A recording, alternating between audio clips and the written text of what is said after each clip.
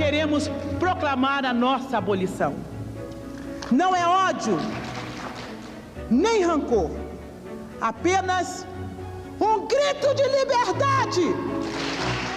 A luta não vai parar!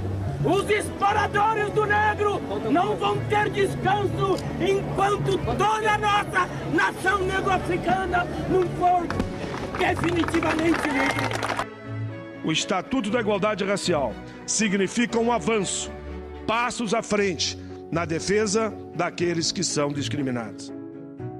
O Estado, infelizmente, criminaliza a cor da pele. Não há sonho impossível. Seremos o que queremos ser. TV Senado. Democracia todo dia.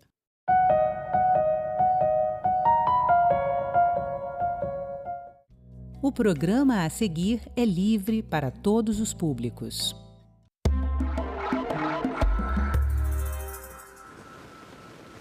Olá, o Cidadania de hoje vai falar de esporte além dos limites. E quem vai conversar com a gente é uma ex-atleta para-pan-americana, Joana Vasconcelos, medalha de bronze nos Pan-Americanos de 2001 nos Estados Unidos. Bem-vinda, Joana, aqui. Obrigado por você comparecer com o estúdio. Bom dia a todos, bom dia, Paulo. É um prazer estar aqui com vocês, né? Poder colaborar com a minha experiência, né? Nesse momento da Semana do Deficiente e também onde está acontecendo lá na França os Jogos Pan-Americanos, né, no Paralímpico. Os Jogos Paralímpicos, no caso. Isso, o Jogo Paralímpico. Então, é um prazer estar aqui e saber também que a gente um dia já esteve lá no pódio, né? Ah, que legal. A gente está vendo aqui no estúdio, depois a gente vai mostrar as medalhas, algumas das medalhas que você ganhou, algumas, né? Tá certo. Joana, você perdeu a visão quando você tinha 22 anos, né? O que você fazia até então? Você morava no interior do país, onde você é aqui mesmo de Brasília, não? Não, eu sou de Minas Gerais, a gente morava na roça, né, no interior de Minas. E então, antigamente não tinha muito, assim, esses cuidados com a visão. Eu tive uma ceratocone com úlcera de córnea e conjuntivite aguda, onde aos meus 18 anos foi detectado e depois, com o tempo, aos 22 anos, eu vim perder por completo. Bom, isso aí deve ter sido realmente um choque para você, onde você morava. E como você, daí para você chegar a dar a reviravolta que você deu? Eu vou dar um salto no tempo, explicar que hoje você é revisora de textos em braille aqui no Senado. Os livros que você revisa são todos destinados a estudantes cegos da Constituição, livros de direito. Então, você tem um papel fundamental na vida dessas pessoas. Como é que você conseguiu dar esse salto, assim, daí você começar a praticar o esporte e que papel o esporte teve nisso tudo? Como é o seu primeiro contato com o esporte? Então, o meu primeiro contato no esporte foi em 97. Então, eu perdi visão em 82 e fiquei dessa data até 97 sem praticar esporte. E eu tinha uma vida assim, eu queria estudar, onde eu fui para o colégio interno, aprendi o braille, fiquei alfabetizada até a 4ª série, depois eu fui estudar em escola comum, né, que a gente chama das escolas normais, e aí eu fiz o meu magistério, fiz primeiro o ensino fundamental, depois magistério, e depois eu fui para Franca estudar minha faculdade no interior de São Paulo.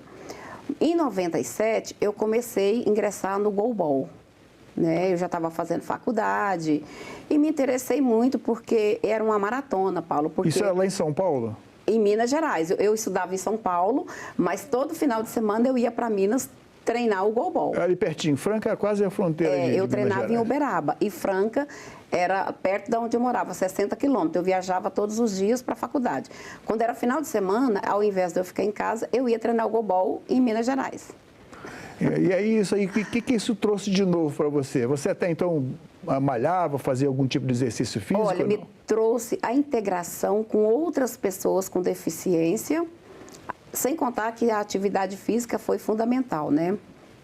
E aí, onde eu conheci várias pessoas com deficiência visual, várias colegas, né? Porque aí a gente começou a treinar o regional, participei do regional naquele primeiro ano, e aí a gente não ganhou medalha. E quando foi no segundo ano, em 98, nós já ganhamos a medalha do regional, medalha de ouro. E depois, em 2000, nós fomos participar do brasileiro, né?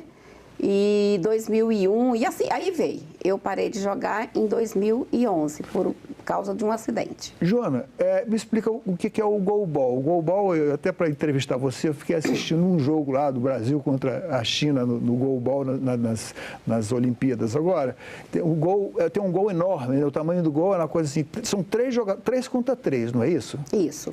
O goalball, a quadra, é uma quadra de 18 metros, onde ela é dividida, cada atleta, ele defende 3 metros, né, da ala esquerda, ala direita e pivô. O pivô é aquela pessoa que fica no meio e sempre pega as primeiras bolas. A gente tem 10 segundos para arremessar uma bola. Passou desses 10 segundos, perde ponto, né? É uma penalidade máxima. Você vai defender essa penalidade. Se eu for arremessadora e eu passar dos 10 segundos, eu cometi uma penalidade com minha equipe. Então, eu vou defender esse pênalti, sozinha, para defender os 9 metros de ala. Tem que ter força no braço para lançar aquela bola, né? Tem que ter força, tem que ter agilidade, tem que ter muita mesmo agilidade, porque a bola ela vem rápida e você tem que cair rápida para pegá-la. E tem que jogar também com o corpo todo, que é para evitar que a bola passe. Você tem que se espichar na quadra, espicha braço, espicha perna, tudo. Porque se você não jogar encolhido, você não vai fazer a defesa. E o que é no goalball? É defesa, defesa, defesa, defesa e depois arremesso. Então é um jogo muito mais de defender e de evitar que a bola entre no seu gol. Exatamente. Né? Aí fica mais fácil de explicar, né? E como é que foi que você foi chamada para ir representar o Brasil nos Pan-Americanos de 2001? A gente jogava, a minha equipe, nós éramos 3 meninas que sempre jogou juntas. E de uma dessas 3 meninas, as 3 no brasileiro foi convocada, mas uma não passou. E depois eu imaginei. O que eles estavam observando? Que a gente tinha uma agilidade muito rápida. A gente defendia a bola, trocava de lugar com a outra e a gente confundia até a arbitragem. Sim. Então, mas alguém observou você lá, um técnico, e te selecionou para ir para os Estados Unidos. O técnico, na época, do brasileiro, foi que fez essa seleção, né? Inclusive as 3 meninas do ICBC, que na época eu jogava pelo ICBC. ICBC é o Instituto de Cegos do Brasil Central, lá de Minas Gerais. E aí onde a gente foram as 3 selecionadas, mas uma não passou na parte física, né? E como é que você conciliava a participação no esporte, já competindo, com a sua formação como pedagoga? Então, era só os finais de semana que a gente treinava, né, os domingos, e eu ia sábado para Uberaba. Quando eu tinha trabalho de faculdade, que muitas das vezes meu curso exigia que eu tinha aula no sábado, aí eu faltava do treino, mas tinha que depois treinar dobrado. Porque aí tinha que compensar, né? Tinha que estar em forma, né? Exatamente. E você, bom, até 1997 que você começou a jogar, não é isso? Eu comecei em 97 e terminei em 2011. Isso, aí você já tinha algum tempo que você tinha perdido a visão, né? Quando você começou, já. Né? E você disputou até 2011, né? Até 2011. Então foram 14 anos disputando. É isso.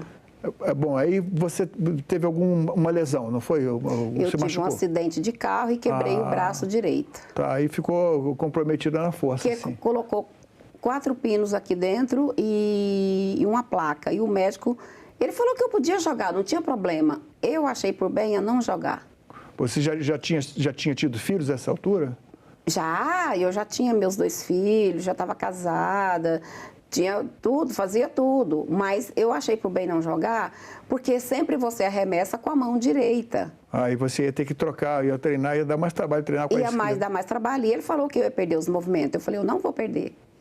E aí eu achei por bem não jogar devido a essa placa que tem aqui dentro e os 4 pinos. Bom, agora eu vou pedir licença para você, vamos mostrar algumas das medalhas que você ganhou. Ok. Né? Aí com destaque, com certeza, para a medalha de bronze que você ganhou lá nos no Paralímpico de 2001 nos Estados Unidos. Como é que foi a viagem para lá? Como é que foi a convocação? Como é que você ficou animada quando... Eu fiquei, assim, surpresa, porque foi uma... Para mim, eu já estava morando aqui em Brasília, né? Eu treinava pelo CETEF, que era um outro clube. E aí, quando veio essa notícia para mim, eu fiquei muito emocionada. E eu nem tinha, assim, condições de viagem, passaporte, essa coisa toda. E aí eu falei pro professor Ulisses, na época, falei, o que eu vou fazer? Eu fui convocada para a seleção e como é que eu faço? Ele, não, pode ficar tranquila que a gente vai providenciar o seu passaporte e você vai. E era eu e mais um, o do masculino. E ele já tinha uma certa experiência, né, porque já tinha participado do campeonato argentino, ele já tinha participado de outros campeonatos e ele era meu técnico na época, quando eu era lá do ICBC. Aí ele foi me orientando, ele começou a me treinar aqui para corrida, para fazer a parte física todinha, porque lá é bem puxado mesmo. Tem muito rola, levanta e tal. Tem, a gente treina com 4 bolas de uma vez, 4 bolas. 2 vai e 2 vem. Nossa, então você arremessa 2 de tudo. E defende 2. Então é bem puxado. Ô, Joana, a gente vai mostrar de novo aqui as medalhas. Eu queria que você falasse um pouco da emoção que foi quando você conquistou. Se teve alguma que lhe marcou muito e qual foi, assim, a emoção de você subir lá no pódio e ganhar essa medalha de bronze lá no Pan-Americano de 2001 nos Estados Unidos. Foi muito emocionante porque a gente estava treinando muito e quando a gente pegou as donas da casa e a tendência é a gente não ganhar, né? Porque é torcida contra, enfim. E a gente ganhou essa medalha. Eu fiquei muito emocionada porque foi a minha primeira, né? As minhas colegas que eram já atleta, elas já tinham outras medalhas, mas para mim foi muito emocionante. E a outra medalha que eu fiquei muito emocionada também foi da Copa Brasil, quando eu joguei lá em Cuiabá e nós éramos só 3 atletas, não tinha reserva. E a gente deu sangue na quadra para ganhar essa medalha de ouro. Então, para mim, foi muito emocionante. Por quê? Porque a gente não tinha nenhuma outra colega. Se alguém machucasse, ninguém poderia entrar na quadra. Bom, nesse tempo, o esporte olímpico, e tanto o olímpico quanto o paraolímpico, eles tinham muito menos condições de ajudar os atletas que agora, né? E hoje o Brasil, uma coisa que chama a atenção de todos é que o Brasil, no esporte olímpico, ele não tem esse mesmo destaque, fica ali entre os 20 primeiros e tal, com muito esforço. E o Brasil virou uma potência no esporte, no paralímpico, né? E como é que era o que você recebia de ajuda naquela época? 0. Nós não tínhamos ajuda. Inclusive, para eu conseguir meu passaporte, eu tive que conseguir um patrocinador para as fotos, patrocinador para o passaporte. Enfim, nós não tínhamos nenhum mesmo meio financeiro para poder viajar, para ganhar. Quantas vezes nós fomos viajar para os regionais brasileiros e tínhamos que tirar van para levar os atletas, porque a gente não tinha nenhum meio financeiro, nenhum patrocinador. Então, hoje, graças a Deus, os atletas hoje têm Bolsa Atleta. Hoje, quem sobe no pódio, 3º lugar, 2º lugar e 1º lugar, eles ganham, além da medalha, ganha dinheiro por isso. Por exemplo, uma medalha de ouro hoje, quem está lá no pódio, ela é 250 mil. A medalha de prata, 150. E a medalha de bronze, 50 mil. Então, hoje eles têm Bolsa Atleta durante 4 anos, eles recebem esse subsídio, né? E, na época, a gente só recebeu do Ministério do Transporte uma bolsa com os uniformes dentro. Bom, acho que poucas pessoas sabem ou lembram disso, mas que o Brasil, que na época, até a década até o ano 2000, o Brasil, no máximo, o Paralímpico conseguiu chegar na 14ª posição. Hoje, no esporte paraolímpico, o Brasil está disputando já chegar entre os 5 primeiros. Tudo isso pode ser atribuído, pelo menos em parte, a uma lei daqui do Senado, que foi a lei do senador Pedro Piva. Em 2001, a lei saiu daqui, depois na Câmara dos Deputados ela passou por algumas modificações, porque até então o que era destinado ao esporte, ao Comitê Olímpico e ao Comitê Paralímpico, era apenas o valor, 2% de uma das loterias esportivas durante todo o ano. E essa lei transformou esse percentual incidindo sobre toda a arrecadação de todos os sorteios de loteria durante o ano. Isso melhorou muito a situação. Agora, muita gente se questiona por que o Brasil paraolímpico tem tanto maior destaque que o Brasil olímpico. Na sua opinião, bom, ninguém conseguiu responder isso até hoje com 100% de certeza. Mas por que isso? O que os atletas paraolímpicos brasileiros têm que os outros atletas talvez tenham menos ou não tenham? Eu acho que é a superação de cada um, porque todos nós temos aquela ansiedade de estar competindo, recebendo medalha, é por gostar mesmo. E também por esse subsídio que hoje vem agora assim, acatar. Por quê? Porque é claro que se você tem um patrocínio, se você tem um dinheiro que você pode receber, então qualquer atleta ele vai esforçar naquela medalha, naquilo que ele gosta. Então, a pessoa com deficiência, ela busca além dos horizontes, ela sempre quer mais. Então, para ele, nada tem limite. O limite é até aonde ele pode ir. As pessoas, existem dois tipos de raciocínio. Um dos raciocínios é que as pessoas com deficiência têm mais apoio, buscam o esporte paraolímpico, porque eles teriam mais apoio do que se não praticassem esporte. Isso é correto? Ou até que ponto você acha que isso é verdade? Às vezes não. Tem atleta que eu conheço, colega meu, o Leomon, por exemplo, vou dar um exemplo do Leomon, que ele jogou comigo, quando eu jogava golbol aqui, ele começou aprendendo com a gente, treinava com as meninas e hoje ele é um grande atleta, né? Tá brilhando lá nos Jogos Paralímpicos, e ele começou na China. Então, me orgulha muito o Leomon, ele joga por gostar mesmo, ele dá o sangue por gostar. Por quê? Porque desde os 14 anos dele, aos 13 anos, ele já treinava com os irmãos dele e com a gente aqui na quadra do CETEF. Você acha que o esporte lhe ajudou também na relação com as pessoas que conviviam com você antes de você ter o problema da visão? Muitíssimo. Em que sentido? O esporte, ele é interação, ele é comunicação, ele é tudo. Às vezes você chega num lugar, você não conhece ninguém e você passa a ter uma amizade, um contato com aquelas pessoas. Eu conheci gente da Paraíba, eu conheci gente de todo o Brasil quando eu fazia o esporte, entendeu? Inclusive, essa nossa ida aos Estados Unidos, Carolina do Sul, na época, a gente viajou com uma delegação muito grande e a gente fez uma amizade, porque a gente ficou lá 15 dias. E é uma família. E então, isso é muito importante. Você falava alguma coisa de inglês ou aprendeu? Muito pouco, mas a gente tinha um intérprete, né? Aquilo que a gente conseguia falar, a gente falava, mas muito pouco. Mas aí foi o intérprete para poder ajudá-lo, a gente. E como é que você foi trabalhar com pedagogia? Você é uma pedagoga que é especializada em ensino na educação especial, não é isso?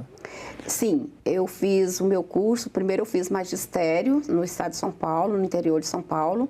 E depois lá em Franca também, não? Não, na cidade de Guará. Fica a 60 quilômetros de Franca. Ah, tá. Não, 400 da capital.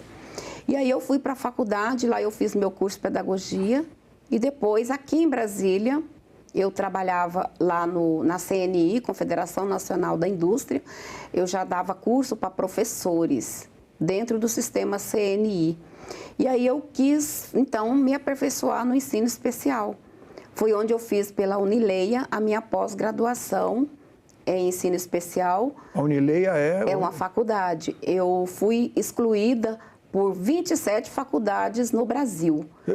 Me conta esse episódio. Você eu queria excluída fazer por quê? Pedagogia, a educação especial para cegos. E aí 27 faculdades me excluíram.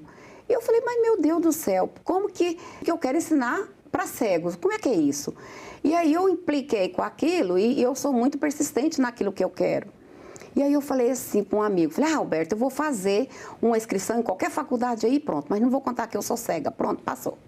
Fui lá e fiz a inscrição no curso que eu queria fazer. Você não contou que era cega? Não contei não. E aí? Eu fiz lá, era online mesmo. A reação do pessoal? Eu fui lá e fiz. Aí beleza. Quando eles me colocaram lá no portal do aluno, que nada estava acessível, eu peguei e cobrei do reitor a acessibilidade para mim. Ah, porque nós não podemos fazer, porque não sei o quê. Eu falei, ó, eu preciso da acessibilidade para eu postar as minhas atividades no portal do aluno. Era um curso semi à distância. E ele bateu o pé e falou que não ia fazer. Eu falei, ah, então eu vou denunciar vocês. Ele falou assim, ah, você sai do curso. Eu falei, não vou sair. Vocês que têm que fazer a adaptação para mim. Eu quero o material todo adaptado e quero a acessibilidade no portal do aluno para que eu possa postar toda semana as minhas atividades. Quer dizer, você liderou aquela turma lá. Eu briguei lá com a galera. Aí, o que eles fizeram? Porque ia ficar muito caro eles mudar a plataforma deles. E não dava tempo. Aí eles falou para mim que eu podia fazer todas as atividades, mandar para uma moça que eles delegou só para postar lá no portal do aluno para mim. Eu mandava todos os dias de atividade para ela e ela postava lá. Quando eu fiz o meu TCC, aí foi presencial a minha aula, que eu fui apresentar o TCC presencial. E eu falei para eles, eu quero leitor de tela no computador, porque eu vou levar o meu pendrive com a minha monografia. Você, então, tem facilidade de se movimentar, apesar de não ter o dom da visão, você não tem o sentido da visão. Agora, como é que foi para você chegar aqui e entrar nesse trabalho tão específico que é a revisora dos livros em braille aqui no Senado? Foi uma fatalidade, né? Porque eu estava desempregada, eu tinha saído da CNI, eu trabalhei lá 16 anos. E aí, em 2019, eu fui mandada embora do sistema. E eu fiquei 1 ano e 3 meses. E aí, infelizmente, faleceu um colega aqui da equipe. Foi na época da pandemia, né? Ele faleceu em 2020. E aí, eu já tinha feito uma substituição. Ele estava de férias e eu tinha feito a substituição dele em janeiro, aqui, no mesmo ano. E aí, ele veio a falecer. E aí, eu falei para a empresa que eu tinha interesse na vaga. Se surgisse a oportunidade, né, eu tinha interesse em substituir mais na época, não dessa forma. E aí, quando eu entreguei o meu currículo lá e tudo, vim substituir, quando foi em setembro, dia 4 de setembro de 2020, ele veio a falecer. E eles tinham que fazer a renovação do contrato imediato. E não podia fazer renovação sem a equipe estar completa. Bom, dessa revisão, você vai lendo assuntos variados, leis, assuntos sobre políticas, sobre legislação, Constituição. E você vai aprendendo as coisas à medida que você lê? A gente aprende muito, Paulinho, porque o que acontece? Cada livro que você lê, você está ali revisando, você interage no assunto. Por exemplo, eu li um livro agora, chama Estatuto da Cidade. Esse livro, ele é interessante, porque ele fala sobre condomínios, sobre IPTU, sobre não sei o quê. Então, cada livro que você lê é um novo aprendizado. Você tem uma função aqui no Senado também, eu não sei se você concorda. Você é meio brigona, meio com essa referência de colocar acessibilidade, né? E aqui o Senado, a gente sabe, é um prédio tradicional, ele obedece a regras de arquitetura, de urbanismo e tal. O que acontece quando você vê alguma coisa que pode melhorar? Eu reclamo, eu falo, eu não levo dúvida para casa. Tudo aquilo que eu preciso dentro do meu trabalho, eu chego para minha chefe e falo, eu preciso disso, disso, disso, disso, disso. Se a casa não puder, é outra história, mas eu coloquei lá por escrito e verbalmente falando aquilo que eu preciso para trabalhar. Por exemplo, eu faço a minha revisão de textos em braille pelo computador. Eu sou a única aqui no sistema dos revisores. Eles fazem anotado em mãos. Eu não, eu faço pelo computador. Por quê? Quando eu faço a minha revisão pelo computador, eu tenho 3 funções. Eu estou registrando o meu trabalho, eu tenho a facilidade de passar aquele trabalho que eu fiz para o transcritor, ele só vai olhar e vai fazer vai corrigir. E também eu tenho a função de deixar anotado tudo aquilo que eu faço. Se a chefe falar assim, olha, esse livro não foi revisado, eu falo, foi, chefe, porque eu coloco a data e o dia que eu entreguei. Está tudo lá anotado. Tudo anotado.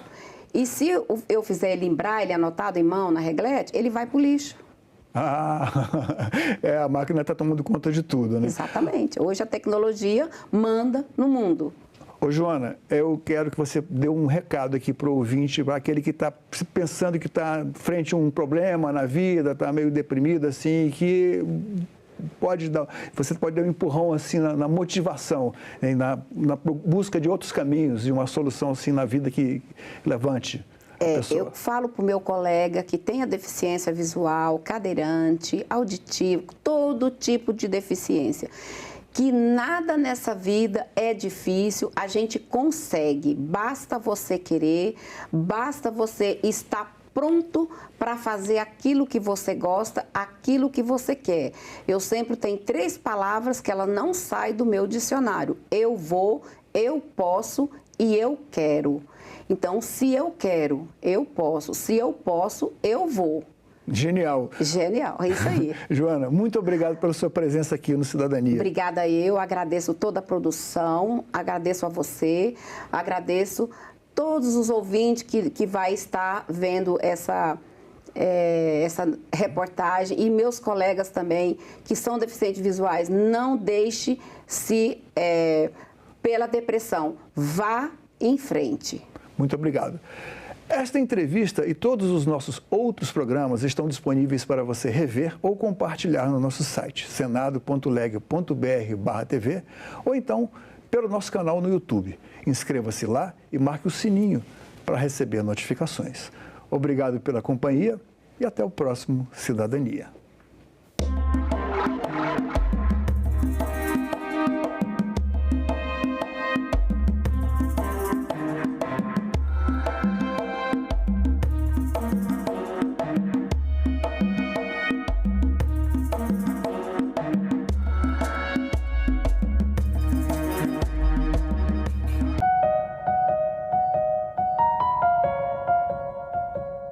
Todas as áreas, a inteligência artificial seria uma ameaça ou seria uma parceira do trabalhador? Existe uma tendência da pessoa que já está há muitos anos fazendo determinada atividade ter uma certa dificuldade de sair da sua zona de conforto. Uma resistência à inovação. Para aprender uma nova tecnologia. Porque dá trabalho, estudar dá trabalho. Às vezes custa dinheiro.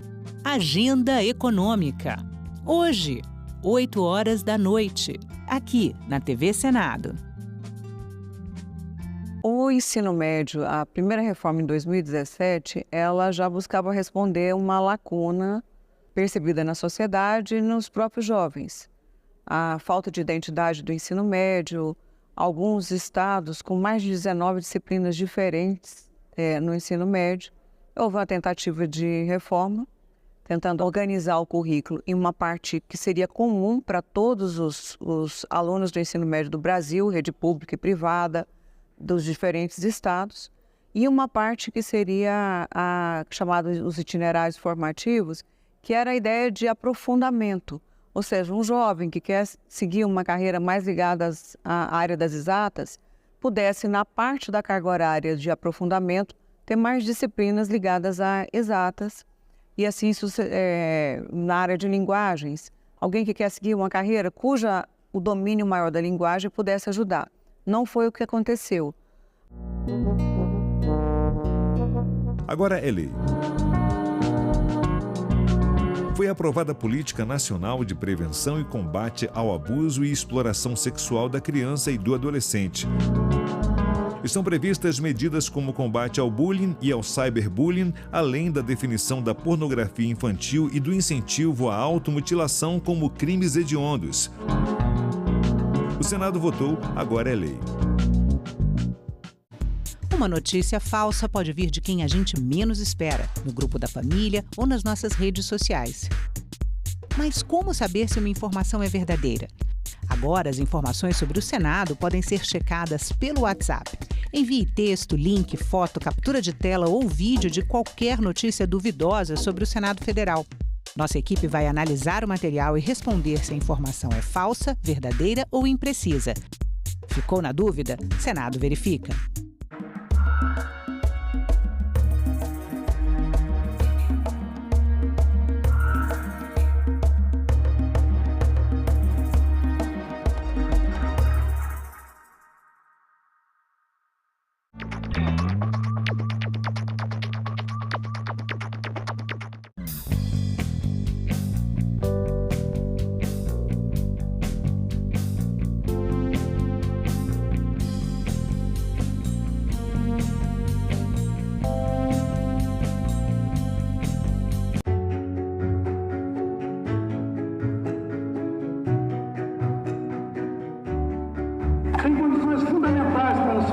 livre-pensa para a manifestação da sua tradição, da sua vida, da sua cultura, que não colocam em risco e nunca colocaram a existência sequer dos animais que vivem ao redor das áreas indígenas, quanto mais de outros seres humanos.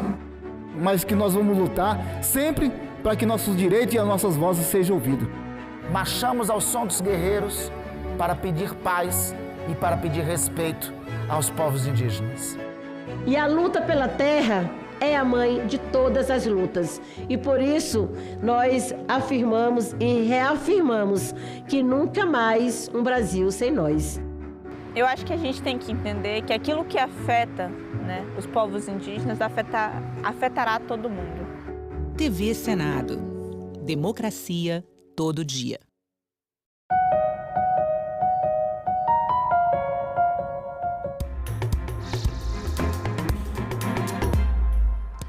Olá, bom dia. Terça-feira, 24 de setembro, o Senado Notícias está no ar. A sessão plenária do Senado de hoje está marcada para as 4 da tarde e 3 itens estão na pauta de votações. Entre eles, o que trata da regulamentação da reforma tributária. A regulamentação de parte da reforma tributária está na pauta do plenário esta semana. O projeto de lei complementar tramita em regime de urgência e tranca a pauta do Senado a partir desta terça-feira.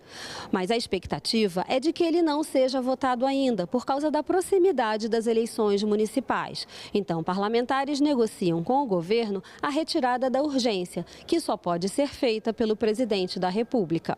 Também estão na pauta a proposta que regulamenta as atividades de monitoria do ensino médio, sugerida por estudantes do programa Jovem Senador, e a criação do Cerejeiras Festival, a ser realizado em São Paulo.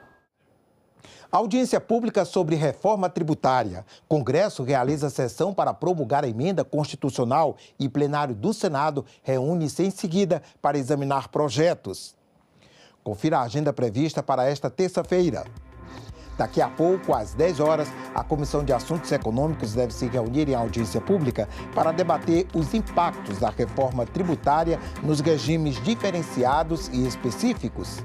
E logo mais às 3h30 da tarde, o Congresso Nacional reúne-se em sessão solene para promulgar a emenda constitucional número 134, que modifica a eleição dos órgãos diretivos de tribunais de justiça. E como vimos há pouco, às 4 da tarde está prevista sessão deliberativa no plenário do Senado. Na ordem do dia, um dos itens é o projeto de lei complementar que regulamenta a reforma tributária.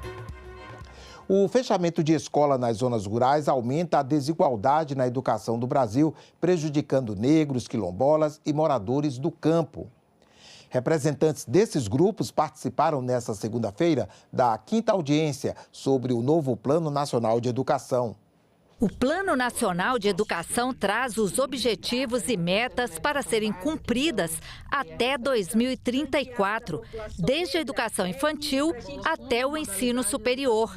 São diretrizes iguais para situações bem desiguais, ressaltaram os representantes das comunidades do campo, indígenas, negros e quilombolas. Nós somos em torno de 1,3 milhões de pessoas quilombolas em todo o país, em mais de 8.500 localidades quilombolas, né, espalhadas em todo o território nacional. E, recentemente, o IBGE divulgou esse dado sobre analfabetismo. Então, nós estamos aí entre a população com maior taxa de analfabetismo, que chega aí a quase 3 vezes mais do que toda a população nacional. Mas entendemos que é muito importante que nós possamos, de fato, ter um conjunto muito relevante de políticas afirmativas para reduzir as imensas disparidades que nós enfrentamos no nosso país na garantia do ensino fundamental e médio para essas populações. De acordo com os dados do IDEB, os meninos pretos, 5,6% dos meninos pretos entram aos 8 anos de idade no ensino fundamental. E isso é uma questão grave, porque, de acordo com a LDB, as crianças crianças devem entrar no ensino fundamental, na educação infantil, com 4 anos de idade. A gente precisa promover uma educação digital, né, para um uso crítico, reflexivo, ético nas tecnologias de informação nas comunidades indígenas. Por que eu considero isso importante? Porque, para além né, de trazer aqui fatos que já estão ali muito evidentes, né, da precarização das escolas indígenas, muito delas não são, de fato, nem próximo de uma escola adequada, né? Um dos maiores problemas em comunidades do campo e quilombolas tem sido o fechamento de escolas. Nós entendemos que seria muito importante que pudéssemos pensar como desencadear um processo que impedisse o fechamento e a exclusão das escolas que existem no campo. Se você puder passar, André, eu agradeço muito. Esse é o problema mais grave que nós estamos enfrentando na educação do campo nesse momento. Veja, há um processo extremamente intenso de fechamento das escolas do campo. Quando fecha uma escola quilombola, ou nucleia, né? Geralmente as prefeituras não gostam de falar fechamento, fala nucleação. Nucleou. Mas qual o impacto de nuclear? Qual o impacto de você ter que acordar muito mais cedo para pegar um ônibus com estrada ruim, com um ônibus quebrando? Chega nessa escola, não tem uma merenda de qualidade, a gente tem o padrão das escolas quilombolas, o que a gente tem escutado é biscoito com suco. Os participantes da audiência pública foram unânimes em defender que o PNE possa garantir ações afirmativas que levem em conta as especificidades dessas comunidades. Livros paradidáticos escritos por quilombolas a gente não tem, divulgados aí, distribuídos nas escolas. No PNLD não se contempla material específico para a escola quilombola e isso demanda recursos. Cursos de agronomia, cursos de agroecologia, cursos de engenharia florestal, enfim, precisamos ampliar a oferta de cursos superiores em alternância para pensarmos a promoção do desenvolvimento das comunidades rurais. A educação básica acontece ou nos estados ou nos municípios. Então, nós teremos que ter depois o plano nacional, os planos estaduais e os planos municipais. Só que o plano nacional tem que apontar de uma maneira clara, né, o que deve, qual que é o grande objetivo, para onde vamos caminhar, o que é importante, o que é necessário, para que estados e municípios, na sequência, coloquem nos seus planos a especificidade. Uma sessão especial no plenário nesta segunda-feira marcou a abertura da 5ª Semana dos Técnicos Industriais no Brasil. A sessão foi solicitada pelo presidente do Senado, Rodrigo Pacheco. Em 23 de setembro de 1909, há exatos 115 anos, o então presidente Nilo Peçanha criou as primeiras escolas de aprendizes artífices do Brasil. Nascia aí o ensino técnico brasileiro, que hoje conta com 685 escolas em todo o país, num total de 11 mil cursos. Por força de lei promulgada em 2009, o 23 de setembro tornou-se o Dia Nacional dos Profissionais de Nível Técnico. E a data é especialmente útil para refletirmos sobre os avanços que o Estado e a sociedade civil têm feito e ainda podem fazer para a contínua promoção e aperfeiçoamento do ensino técnico profissionalizante no Brasil. É o que esperamos realizar nesta sessão e em todos os eventos da 5ª Semana dos Técnicos Industriais. Os países mais desenvolvidos do mundo são os que mais investem no ensino técnico. Na Alemanha, Dinamarca, França e Portugal, mais da metade dos alunos do ensino técnico, do ensino médio, cursam o ensino profissional. Não há dúvida de que a implementação de novas tecnologias nas empresas e as mudanças organizacionais nas cadeias produtivas serão realizadas. As vagas nesse nível de formação contabilizarão 2,2 milhões de postos de trabalho, que representa cerca de 18,4% do total do emprego industrial no país.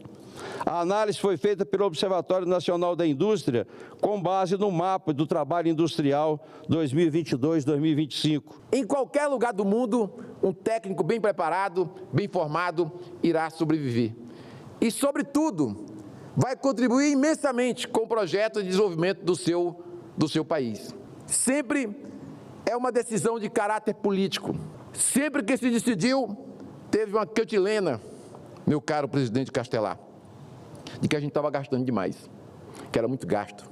Tinha que contratar professores, tinha que contratar profissionais, tinha que contratar secretários, secretárias, técnicos para manter as escolas, técnicos de laboratório. Ninguém aguentava aquela gastança. O país não ia aguentar aquela gastança. O país não aguenta é a ignorância. O país não aguenta é a violência.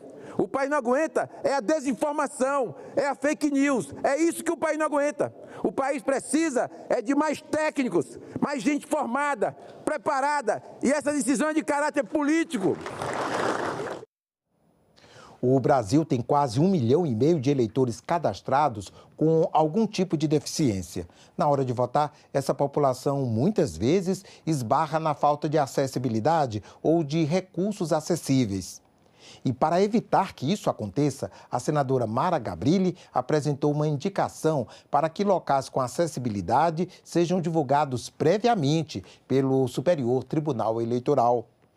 As eleições municipais de 2024 cadastraram o maior número de pessoas com deficiência aptas a votar já registrado. Dados do Tribunal Superior Eleitoral revelam que aproximadamente 1.450.000 eleitores cadastrados têm alguma deficiência, um crescimento de mais de 25% desde 2020, quando eram 1.150.000. Aproximadamente 472.000 pessoas declararam ter deficiência de locomoção, 225.000 deficiência visual e mais de 132.000 têm deficiência auditiva. Mais de 60.000 pessoas com deficiência afirmaram ao TSE terem dificuldades para o exercício do voto. Subir uma escada pode parecer simples, mas para quem usa cadeira de rodas, bengala ou tem qualquer tipo de mobilidade reduzida, uma escada como essa pode ser uma barreira na hora de votar. Já quem tem deficiência auditiva ou visual precisa de recursos específicos. A população com deficiência no Brasil é estimada em 18,6 milhões. E para evitar que pessoas com algum tipo de deficiência encontrem obstáculos na hora de exercer o direito ao voto, a senadora Mara Gabrilli, do PSD de São Paulo, apresentou uma indicação que será encaminhada pelo Senado ao TSE, sugerindo, a partir das próximas eleições, que as pessoas possam ter acesso prévio às informações sobre quais recursos de acessibilidade estão disponíveis em cada uma das sessões eleitorais. A gente está propondo ao TSE que ofereça essas informações ao eleitor que tem deficiência, que ele poderá escolher um dos locais disponíveis com acessibilidade. O servidor público Aires Pereira das Neves Júnior é cadeirante e já teve dificuldade para acessar a sessão eleitoral. A grande dificuldade é chegar até o local, é aquela escada, aquela falta de acessibilidade para o acesso do cadeirante, por exemplo. É a grande dificuldade. Vale lembrar algo muito importante. As sessões eleitorais estão localizadas, em sua imensa maioria, em escolas públicas e privadas. Então, a falta de acessibilidade impacta o cotidiano de milhões de estudantes pelo país. E assim, tão importante quanto derrubar as barreiras na hora de exercer o voto, nosso objetivo também é fomentar a acessibilidade plena de todas as escolas brasileiras. A Lei Brasileira de Inclusão garante às pessoas com deficiência o direito à participação na vida política, como reforça Aires Pereira. Não desista do seu voto diante da dificuldade, cause uma situação. O direito de votar é seu.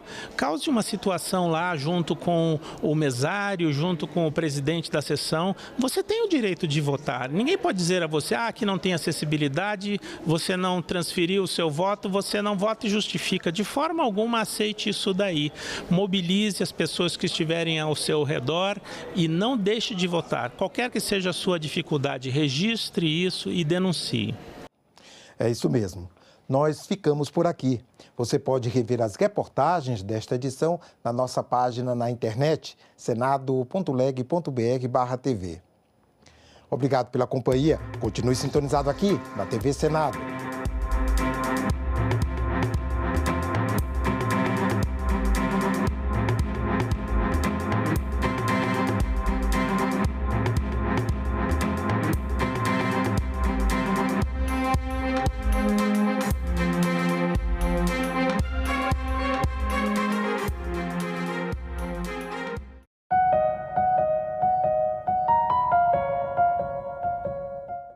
todas as áreas a inteligência artificial seria uma ameaça ou seria uma parceira do trabalhador? Existe uma tendência da pessoa que já está há muitos anos fazendo determinada atividade ter uma certa dificuldade de sair da sua zona de conforto. Uma resistência à inovação. Para aprender uma nova tecnologia.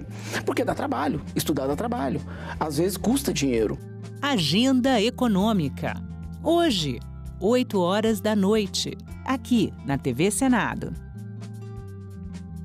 Décadas antes dos escritos fundadores da ecologia moderna e mais de um século antes da organização do movimento ambientalista, um quadro já denunciava a inquietante espoliação de recursos naturais no Brasil e a consequente degradação ambiental. É uma denúncia consciente.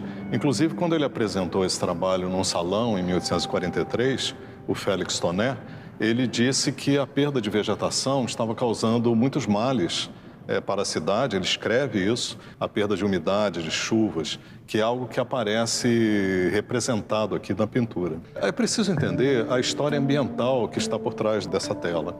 Até o século XVII, o desflorestamento acontecia basicamente em florestas temperadas, no norte do planeta. Depois, com a colonização dos trópicos, começa a acontecer o desmatamento das florestas tropicais, que hoje em dia são a grande questão.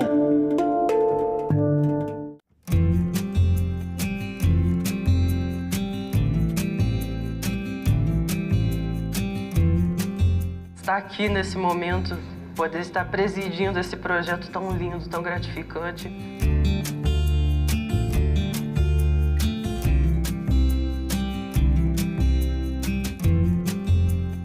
Está sendo algo novo, está sendo algo único e está sendo algo extremamente marcante para mim.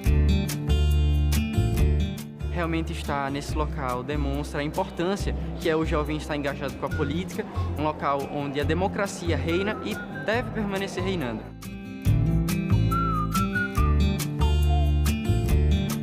Cada passeio aqui, cada momento é uma janela que abre na nossa mente. Tivemos acesso às constituições, além de, o mais interessante, a versão original da Lei Áurea.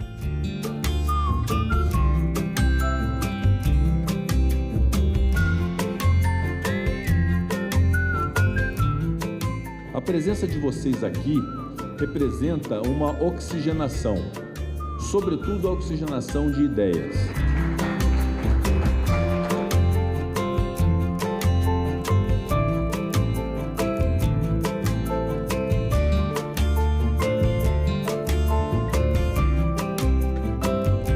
As comissões mostraram a importância do diálogo. Todas as ideias foram aprimoradas ali e todo mundo discutindo, concordou até que a gente montou o nosso projeto de lei. Que o Senado, em seus próximos 200 anos, continue a ser um símbolo de democracia e progresso. Então, uma salva de palmas à democracia e à educação.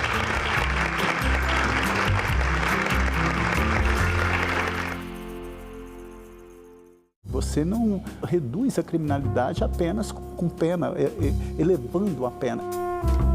Senador, o seu projeto prevê o aumento do tempo de internação para 5 anos para os adolescentes em conflito com a lei. Um rapaz de 17 anos entra numa escola, efetuou vários disparos, matando várias pessoas. O máximo hoje que ele vai ficar internado são 3 anos. Salão Nobre, nesta quarta, 20h, aqui na TV Senado.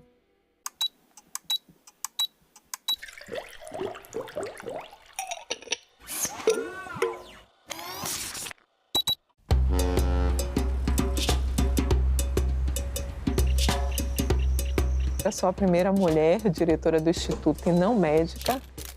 E também, na verdade, eu sou a primeira mulher negra.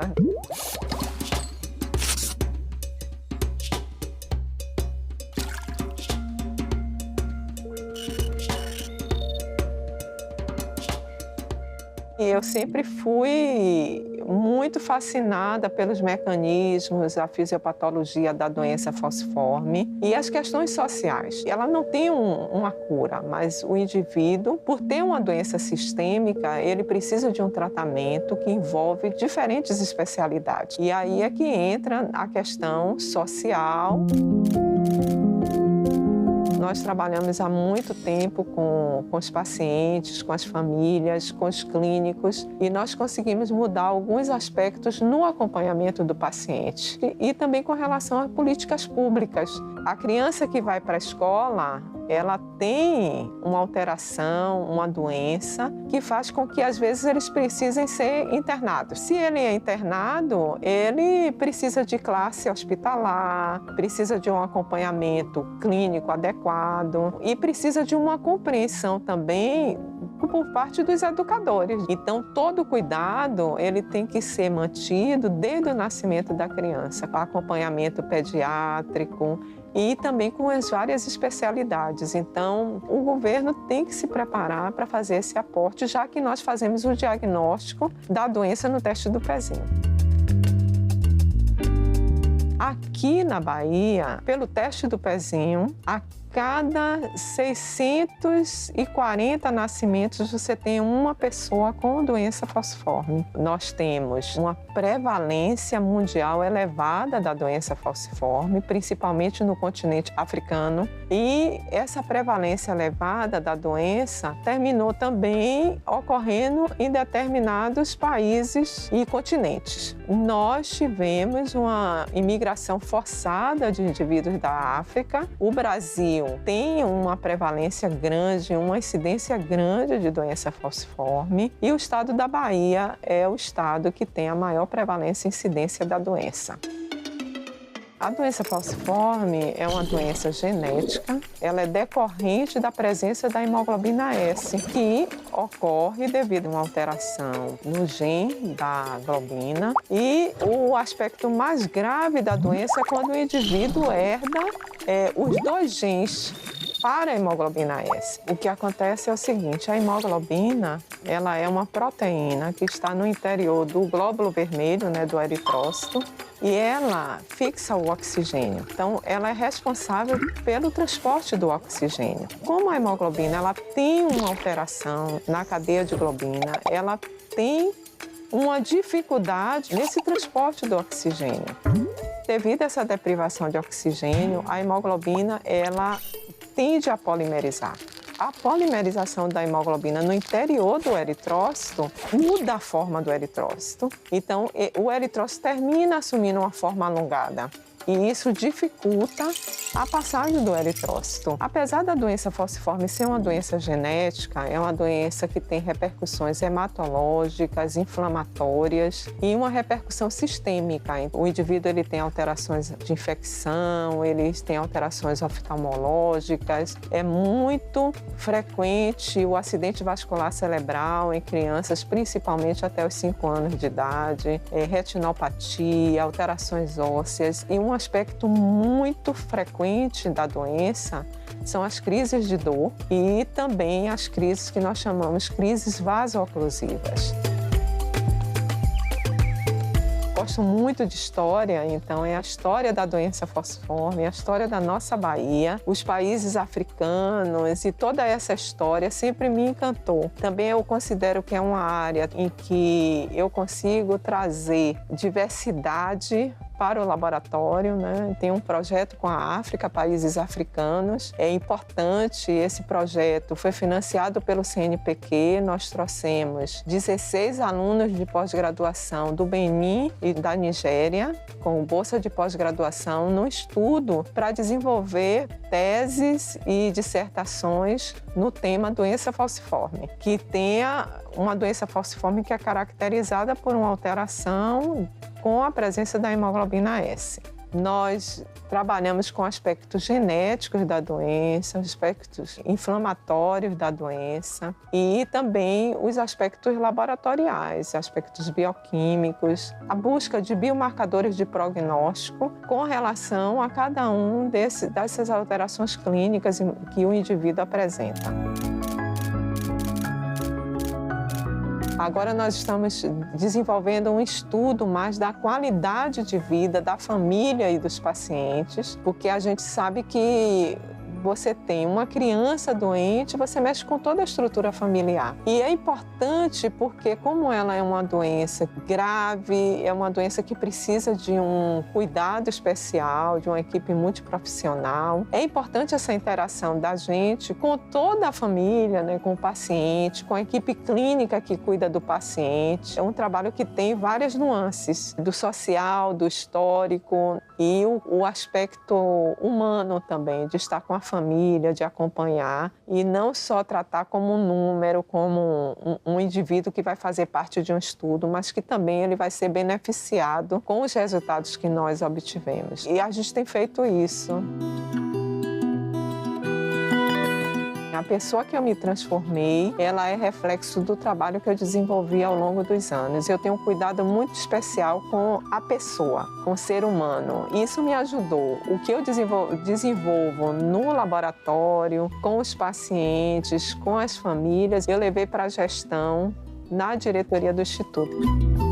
Eu conheci o Instituto, eu ainda era aluna da graduação, então quando eu venho trabalhar aqui, eu penso na comunidade que hoje eu estou dirigindo. Então eu termino que eu sei da vida de cada uma das pessoas que estão aqui, porque eu acho importante que você administre com amor.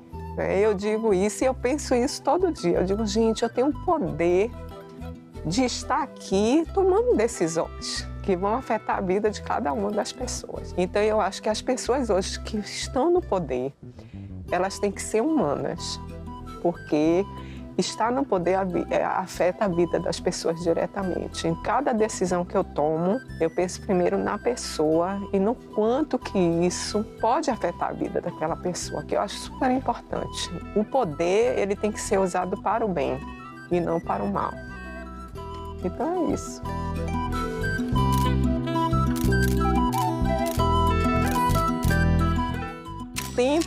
O tempo, todos nós somos passageiros e a gente tem que aproveitar a nossa estadia aqui para deixar o melhor.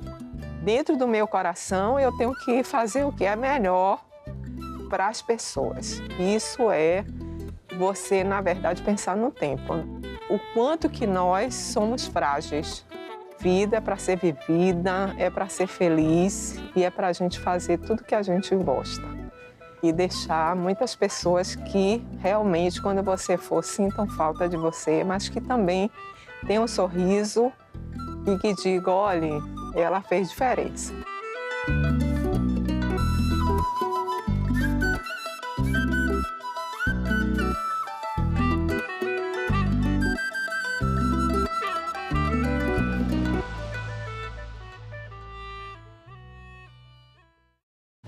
Uma notícia falsa pode vir de quem a gente menos espera, no grupo da família ou nas nossas redes sociais. Mas como saber se uma informação é verdadeira? Agora, as informações sobre o Senado podem ser checadas pelo WhatsApp. Envie texto, link, foto, captura de tela ou vídeo de qualquer notícia duvidosa sobre o Senado Federal. Nossa equipe vai analisar o material e responder se a informação é falsa, verdadeira ou imprecisa. Ficou na dúvida? Senado verifica. Agora é lei. Empresas reconhecidas como promotoras de saúde mental vão ganhar um certificado concedido pelo governo federal. Para obter o título, as empresas interessadas devem prestar apoio psicológico e psiquiátrico aos trabalhadores, oferecer programas de promoção e avaliação psíquica e realizar treinamentos e campanhas de conscientização em saúde mental. O Senado votou, agora é lei.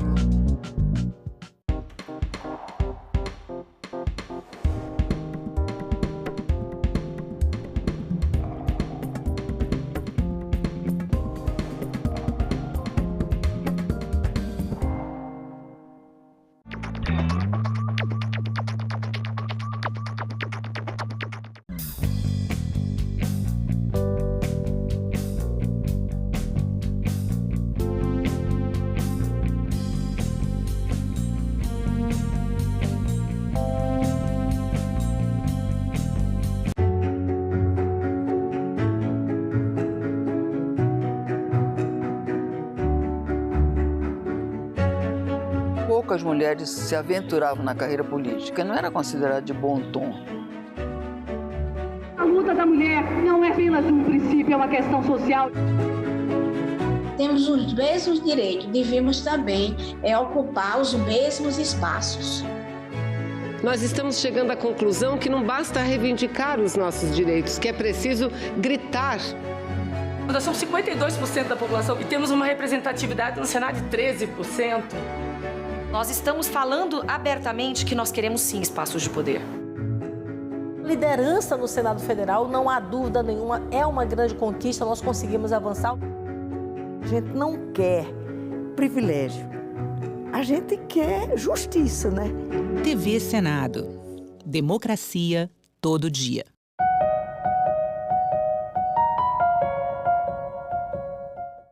O programa a seguir é livre para todos os públicos.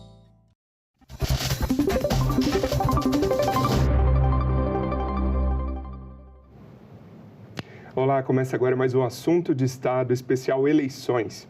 Em 2024, mais de 150 milhões de brasileiras e brasileiros irão às urnas para eleger candidatas e candidatos. Nesse programa, vamos falar sobre a representatividade na Câmara de grupos como o das mulheres, negros, LGBTQIA+, indígenas, entre outros. E para conversar comigo, a nossa convidada é Danusa Marques, professora do Instituto de Ciência Política da UNB. Bem-vinda, Danusa. Obrigada. Olá, Sérgio. Como que você avalia a evolução da diversidade na candidatura das últimas eleições? Então, a gente tem que pensar em grupos diferentes quando a gente está falando dessa presença, enfim, dessa diversidade na apresentação de candidaturas. E a primeira coisa que eu queria dizer é que a apresentação de candidaturas mais diversas não garante eleição mais diversa, né? Exato. Então, a gente tem já um problema aí. Mas tratando apenas das candidaturas e não da chance de eleição mesmo. A gente tem ações afirmativas para apresentação de candidaturas aprovadas desde 1995, valeram pela primeira vez nas eleições municipais de 96 e chegamos a 30% de cotas para mulheres nas candidaturas das listas partidárias e naquele tempo das coligações, né, que não temos mais para as eleições proporcionais, então em 2000. E desde então, a gente tem algumas mudanças incrementais nas ações afirmativas para mulheres na política. Não é o único tipo também de ação afirmativa que a gente tem para mulheres na política. Então, a gente tem os 5% do fundo partidário que deve ser usado na formação de lideranças femininas pelos partidos políticos ou, enfim, suas fundações, né? Então, a gente tem outras coisas que aconteceram no caminho, mas a gente teve um impacto bem grande em 2018, quando o TSE decidiu, depois o STF confirmou, que deveria ser interpretado que essa cota não deveria só ser de candidatura na lista partidária, mas também sobre o horário eleitoral e também, principalmente, o financiamento. Então, porque em 2015 a gente deixou de ter financiamento privado empresarial para ter um financiamento individual, né, privado, mas muito maciçamente financiamento público, né, com o fundo eleitoral, Fundo Especial de Financiamento de Campanha. Então, que essa proporcionalidade, nesse mínimo de 30%, deve incidir sobre esse valor do Fundo Especial de Financiamento de Campanha. E ali, em 2018, a gente teve, então, na eleição geral de 2018, a gente teve um crescimento, por exemplo, na bancada feminina da Câmara de 50%. Mas quando a gente vai olhar o número mesmo, né, a gente ainda tem um número muito baixo de mulheres nas casas legislativas que são eleitas com a legislação de cotas, que são as eleições proporcionais para vereança, para a Assembleia Legislativa e para a Câmara dos Deputados. Por quê? Porque a gente tem uma reserva para candidaturas e não de cadeiras, né? Então, como eu falei, é diferente a chance de eleição, de estar... mesmo que a gente tivesse paridade nas candidaturas, não significa que todo mundo tem a mesma chance de ser eleito, porque tem uma diferença ali de prioridade do partido, do próprio financiamento, acesso a redes, né, base e tudo mais. Por isso que, em 2018, a gente teve um impacto grande nessa redistribuição do financiamento, né? Teve um impacto. Mas, como tudo na história da lei eleitoral no Brasil, os partidos, eles vão procurando brechas. Na verdade, desde 95, quando a lei de cotas foi implementada no Brasil, lei de cotas para mulheres, né, na política, os partidos tentaram burlar sempre. Então, sempre foi uma exceção, não precisa cumprir. Aí, em 2009, até 2009, os partidos podiam deixar vagas, as vagas reservadas às mulheres podiam não preencher. Aí, a gente teve, e sempre tem uma reforma eleitoral antes de uma eleição, a gente teve uma reforma, uma mini-reforma, chamada mini-reforma em 2009, que escreveu na lei que os partidos deverão preencher para as eleições proporcionais. E aí, então, os partidos passaram a preencher as cotas de candidaturas para mulheres nas listas partidárias em 2014. Então, assim, uma lei de 95, que foi primeiro implementada com 20% em 96, os partidos vão cumprir mesmo em 2014. Por quê? Porque a Justiça Eleitoral começou a impugnar as listas. E aí, os partidos começaram, então, a cumprir. Porque é isso, se não tem sanção, os partidos não vão cumprir. E assim, desde então, como eu falei, os partidos tentam burlar isso. E aí eu tô falando os partidos no geral, eu não tô colocando aqui todos os partidos no mesmo saco, falando que todos os partidos são iguais, que é tudo a mesma coisa, não é. Mas nesse aspecto da formação de formação de elites femininas ou de recrutamento de candidaturas femininas, os partidos, de modo geral, eles boicotam. E aí, por quê? Porque os partidos, em média, não são dirigidos por mulheres. São instituições muito patriarcais, muito direcionadas mesmo por um interesse masculino, do que é entendido como um interesse masculino na política.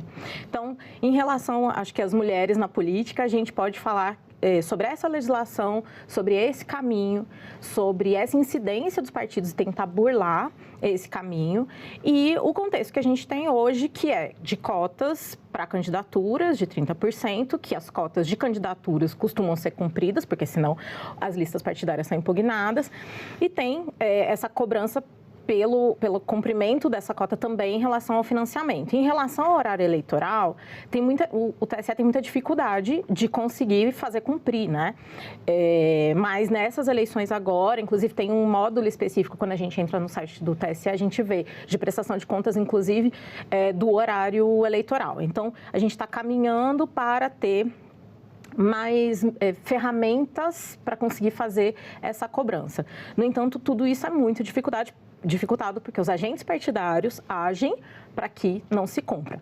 A gente teve essa mudança em 2018 e aí, em 2020, no mesmo sentido, também houve uma consulta ao TSE para que se entendesse que as cotas deveria haver cotas também para a população negra. E aí, a gente houve uma mudança também na interpretação. Na verdade, não é uma mudança na interpretação, O Judiciário, a Justiça Eleitoral foi provocada a tomar uma decisão sobre isso, dado que o Congresso Nacional não tomava uma decisão.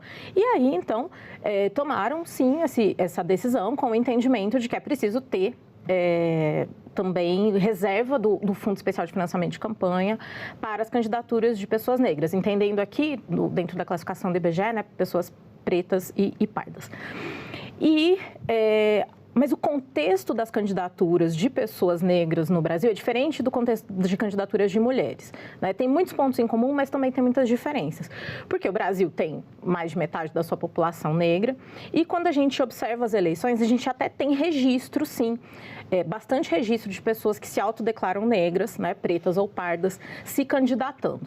Quando a gente vai observar essas candidaturas, e principalmente quando a gente está falando de eleições municipais, no nível local, Agora, quando a gente vai olhar os corpos legislativos, o conjunto de pessoas eleitas, e principalmente se a gente vai para os níveis mais elevados da carreira política, a gente vê que essas casas legislativas são quase todas brancas. Por quê? Porque a chance de vitória de uma candidatura negra é muito menor do que a chance de vitória de uma candidatura branca no Brasil. Isso é histórico. Quando a gente vai olhar o caso específico das mulheres negras, porque as mulheres já têm muito menos chance e a lei de cotas para mulheres sempre é burlada. Quando a gente olha, então, a condição de competição das mulheres negras, que por serem mulheres e por serem negras tem suas candidaturas meio que boicotadas, Eu acho que eu falei o meio porque acho que pode ser tanto diretamente boicotada, como também aquela coisa mais silenciosa, Um boicote meio silencioso, de falta de investimento, de falta de apoio do próprio partido, são as candidaturas que são mais vulneráveis, são as candidaturas que menos têm chance, em média, de vencer as eleições, né? Interessante que você está falando de 2 grupos que foram beneficiados pela emenda constitucional 111 de 2021, que incluiu as mulheres e a população negra como beneficiários, ou seja, com um benefício de voto contado em dobro para fins da distribuição do fundo partidário. Isso valendo de 2022 já e até 2030. Você acha que essa ação tende a dar mais justiça a essa situação? Gosto da sua pergunta, porque ela fala de justiça, né? Eu acho que quando a gente está falando de participação igualitária de grupos na política, é justamente sobre justiça. E aí, assim, eu acho que essa é uma ação de contar em dobro para distribuição de recursos, né, para o partido, é uma ação importante, é uma ação positiva, ela não vai resolver tudo. Né? Então, mas meio que esse é o espírito das ações afirmativas, que a gente vá dando incentivos para que haja mais competitividade dos grupos que são historicamente subrepresentados. Então, eu acho que essa é, sim, uma ação importante. Só que aí a gente olha o contexto como um todo. Né? No Brasil, o que os partidos têm feito regulando as eleições na lei eleitoral? Os partidos, ao mesmo tempo que eles aprovam, e aí eu estou falando dos partidos porque o trabalho legislativo ele é organizado de maneira partidária, né? Estamos aqui no Senado, inclusive aqui é assim, na Câmara é assim, em todas as casas legislativas. Toda vez que é aprovada uma ação afirmativa para apoiar, então, maior presença, maior competitividade das candidaturas de grupos historicamente subrepresentados no Brasil, também se passam medidas que vão compensar para o negativo. Então, o possível avanço que a gente teria acabam passando algumas medidas que também, assim, são terríveis. A última é a 5ª anistia que os partidos se deram para o descumprimento da distribuição de recursos do fundo eleitoral agora na última eleição, né? Então, isso aconteceu agora, neste ano, e aí eles não fizeram a anistia em relação a gênero, mas fizeram a anistia em relação à raça, né? Colocando um teto de 30% para o financiamento de candidaturas de pessoas negras, sendo que a gente tem metade das candidaturas, em média, né, de pessoas negras. Isso é para quê? É para não cumprir, é para que não se mude o contexto decisório dentro dos partidos. E essa foi uma medida, e todas as demais anistias que aconteceram nos anos passados, são medidas que são apoiadas pelas lideranças de praticamente todos os partidos. São normalmente partido que não apoiou, eu estou pensando aqui na última anistia, foram partidos que têm bancadas pequenas, são partidos pequenos. Mas os grandes partidos, os maiores partidos do Brasil, aqueles que têm a maior bancada, seja de governo, seja de oposição, todos eles apoiaram a anistia a si mesmos, né, pelo descumprimento dessas medidas que avançariam muito a competitividade das candidaturas de grupos que são estratados. Porque quando a gente está falando de seleção de candidaturas, né, do partido lançar a sua lista de candidatos, a gente está falando de uma coisa que em ciência política a gente chama de recrutamento político. E o recrutamento político, ele é uma ação, um momento do partido, uma das coisas que justifica que o partido exista, né? Num regime eleitoral, que organize o trabalho para as eleições, então, para apresentar para a população o grupo de pessoas que estão ali dispostas a concorrer. Então, é um momento muito importante. Só que é também um momento muito importante de controle interno do partido. Porque os partidos, o que são os partidos? Os partidos são instituições privadas, né? Mas que existem basicamente por financiamento público, não só, né, elas têm os próprios recursos, doações e tal, mas basicamente existem por causa do fundo partidário, do fundo eleitoral, etc. E que tem esse objetivo de organizar a política para que a população possa escolher programas, projetos de país, etc. E cada partido tem uma organização diferente, né? Os partidos, como eu falei, eles não são todos iguais, eles se organizam de maneira diferente, mas, via de regra, essa organização dos partidos brasileiros, historicamente, é feita por homens brancos ricos, né? Essas são as figuras que controlam, em média, os partidos políticos. O que ensejou a edição desse programa especial para falar sobre os diferentes grupos, né, subrepresentados. Isso. Principalmente das mulheres, e ainda sobre as mulheres, a gente preparou uma arte aqui para mostrar que também o efeito dessa cota de gênero, a representatividade, a presença de candidaturas femininas, ela vem aumentando nas últimas eleições municipais, né? Ela vem numa crescente, mas ainda a passos lentos. A que você acreditaria esse ritmo muito lento do crescimento de candidaturas femininas?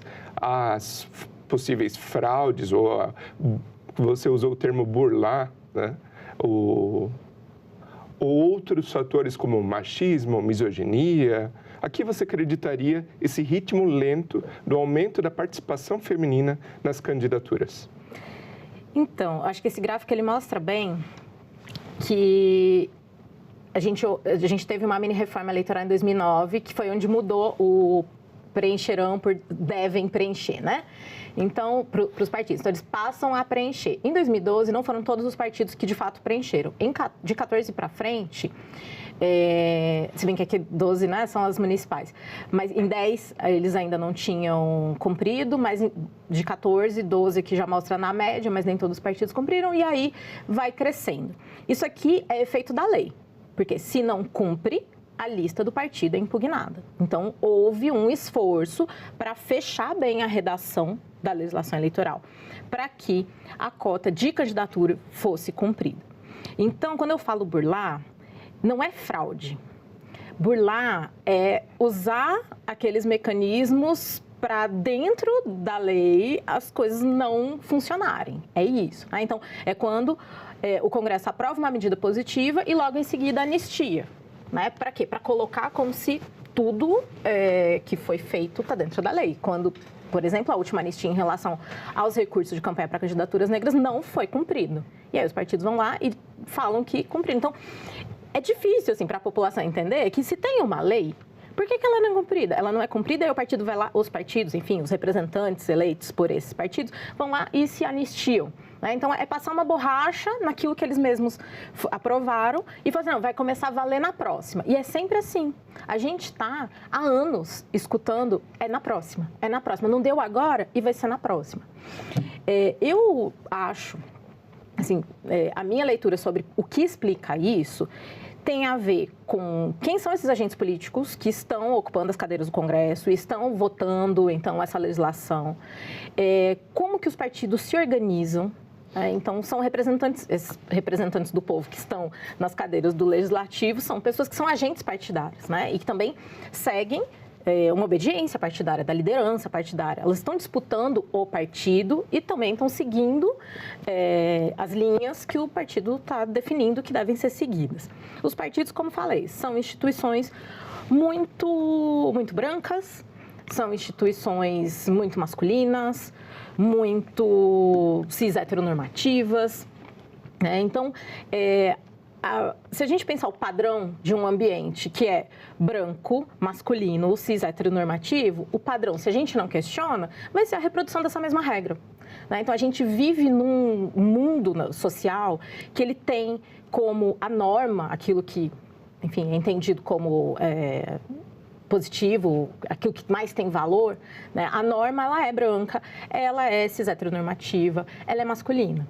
E aí, quando a gente não faz nada, ou então quando a gente impede que essas políticas de compensação, de fato, funcionem, a gente está reforçando esta regra, que é a regra da exclusão dos grupos sociais que não estão ali compondo né, quem está ocupando as posições de poder. E do contrário do não fazer nada, é a minha próxima pergunta aqui, que é sobre o Tribunal Superior Eleitoral, que vem adotando iniciativas para a inclusão de indígenas, né, maior parcela do povo indígena nas eleições, no processo eleitoral. Eu estou falando aqui de cartilhas em idiomas diferentes e também de mutirões para regularização eleitoral desse público. O número de candidaturas indígenas de 2020 para 2024 aumentou de 2.216 para 2.547 candidaturas. Quão importante, na sua visão, é a participação dos povos originários nas eleições brasileiras? É interessante esse dado que você traz, porque quase todos os grupos sociais tiveram um número absoluto que diminuiu, né? Porque o número geral de candidaturas para as eleições diminuiu. Então, o número de candidaturas indígenas ter aumentado, não só percentualmente, mas em número absoluto, é importante. Ainda assim, a gente tem que considerar o que significa o genocídio do Estado brasileiro em relação à população indígena nesses mais de 500 anos. Então, a política brasileira, ela foi construída por elites que praticaram genocídio. Né? É isso que a gente precisa ter como entendimento, como premissa mesmo, para entender essa questão de por que os indígenas, os povos indígenas, em média, não participam. Porque, assim, foram dizimados pelo Estado brasileiro. Né? E aí, claro, a gente está falando agora do momento da Nova República. Na Nova República, a gente tem um outro entendimento da relação do Estado brasileiro com a população indígena, mas ainda assim são as populações mais vulnerabilizadas neste país. Né? A gente está vivendo, nesse momento dessas eleições, uma crise climática que tem a ver completamente com desrespeito a toda a tradição dos povos indígenas brasileiros, né? Que são pessoas que defendem a floresta, por exemplo, né, um jeito de viver alternativo a esse capitalismo que está queimando o país. Então, eu acho que tem premissas de fundo, sabe, que precisam ser situadas. Além disso, voltando para os partidos não se engajam com a população indígena. Né? Os partidos não se engajam com nenhum grupo historicamente subrepresentado, de maneira geral, mas com a população indígena menos ainda. Né? Eu tive a sorte de orientar uma tese de doutorado do Pedro Barbabella, co-orientar. E aí ele trabalhou com pessoas LGBTs eleitas nos municípios, né? E aí Pedro fez a análise de duas pessoas que foram candidatas e têm mandato em Oiapoque, e são pessoas indígenas, né? E aí, os relatos, na pesquisa dele, ele mostra, assim, que os relatos das pessoas em relação aos seus partidos é de um estranhamento, né? Que o partido chega na véspera da eleição e fala, você é uma liderança importante, quer se filiar? Aí você sai candidato? Mas não tem, de fato, apoio. Não tem uma vida orgânica desses representantes indígenas, especificamente, esses que participaram da pesquisa, né, que foram analisados na pesquisa do Pedro Barbabella, não tem uma vida orgânica deles dentro do partido. Então, e aí eram partidos, enfim, como eu falei, os partidos são diferentes. Né? Mas existe uma dificuldade muito grande que eu realmente acho que passa pelos partidos políticos, pelo sistema partidário brasileiro. Segundo a organização Vote LGBT, esse ano, o número de candidaturas do público LGBT será de 589 candidatos em mais de 25 partidos. Qual que você acha que serão os principais obstáculos para que esse público exerça sua representatividade no processo eleitoral? As candidaturas LGBTI+, elas têm crescido, né? Principalmente no nível local, nas eleições municipais. No entanto, veja bem, é um número ainda muito pequeno, né? É muito pequeno. E isso tem a ver, eu estou voltando, parece que eu sou repetitiva, né? Mas estou voltando no partido. Os partidos, eles são fechados e eles são instituições cis heteronormativas, homofóbicas, transfóbicas, né? Em média. Então, é muito difícil entrar na vida pública, partidária, construir uma carreira eleitoral sem apoio. E quando a gente pensa na população LGBTI+, a gente precisa ainda mais pensar no risco de violência aumentada que essa população sofre. Então, a exposição de uma vamos pensar uma liderança LGBTI+, a exposição pública dessa pessoa e o risco de violência é muito grande. Tudo é muito mais difícil para a população LGBTI+, principalmente se a gente está tratando no caso, né, de candidaturas de pessoas trans. É muito mais complicado porque tem uma violência na construção da carreira que é uma violência aberta. E isso acontece na militância, isso vai acontecer nos partidos, isso vai acontecer inclusive dentro das casas legislativas, né? Colegas que também são representantes promovendo violência política LGBTI-fóbica. Então, claramente o Estado brasileiro tem feito muito pouco para as lideranças LGBTI+ se envolverem e conseguirem ter chance de seguir uma carreira eleitoral. Danusa Marques, muito obrigado pela sua participação aqui no Assunto de Estado. Obrigada, Sérgio. É um prazer falar com vocês e apresentar um pouquinho da minha, leitura de pesquisa sobre o assunto.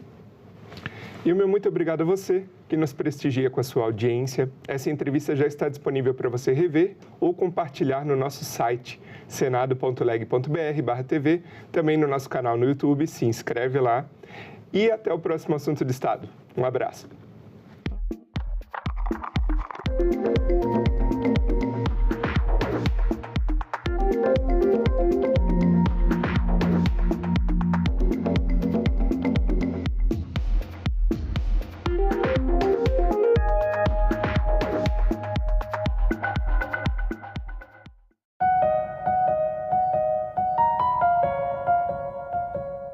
Todas as áreas, a inteligência artificial seria uma ameaça ou seria uma parceira do trabalhador? Existe uma tendência da pessoa que já está há muitos anos fazendo determinada atividade ter uma certa dificuldade de sair da sua zona de conforto. Uma resistência à inovação. Para aprender uma nova tecnologia.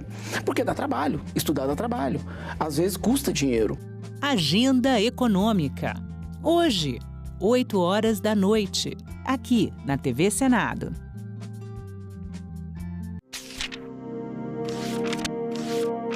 Há 200 anos, o Brasil dava seu primeiro passo na criação do Senado.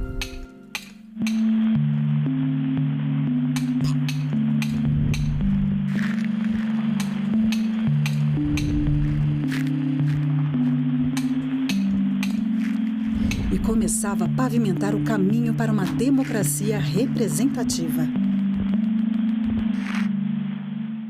O Senado teve um papel decisivo para a manutenção da estabilidade política da maior parte do período monárquico do Império Brasileiro.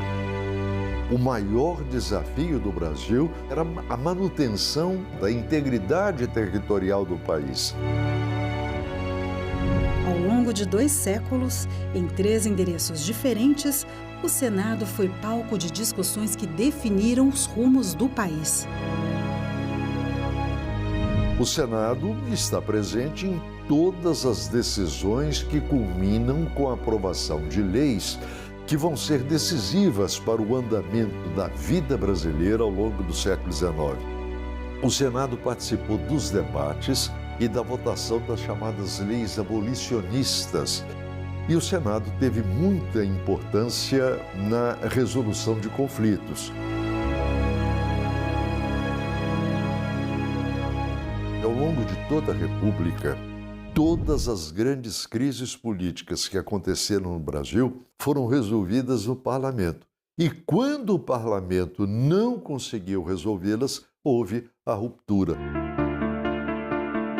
Fundamental para a estabilidade política do Brasil, o Senado promoveu o debate, aprovou leis transformadoras, aboliu injustiças, conquistou direitos, atravessou crises, foi calado, fiscalizou, investigou, julgou,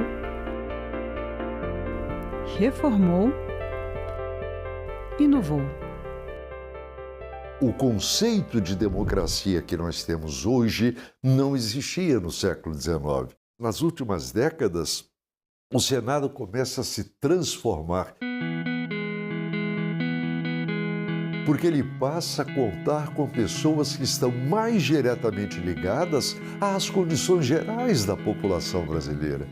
Ela não deixa de ser representativa, mas vai tentando ser cada vez mais participativa. Quanto mais o tempo avança e se amplia a participação política da sociedade brasileira, mais o Senado se aproxima da real fisionomia da sociedade brasileira. Casa da Pluralidade Política. Espaço de diálogo. Berço de leis que expandiram os horizontes do Brasil. Guardião da democracia.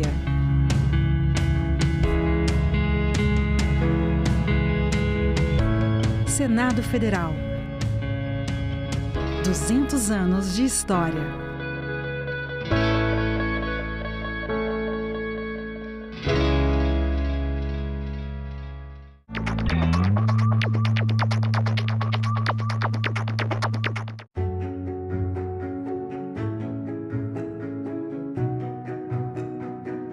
O trabalhador brasileiro possui hoje o seu Código de Direitos, a sua Carta de Emancipação Econômica.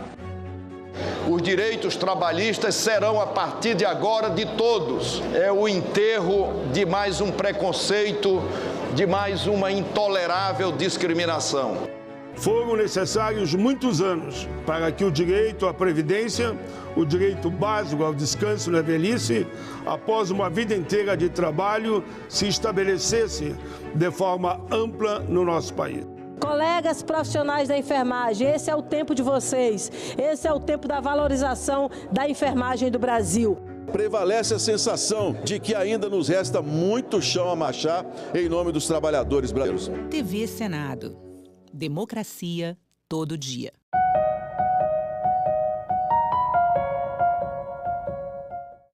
O programa a seguir é livre para todos os públicos.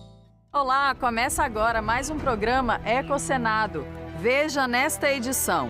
Mostra de Filmes em Brasília levantou o debate do uso da bicicleta como meio de transporte sustentável. Se eu estou aqui de bicicleta, eu estou tirando um carro da rua e menos poluição. Menos carro, menos CO2 na atmosfera. E o que a gente quer é mais pessoas usando a bicicleta como meio de transporte para que a gente não tenha tanto engarrafamento na cidade.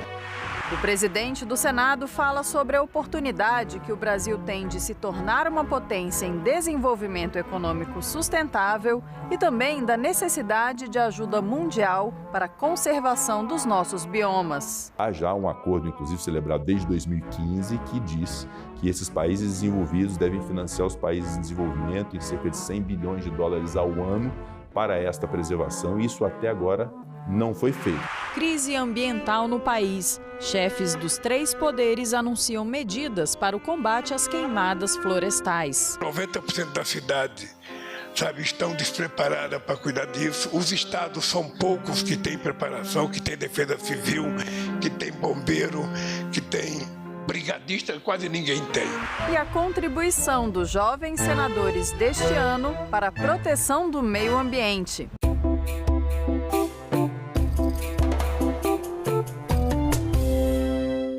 O Dia Mundial Sem Carro, celebrado em 22 de setembro, chama a atenção sobre a emissão de gases poluentes e de efeito estufa. Uma das iniciativas que reduzem esses lançamentos à atmosfera é substituir o automóvel pela bicicleta. Tema da mostra Ciclocine, que aconteceu na capital do país. O nosso país é o 6º maior emissor de gases de efeito estufa do mundo. E reduzir o uso de combustíveis fósseis é uma das metas no combate ao aquecimento global. O uso da bicicleta como meio de transporte nas grandes cidades pode ajudar muito nisso. Foi o que abordou uma série de filmes curtas e longas metragens na mostra Ciclocine, evento parte do Fórum Mundial da Bicicleta, que há 10 anos começou no Brasil, já passou por 8 países e agora voltou a acontecer aqui. Um saludo desde Medellín, Antioquia, Colômbia, para todo o Brasil. Ele é um evento extremamente importante de conexões, da gente conhecer os trabalhos de organizações de outros países, realizado por organizações da sociedade civil. Ele é sempre gratuito, ele é sempre inclusivo, a gente busca isso, a gente conseguir integrar todos os aspectos que a bicicleta, que são tão incríveis, trazem. Então, a gente conseguiu trazer alguns filmes bem interessantes, nacionais e internacionais. A gente tem um filme sueco que chama Bike vs Cars, que foi feito em 2015. Parte da filmagem foi feita em São Paulo, então a gente vai conseguir aí ver o quanto a gente avançou. Eu entendo que isso também é um ponto importante. Entre outros filmes, a mostra também trouxe o holandês Mama Agatha, sobre uma mulher ganense de 59 anos que dirige um programa de treinamento de bicicletas para mulheres migrantes e refugiadas no sul de Amsterdã, e o Elo Perdido, Brasil que Pedala, Documentário que retrata lugares onde a bicicleta resiste como alternativa de transporte para milhares de trabalhadores. Grande parte do público veio pedalando, dentro da proposta do evento, que é estimular as pessoas a deixarem o carro em casa. Andar de bicicleta é um carro a menos, né? Se eu estou aqui de bicicleta, eu estou tirando um carro da rua e menos poluição. Menos carro, menos CO2 na atmosfera. E o que a gente quer é mais pessoas usando a bicicleta como meio de transporte para que a gente não tenha tanto engarrafamento na cidade. Uma cidade como Brasília, que é totalmente plana, viável andar de bicicleta, a gente percebe que as pessoas ainda ficam nos seus carros ao invés de fazer pequenos percursos de bicicleta. Assim como se você estiver andando a pé, você tem que se adaptar. Escolher um horário que não tem muito sol. Se você estiver de carro, você tem que se adaptar. Passar em lugares que não tem trânsito. Bicicleta é a mesma coisa, tem que escolher rotas alternativas, lugares com ciclovia e assim por diante. É possível, países mais evoluídos já fazem isso, então é legal que a gente faça isso também aqui no Brasil. O que a gente faz pra gente de bom, a gente está fazendo pro planeta, né? Então acho que pedalar é uma ação maravilhosa pra gente, porque a gente não está gerando nenhuma emissão de gás, então a gente também não está respirando esse gás, a gente está se movimentando, a gente está fazendo um exercício, a gente está conhecendo um lugar num ritmo, num movimento humano. Então tudo isso traz benefício para nós que é impossível não trazer para o planeta, né? Usar mais a bicicleta é muito bom, não só para quem pedala, mas para todo mundo, porque a bicicleta é o meio de transporte mais eficiente para deslocamentos de até 8 km nas cidades. Então, o fato de mais pessoas utilizarem a bicicleta desafoga as vias, né? Então, você tem menos congestionamentos, por consequência, você também passa menos tempo no trânsito, você melhora a qualidade de vida não só do ciclista, mas da cidade como um todo, além de diminuir a emissão de gases poluentes. Mas a tarefa nem sempre é fácil. Não basta ter a bicicleta e a vontade de fazer essa substituição. A gente precisa investir de verdade na infraestrutura e na segurança viária, estimular mais pessoas a pedalarem, conforto para quem já pedala. As vias precisam ser calmas. A cidade ela é feita para a gente transitar. Precisa de estacionamento para bicicleta, né? Não é só você ter via para a bicicleta passar. Não adianta nada eu chegar no lugar e não ter um local seguro para deixar minha bicicleta. Precisa muito de redução de velocidade, de fazer com que nós humanos a gente tenha o comportamento adequado. O Brasil já é signatário de acordos internacionais que tratam de sistemas seguros, de visão zero, da gente ter zero morte no trânsito. As ocorrências de trânsito, sinistros de trânsito são evitáveis. O que me traz aqui é saber da importância do cicloativismo, a importância da gente ser visto, da gente ser lembrado e da gente ser existente no planejamento das cidades, que infelizmente tira a vida de muitos ciclistas por não ter o nosso espaço respeitado. Então o cicloativismo é uma coisa muito importante e que merece uma junção desse nível, desse tamanho, e trazer um evento assim é muito importante para a gente conseguir ter esse respeito e fazer parte do trânsito de maneira segura, né? Teve gente que veio de muito longe, como esta colombiana que estava aqui com o marido e o filho de 4 aninhos. Nuestro objetivo principal como familia era llegar a participar en el Foro Mundial de la Bicicleta para compartir lo que es la movilidad sostenible y promover el viaje en familia en bicicleta. Ese es nuestro objetivo principal. Salimos de Colombia hace 3 meses, hicimos Colombia, Venezuela y todo el norte de Brasil hasta acá. A cicloviajante fez críticas à infraestrutura dos locais por onde passou. Tenemos vías en buen estado, pero tenemos lugares donde no tenemos la berma, el espacio para el ciclista. No solo nosotros como familia, sino en general el ciclista. Y es peligrosísimo, es muy difícil rodar porque no tenemos alternativa, es decir, es el único camino, teníamos que pasar por ahí. Y es difícil, es poner en riesgo nuestra vida, es poner en riesgo la vida de los integrantes de nuestra familia porque no tenemos una vía, un acostamento que nos permita rodar seguros y que los conductores identifiquen como el espacio para el ciclista.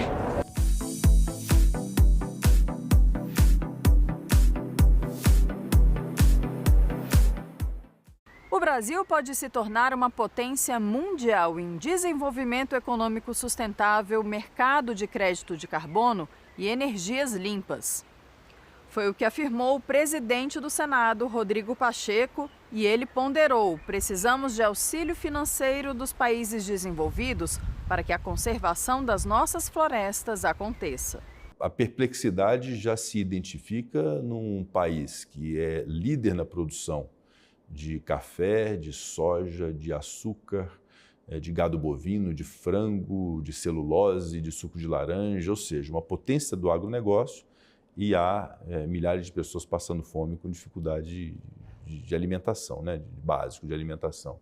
Isso já é uma perplexidade, isso é inusitado. Então, no meio ambiente é a mesma coisa, temos grandes e importantes biomas, o principal deles o bioma amazônico, ou seja, um grande ativo nas nossas mãos que impõe uma grande responsabilidade e que podem se transformar em ativos que gerem o desenvolvimento do Brasil. O Brasil tem que compreender que nesse momento, nessa quadra histórica, nós temos uma oportunidade singular pelo tamanho que temos, pelas riquezas que temos, pelos biomas que temos e pela compreensão mundial de preservação do planeta e até que, enfim, me parece que há isso como prioridade em todos os eventos, todos os momentos, se discute sempre isso, ou seja, isso foi estabelecido como uma prioridade. O Brasil tem uma oportunidade singular de fato, se tornar uma potência mundial a partir desses conceitos de desenvolvimento econômico sustentável, de mercado de crédito de carbono, de energias limpas, de novas tecnologias de geração de energia. Então, eu considero que é uma grande oportunidade para o Brasil. Mas, verdade seja dita, é muito bom também ter a oportunidade de recompor alguns conceitos, né?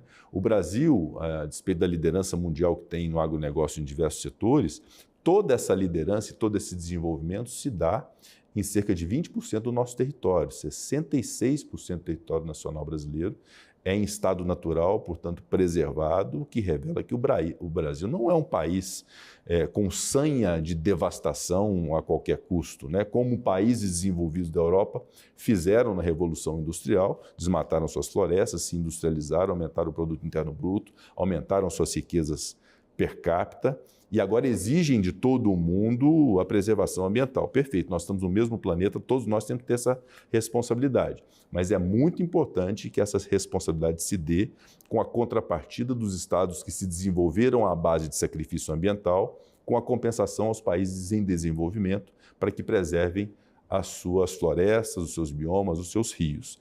E há já um acordo, inclusive, celebrado desde 2015, que diz que esses países desenvolvidos devem financiar os países em desenvolvimento em cerca de 100 bilhões de dólares ao ano para esta preservação, e isso até agora não foi feito. Portanto, não é uma responsabilidade só do Brasil, essa é uma responsabilidade de todos os países, que para além do discurso, que é o discurso de defesa do meio ambiente, do qual nós todos temos que aderir e estar juntos, mas para além do discurso, ter realmente efetividade na compreensão e na contribuição, para além também do Fundo da Amazônia, né, outras formas de compensação para que haja aqui essa preservação ambiental. E eventos como a liderança do BRICS, a liderança do G20, a sede da COP30 em Belém no ano de 2025, são oportunidades que o Brasil tem de chamar a atenção do mundo, de que nós temos essa tônica, essa lógica, que o governo federal tem essa lógica, o Congresso Nacional tem essa lógica, mas que nós precisamos da ajuda mundial para que isso aconteça. No final das contas, nós precisamos garantir que as pessoas que vivem nos biomas, vou citar o bioma amazônico, que uma família que vive num bioma amazônico não precise cortar uma árvore para poder se alimentar. A partir do momento que nós tivermos uma mobilização social dessas comunidades para a preservação, esse vai ser o mecanismo mais eficiente da preservação das nossas vegetações, dos nossos biomas, do que qualquer outro tipo de programa de aparelhamento de órgãos de persecução criminal, de órgãos ambientais, qualquer coisa do tipo. É a compreensão da sociedade de que aquela floresta em pé é mais valiosa do que ela derrubada. E para isso precisa de dinheiro, para isso precisa de recursos, precisa de planejamento, precisa ter vontade de instituições para que isso aconteça. Mas vejo uma grande oportunidade do Brasil, e nós já estamos concretizando isso no Congresso Nacional, com projetos como a regulamentação do mercado de crédito de carbono, um projeto acerca da transição energética, um projeto que aprovamos agora, foi recentemente sancionada pelo presidente Lula, a lei do hidrogênio verde. Então, nós temos o etanol, que é um produto nacional de alto valor ambiental, porque ele é sustentável. Então, biocombustíveis de todas as ordens. Então, nós temos realmente uma oportunidade muito boa para o Brasil se apresentar ao mundo como um país que tem grandes riquezas naturais, grandes riquezas minerais e que todo esse desenvolvimento econômico está aderente a essa preservação ambiental e, com isso, atrair os recursos que nós precisamos para desenvolver no nosso país. Antigamente, uma pessoa não tinha nenhum pudor em abrir a janela do carro e jogar uma latinha de Coca-Cola na rodovia, né? Ou um negócio de cigarro.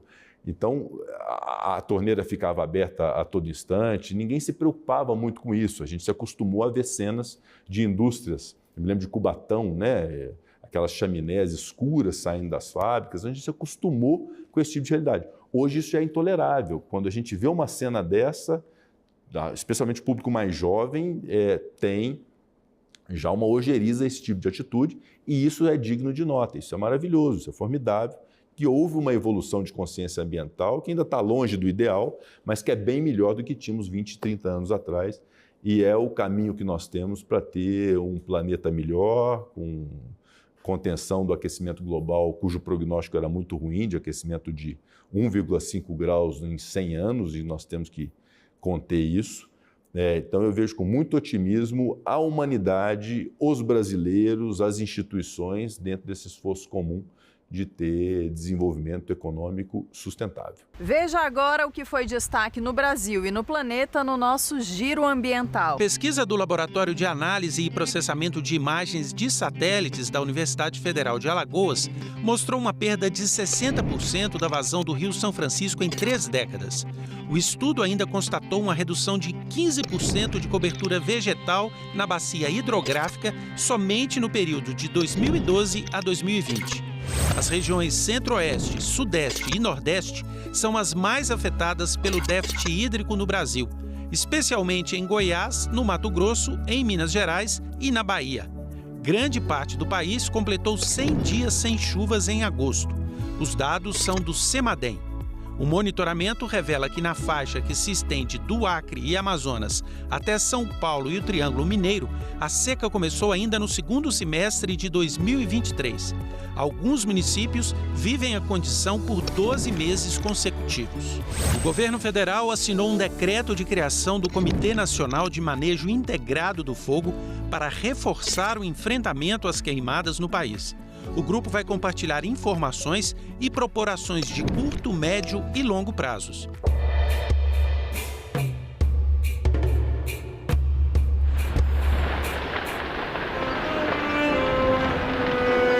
De acordo com dados do monitor do fogo MAP Biomas, os incêndios florestais já atingiram cerca de 11 milhões de hectares do território brasileiro só nos primeiros 8 meses do ano. Além dos milhares de focos de incêndios diários pelo país, muitos locais que não estão queimando acabam recebendo muita fumaça e fuligem transportadas pelos ventos, principalmente do norte para o centro-sul. Há denúncias de que parte das queimadas sejam criminosas. IBAMA e Polícia Federal investigam os casos. Diante do cenário alarmante, no dia 17 de setembro, os chefes dos 3 poderes da República se reuniram para uma análise da situação e o compartilhamento de responsabilidades. Uma das medidas anunciadas pelo presidente Lula foi a abertura de mais de 514 milhões de reais extras, autorizados fora da meta fiscal do ano pelo STF, para intensificar os combates aos incêndios. Com o recurso, vai ser possível a compra de equipamentos e a contratação de mais pessoal, por exemplo. Ele reconheceu que o país não está preparado para essa crise climática. 90% da cidade, estão despreparadas para cuidar disso. Os estados são poucos que têm preparação, que têm defesa civil, que têm bombeiro, que têm brigadista, quase ninguém tem. Há uma movimentação no planeta e, se for verdade o que os cientistas falam, nós temos responsabilidade muita. Daí a necessidade da gente discutir com um pouco mais de profundidade, propostas novas para cuidar do meio ambiente, comportamento novo nosso e, ao mesmo tempo, a gente começar a pensar mais seriamente na diminuição de gás de efeito estufa. O presidente do Senado acredita que há uma orquestração para incendiar o Brasil e afirmou que já há legislação para punir quem comete crimes ambientais. Todos os esforços imediatos do governo federal e com a colaboração do Poder Legislativo, na nossa opinião, devem ser no sentido da contenção do fogo e da apuração de responsabilidades em tantos inquéritos quanto sejam necessários serem instaurados para poder punir essas pessoas, identificar e punir essas pessoas com a segurança pública envolvida dos estados e da União, e com a participação do Ministério Público e do Poder Judiciário, que são fundamentais para a aplicação de uma lei penal que existe no ordenamento jurídico e que coloca à disposição dos órgãos de persecução criminal os instrumentos suficientes para poder combater esse tipo de criminalidade. Sem desconsiderar a necessidade eventual de um aprimoramento legislativo na Lei 9.605, que é a Lei dos Crimes contra a Fauna e contra a Flora, eventualmente até no próprio Código Penal, no artigo 250 do Código Penal relativamente a incêndio, nós reputamos que o problema nesse instante não é legislativo. No dia 16, a presidente da Comissão de Meio Ambiente do Senado, senadora Leila Barros, acompanhou de perto o trabalho de combate ao incêndio de grandes proporções que tomou conta do Parque Nacional de Brasília desde o dia anterior. Uma fumaça densa cobriu o céu nas localidades próximas, causando transtornos, como o cancelamento de aulas em escolas e universidades.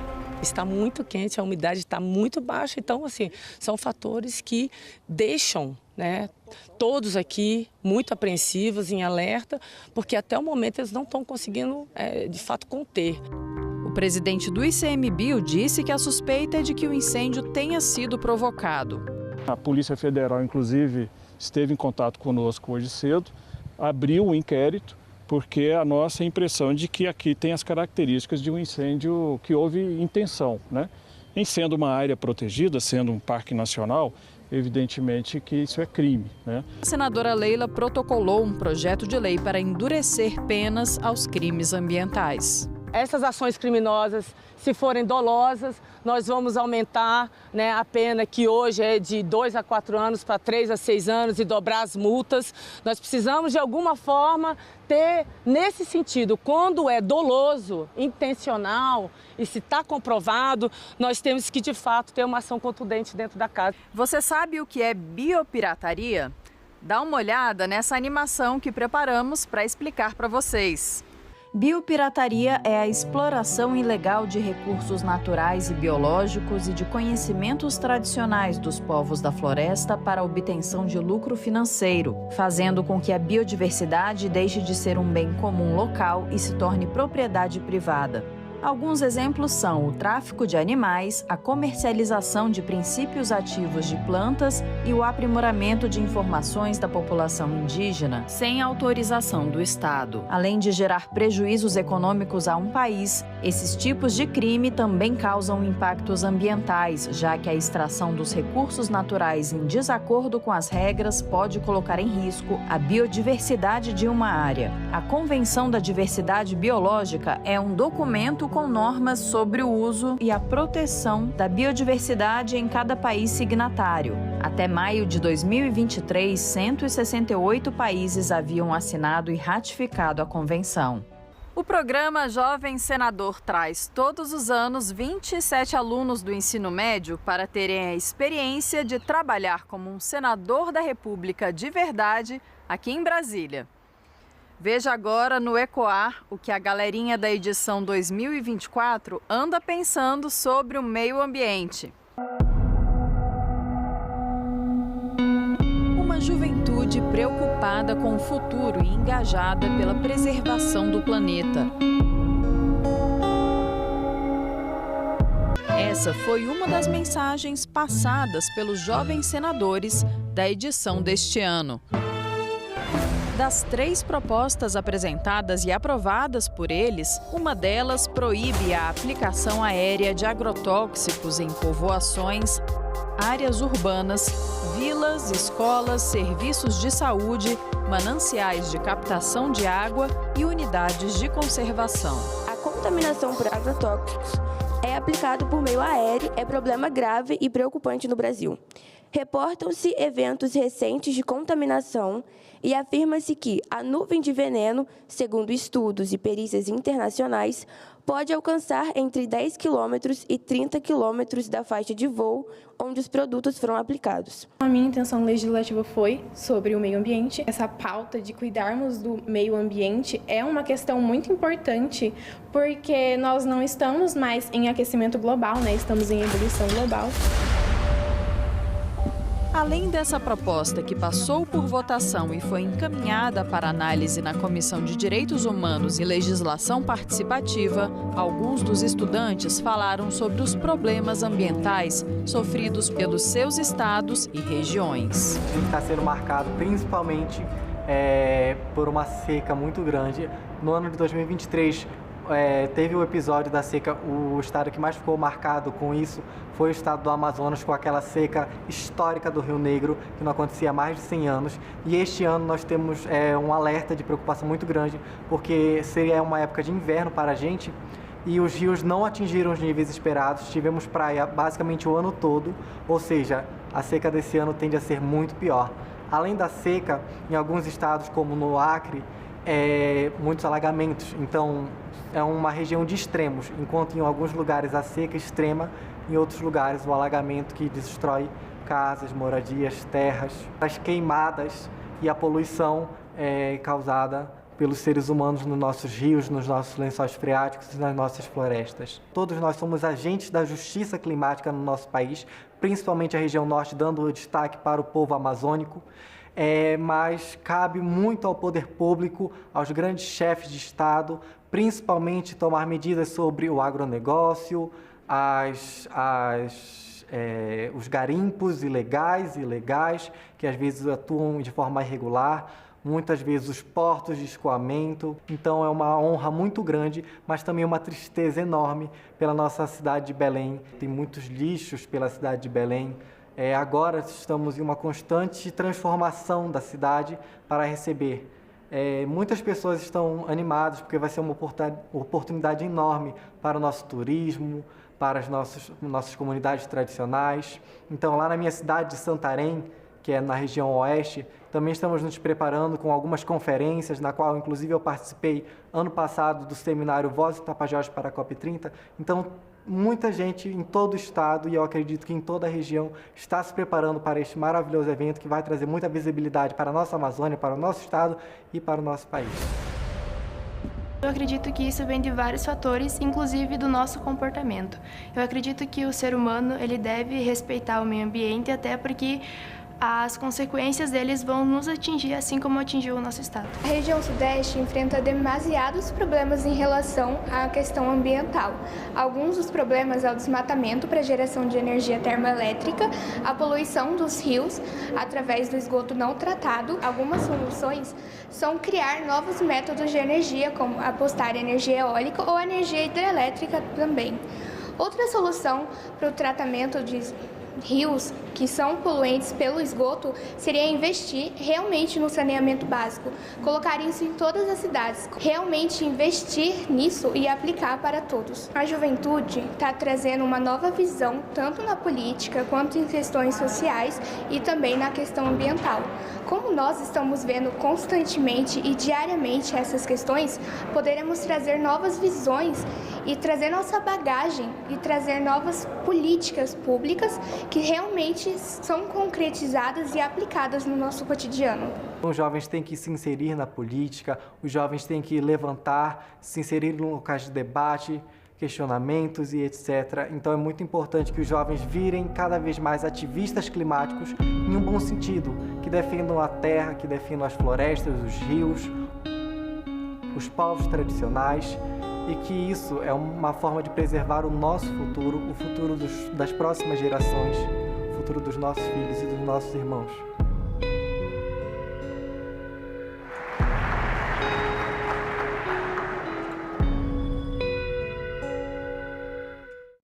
E nós ficamos por aqui. Obrigada pela audiência. Para rever ou compartilhar este e outros programas, acesse senado.leg.br/tv ou o nosso canal no YouTube.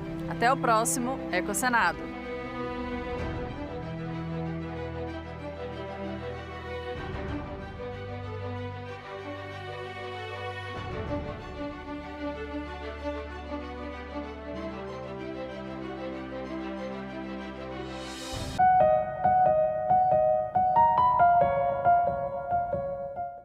todas as áreas a inteligência artificial seria uma ameaça ou seria uma parceira do trabalhador? Existe uma tendência da pessoa que já está há muitos anos fazendo determinada atividade ter uma certa dificuldade de sair da sua zona de conforto. Uma resistência à inovação. Para aprender uma nova porque dá trabalho, estudar dá trabalho.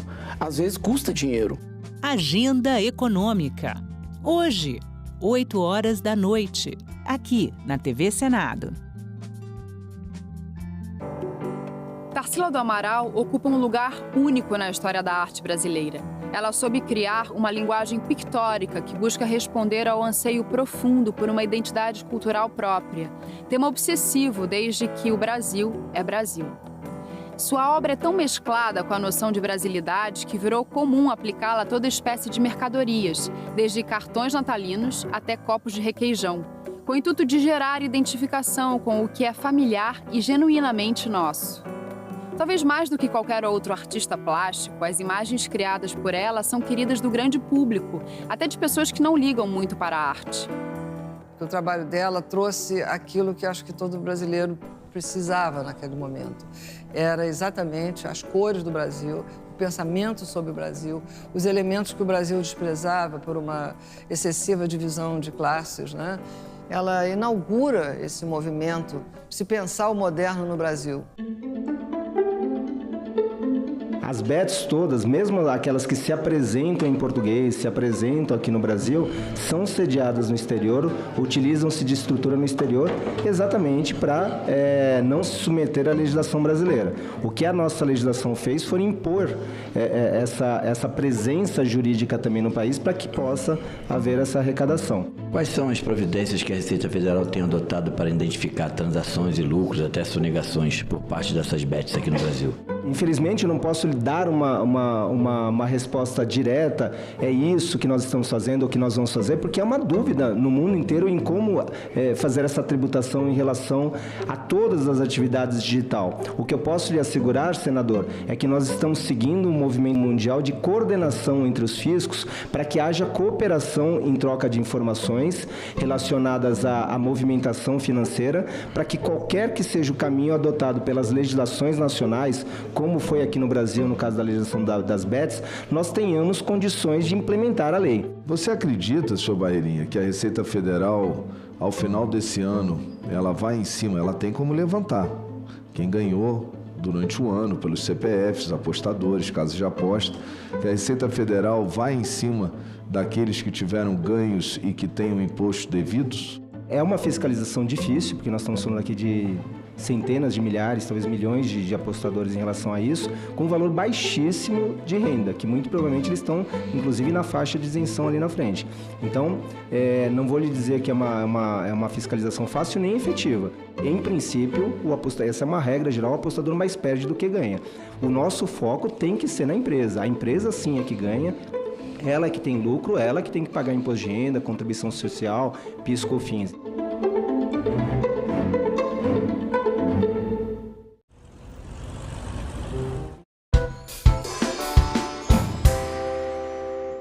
Que se realiza nessa data, 24 de setembro de 2024.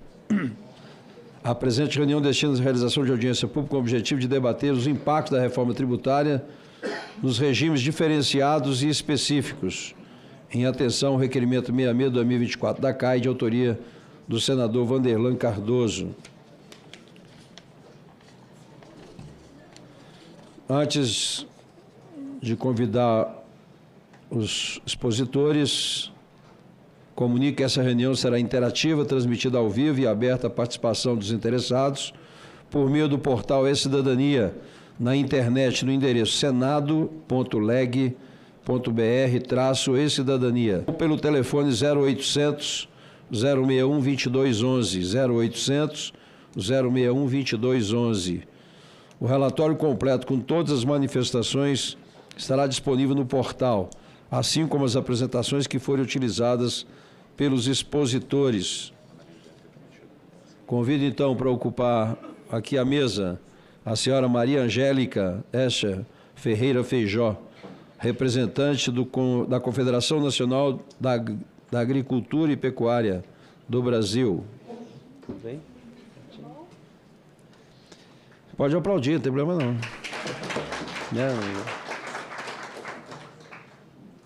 Convido também o Bruno Sobral, diretor executivo da Confederação Nacional de Saúde, CN Saúde. Muito bem. Edivaldo Sebastião de Souza, presidente da Associação dos Participantes Assistidos e Pensionistas do Plano de Benefício número 1 da Previ, a AP Previ.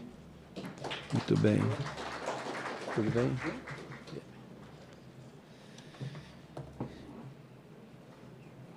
Jarbas, chegou Jarbas, está aí. Jarbas de Piagi, presidente da Associação Brasileira de Entidades Fechadas de Previdência Complementar, ABRAP.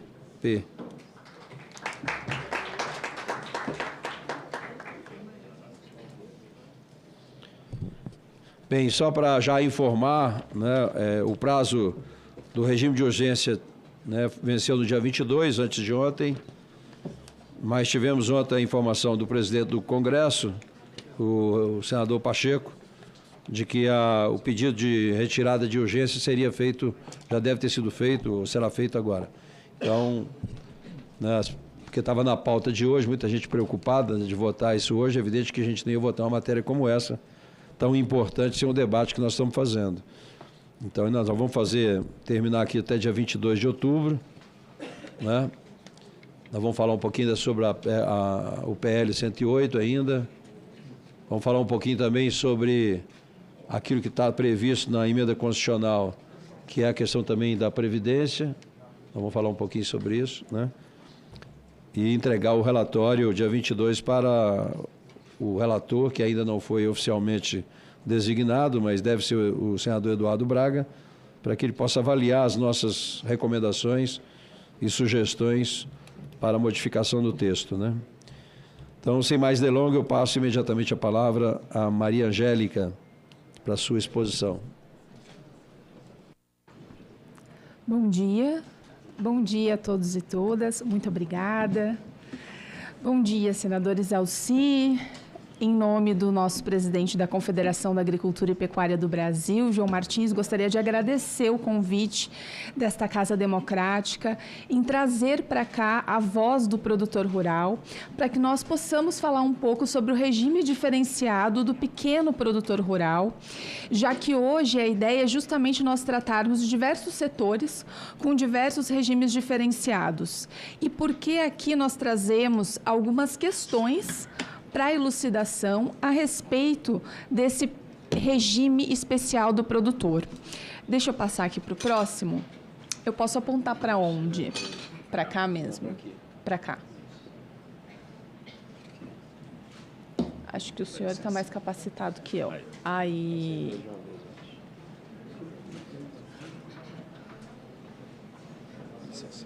Perfeito. Joia.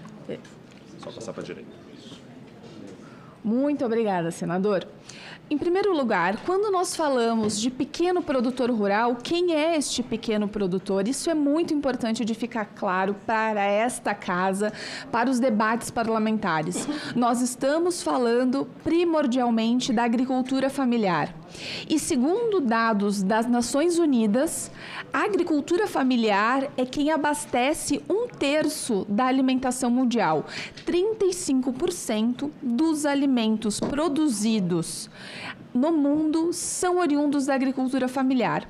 E quando nós falamos a nível de Brasil, segundo o último censo agropecuário realizado pelo IBGE, 77% dos estabelecimentos agropecuários são estabelecimentos de produtores da agricultura familiar. E ainda, esses produtores rurais, que são, na verdade, empreendedores, eles empregam 67% da força de trabalho humana nos seus estabelecimentos. E isso é muito importante, porque toda vez que a gente fala, por exemplo, de maquinário, a gente fala do agro, sempre vem aquela ideia do grande produtor, do produtor de soja, com aqueles grandes maquinários. Não é disso que a gente está falando aqui. O PLP 68, ele trouxe um regime diferenciado de tributação para o pequeno produtor, que fatura até 3,6 milhões de reais.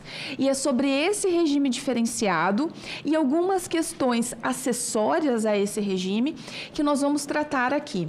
Isso porque nós entendemos que a reforma tributária tem avançado muito e de uma forma muito positiva. E o que acontece? Nesse momento de regulamentação, é natural que todos nós aqui, dentro dessa audiência pública, vamos trazer alguns detalhes do que precisa ser aprimorado.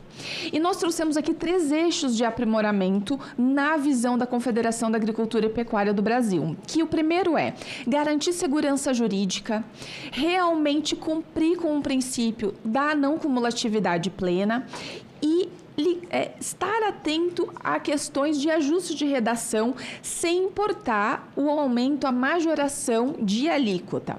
Esses são os nossos pontos principais e os nossos eixos que a gente gostaria de trazer aqui para conhecimento de todos. Aqui eu dei uma leve travadinha. Presidente, por favor. Aí, perfeito, muito obrigada. Qual que é o primeiro ponto que ele serve para garantir a não cumulatividade plena, né? A gente traz aqui uma questão importante que diz respeito à parte da alíquota reduzida para alimentos. A alíquota reduzida para alimentos, ela está lá prevista nesse artigo 132 e a gente fala sobre o conceito do que é um alimento in natura. E aqui é um conceito muito importante.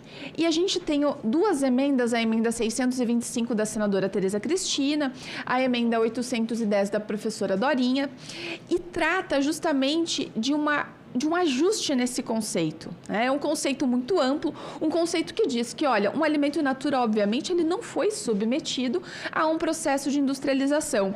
E qual que é a parte-chave dessas emendas? Que retira uma parcela desse conceito que está hoje no PLP.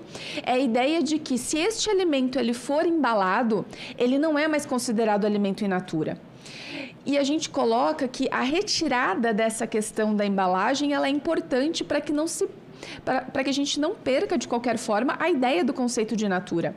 E a gente sabe, inclusive, dentro de um comércio muito forte que é relevante para a população, por exemplo, dos orgânicos, né? Os orgânicos a gente pode comprar em feira ou pode comprar no supermercado. E esses orgânicos, eles vêm dos pequenos produtores também. E o que acontece? Principalmente dos pequenos, na verdade. Esses alimentos, quando embalados, eles perdem essa característica do in natura. Então, veja, se uma alface que a gente compra ela, tal como está ali, ela vai ter uma alíquota minorada em 100%. Agora, se eu embalar essa alface, ela pode estar adstrita à alíquota geral, se eu embalar, higienizar essa alface. Então, a parte de higienização, secagem e tudo mais já está contemplada, né? O resto não. Qual outro ajuste importante para garantir a não cumulatividade, principalmente nessa sistemática do regime especial do pequeno produtor? E aqui eu peço muito atenção porque essa questão ela é importantíssima para nós não acabarmos com os pequenos produtores, que é o crédito presumido que esse pequeno produtor rural, que vai estar ali no regime diferenciado, optante, não quero recolher o IVA e o IBS, é um direito dele se ele estiver dentro do teto de faturamento. Esse pequeno produtor, ele tem que gerar um crédito presumido para o adquirente, para a agroindústria que vai comprar dele. Isso já está previsto, mas a questão é qual o valor desse crédito. Se este crédito não for competitivo com aquele médio e grande produtor que está dentro do sistema do IVA, né, de não cumulatividade, que gera um crédito cheio para frente, qual vai ser a visão da agroindústria em escolher de quem comprar? Vou comprar do pequeno, que me gera um crédito presumido não muito bom, não muito alto, ou vou comprar do grande produtor, que me gera um crédito cheio? Então, para nós não termos evasão, principalmente uma evasão do campo dos pequenos produtores, da agricultura familiar, nós precisamos garantir que esse crédito ele seja, no mínimo, a mesma questão da alíquota geral de IBS e CBS com o desconto de 60%. Né? Então, essa é uma questão muito importante para garantir a competitividade entre todos os produtores rurais. Outra questão importante, desoneração de bens de capital. Toda vez que o produtor rural ele vai adquirir um maquinário, um implemento agrícola ou equipamentos, a gente não tem ainda uma desoneração específica para essas questões. O PLP, ele traz uma disposição muito relevante ligada ao fato de que nós temos que ter desoneração de bens de capital e isso ainda vai ser regulamentado. Precisa ser regulamentada essa desoneração porque todo acúmulo que gera para o produtor acaba tendo um efeito cascata, qual que é o aumento dos alimentos. E uma última emenda para garantir segurança jurídica de acordo com o que nós vemos dentro dos elementos da POF, que é, na verdade, a cesta de consumo da população, das famílias, feita pelo IBGE. A gente vê que tem diversos alimentos que são consumidos pela população, inclusive pela população pobre, que não estão na cesta básica. Então, para não deixar essa população de fora, para ser contemplado ainda mais elementos, nós trouxemos aqui algumas questões, que são sucos, castanhas, mel, fungos e óleos vegetais na cesta. Para terminar, senhor presidente, não vou me estender em respeito aqui, considerando a todos que ainda falarão, nós temos ainda diversos pontos, diversas emendas que foram trazidas e que nós sempre trazemos ao debate, ligadas a diversos eixos. Todos eles com a preocupação da Confederação da Agricultura e Pecuária em proteger os interesses do produtor rural, porque protegendo os interesses dele, nós garantimos que não haverá aumento do valor dos alimentos, não haverá inflação para os próximos anos vigentes da reforma tributária. Essas são as questões, a gente fica à disposição, senhor presidente. Muito obrigada pela sua atenção, pela atenção de todos. Obrigado, Maria Angélica. Vou passar a palavra agora ao Bruno Sobral, que é o diretor executivo da Confederação Nacional de Saúde. Não, tem não.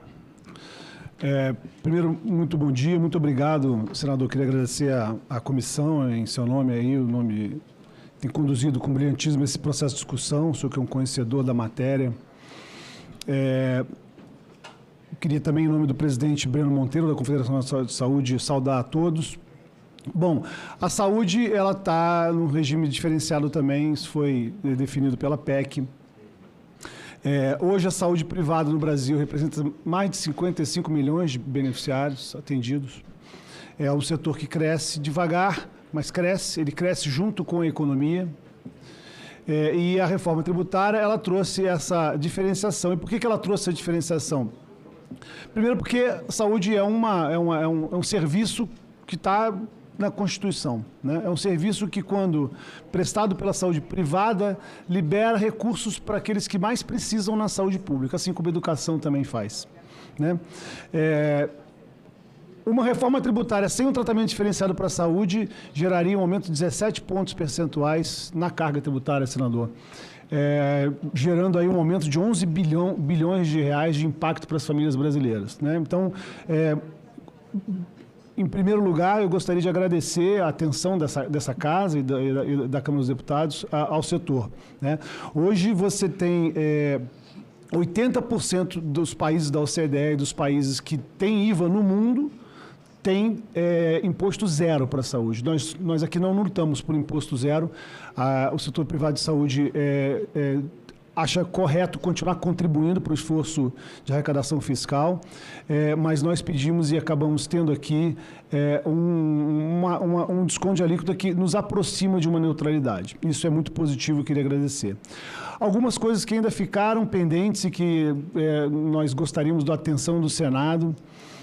A primeira delas é com relação aos home cares, né? As empresas de home cares, elas, em tese, estariam protegidas pelo PLP já. O PLP lista, a NBS, né, que é a Nomenclatura Brasileira de Serviços, para dizer quais são os serviços de saúde que estão contemplados. e ela acabou abrindo um desses itens para uma série de serviços específicos. Então, um pedido aqui é para que se inclua o home care como um desses serviços, aí é um ajuste quase que redacional, é um ajuste para dar mais conforto a esse setor. Esse é o setor que faz todos os serviços de saúde que estão previstos, né, na lei, mas ele os faz em ambiente domiciliar, né? E já houve um histórico aí com a Receita de um entendimento diferente sobre esse serviço daquele que a gente entende. Então, para dar mais segurança jurídica e mais tranquilidade para esse setor, a gente está pedindo a inclusão do nome Serviço de Atenção Domiciliar no PLP. Esse seria um primeiro ajuste que a gente acha necessário que seja feito. Bom, já tem emenda. Com relação ao crédito para contratantes, é importantíssimo que quem contrata plano de saúde, as empresas que contratam plano de saúde, também possam ter créditos. Pelos motivos que foram explicados aqui pela doutora Maria Angélica, para o produtor familiar, porque é uma forma de você não desestimular a contratação de plano coletivo, né? Então, o plano coletivo ele precisa passar créditos para esses contratantes, e também por uma questão teórica, né, de você não ter cumulatividades na cadeia que aconteceriam caso isso não fosse passado os créditos. Já tem no PLP que veio da Câmara alguma normatização sobre isso, mas a gente acha que precisa ainda, e não tem emenda ainda, clarificar melhor, definir melhor os parâmetros pelo qual vai se calcular esses créditos, de que forma esses créditos seriam repassados, né? Porque senão a gente pode cair numa discussão jurídica posterior, e isso para a gente ainda não está muito claro como seria feito. Isso é importante ser feito, isso dá segurança para quem contrata plano de saúde e dá segurança para as empresas de plano de saúde continuarem prestando esse serviço. Uma outra discussão que tivemos longamente com a Receita é a questão das receitas financeiras, né? E tivemos aqui no Senado e tivemos na Câmara também. Receitas financeiras de planos de saúde são receitas financeiras oriundas de uma provisão técnica obrigatória, né? Os planos de saúde são obrigados, senador Exalci, a manter essas reservas lá pela ANS. E, obviamente, que essas reservas que estão no banco, elas geram receitas financeiras, né? O nosso pleito é que essas receitas não fossem taxadas. Existe o entendimento da discussão com a Fazenda, o doutor Daniel Lora pode mencionar isso também na fala dele, de que essas seriam receitas oriundas de um recurso que está guardado, mas que esse recurso veio de receitas tributáveis, né? E que, portanto, essa receita que está guardada no tempo deveria ser tributada também. A gente entende diferente, a gente entende que em que pese isso faça algum sentido, essa receita, esse recurso que é guardado nem sempre vem de receita de contraprestação. Ela muitas vezes vem do dinheiro do sócio. O sócio tem que botar dinheiro lá e deixar guardado. Muitas vezes porque a operação dele não está... primeiro ela precisa começar, né? Ela começa sem receita, né? Então precisa ter o dinheiro lá de começo. E depois você tem que, muitas vezes, você não tem mais despesas do que receita, você tem prejuízo, e o sócio tem que aportar da mesma forma lá esse recurso. Então, esse recurso nem sempre vem de receitas de contraprestações. E seria muito difícil fazer essa separação, em que pese alguma separação já esteja prevista no PLP que veio da Câmara, a gente acha que o mais simples seria não tributar essas receitas oriundas desses recursos depositados, mais uma vez, porque são recursos depositados obrigatoriamente pelos planos de saúde. É isso que eu tinha a dizer, queria mais uma vez... Essa receita fica bloqueada? Essa receita fica bloqueada. Boa parte dela fica bloqueada, né, pela ANS, ela só pode ser movimentada... O rendimento pode ser usado. O rendimento pode ser usado, mas a receita fica, o recurso fica bloqueado. Então a ideia é que isso pudesse não ser taxado. Então acho que o que eu tinha para dizer é isso. Queria mais uma vez agradecer à comissão, ao senhor, e desejar a todos aí um bom debate. Obrigado, Bruno. Vou passar a palavra imediatamente ao Edivaldo Sebastião de Souza, que é o presidente da Associação dos Participantes Assistidos e Pensionista do Plano de Benefício número 1 da Previ. Bom dia a todos. todos. Cumprimento os membros da mesa, na pessoa do senador Exalci, e também a todos os presentes aqui. Deixa eu só registrar aqui a presença da nossa querida senadora Margarete. Senadora Margarete, meus cumprimentos também, cumprimento também todos os que participam desta audiência, inclusive os que estão assistindo em caráter virtual. Senador, eu vim preparado para falar 10 minutos, mas aí falaram que eram 7. Então eu vou, se puder me passar a apresentação, eu agradeço. A APA-Previ, juntamente com outras entidades, ela faz um trabalho relacionado às entidades fechadas de previdência complementar e aos planos de saúde de autogestão.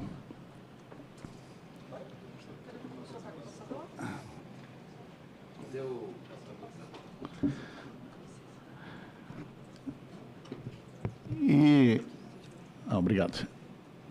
E junto com ela, existem várias entidades,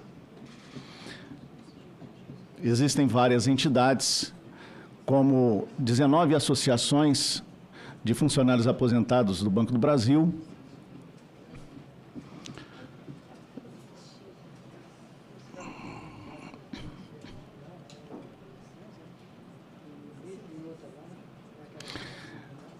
que estão reunidas numa federação, o Movimento Semente da União, Grupo Mais, embaixadores da CACI e Previ, somos CACI e Previ, e somos Previ. São 50 mil participantes nestas associações, senadores e senhores presentes. Além disso, nosso interesse é trabalhar em prol dos funcionários da ativa e aposentados do Banco do Brasil, que reúne aí 200 mil participantes assistidos e também pensionistas do Banco do Brasil. E, se nós falarmos num escopo maior, estamos falando também em nome das pessoas que participam e são assistidas por essas entidades. E, segundo a ABRAP, presidida pelo meu amigo Jarbas aí, são 8 milhões de pessoas impactadas. Então, é um impacto realmente relevante. E, sentindo-se no dever de contribuir com o Senado Federal, nós trouxemos aqui uma proposta que considera 5 dos artigos do PLP 68.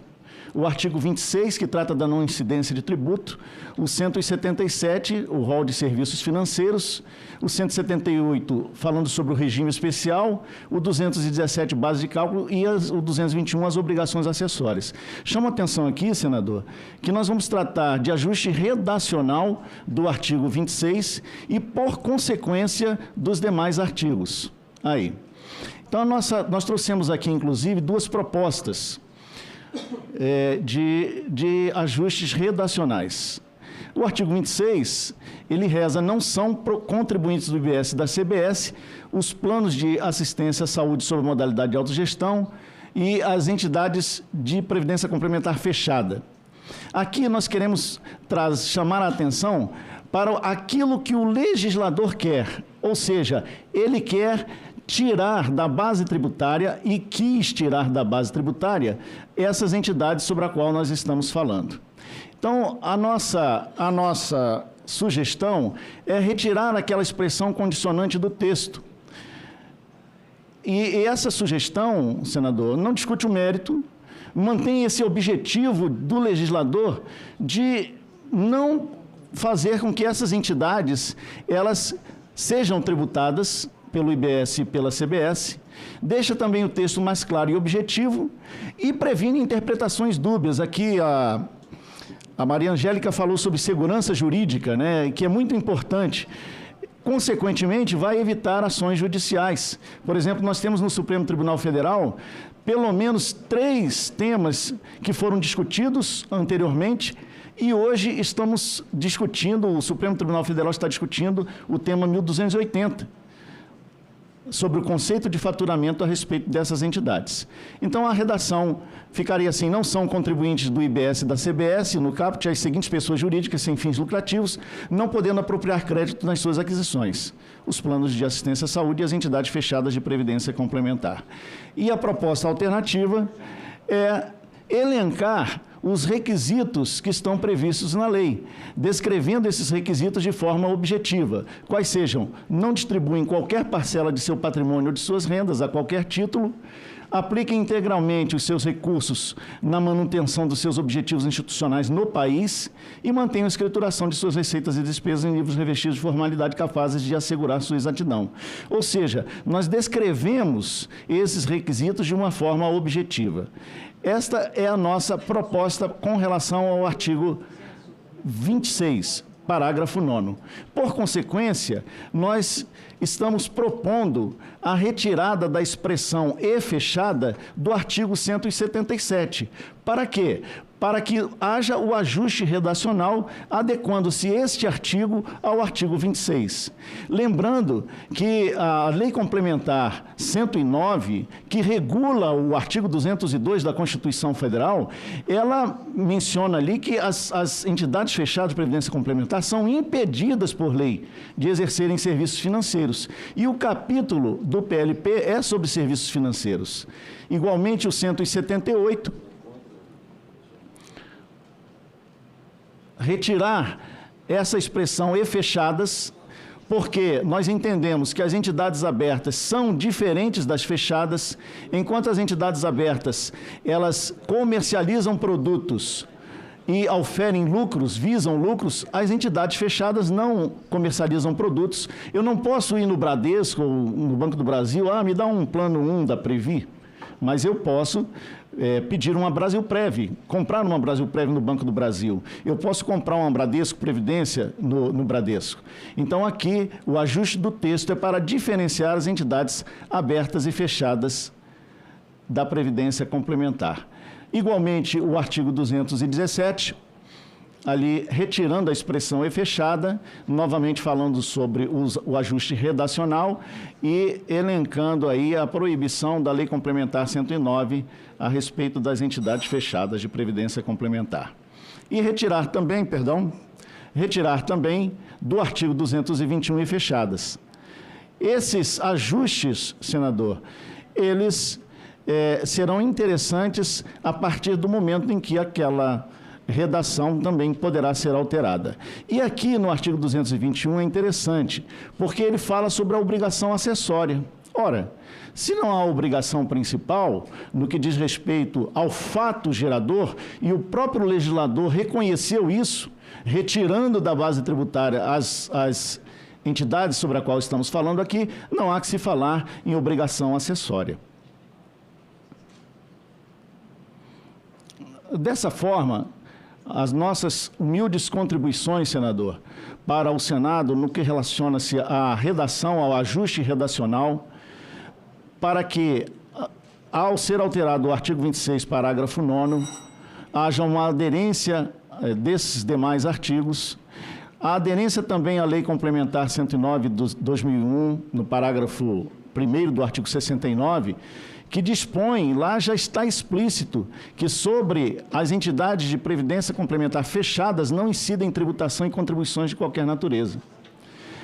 Elas são sem fins lucrativos, como nós mencionamos aqui. E aqui também uma questão importante que eu gostaria de colocar. O artigo 202 da Constituição Federal, ele fala a respeito da previdência complementar, da previdência privada. E a Lei Complementar 108 e 109, elas disciplinaram e regulamentaram o artigo 202. E a emenda constitucional 132, que trata da previdência privada, não fez nenhuma distinção, e evidentemente porque é uma emenda constitucional, ela não fez distinção entre as entidades abertas e fechadas, o que o PLP 68 poderá fazer.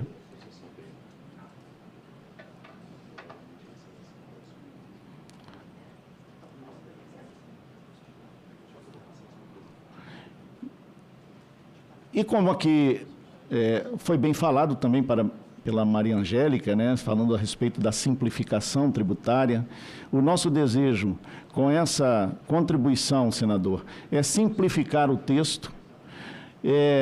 Sabemos que o PLP, ele trata o desejo não é aumentar a carga tributária, que novamente eu ressalto, o legislador tirou da base tributária as entidades sobre as quais nós falamos aqui e incidindo assim na justiça tributária. Por quê? Porque não se tributa o que se não tem fato gerador, o que não é base tributária. Nós conversamos, inclusive, com o deputado Rauli e Mauro Benevides a respeito disso. E muito importante, para concluir, é que as entidades fechadas de previdência complementar, elas contribuem com o Estado brasileiro na formação de poupança. Também nós investimos e financiamos a dívida pública através da compra de títulos públicos, geração de empregos, alocação de recursos em projetos. Como bem colocou o nosso amigo Bruno aqui na sua fala, as entidades, os planos de saúde sob modalidade de autogestão desoneram o sistema público de saúde. E as entidades fechadas de previdência têm um papel importante no que concerne à previdência do país. Quero aqui agradecer, senador, esse espaço concedido a nós e agradecer também a atenção de todos. Obrigado. Vou passar agora ao senhor Jarbas, que é o presidente da Associação Brasileira de Entidades Fechadas de Previdência Complementar. Bom dia a todos, bom dia a todas. Agradecer aí nossa gratidão, senador Exalci, pela oportunidade. Cumprimentar também a senadora Margarete. Cumprimentar aqui a todos os presentes, a Maria Angélica, o Bruno e também o Edivaldo.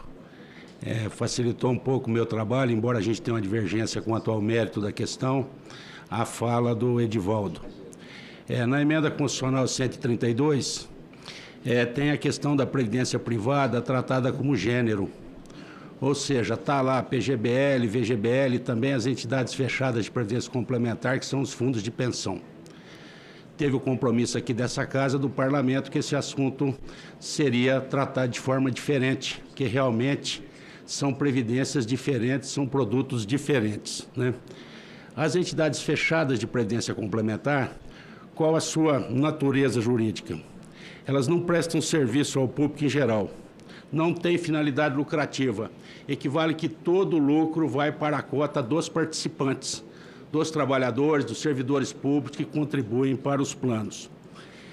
Elas são custeadas exclusivamente por essas contribuições, ou seja, nós não prestamos qualquer outro serviço, nós não emitimos nota fiscal, nós não temos qualquer outra relação. E por que nós não temos? Porque o nosso produto é produto previdenciário, é acumular o recurso por 20, 25, 30 anos e começar a pagar um benefício para a pessoa. Então, a própria Lei Complementar 109 não permite que nós tenhamos qualquer outra atividade. Por essa razão também nós estamos na Seguridade Social. Então, as entidades fechadas estão na ordem social, senador. É para proteção dos indivíduos, ou seja, é conceder benefício. São aqueles riscos previdenciários que nós falamos. Invalidez, morte, doença, não é isso? Idade avançada.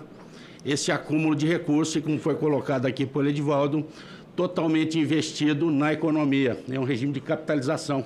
Então, torna a poupança nossa mais forte, porque nós investimos esses recursos na sociedade. Depois, eles são rentabilizados e voltam para o participante receber o benefício e que volta em forma de consumo para a sociedade. Então, essa natureza de solidariedade, né? Sem finalidade lucrativa ou sem fim empresarial, né, é inerente à nossa relação. Nós, senador, e para refletir aqui, a Emenda Constitucional 2098 trouxe o Programa Previdenciário do Brasil. E o Programa Previdenciário da nossa nação é o regime de previdência complementar. Isso veio acontecer agora com a Emenda Constitucional 103 de 2019, onde se exigiu que todos os entes públicos que tenham a contratação de um servidor acima do teto têm que ter a previdência complementar. E nós administramos hoje milhares de planos de benefícios já, essas entidades fechadas. Então, toda essa rentabilidade vai para o participante. Equivale dizer que, nesse sentido, quando se fala que nós temos 12% do título da dívida pública interna, que nós temos investimento em centenas de empresas, Vale, Petrobras, Embraer, poderia citar aqui centenas de empresas, Na realidade, né, quando eu faço esse investimento, é do participante. Quando se fala a Previc, falou o Edivaldo aqui, que tem 200 e tantos bilhões, né, e é o maior fundo da América Latina, se todos os participantes saírem de lá, ela não tem nem um tostão, o dinheiro não é dela. Durante essa fase que o participante faz o sacrifício, nós somos gestores disso e depois nós devolvemos para eles. Ou seja, nós não temos um patrimônio. As entidades fechadas não têm patrimônio nenhum, né? Então, é nesse sentido, né, quando a gente trouxe aqui para o Parlamento, né, que mesmo aqueles recursos destinados às despesas administrativas também retornam para o participante. Equivale dizer que se sobra recurso, o participante ele não paga aquele custeio administrativo no ano seguinte. Daí que a nossa rentabilidade comparativamente é muito maior do que de outros produtos financeiros, inclusive das entidades abertas. Qualquer alteração que tivesse nesse modelo de tributação ia desequilibrar esse contrato previdenciário que nós temos. Esse contrato ele é formalizado em documentos, mas mais do que nunca ele é um contrato de confiança. O participante confia por 30, 35 anos para receber um benefício. É só isso que a gente faz. É de forma que nós trouxemos isso aqui para o Parlamento. Nesse sentido também a regência atual, seja pela Lei Complementar 109, artigo 69, que foi citado pelo Edivaldo aqui, seja pela Lei 11.053 de 2004, traz o diferimento tributário. Que momento esse recurso é tributado? É no momento que o participante recebe o benefício. O participante é o seu dependente. Ele paga o imposto de renda pessoa física. Durante esse período, pensar em tributar isso seria a mesma coisa que tributar a contribuição da Previdência Social, porque o cidadão tira uma parcela, um sacrifício, acumula para receber esse benefício, né? De forma que o modelo atual é o de diferimento tributário, não há tributação durante a fase da acumulação e, no momento do recebimento do benefício, você tem o imposto de renda pessoa física, tem a tributação normal. Nesse sentido aqui, nós estamos falando, em nome, foi colocado aqui 8 milhões, hoje são 9 milhões de pessoas. Quer dizer, 9 milhões de pessoas que dependem dessa contribuição. Dentre as quais temos 4 milhões, né, que contribuem efetivamente. Com isso, e com esse debate que tivemos na Câmara, senador, nós conseguimos, né, o artigo 26, né, a sociedade, a Câmara aprovou. O artigo 26 que trouxe a seguinte redação: não são contribuintes do IBS e da CBS as seguintes pessoas jurídicas sem fins lucrativos, desde que cumpram os mesmos requisitos aplicáveis às instituições de educação e assistência social sem fins lucrativos para fim de imunidade desses tributos, não podendo apropriar crédito nas suas aquisições, que são os planos de assistência à saúde e as entidades de previdência complementar fechada, né? Nós estamos enquadrados nisso. Não distribuímos qualquer parcela do patrimônio ou das rendas. Volta tudo para o participante. Aplicamos os recursos no país, né? Revertemos integralmente para os nossos objetivos institucionais, que é pagar benefício. E mantemos nossa escrituração e despesas de escrituração formal. Estou concluindo, senador, só mais um minuto, por favor. Também exigida pela supervisão estatal, né, da Previc, que é o nosso órgão supervisor à autarquia. Então, o nosso pleito é pela manutenção do texto que foi aprovado. Nós respeitamos propostas de emendas que tem e vemos que elas são bem intencionadas. Então, nós entendemos que nós estamos contemplados. E quando nós estamos falando aqui, nós estamos falando pela Associação dos Fundos de Pensão, a ABRAP, que representa todos os fundos de pensão do Brasil. Nós estamos falando pela Caixa de Previdência dos Funcionários do Banco do Brasil, a Previ. Nós estamos falando pela Fundação Petrobras, a Petros, pela FUNCEF, pelo Postales, pela Fundação de Previdência Complementar do Servidor Público do Poder Executivo, com Prespiese, pela Ceres, que é da Embrapa, pela ANAB. Eu estou mencionando aqueles que subscreveram esse documento que nós vamos deixar arquivado aqui na casa. Pela FENAI, que são os funcionários da Caixa Econômica Federal, e pela ANAPAR, que é a Associação Nacional dos Participantes. Então, agradecendo e reiterando, senador, respeitando as propostas que tem de emendas que entendemos que elas são bem intencionadas, mas o fato é que nós entendemos que mexer nesse texto que foi aprovado na Câmara pode nos trazer alguma insegurança. E o que nós não queremos para o nosso segmento é qualquer margem de insegurança. Nós queremos, como colocou a doutora Maria Angélica aqui, segurança jurídica. De forma que o nosso pleito é pela manutenção do texto, exatamente como ele foi aprovado na Câmara. Agradecer demais e deixar aqui com o senador, né, esse material que eu falei. Muito obrigado a todos e estamos à disposição. Obrigado a vocês. Obrigado, Jarbas. Eu vou convidar os nossos expositores para tomar assento ali na primeira fileira para a gente trazer aqui para a mesa o nosso senhor Daniel Lória, que é o diretor do programa da CERT.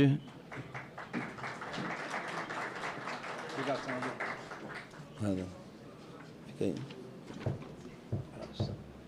Vou convidar também o Reginaldo Lima Júnior, que é o vice-presidente da FENACOM.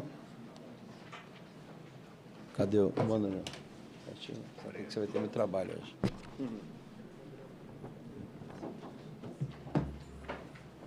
Convidar também a Ayla Kipper, que é o presidente da AM Bioluc. Tudo bem, mestre? Bom? Bem. Ambioluc. Muito bem. Convidar também o João Rafael, que é o representante da FENABER,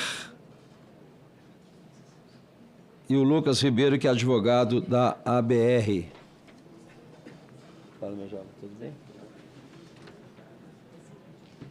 Faz uma cadeirinha aí para nós.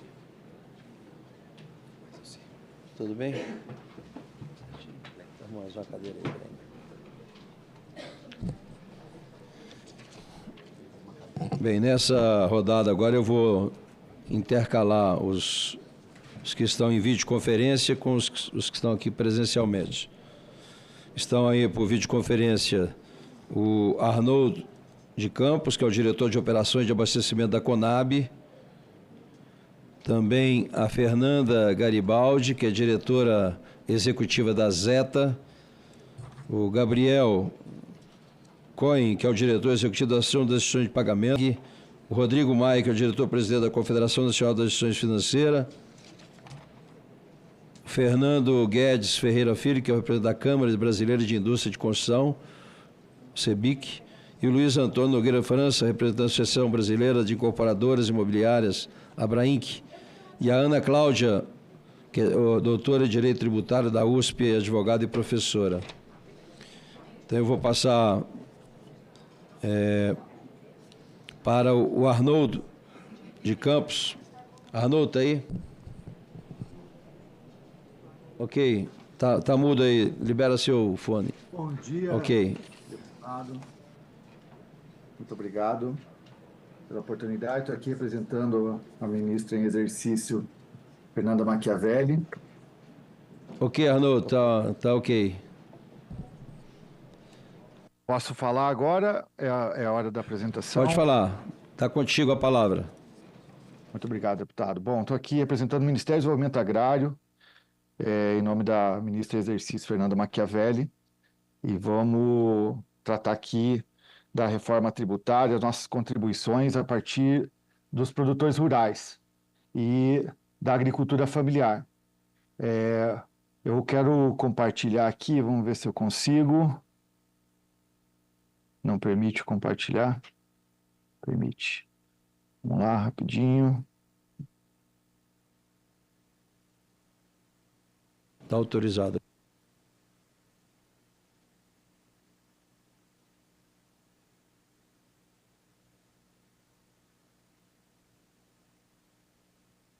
Vamos lá, então.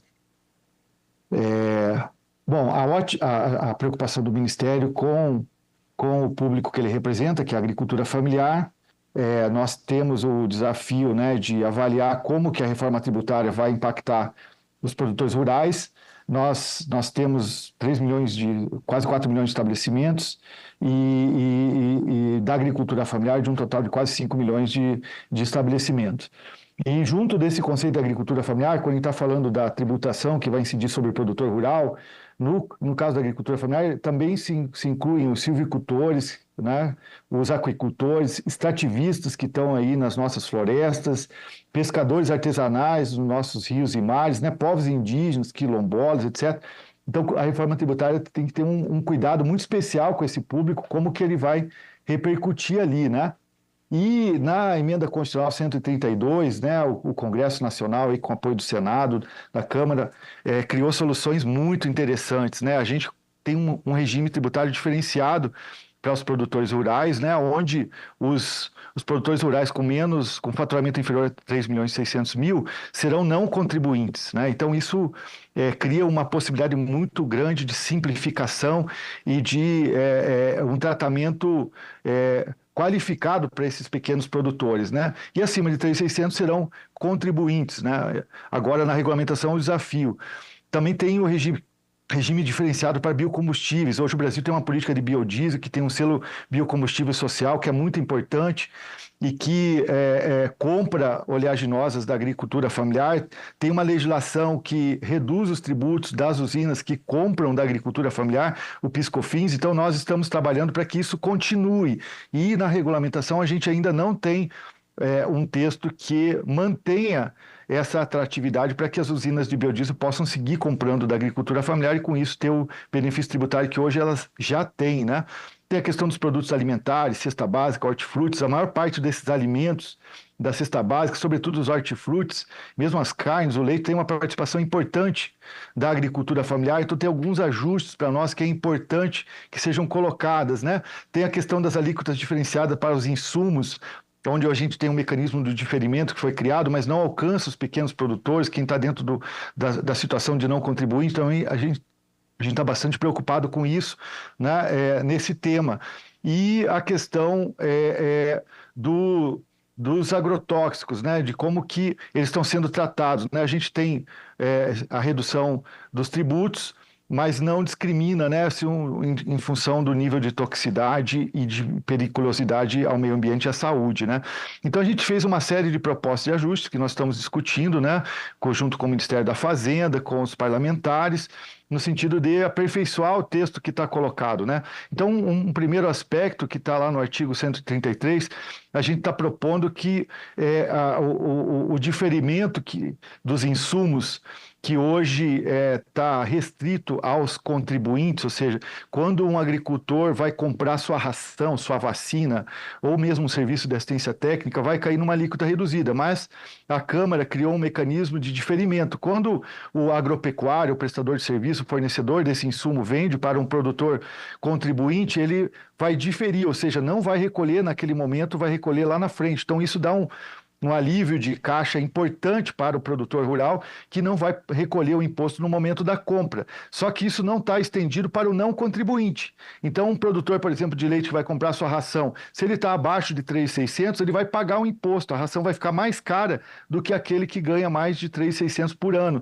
Então, a gente está pedindo para corrigir essa distorção e estender esse diferimento para todos os produtores rurais. Com isso, a gente vai ter uma equidade, não vai ter um insumo mais caro, que seria totalmente ilógico, né? A gente ter uma tributação maior na prática para o pequeno produtor que para o grande. Então, esse ajuste é muito importante. Outra coisa, a legislação fala que o não contribuinte, que será não contribuinte aquele que faturar menos de 3.600. E fala que pode ser pessoa física ou jurídica. Então, a gente entende que se um produtor rural cria uma empresa rural, como vários estados já obrigam ele a criar essa empresa rural, ele poderá ter essa empresa rural também na condição de não contribuinte. Mas se esse produtor rural cria uma cooperativa, se ele cria uma associação, se ele junta lá na sua comunidade e cria uma cooperativa e fatura menos de 3.600, ele está dentro da condição de não contribuinte ou está fora? Então, nós estamos defendendo que, se o produtor rural cria uma pessoa jurídica na forma de cooperativa ou associação, que é muito comum em diversos estados do Brasil, né, isso é importante, e ela tem menos de 3.600, ela deve estar enquadrada igual à empresa rural abaixo de 3.600 como não contribuinte. Então, a gente está propondo esse ajuste também, e isso vai criar uma espécie de super simples para os pequenos negócios rurais, que vão estar dentro desse enquadramento de 3.600, com uma condição de não contribuinte. Isso do ponto de vista administrativo, contábil, né, financeiro, vai facilitar, vai dar muita competitividade para o pequeno negócio rural. Isso é muito importante para nós também, a gente está trabalhando nesse sentido, né? A outra questão é o crédito presumido, né? Tem a previsão ali para o produtor rural não contribuinte, ou seja, ele não vai recolher, mas quando ele for vender o produto, aquele que for adquirir esse produto terá direito a um crédito presumido que será estabelecido pelo comitê gestor ali da reforma tributária. Então, a gente está preocupado com essa fórmula porque ela pode criar uma distorção no mercado, uma situação para o produtor rural contribuinte, que vai gerar um determinado tipo de crédito, o produtor rural não contribuinte. Então, a gente está preocupado com essa fórmula do crédito presumido para o não contribuinte, para que ele não gere distorções. Então, também estamos apresentando sugestões nesse sentido para que a gente possa ter o pequeno produtor, o agricultor familiar, o produtor de alimentos, né, que ele seja contemplado com uma fórmula que não gere distorções no mercado. Para nós isso é muito importante. Todas essas propostas estão hoje, de alguma forma, protocoladas nas emendas que estão colocadas. A outra proposta que a gente está fazendo na revisão do artigo 170 é manter uma diferenciação da tributação do biodiesel. Então, lá no regime diferenciado de biocombustíveis, no caso do biodiesel em particular, é muito importante que a gente tenha um dispositivo que garanta, né, que a usina de biodiesel tenha o estímulo tributário para incluir a agricultura familiar. São mais de 70 mil famílias que fornecem hoje, cooperativas que fornecem para as usinas de biodiesel. Quase todo o biodiesel do Brasil hoje tem participação da agricultura familiar nas usinas, né, na relação com as usinas, no selo biocombustível. Então, se for mantido do jeito que está o texto, nós vamos ter um prejuízo muito grande, praticamente está extinguindo esse programa do ponto de vista tributário, né? Um programa tão importante que tem no país e que é uma referência mundial, inclusive, que associa muito biocombustível com alimentos e inclusão. Então, é uma outra proposta que a gente está fazendo. E também a gente está preocupado lá no artigo 132 e no 143, que alimentos minimamente processados, né? Então, o próprio texto, né, quando fala da avaliação quinquenal do regime tributário, fala como é importante que as alíquotas diferenciadas para cesta básica, alimentos destinados ao consumo humano, enfim, outros que nós temos ali, que sejam saudáveis, né? Que sejam básicos e saudáveis, que sejam de interesse popular e que tenham qualidade nutricional, fazendo referência à questão da saúde, né? Tão importante para nós hoje a alimentação. A má alimentação mata mais do que qualquer outra coisa no país, mais que acidente de trânsito, mais do que arma de fogo, né? As doenças crônicas, muitas vezes decorrentes da má alimentação. Então, que tem um estímulo para a alimentação saudável, mas na prática tem alguns dispositivos que prejudicam, né? Então, se você vende um produto congelado, em algumas situações, ele vai cair na alíquota, ele sai de 0 para cheia. Se o produtor ele embala um produto e faz um pré-cozimento, ele sai do 0 e vai para cheia. Se você, às vezes, vende o produto com uma determinada embalagem, ele sai de 0 e vai para cheia. Então, nós estamos propondo alguns ajustes para que essa questão do 15 segundos.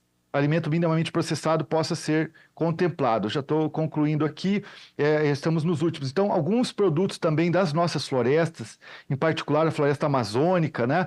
O semiárido. Então, a castanha da Amazônia, por exemplo, conhecida como castanha do Pará, castanha do Brasil, ela está na alíquota cheia, né? E então a gente não entende isso. A gente está propondo um ajuste para que a castanha de caju, o castanha de baru, os produtos da biodiversidade que geram renda com a floresta viva, com a floresta em pé, que ajuda a preservar, eles estejam pelo menos na alíquota reduzida, quando possível na isenta. Então essa que é a ideia que a gente está defendendo ali, algumas cadeias que são importantes. Por último, a questão dos agrotóxicos, para poder fechar aqui a fala, é que existem agrotóxicos altamente tóxicos para a saúde, altamente prejudiciais ao meio ambiente, são classificados pelo IBAMA ou pela Anvisa dessa forma, e estão com a mesma alíquota do que aquele que é o bioinsumo, né? Então, bioinsumo hoje tem a mesma alíquota de um agrotóxico altamente tóxico.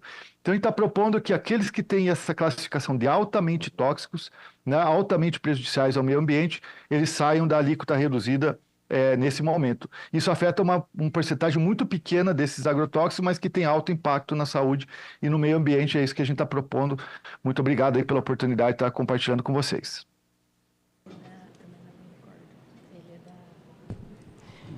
Obrigada pela sua fala. Agora passamos a palavra ao senhor Gabriel Cohen, é isso? Diretor Executivo da Associação de Instituições de Pagamentos, ABIPAG. Senhoras e senhores, bom dia a todos. Inicialmente, Cumprimento o excelentíssimo senhor senador, presidente dessa mesa, Exalci Lucas. Cumprimento o excelentíssimo senhor Daniel Lória, diretor do programa da Secretaria Extraordinária de Reforma Tributária do Ministério da Fazenda, a todas e todos presentes e conectados virtualmente. Para nós, da Associação Brasileira de Instituições de Pagamento, é um prazer enorme contribuir para uma iniciativa louvável, tal como a reforma tributária. Sem dúvida, uma iniciativa que tem a participação do governo, a participação dessa casa, em benefício do aprimoramento da segurança, da simplicidade, da eficiência do sistema tributário nacional. Nesse sentido, no âmbito do regime diferenciado, específico, de que trata o projeto de lei em debate, toma a liberdade de circunscrever as ponderações da ABIPAG no que diz respeito ao regime específico dos serviços financeiros.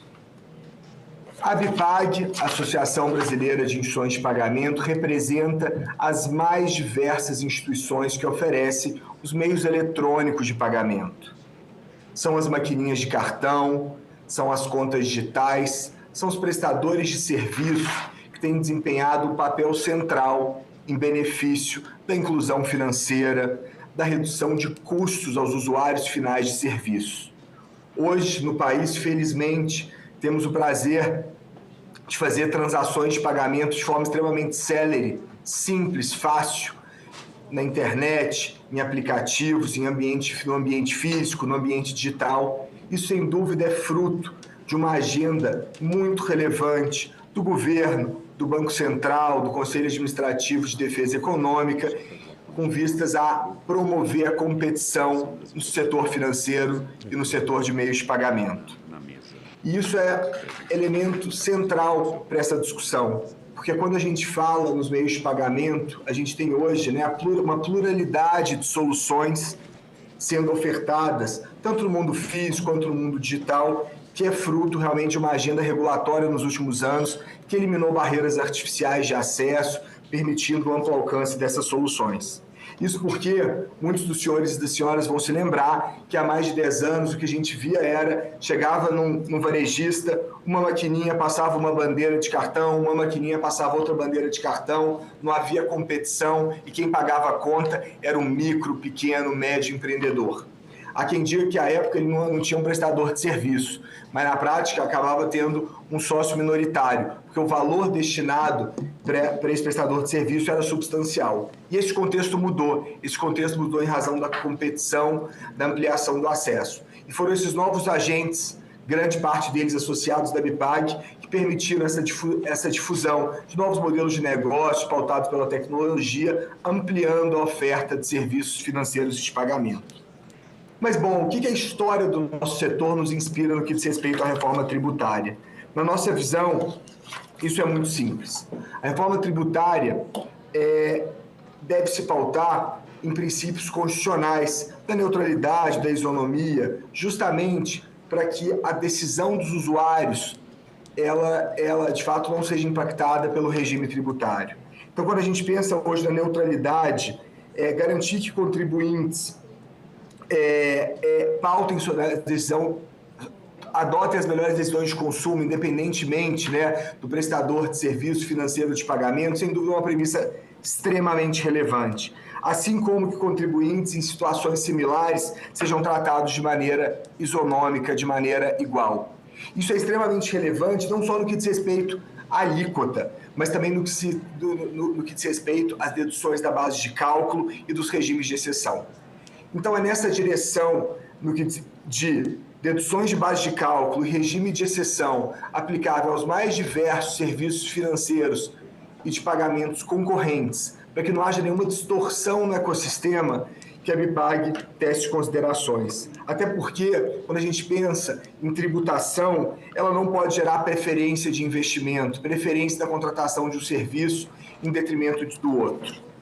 Nesse cenário, a observância desses princípios, salvaguardados na Constituição e no projeto de lei, eles são extremamente bem-vindos e bem-quistos. De maneira muito clara e simples, a tributação não pode tornar um serviço mais vantajoso que outro, influenciando um pequeno, médio empreendedor escolher um fornecedor em detrimento do outro. Diferenças no regime de tributação das operações semelhantes, na prática, elas poderiam levar ao quê? A uma distorção do mercado, que certamente a gente quer desincentivar. As regras do jogo, elas devem ser uniformes, de modo que investidores, empreendedores não se veem, obviamente, situação de incerteza. Na prática, a reforma tributária cria um ambiente de negócios mais competitivo, mais dinâmico, mais inovador. Um ambiente de negócio que observe a isonomia e a neutralidade tributária, beneficiando, obviamente, os agentes econômicos, os mais diversos, sobretudo os pequenos, médios empreendedores. Hoje, quando a gente observa esses princípios, nos chama a atenção a importância da neutralidade da isonomia no que diz respeito às deduções de base de cálculo e dos regimes de exceção no âmbito de serviços financeiros. Nessa direção, agradecemos novamente a oportunidade de contribuir para o debate, sinalizamos a importância da reforma tributária, como vemos com bons olhos iniciativas como essa, que tem como objetivo aprimorar o ecossistema brasileiro, e nos colocamos à disposição para contribuir nas mais diversas iniciativas. Muitíssimo obrigado. Obrigado, Gabriel. Eu só vou fazer aqui um lembretezinho para os demais expositores, porque é o seguinte: qual é o nosso objetivo aqui nesse grupo de trabalho? A gente precisa de uma coisa assim muito objetiva, muito pedagógica, didática, assim, olha, o texto da Câmara é esse, o texto que nós queremos modificar é esse, e a justificativa óbvia, por quê e as consequências se a gente não fizer isso. Então, se vocês puderem ser bem pontual, assim, onde é que está o problema e qual é a sugestão, para a gente facilita muito, para os senadores entenderem melhor, né? Então, acho que todo mundo aqui já reconhece a importância da reforma. O que nós precisamos fazer agora são alguns ajustes que têm que ser feitos aí, como papel nosso aqui do Senado, né? Eu vou passar agora um presencial, a Ayla Kipper, que é a presidente da Ambioluc. O que é Ambioluc? Explica para nós. No nome do senador, então, a participação. A Ambioluc é a associação que coleta óleo lubrificante usado e contaminado e re-refina. Re-refina é reciclar esse óleo. Esse óleo está presente em tudo, em todo o motor, no setor industrial, principalmente no setor automotivo. O Brasil possui a 6ª maior frota do mundo. E o óleo lubrificante usado, ele se transforma, quando reciclado, no óleo básico. E o óleo básico é o principal insumo da indústria de lubrificantes. Então, para a gente fazer o lubrificante, a gente tem ou o refino do petróleo ou o re-refino do óleo lubrificante usado. E nisso, esse óleo básico vai ser aditivado, vai receber 10% de aditivo, vai se transformar no lubrificante acabado, que nós vamos utilizar nos motores, e vai haver, então,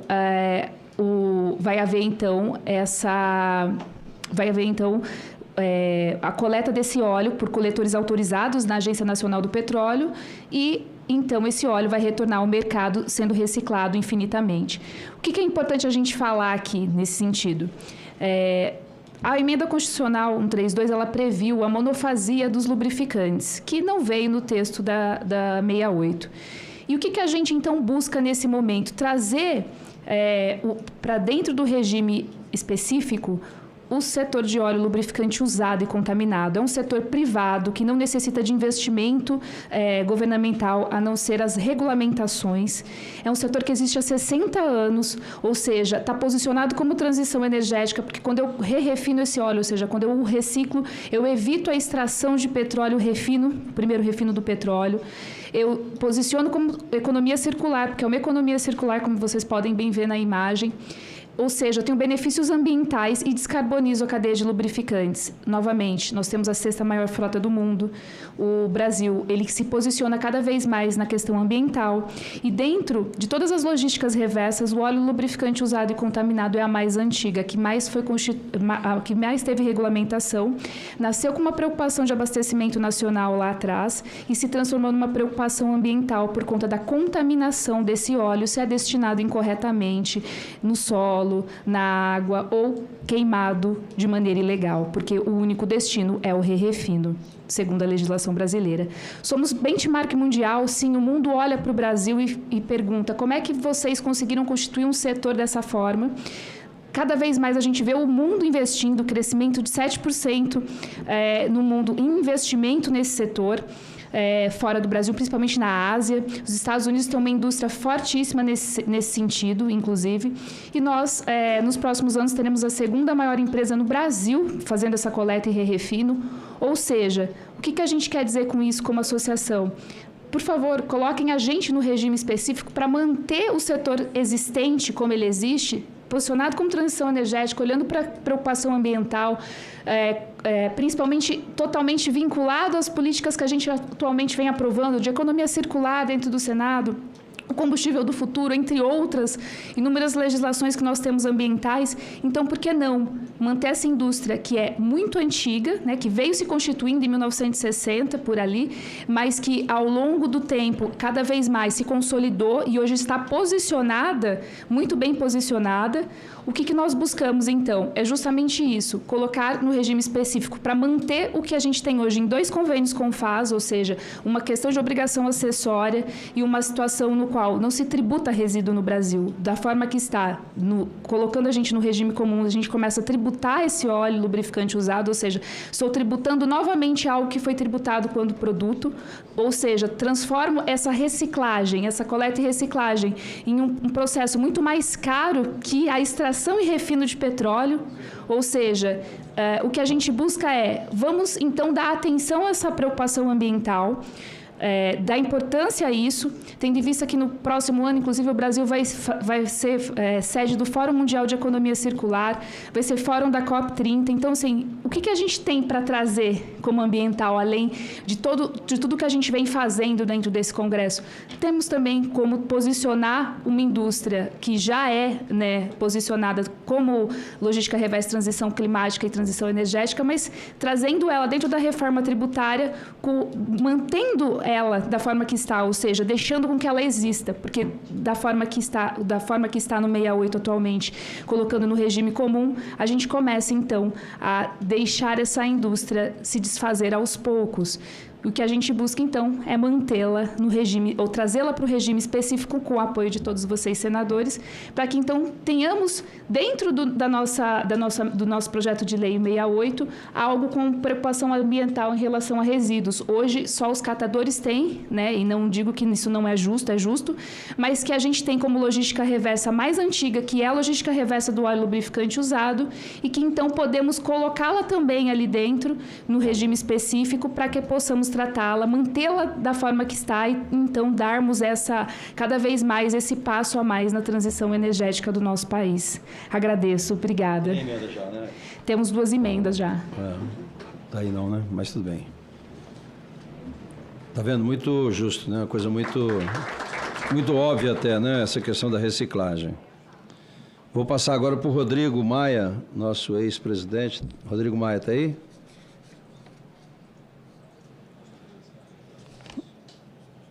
Estou aqui.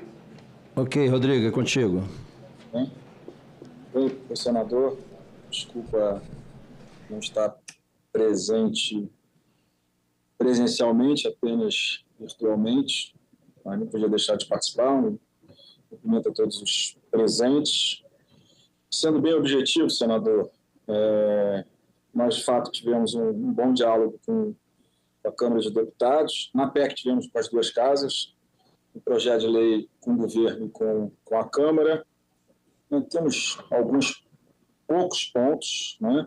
A questão do split payment, que eu acho que é o mais desafiador, né? Porque, de fato, da forma como o governo pretende implementar o split payment, não há nenhum exemplo no mundo a ser seguido, né? Existem splits pontuais de alguns setores em alguns países só, os setores com mais sonegação, mas o modelo instantâneo, né, ágil, né, que o governo pretende implementar, o Brasil pode e nós estamos preparados para contribuir, inclusive a CNF e mais 7 associações, 5 ligadas à CNF, 2 que não são ligadas. Contratamos uma consultoria e um diálogo com o Daniel e com toda a equipe do governo. Estamos começando a construir um caminho para que a gente possa participar e construir essa infraestrutura financeira, né? Com entrada simultânea de todos os atores, né? Olhando com cuidado a questão do custeio, claro, e a agilidade do setor, que a gente não perca agilidade nas transações financeiras. Então, esse é o primeiro ponto, talvez o mais desafiador, né?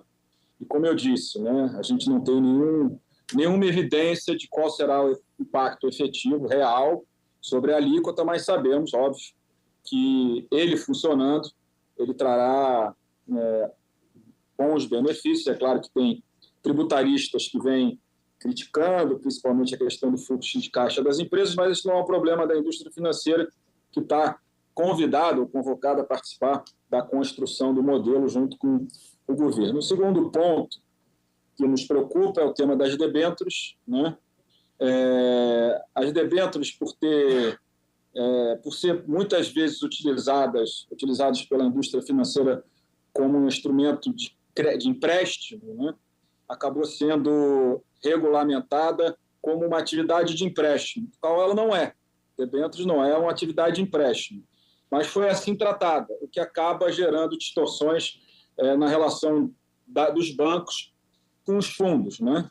Então, na verdade, o que a gente tenta construir com o Senado daqui para frente, com o próprio governo, é alguma redação, na minha opinião, que diga o que é debênture, né? De debênture, que tem oferta pública na Bolsa, etc. O restante, por óbvio, não é debêntures, e essa preocupação do governo faz sentido, porque senão, óbvio, muitos utilizarão o benefício, né, do crédito que foi dado na Câmara para as debêntures, né, para empurrar uma estrutura de empréstimo. Então, a gente acha que dá para melhorar essa redação e acho que tinha que ficar claro o que é debênture. Debênture é um instrumento público, né? O que não for nessa regra, automaticamente terá a mesma regra, já que debêntures não é uma prestação de serviço. E como é que um fundo que não faz intermediação financeira, como é que ele vai conseguir fazer a questão da tributação, crédito, como farão os bancos na regra criada na Câmara com o apoio do governo em relação aos empréstimos. Então, a gente acha que esse é um tema que precisa ser melhor, uma redação melhor para que a assimetria que parece que ficou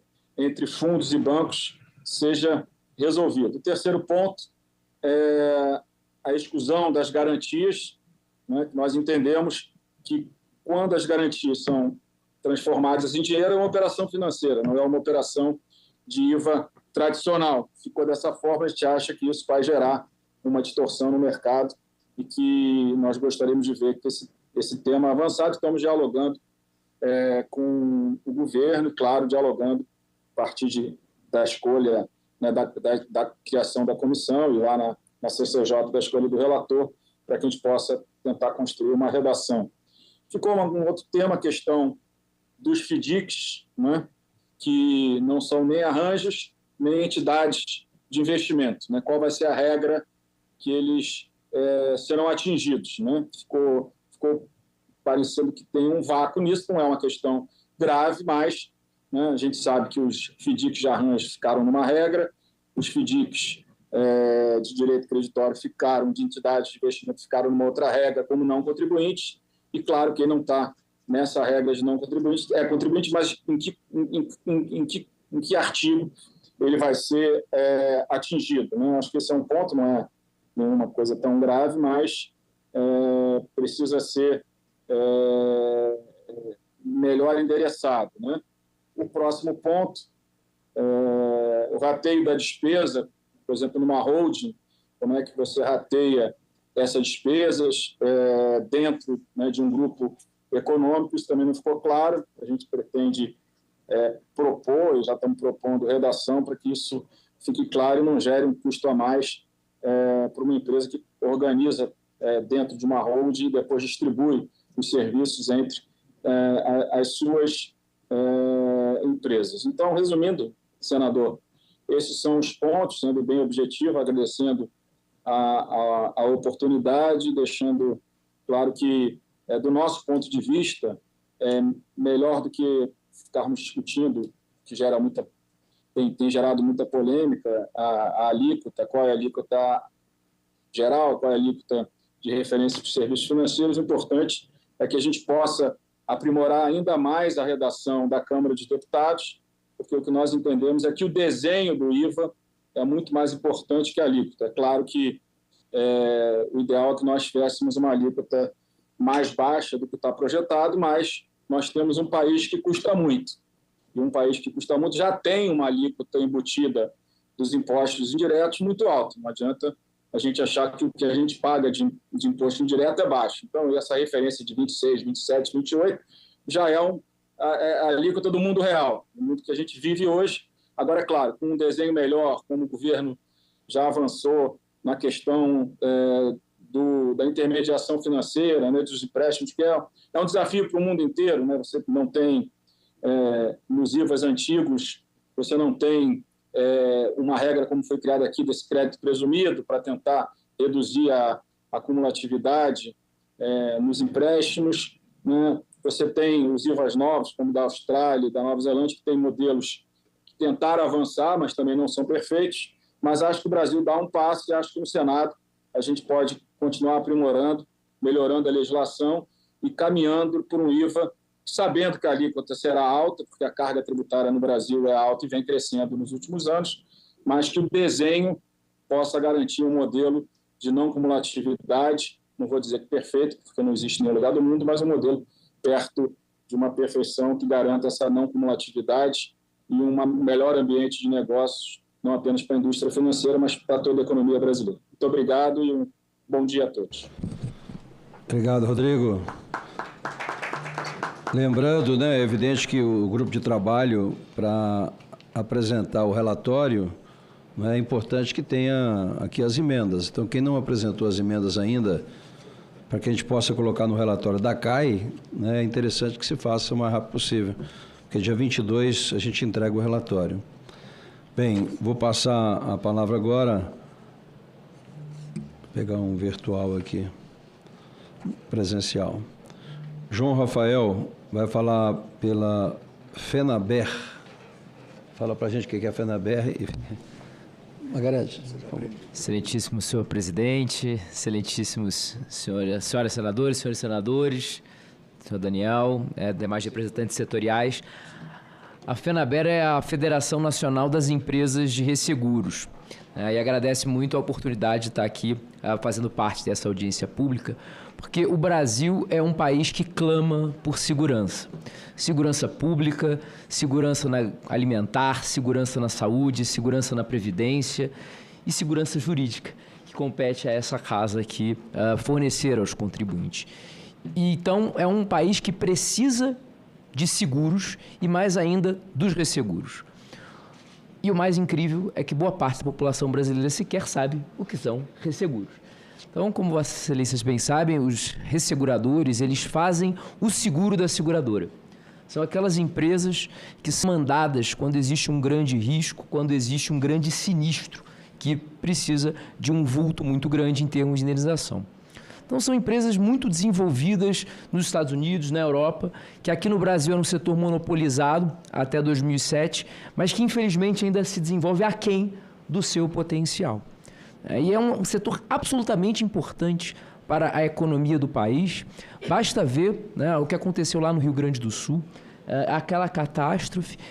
E se nós tivéssemos um setor mais desenvolvido, seria muito possível que, em poucas semanas, aquelas pessoas que perderam suas casas tivessem ali dinheiro para reconstruí-las, o agronegócio, né, que perdeu sua produção, teve ali o seu rebanho prejudicado, pudesse também retomar a sua atividade e tantos setores pudessem funcionar. Como funciona, por exemplo, os Estados Unidos, Nova Orleans, depois do furacão Katrina, como a própria Europa foi reconstruída pela Segunda Guerra Mundial, boa parte pelo trabalho dos resseguradores. E o que isto, então, tem a ver com tributação e reforma tributária, senadores Alci? É precisamente esse o ponto pelo qual o setor de resseguros não se desenvolve tanto no Brasil. Nós temos a maior carga tributária do mundo quando comparados com os principais centros resseguradores mundiais, como são os Estados Unidos, como é o Reino Unido, a França e outros países em que estão os principais resseguradores do mundo. E o que então o Brasil pode fazer, né, para mudar essa situação, já que nós somos os campeões mundiais, tanto na tributação do próprio resseguro, que em nenhum lugar do mundo se tributa o prêmio de resseguro. Porque ele é uma relação entre ressegurador e seguradora, portanto, não há propriamente um consumo ali, né? Uma atividade única, exclusivamente business to business, não há um consumo em lugar do mundo. E tem uma tributação também altíssima na renda, né? Que é muito maior do que a tributação que existe na renda na França, na Alemanha, em países que tributam pesadamente a renda. Nós temos um estudo aqui da KPMG, rapidamente, que demonstra essa tributação, se puder passar aqui. É isso. Então, rapidamente, sendo bem objetivo aqui, esse estudo aqui, a apresentação vai ficar disponível, mas só para voltar lá. Então, estamos comparando com os Estados Unidos, Alemanha, Reino Unido e França. Suíça e Bermudas, uma tributação menor, mas todos os países, e todos eles, o Brasil tributa 40% da renda, os outros tributam menor, e receita, prêmio, só o Brasil tributa. Então, o que já foi feito e o que nós aqui como setor pedimos a essa casa? Como conversamos lá com o governo e a equipe do Dr. Api, do Dr. Lore aqui representando, foi muito... entendeu exatamente o problema e, basicamente, hoje nós conseguimos, a principal mudança foi deslocar essa tributação, que hoje está em cima da resseguradora, para a ponta, para o seguro. Então, que vai ter a tributação sobre seguro, não vai ter tributação sobre resseguro, e aí dentro do seguro, obviamente, já está o custo do resseguro. Mas o que é preciso avançar ainda? Então, são 4 pontos aqui, muito rapidamente, né, para a apreciação dos senhores. 3 deles, é preciso dizer, já estão, senadores Alci, em emenda, a emenda número 616, de autoria do Dr. Irã, senador Dr. Irã, ela já contempla, né, essas 3 principais mudanças que estão aqui.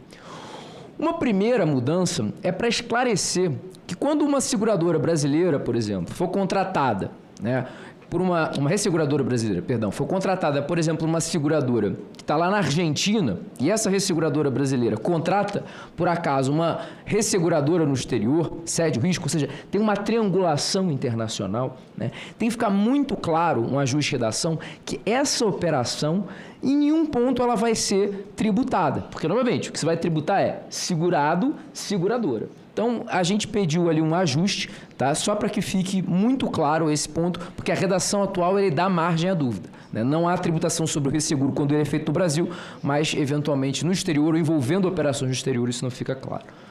O segundo ponto, já trazido aqui também pelo meu colega da CN Saúde, diz respeito, senador, àquelas receitas, né, financeiras dos ativos garantidores. Ou seja, aquela reserva técnica que a resseguradora precisa ter, que gera uma receita financeira e que deve ser tributada, sim, pelo imposto sobre a renda. Porque quando for receita financeira, tem que ser tributado sobre o imposto da renda. Mas não faz sentido algum que um tributo sobre consumo, né, tenha tributação sobre receita financeira. Porque o preço está no prêmio, né, ou isso vai ser tributado nesse momento. Né, não faz sentido algum. Pior ainda no caso das resseguradores, que não tem nem o prêmio tributado, que se tribute esse ativo garantidor da resseguradora. Então, esse ponto é muito importante.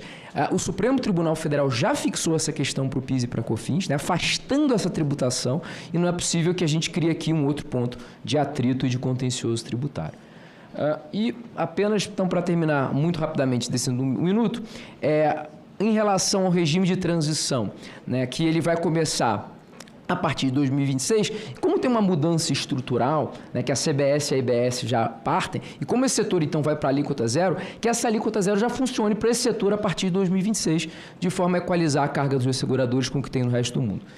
E no meu últimos 30 segundos, senador, apenas tratando dessa questão que é muito importante para o setor. Porque o setor tem uma alíquota gravada de 15% de CSL, como se fosse banco, como se fosse seguradora.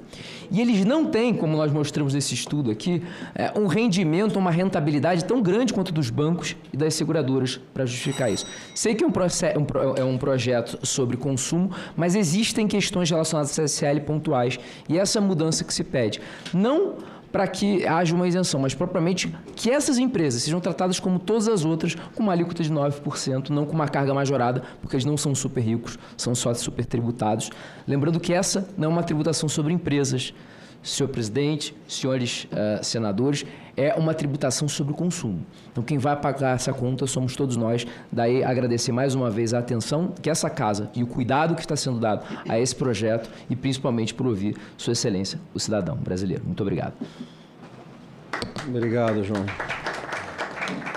Vou passar a palavra agora para o Lucas Ribeiro, que é o advogado e é representante aqui da Associação Brasileira de Reforma de Pneus, da ABR.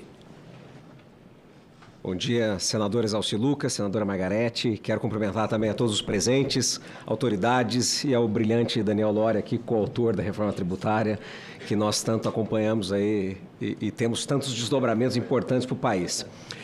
Bom, eu quero primeiro destacar, se puderem colocar ali a apresentação para nós, aqui um reconhecimento que o setor ABR, Associação Brasileira da Reforma de Pneus, clama. Ela quer ser fundamental no equilíbrio ambiental, no econômico também para o Brasil e para toda a sociedade. Não é só o setor da reforma, não são só as empresas aqui, mas como muito bem foi colocado, toda a dimensão em relação ao que nós temos para a proteção do meio ambiente. Então, como é que nós podemos destruir menos o mundo em que vivemos? Essa é a pergunta que eu quero provocá-los à reflexão.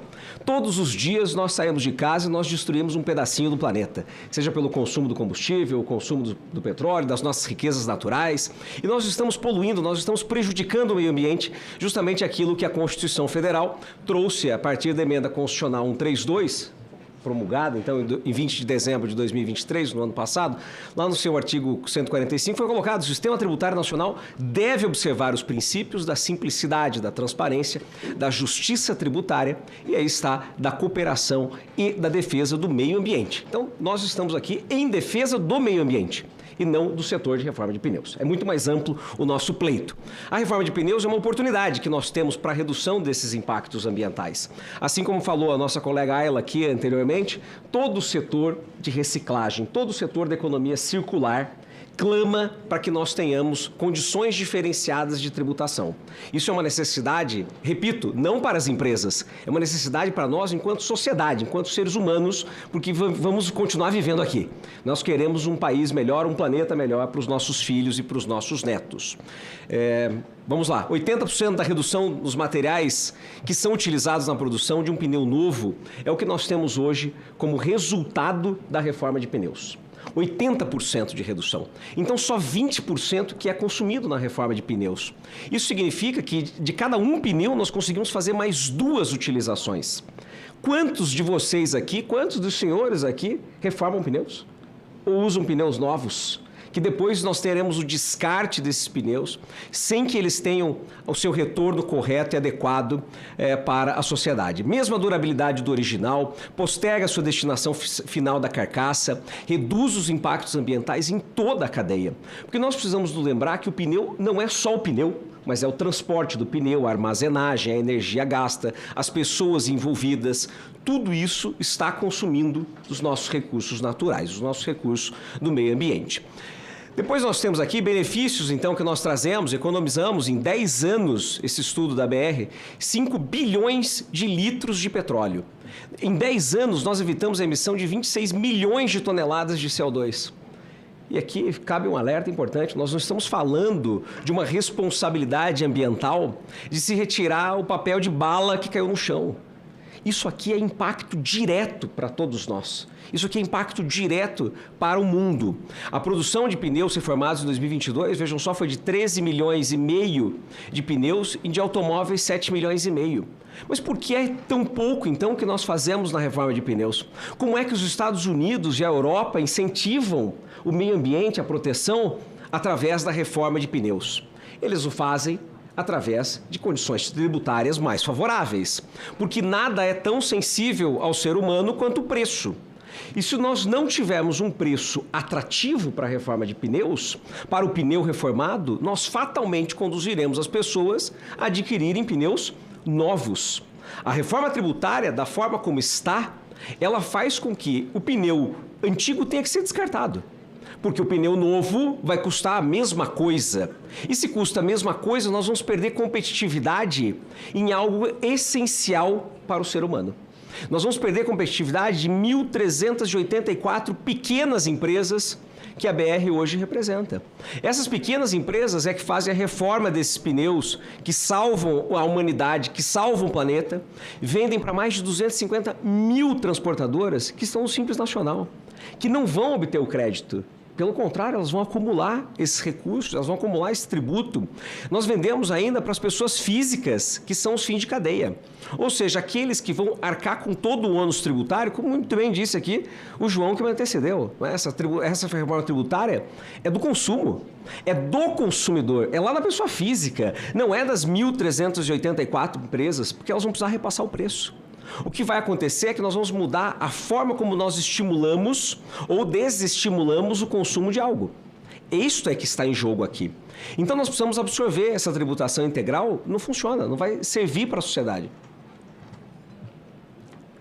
Ainda, a Constituição Federal, nós temos lá então qual é o consumo que nós queremos estimular. Se a Constituição trouxe como princípio defender o meio ambiente, é aquele, defesa do meio ambiente, é esse meio ambiente que nós queremos defender, senhoras e senhores senadores, deputados, que depois vão voltar lá para a Câmara para poder discutir a reforma tributária. É isso, essa é a resposta que nós temos que dar. É esse meio ambiente que nós queremos salvar. E para isso se faz através de regimes especiais.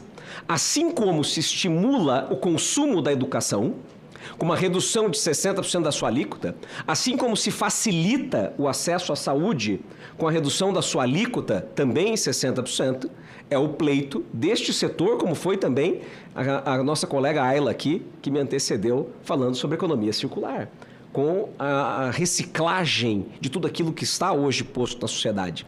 Então, o regime especial é uma medida necessária para que nós possamos incentivar, para que nós possamos facilitar o consumo da reforma de pneus. E isso nós vamos fazer com uma interferência mínima na alíquota. Nós conseguimos esse cálculo bastante detalhado, depois posso passar com os senadores, também com vocês lá, Lória, com todos os detalhes, feito pela Reut, de 0,01% de impacto na alíquota de referência. Então, nós sairíamos dos 27,97% para 27,98%. É nada, é ínfimo perto do benefício que nós traremos a todos da sociedade, aos seres humanos que habitam esse planeta e que precisam dessa proteção ao meio ambiente. Isso aqui é um impacto irrisório. E quando nós comparamos isso, então, e vamos entender por que desse pleito, não se trata de beneficiar as empresas do setor, mas sim toda a sociedade brasileira, como eu disse aqui, promovendo um consumo mais sustentável e com uma atratividade direta no preço. Não é possível nós igualarmos o preço. As grandes indústrias de pneu, o pneu importado, que muitas vezes entra no nosso país de maneira ilegal, subfaturado, com dificuldades de fiscalização, ainda que se tenha as melhores das boas intenções em fiscalizar, em tributar corretamente, nós sabemos que isso não é viável em 100% das vezes. Então nós estamos colocando pneus novos de baixa qualidade no país, colocando em risco a vida de todos nós aqui que circulamos com os nossos veículos, com os ônibus, com os caminhões. Quantos de vocês já estiveram na estrada com medo de um caminhão que vinha no sentido contrário? Será que aquele pneu era confiável? Alguém se perguntou sobre isso? Provavelmente não. Mas se fosse reciclado, nós poderíamos dizer que sim, que é confiável. Este pneu é que precisa ser incentivado o seu consumo para que nós tenhamos um benefício ao meio ambiente. E para concluir, eu quero dizer que senadores, senadoras, os deputados depois que vão receber o texto corrigido, se nós não fizermos nada, se nós não colocarmos na alíquota reduzida de 60%, nós não teremos sangue nas mãos, mas teremos petróleo nas mãos. Né? São muitos, milhares, milhões de litros de petróleo gastos a mais quando nós não temos a reforma de pneus.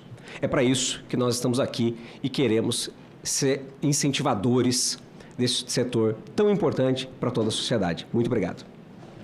Obrigado, Lucas. Vou passar para a Fernanda Garibaldi, que é a diretora executiva da Zeta. Fernanda. Bom dia a todos. Bom dia ao senador Exaussi. Agradecer pelo convite. Já me desculpar de não estar presencialmente. Me organizei para estar aí hoje presencialmente por um imprevisto de saúde. Não estou com vocês, então queria registrar a importância dessa audiência pública e agradecer novamente o convite da Zeta a participar dela. Agradecer também aos meus colegas de mesa, na pessoa do Dr. Daniel Loria, que tem sido interlocutor frequente da Zeta aqui em relação à reforma tributária. E, mais uma vez, essa casa, ao Congresso, que tem discutido e feito a revisão agora no Senado do PLP, e, enfim, trazer um pouco dos nossos pontos. Prometo ser objetiva, mas vou trazer aqui uma apresentação breve falando um pouco de quem é a Zeta e o que a gente está pleiteando aqui na reforma. Não sei se estou conseguindo aqui.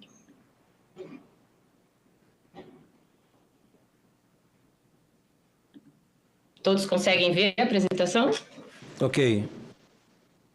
Ok. Bom, queria deixar todo mundo aqui na mesma página, falar um pouco da associação que eu represento aqui hoje. É uma associação de empresas de tecnologia que atuam no setor financeiro, fundada pelo Nubank e pelo Mercado Livre. São cerca de 30 empresas dentro dessa aliança.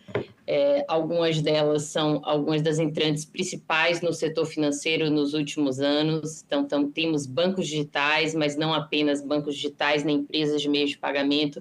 Temos o que comumente se chamou de fintechs, e eu gosto sempre de frisar que fintech é um termo jornalístico, não é um termo jurídico, é um termo que designa uma abrangência muito grande de modelos de negócios que vão desde instituições reguladas e supervisionadas pelo Banco Central até empresas que são empresas de tecnologia que não necessariamente estão dentro do perímetro de regulação da autoridade monetária, aqui no caso, o nosso Banco Central.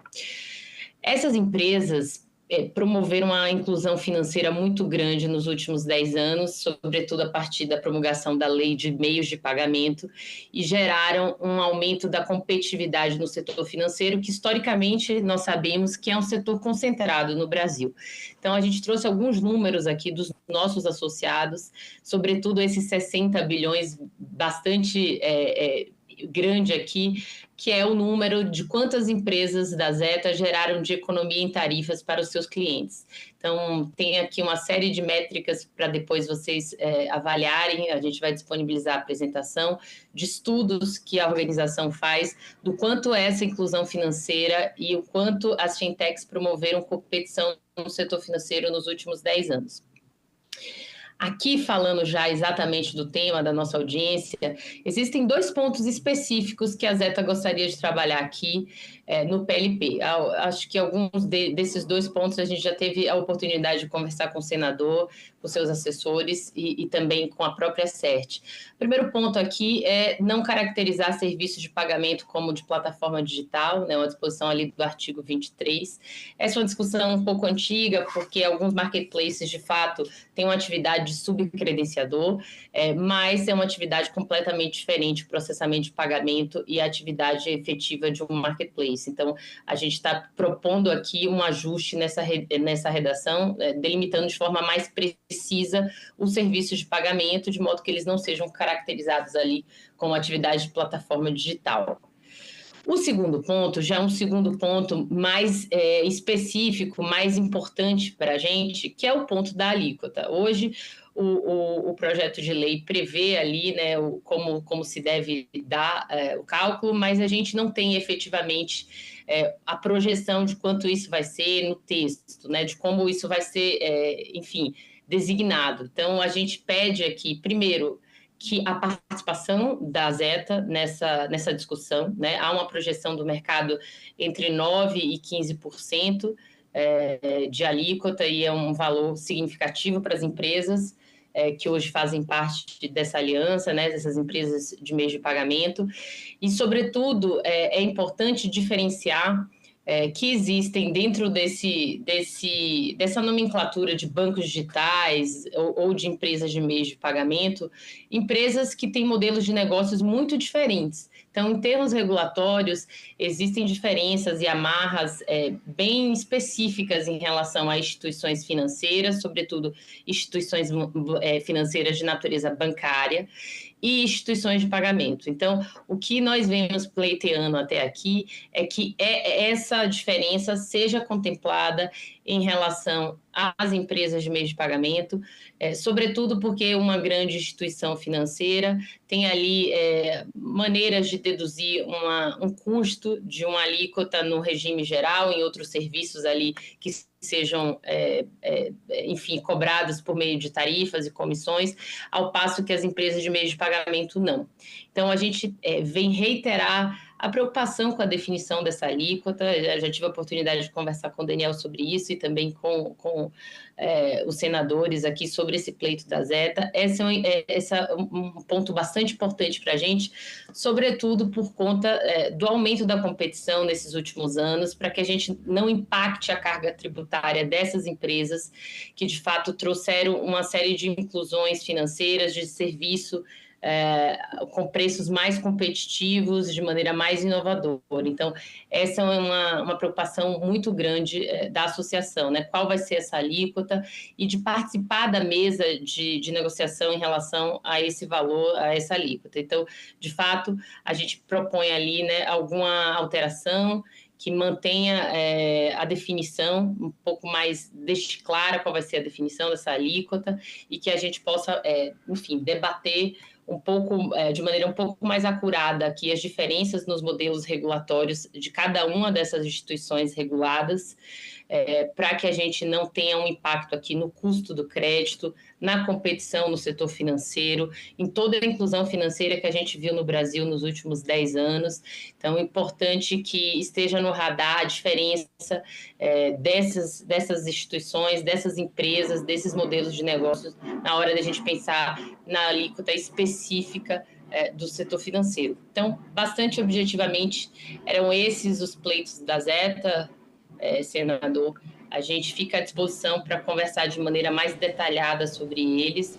Hoje aqui a gente só queria frisar os pontos que de fato são bastante importantes para os associados e para o setor financeiro, sobretudo para os entrantes do setor financeiro, para que a gente consiga continuar angariando todos os benefícios que a gente viu nos últimos 10 anos no país, né? E, enfim, conseguir reduzir custo de crédito, conseguir reduzir spread bancário, conseguir continuar fazendo com que esse setor seja inovador e competitivo, como a gente vem fazendo até aqui. Então, é isso. Obrigada. Obrigado.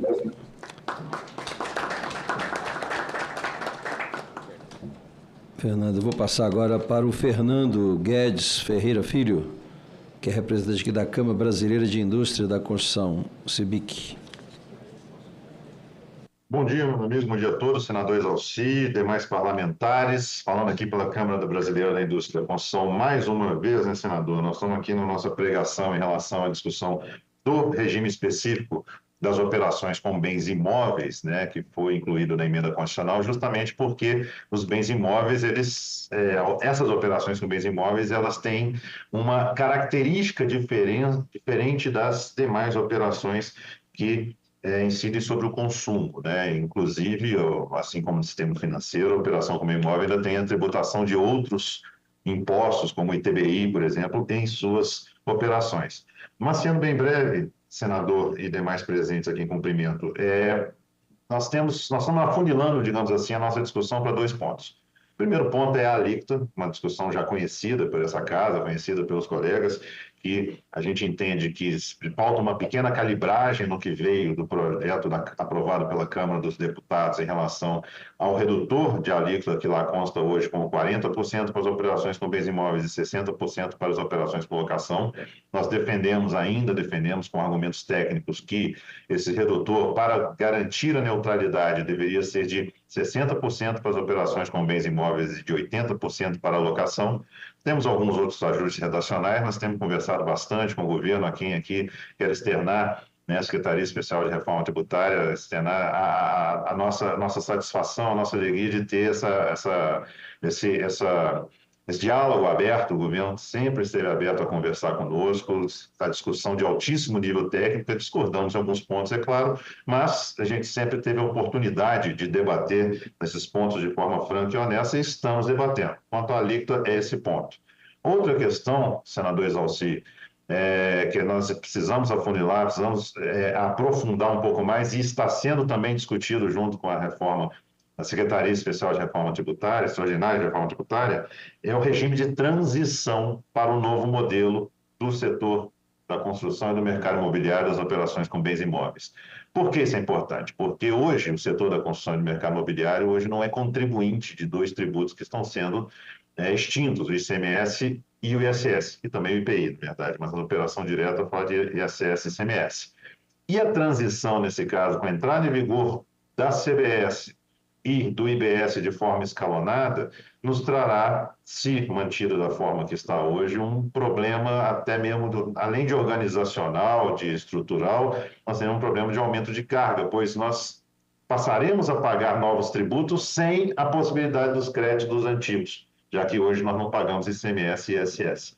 Isso é uma discussão que tem sido feita de forma bem franca com a Secretaria Extraordinária de Reforma Tributária, bem aberta, estão sensíveis ao problema que, de fato, se não garantir uma situação própria, né, uma transição própria para o setor imobiliário especificamente, haverá um aumento de carga, um impacto muito forte nesse momento de transição, e isso nós chamamos a atenção não só do governo, mas também traremos a essa casa aqui, a essa comissão, assim que a gente tiver um texto alinhado às nossas conclusões, de forma a subsidiar, eventualmente, a discussão, né, em relação ao que nós estamos tratando aí do regime de bens imóveis. Então, senador, sendo bem breve, já que nós já conversamos bastante sobre o assunto de bens imóveis, são esses dois pontos que nós chamamos a atenção. A alíquota, que ainda precisa de uma calibragem, estamos discutindo, provando, demonstrando, né, ao governo, à sociedade e aos parlamentares quais são as contas que justificam o nosso pleito,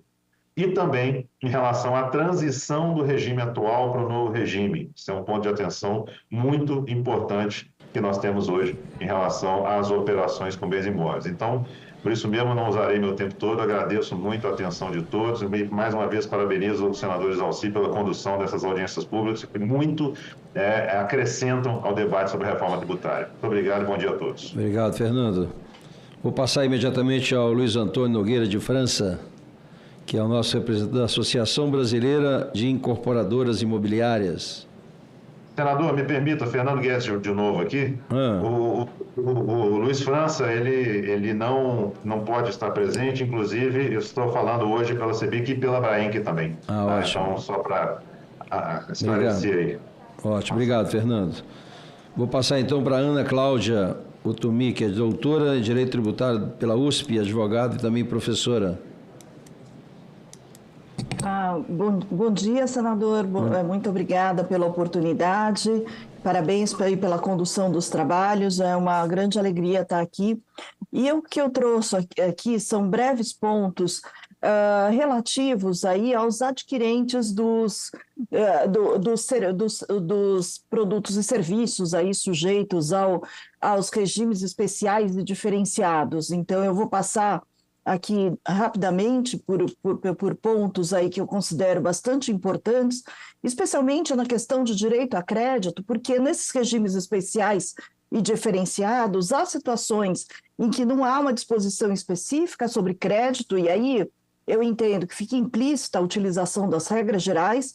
Há situações em que há o direito a crédito assegurado expressamente, porém, e essa é a preocupação, há situações em que o direito a crédito ele é vedado sem uma justificativa clara. E isso eu acredito que é algo que deveria aí ser reavaliado por esse Senado, né, nesse processo agora de revisão desse texto, esse momento tão importante aí de revisão do texto. Das questões do direito a crédito, tem um dos artigos que eu entendo que ficou um tanto quanto confuso, que é o artigo que garante crédito aos tomadores das operações, justamente no mercado financeiro, das operações de crédito. Por que está confuso?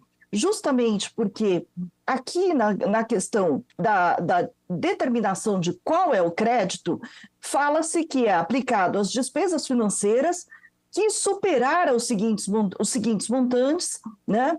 E dentre os montantes que tem que superar, que as despesas financeiras têm que superar, está o principal. E as despesas financeiras dificilmente ultrapassam o principal aí nas operações empresariais. E depois tem a questão do pagamento da taxa Selic. Eu entendo a lógica de permitir o crédito só de um pedaço dos juros, porque quando eu olho no sistema financeiro, né, o que é pago de IBS-CBS, a ideia é que seja sobre o spread, não sobre a taxa cheia de juros. Então, faz sentido. E aí, porque eu tenho uma sugestão aqui de melhoria de redação nesse ponto. Agora, falando das questões dos créditos sem justificativa, vedação sem justificativa, acho que o primeiro ponto já foi bastante falado, da questão de previdência complementar, né? Com aumento de expectativa de vida, com insuficiência da aposentadoria oficial aí para a manutenção para a manutenção aí do empregado na sua terceira idade, a contribuição empresarial para planos de previdência faz parte, inclusive, da responsabilidade social das empresas. Não é porque o sujeito já se aposentou que aquela empresa pode simplesmente não se preocupar mais com aquela pessoa que colaborou por tantos anos, né, com os seus negócios. Então, esse é um ponto que eu acredito que deveria ser revisto, deveria ser aí mudado. O outro ponto que eu entendo que deveria ser revisto para poder ter uma maior flexibilidade é a questão do serviço de ativos virtuais. E eu trago aqui a atenção de todos um relatório da OCDE falando dos benefícios que empresas de pequeno e médio porte podem ter justamente a partir de captações, né, com ativos virtuais. E o mercado brasileiro, da chamada tokenização, né, de você poder captar dinheiro nos mercados aí, de ativos virtuais a partir de ativos que a empresa tenha, vem crescendo. Então, como a ideia dessa legislação é que ela seja estável para dar segurança jurídica ao longo dos anos, a gente precisa também olhar essas questões que, se hoje podem não ter relevância tão grande, vem crescendo aí na sua relevância. Outro ponto é a questão do plano de saúde, que eu só tenho a possibilidade de tomada de crédito se forem planos de saúde que estiverem estabelecidos em convenção coletiva de trabalho. Mas, ora, nós sabemos todos o problema aí da exaustão do sistema público de saúde e o problema da ausência dos funcionários por problemas de saúde. Né? Então, o pagamento de plano de saúde com ou sem convenção coletiva de trabalho é do maior interesse aí das empresas. Então, eu não vejo por que vedar o direito a crédito nessas situações em que eu tenho aí uma importância aí muito grande na vida das pessoas, na vida das empresas também. As empresas são justamente formadas aí pelas pessoas. Então, essa vedação, mais uma vez, sem uma justificativa, não faz para mim um sentido. E lembrando, que se estivéssemos num país que oferecesse aí o plano de saúde, que não fosse necessário o plano de saúde, que eu tivesse, de fato, um sistema público de saúde de qualidade, né, o plano de saúde seria supérfluo, mas no caso brasileiro não estou diante de algo supérfluo. Queria chamar a atenção também para a vedação absoluta para a tomada de crédito, especificamente no caso dos serviços de hotelaria. Vejam, a gente tem um país de dimensões continentais. As empresas não têm condições de ter unidades próprias em todos os lugares em que tem clientes. Vamos pegar o setor agro, por exemplo, né, que certamente eu tenho aí clientes, né, os fornecedores do setor agro podem ter clientes das 27 unidades da federação, né? E aí tem-se também uma internacionalização dos negócios brasileiros. Então, tanto a questão de visitas fora da sua jurisdição é fato, tanto no Brasil quanto fora do Brasil, a partir das empresas brasileiras. Ora, no caso da hotelaria no Brasil, que é a hotelaria que vai pagar IBS e CBS, por que eu vou vedar o direito a crédito? Posso pedir a justificativa, mas a simples vedação, né, para mim, não faz sentido.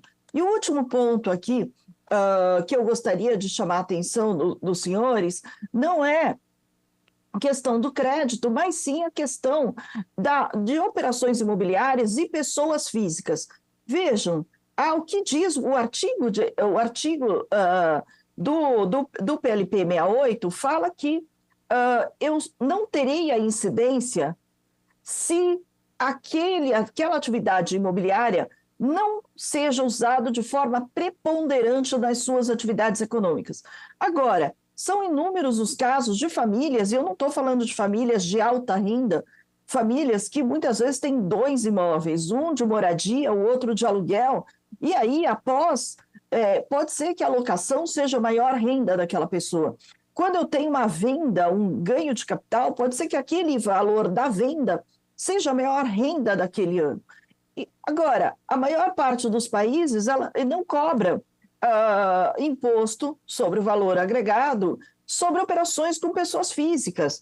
É claro, podem ter regras anti-abuso de tal maneira que eu vede situações em que eu tenha pessoas físicas atuando de forma empresarial sem a constituição da empresa. A legislação do imposto de renda, pessoa jurídica, por exemplo, equipara o loteamento feito por uma pessoa física à pessoa jurídica. Agora, simplesmente colocar as pessoas físicas pela preponderância econômica dentro do regime de IBS e CBS, eu acredito que pode gerar aí uma complexidade desnecessária, uma arrecadação que não vai fazer diferença, realmente uma arrecadação provavelmente muito pequena, e um trabalho aí totalmente incompatível com a realidade de pessoas físicas que não são especialistas na matéria tributária. Então, com isso, gostaria de agradecer a atenção e agradecer mais uma vez a oportunidade de estar contribuindo, ainda que de forma muito breve, aqui com esses debates aí tão importantes, e agradeço mais uma vez a atenção. Obrigada. Obrigado, Ana Cláudia. Bem, vou passar agora então para o nosso penúltimo expositor, que é o Reinaldo Lima Júnior, que é o nosso vice-presidente da FENACON, Federação Nacional dos Contadores das Empresas Contábeis. Isso mesmo.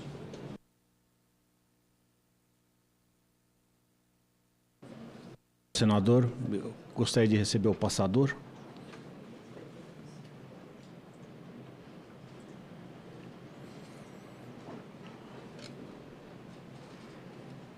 Obrigado. Bom, a FENACON representa a Federação Nacional das Empresas de Contabilidade, Informações, Perícias, Pesquisas.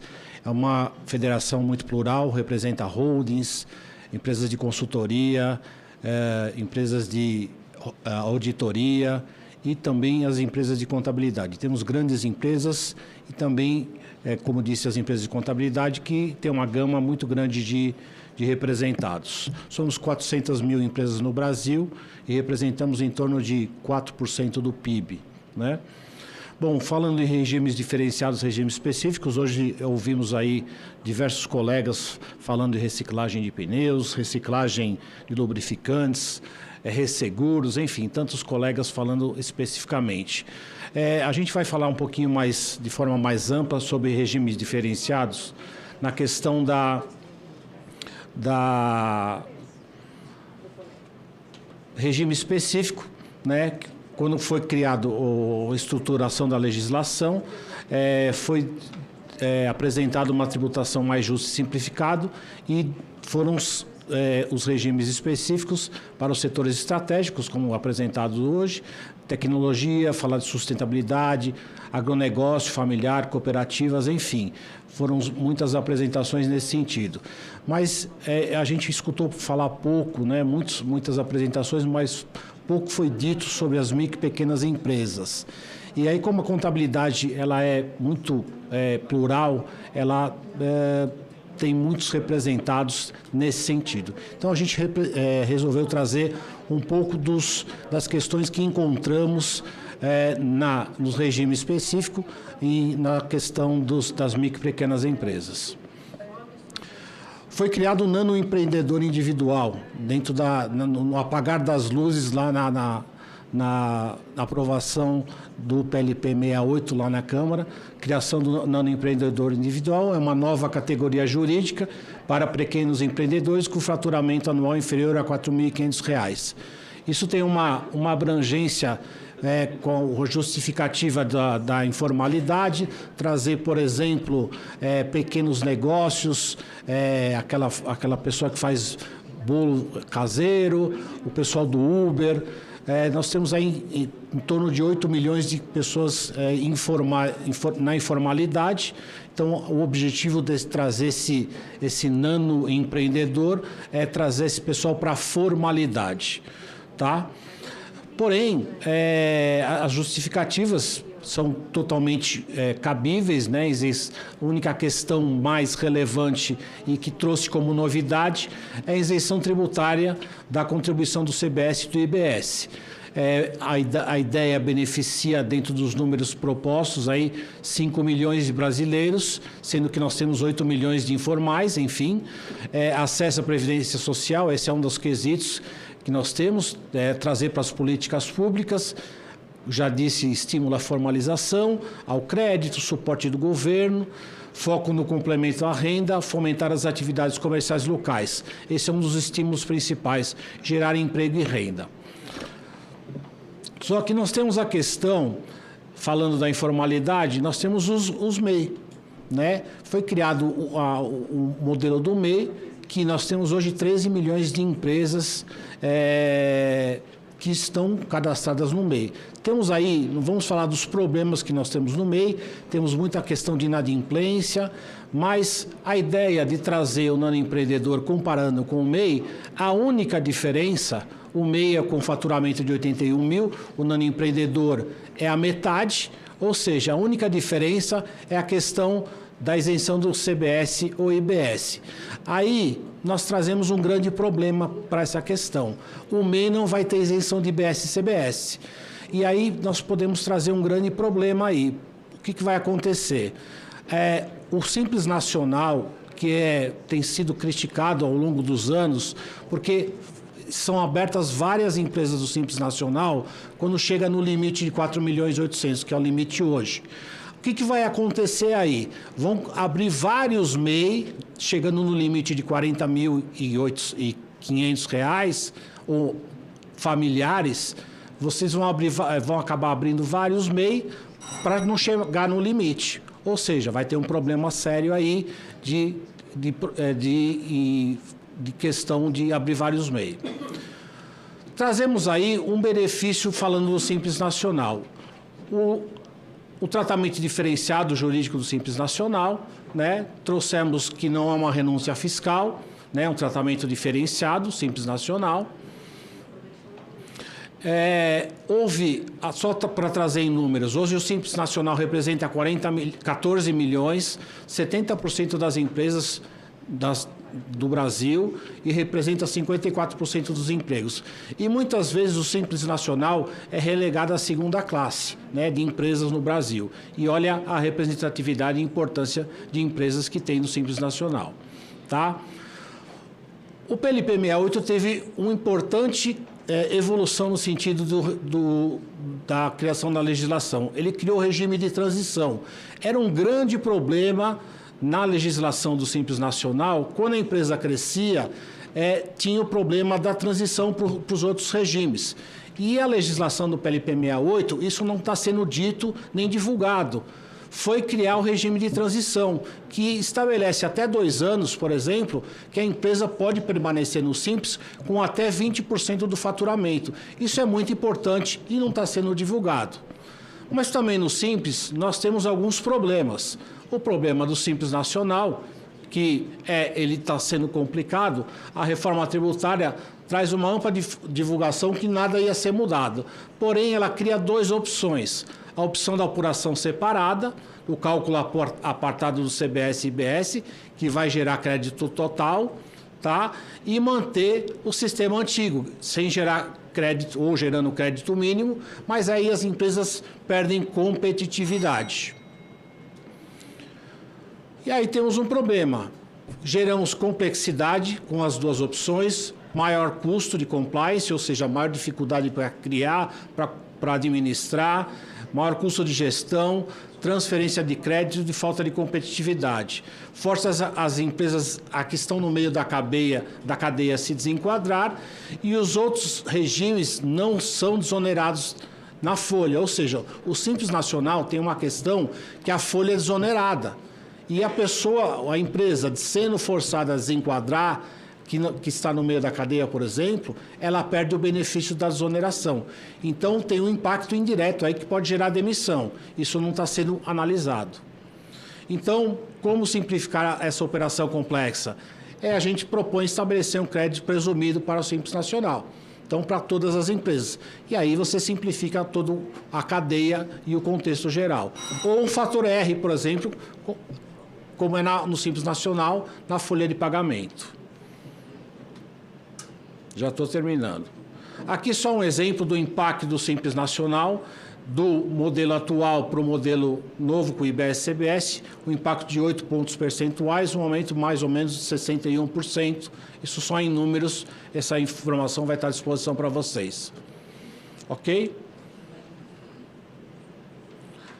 Então, só resumindo, a apuração em 2 sistemas vai de encontro à questão da simplificação, maior complexidade no cálculo da apuração, maior controle por parte das empresas, preocupação grande, contabilidade, obrigações acessórias. Fala-se em simplificação, grandes obrigações acessórias sendo criadas. Estamos lembrando do DIRB, né?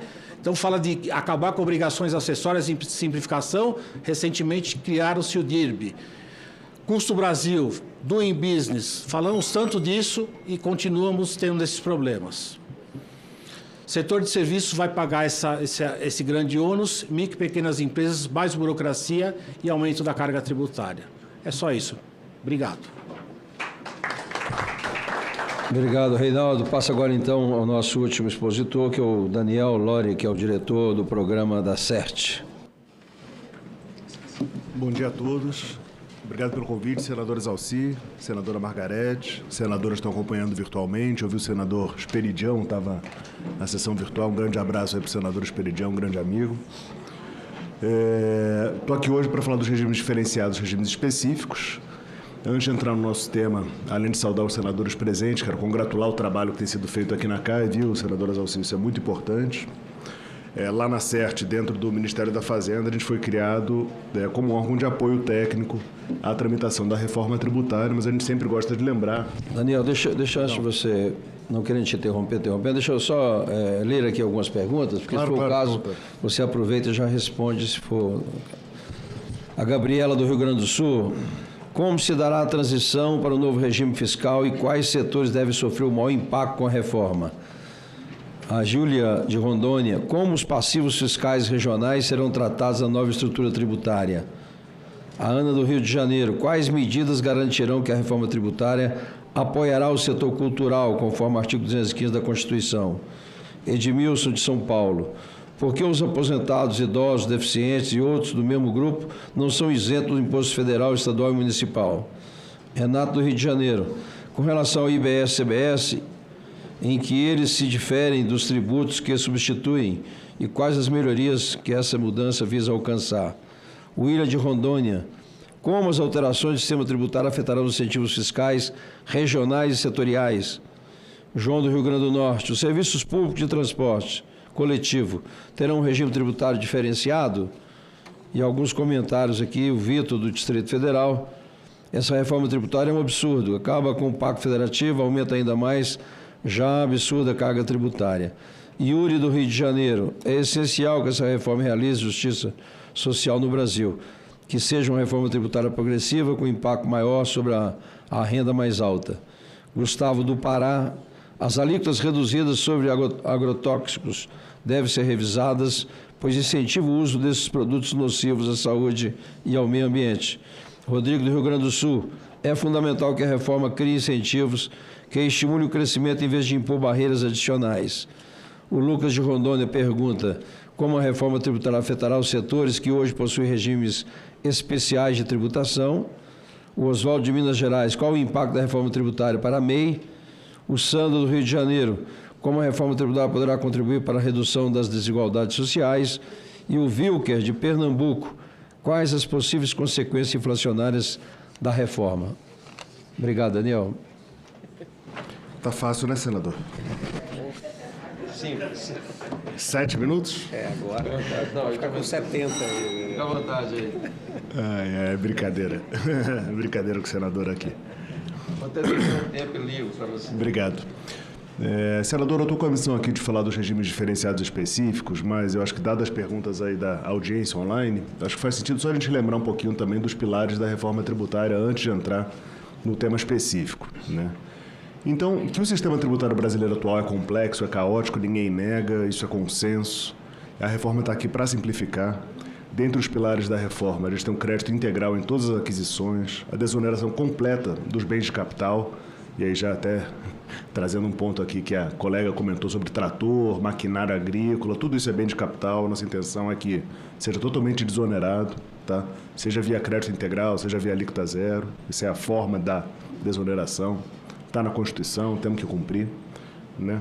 Desoneração das exportações, isonomia entre importações e vendas locais, né? Dentro do setor agro também, aproveitando a deixa, né? Hoje o setor é imune das exportações, mas acumula muito crédito tributário na cadeia, todo um resíduo tributário. Esse resíduo ele não recupera, né? Então é imune, mas não tanto assim, não 100%.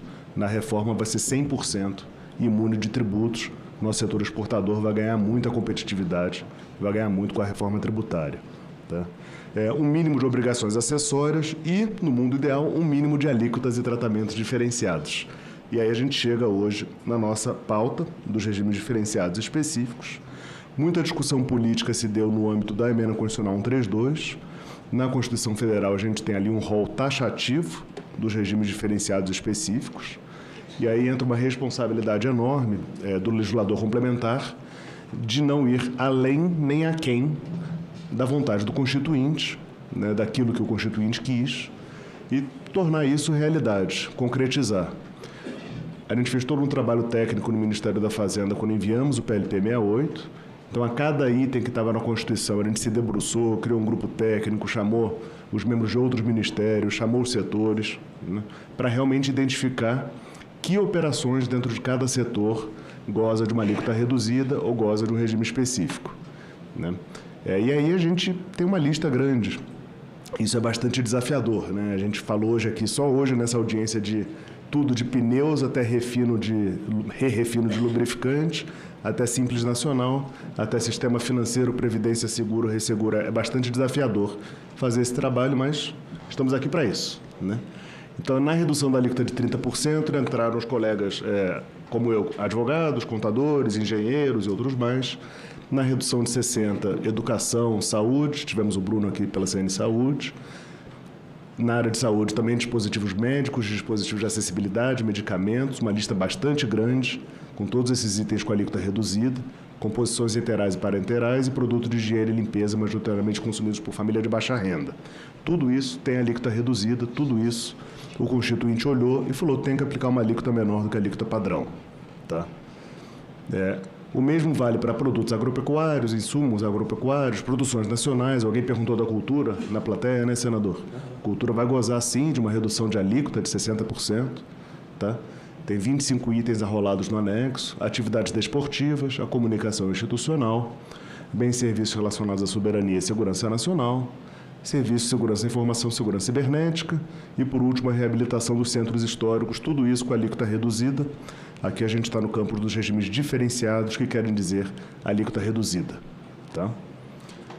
Além disso, a gente também tem uma redução de alíquota zero no âmbito desses regimes diferenciados, dispositivos médicos, acessibilidade de medicamentos. Muitos medicamentos estão aqui na alíquota zero. Tá? Boa parte da saúde está na alíquota zero, a intenção é essa mesmo. Né? E eu gostaria de destacar também que na Câmara foi criado um Fast Track, que é o apelido que foi dado, para uma possibilidade de atualização anual ou emergencial das listas de dispositivos médicos e medicamentos com alíquota reduzida, justamente para o país conseguir se adaptar a situações de calamidade ou outras emergências públicas. Ainda na alíquota zero, produtos de cuidados básicos de saúde menstrual, serviços prestados por instituição científica, tecnológica e de inovação sem fins lucrativos, e imóveis e automóveis adquiridos por pessoas com deficiência e por pessoas com transtorno do espectro autista e também por taxistas. Está tudo aqui na alíquota zero. Então a gente vê que regime diferenciado é redutor de alíquota. Tá? É redutor de alíquota, a gente cria essas outras faixas. A decisão da criação das faixas de aplicar o redutor já foi tomada no Constituinte. O que a gente está falando aqui pelo Constituinte, o que a gente está falando aqui na lei complementar com muito equilíbrio, com muita técnica, de tentar ali realmente dizer o que tem que estar dentro em termos de uma descrição acurada. A gente remeteu aos NCMs, às listas de harmonização aí do Mercosul, para tentar para concretizar aquilo que o Constituinte já definiu. Eu até ousaria dizer, senador Zalci, que é uma discussão mais técnica do que política algumas vezes. Né? Como é que eu redijo o anexo 32 da lei, sabe? Esse tipo de coisa. Claro que tem impacto, é importante, não estou negando a importância, eu estou comentando que aqui a gente tem que manter o equilíbrio e manter fiel ao que já foi decidido pelo Constituinte. Transporte público tem isenção, a gente tem os créditos presumidos que já foram comentados aqui, o pequeno produtor rural, transportador autônomo de carga pessoa física, bens móveis de revenda de pessoa física, resíduos e materiais reciclados, e também 2 regimes próprios da CBS, um é o ProUni e o outro é o automotivo, que tem um phase-out aí até 2032. Ao lado dos regimes diferenciados, por que a gente chama de diferenciados de um lado, específicos do outro? Específicos, eles nasceram para aqueles setores que não se encaixam muito bem numa atividade produtiva normal, vamos dizer assim, né? Ou que para a qual o IVA foi pensado. Então, aqui entra combustíveis, né? Colega dos lubrificantes, né? Teve uma fala importante aqui hoje, que tem a monofasia, entra serviços financeiros, que às vezes são remunerados com tarifa e comissão, às vezes são remunerados por margem nas operações, que é os spreads. Entra o plano de saúde, que também é um intermediário na relação entre o contratante e o prestador de saúde. Concurso prognóstico, as famosas BETs, né, também estão aqui. Bens imóveis, os colegas aí da construção e dos imóveis estão em diálogo constante conosco. Cooperativas. E aqui eu chamo a atenção para um ponto que, do item 7 para baixo, tudo entrou como regime específico. Bar e restaurante, hotelaria, transporte coletivo de passageiro, agência de viagem, a SAF do futebol e também operações relacionadas à diplomacia, tratados internacionais. O fato deles terem entrado como serviço, como regime específico e não como regime diferenciado, nos coloca um desafio a mais, que é como é que eu verso sobre esse crédito na entrada, como é que eu verso sobre esse crédito na saída. Inicialmente, o setor de bar e restaurante, por exemplo, publicamente defendia um regime cumulativo para eles. Eles preferiam não ter crédito e ter uma alíquota mais baixa. Na Câmara mudou, né? Eles evoluíram tecnicamente, agora querem o crédito, em troca de uma alíquota um pouco mais alta, mas eles entenderam que o crédito é importante. Então, às vezes, também a gente colocou coisas aqui no regime específico que, com o aprofundamento técnico das discussões, as pessoas querem se aproximar mais do regime geral, com uma alíquota reduzida, então se aproximar mais de um regime diferenciado. Mas a gente tem que ter esse cuidado, que uma coisa é regime diferenciado, que há um favorecimento por parte do Constituinte, outra coisa é regime específico, que requerem regras próprias de tributação não necessariamente favorecidas. Aí entra um pouco da decisão política. Tá? E tem um ponto muito importante que a gente ainda não conversou hoje, mas que nós aqui como governo, senador, né, todos os senhores e senhoras senadores, tem uma responsabilidade, todos nós temos, né, de olhar o todo, de olhar a floresta. Então aqui a gente está ouvindo cada setor individualmente, cada setor está olhando para a sua árvore, né, e está no seu papel legítimo, né, de defesa de interesses particulares aqui na audiência. A audiência é para isso mesmo, né? Mas nós aqui do setor público, governo, parlamento, a gente tem que olhar o todo, tem que olhar o sistema como um todo. Então, se tem alguma coisa muito desequilibrada, a gente precisa repensar, né? Então, durante as conversas, uma coisa que eu pensei, que a gente conversava muito, era assim, poxa, eu não posso ter um hospital no final do dia com uma alíquota maior do que um outro setor que não é tão importante quanto o hospital, né? Só para citar um exemplo, e não vou me arriscar a falar qual seria o outro setor, tá? Só um exemplo, né? Então, se o hospital vai estar com uma alíquota com redutor de 60%, não faz sentido que um regime específico tenha um redutor maior que 60%, né? De fato, parece que não haverá mesmo, tá? Mas é só um exemplo de assunto que a gente precisa tomar cuidado com esse equilíbrio. E dentro desse equilíbrio, o Constituinte nos deu um mandamento que a cada 5 anos a gente precisa, como sociedade, olhar para o que a gente fez, olhar para os 5 anos passados, ver o que a gente fez, ver se está tudo certo, né? Se deu certo, custo-benefício, ou se precisa fazer algum ajuste. Então, isso também é possível. Tá? Essa avaliação quinquenal é possível e ela vai, sim, abranger regimes diferenciados e regimes específicos. Na Câmara, houve muita discussão com relação à calibragem da alíquota de referência, que é essa alíquota máxima, né, e a que as empresas vão estar sujeitas. A gente mandou o PLP com a estimativa de 26,5%. Na Câmara foram incluídas outras diferenciações e houve uma preocupação da alíquota de referência exceder os 26,5%. Então, qual foi a solução que a Câmara deu? Vamos colocar mais uma trava dentro da reforma. A gente já tem a trava da manutenção da carga, né? Não vai aumentar a carga tributária, bem verdade também não vai diminuir, né? Que é uma reforma tributária, de desenho do sistema, mas não vai aumentar, já tem essa trava. A Câmara adicionou uma nova trava, tá? Que eu estou chamando de trava, mas eu vou explicar melhor. O que está dito ali? Que se a alíquota de referência passar de 26,5%, tá? Lá em 2033, que o Poder Executivo da União tem o dever de enviar um PLP propondo diminuição das reduções de alíquotas dos regimes diferenciados ou, eventualmente, revisão dos regimes específicos para que a alíquota de referência fique em 26,5%. Então, essa foi uma inovação da Câmara, que está aqui no texto que vem para o Senado, e eu diria que é um ponto que demanda bastante atenção, viu, senador? Porque a gente também não quer deslocar um problema político de hoje para amanhã, né? De 2024 para 2033. A gente precisa olhar para isso. O que isso quer dizer? Na minha opinião, a Câmara foi bem no sentido de colocar no texto algo que a sociedade já clamava. Não queremos uma alíquota de referência maior que 26,5%. Né? Dentro da Câmara, há o que eles nos passaram, né, quando colocaram isso, há uma visão que talvez a gente esteja sendo muito conservador nos nossos cálculos como governo, né? E, de fato, é um cálculo que é baseado em estimativas. Em alguma medida, né? Ninguém vai cravar exatamente ali quanto é que vai ser, ninguém enfim, tem bola de cristal.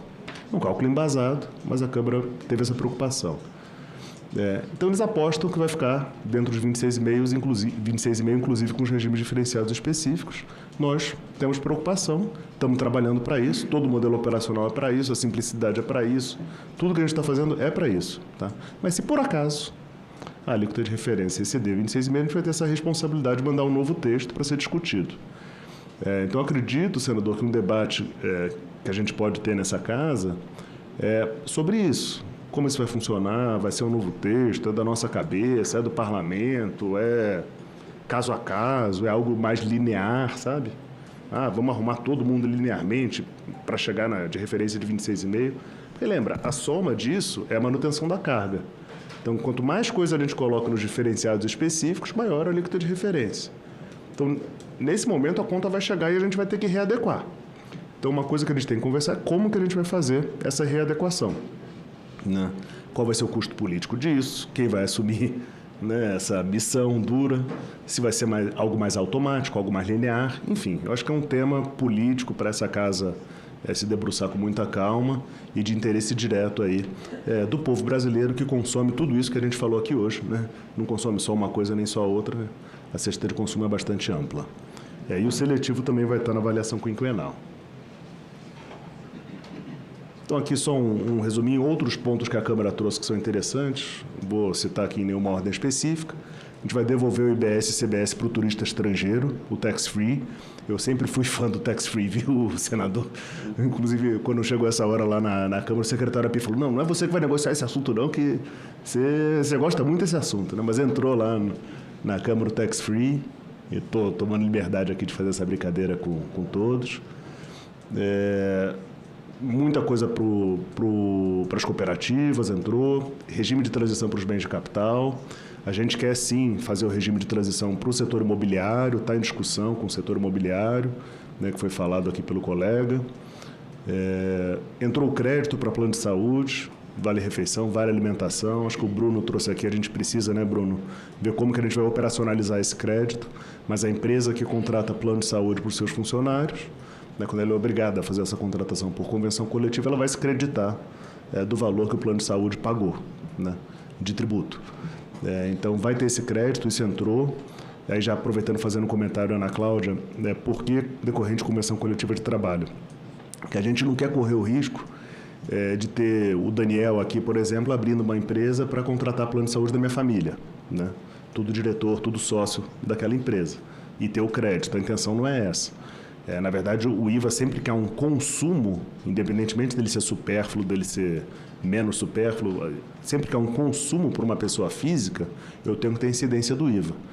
Então, eu não quero correr o risco de ter uma mega pejotização no Brasil, em que as pessoas transfiram para PJs despesas pessoais. Essas despesas têm que ter incidência do IVA.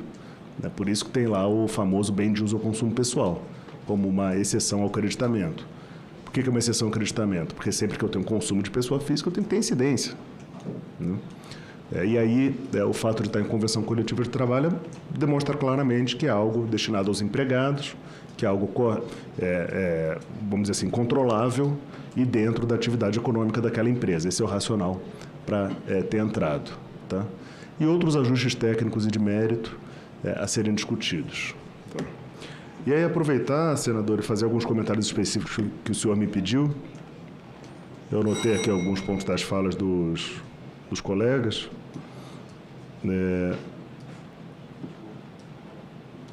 Bom, dentro da fala da colega da CNA, um ponto que eu destaco é o bem de capital, acho que faz todo sentido a questão do bem de capital, e a questão da definição dos alimentos, a gente está estudando isso, junto com o MAPA também, que também teve uma fala aqui hoje, tá?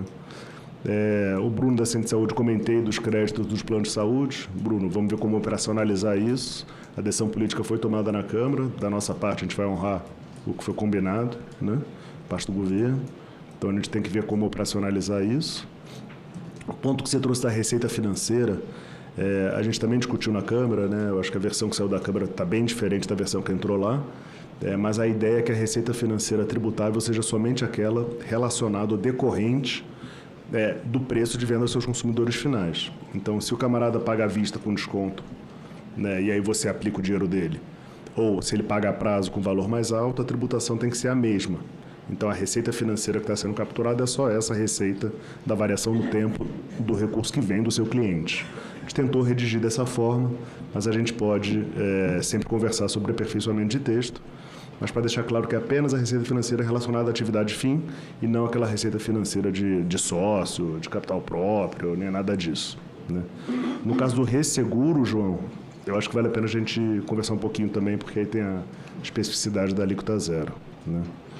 Regime específico de combustíveis, refino de lubrificantes, vamos avaliar, né? Eu acho que é pertinente a ideia que os combustíveis estejam lá. Na Previdência Complementar Fechada, queria agradecer ao Jarbas aí pelas palavras. A gente trabalhou muito no texto na Câmara. Hoje, fundo de pensão de entidade fechada e plano de saúde de autogestão não vai pagar tributo, não vai pagar, já está fora. Aí é uma discussão de redação ali, como é que a gente se certifica que é gente séria, né, como vocês são, né? Ver mais alguma coisinha. Com o presidente Rodrigo Maia, da CNF, temos dialogado muito também. Tem alguns pontos pertinentes que eles estão trazendo aqui para essa casa. Sugiro a gente também sentar e ter uma discussão sobre eles. Acho que tem coisa pertinente, sim, a ser avaliada. Aperfeiçoamento é sempre bom, né? Aperfeiçoamento técnico, meritório, com segurança jurídica. Imóveis, já comentei que estamos redigindo a transição junto com o setor e trabalhando muito junto nesse cálculo da alíquota, sempre uma discussão muito correta, de altíssimo nível técnico com o setor. Então, agradecemos as palavras aí do colega e retribuímos essas palavras. O setor sempre foi muito correto conosco. E, por último, só um comentário em relação à fala da Ana Cláudia, que tem a ver com a questão do creditamento. Como eu comentei, sempre que a gente tem regime específico, a gente tem o desafio de formular uma regra de creditamento específica. Senão seria diferenciado, ou geral, né? Então, o específico está lá por um motivo. Em alguns momentos, a gente enxerga que é um consumo. Então, na Previdência Complementar, por exemplo, quem se aposenta é pessoa física. Então, é um consumo. A contratação da Previdência Complementar é consumo, né? Não teria creditamento. Só para dar esse exemplo. Tem algumas áreas que são zonas cinzentas, é bem verdade, não só no Brasil, mas no mundo inteiro, do IVA. Então, o exemplo que a Ana Cláudia deu do hotel, né? Ou bar e restaurante. Tudo bem, pode ser que eu esteja fazendo uma reunião de negócios, pode ser que eu esteja viajando a trabalho, mas também pode ser que eu esteja viajando a lazer. Então, existem essas zonas cinzentas lá fora também. Isso não é novidade nossa. O que os países fazem? Colocam uma regra objetiva para dar segurança jurídica. A gente colocou uma regra objetiva aqui. Hotel, restaurante e bar não dá direito a crédito. Aquilo que eu comentei, que antes eles queriam até um cumulativo, agora tem crédito para trás, mas não tem para frente. Uma regra objetiva com segurança jurídica. Isso possibilita uma alíquota de referência um pouquinho menor, né? Sempre que você é rigoroso em algum pedaço, você tem uma alíquota de referência um pouquinho menor. Essa é a troca que a gente faz. E dá segurança jurídica, tá? Mas todos os países passam por isso, viu, senador? Aí são escolhas que a gente precisa fazer. O importante é que tenha segurança jurídica e que as pessoas saibam as regras de antemão.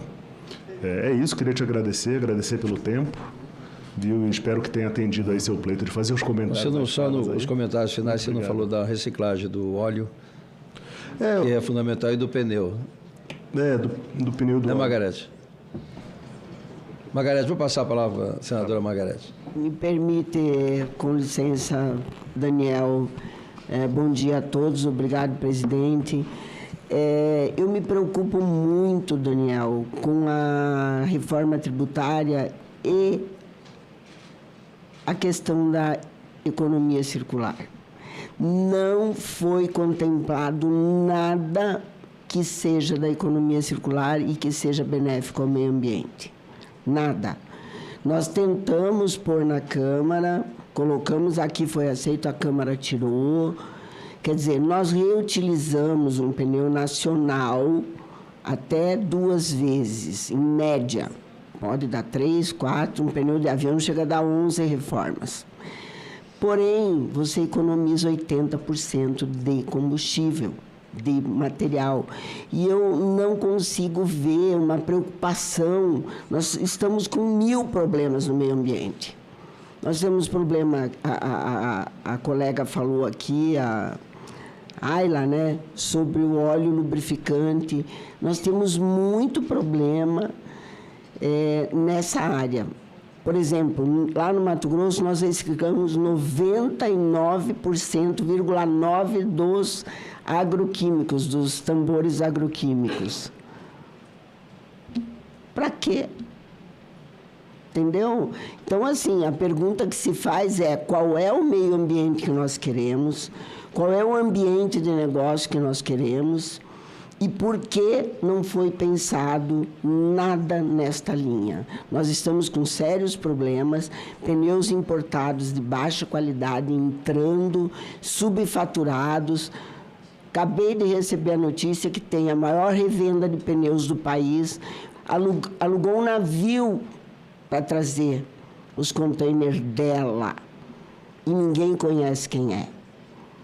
Então, assim, nós temos aí, eu não digo que não é nem uma linha cinzenta, é uma linha negra, tá? Então, eu gostaria que vocês olhassem isso, a reforma de pneus, reforma 14 milhões de pneus por ano, fora os pneus automóveis, que é muito reformado em São Paulo, não é em todo o país. Mas eu estou preocupada, nós somos 5.000 empresas na cadeia. E não sei como é que vai ficar se continuar desse jeito. Por quê? Para nós ficarmos da mesma forma como estamos, nós temos que subir 20% o valor. Ok, vai ter o crédito da pessoa jurídica. Porém, eu vou dar o crédito para a pessoa jurídica, porém, a pessoa física não. E eu faço a reforma em cima do pneu do cliente. Eu não faço em cima, não compro carcaça, reformo e vendo. É em cima do pneu do cliente, do transportador. Eu tenho muita pessoa física e eu compro e vendo muito para o simples. Vai ficar 30% mais caro comprar e vender para os simples. Então, é algo que eu acho que vocês deveriam pensar, porque nós estamos aí com muito problema no meio ambiente e tem que ser olhado com carinho. Obrigada. Muito bem, viu, Daniel? Tem essa questão que foi colocado do óleo usado, né, dos postos. Se não tiver realmente uma política, vão deixar de recolher. Isso vai para o meio ambiente. A mesma coisa o óleo de cozinha usado, né, que o pessoal usa para o biodiesel e tal. Então, a reciclagem, de um modo geral, tem que ter uma atenção especial. Aqui se falou também na avaliação anual ou emergencial. A discussão que foi feita aqui outro dia foi exatamente, tá bom, está previsto que tem que ter a atualização, mas não há penalidade nenhuma. Então, tem equilíbrio de contrato, por exemplo, tem coisa que tem 10 anos que está no prazo, mas ninguém cumpre o prazo e não acontece nada. Então, se não se estabelecer aí uma punição, sei lá, ou alguma coisa que as empresas possam aproveitar, também nós teremos problemas, né? Bem, eu acho que a nossa audiência cumpriu os seus objetivos aí. Amanhã a gente continua às 14h30 ainda com regime diferenciado, né? Tem muita gente ainda, muitos setores. Lembrando aqui novamente, né, da questão da retirada da urgência, o presidente garantiu, e não tem sentido estar na pauta de hoje, mas isso aí é, né, porque trancou antes de ontem, então tinha que estar na pauta, mas será retirado de pauta em função da retirada do regime de urgência. Eu quero agradecer. Se tiver algum dos expositores que querem fazer alguma consideração rápida. Presidente, só um minutinho, por favor. Pois não, Margarete. Eu gostaria de falar, teve um deputado de São Paulo que fez um projeto de lei acabando com a reforma de pneus no transporte rodoviário de cargas e de passageiros. Eu acho que assim, as pessoas estão ficando meio doidas, não é possível. É um deputado, acho que é Douglas, não sei de que partido é, mas enfim, ele não tem noção do que ele está falando, ele não sabe o que ele está fazendo e isso está lá na Câmara. E as associações e os transportadores de cargas autônomos e todos já se manifestaram. Sabe a quem eles estão privilegiando? Importadores. É isso. Então, eu não consigo entender se o país não olhar diferente para tudo que nós falamos aqui, que recicla, que reutiliza, que dá nova vida, vai morrer, vai acabar. Porque daí eu também vou tratar de vender pneu novo. Não vou reformar. Para que reformar? Eu reformo transporte, mineração, máquina fora de estrada, máquina agrícola. Para quê? E você dá a mesma vida até 20% a mais. Então, tem que prestar atenção. Esse PL eu achei um abuso quando eu vi. Um abuso. Acho que ele fumou um cigarrinho do capeta estragado, não é possível. Obrigado, Margarete. Edivaldo, quer fazer alguma consideração?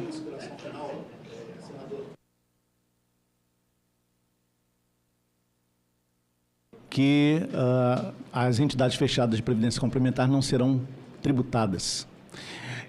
Se o objetivo é esse, assim como também querem as pessoas que representam os fundos de pensão e essas entidades, por que nós não podemos clarificar o texto com uma redação melhor, um ajuste redacional De modo que, e aí eu me proponho, eu e o meu grupo nos propomos a conversar com você sobre isso, porque eu acho que, como bem o Jarbas mencionou, os nossos interesses são recíprocos, são iguais, são semelhantes. Se o objetivo não é tributar, então eu acho que com um ajuste redacional nós não apenas tornamos o texto mais claro, mas também garantimos a segurança jurídica da questão. Bom, obrigado. O segredo aqui é garantir a segurança jurídica, tem uma redação realmente que não tenha dúvida, né? Mas ficou muito claro aqui que não haverá tributação. Bem, gente, eu quero então agradecer a cada um de vocês pela presença. Amanhã a gente continua com esse mesmo tema, tem vários outros segmentos, mas quero agradecer a presença e declarar encerrada a nossa presente reunião. Vou convidar o pessoal para tirar uma foto aqui, todo mundo.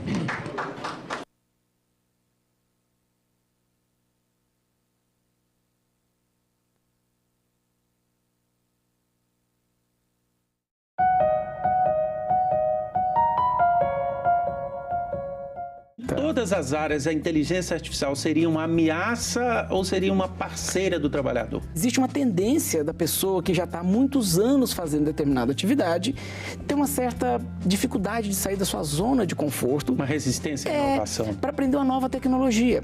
Porque dá trabalho, estudar dá trabalho. Às vezes custa dinheiro. Agenda Econômica. Hoje, 20h, aqui na TV Senado. 456 mil candidaturas foram registradas para as eleições municipais deste ano. Desse total, 301 mil candidatos são homens e 155 mil mulheres. Entre as candidaturas femininas, mulheres negras. Já entre os homens, são 159 mil os que se declaram negros.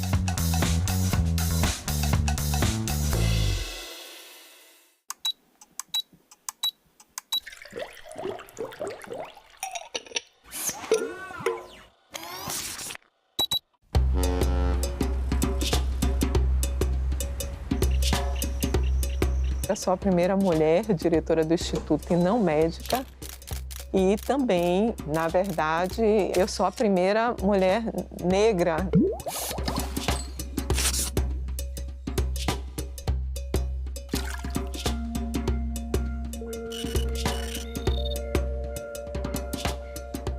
E eu sempre fui muito fascinada pelos mecanismos, a fisiopatologia da doença falciforme e as questões sociais. Ela não tem uma cura, mas o indivíduo, por ter uma doença sistêmica, ele precisa de um tratamento que envolve diferentes especialidades. E aí é que entra a questão social. Nós trabalhamos há muito tempo com os pacientes, com as famílias, com os clínicos e nós conseguimos mudar alguns aspectos no acompanhamento do paciente e também com relação a políticas públicas. A criança que vai para a escola, ela tem uma alteração, uma doença que faz com que às vezes eles precisem ser internados. Se ele é internado, ele precisa de classe hospitalar, precisa de um acompanhamento clínico adequado e precisa de uma compreensão também por parte dos educadores. Então, todo cuidado ele tem que ser mantido desde o nascimento da criança, com acompanhamento pediátrico e também com as várias especialidades. Então, o governo tem que se preparar para fazer esse aporte, já que nós fazemos o diagnóstico da doença no teste do pezinho.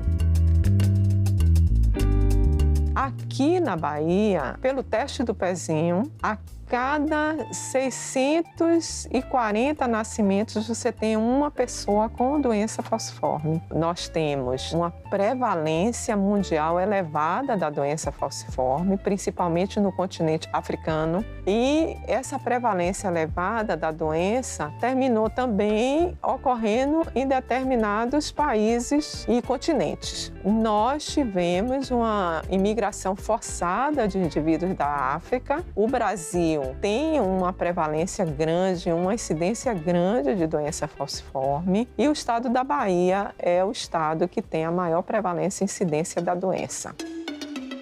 A doença falciforme é uma doença genética, ela é decorrente da presença da hemoglobina S, que ocorre devido a uma alteração no gene da globina. E o aspecto mais grave da doença é quando o indivíduo herda os 2 genes para a hemoglobina S. O que acontece é o seguinte, a hemoglobina, ela é uma proteína que está no interior do glóbulo vermelho, né, do eritrócito, e ela fixa o oxigênio. Então, ela é responsável pelo transporte do oxigênio. Como a hemoglobina ela tem uma alteração na cadeia de globina, ela tem uma dificuldade nesse transporte do oxigênio.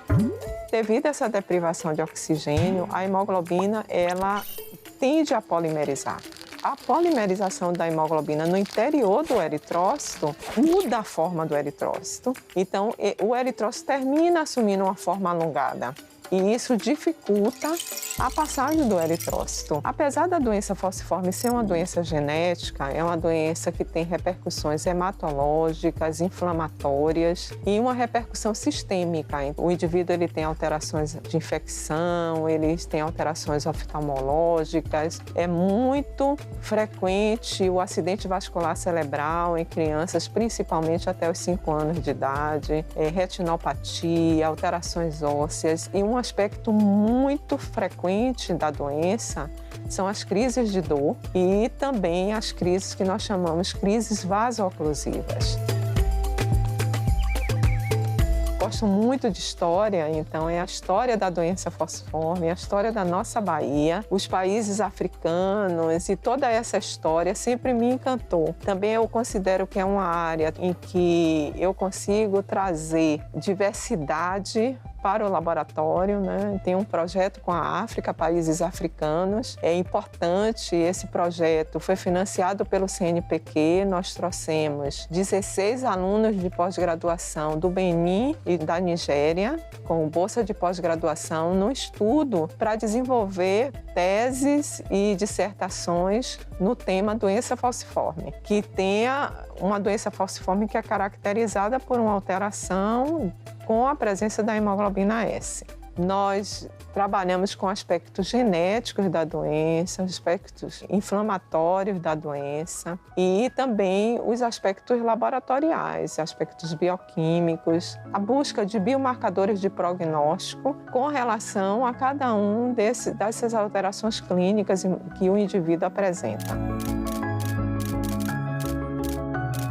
Agora nós estamos desenvolvendo um estudo mais da qualidade de vida da família e dos pacientes, porque a gente sabe que você tem uma criança doente, você mexe com toda a estrutura familiar. E é importante porque, como ela é uma doença grave, é uma doença que precisa de um cuidado especial, de uma equipe multiprofissional, é importante essa interação da gente com toda a família, né, com o paciente, com a equipe clínica que cuida do paciente. É um trabalho que tem várias nuances, do social, do histórico e o aspecto humano também, de estar com a família, de acompanhar e não só tratar como um número, como um indivíduo que vai fazer parte de um estudo, mas que também ele vai ser beneficiado com os resultados que nós obtivemos. E a gente tem feito isso.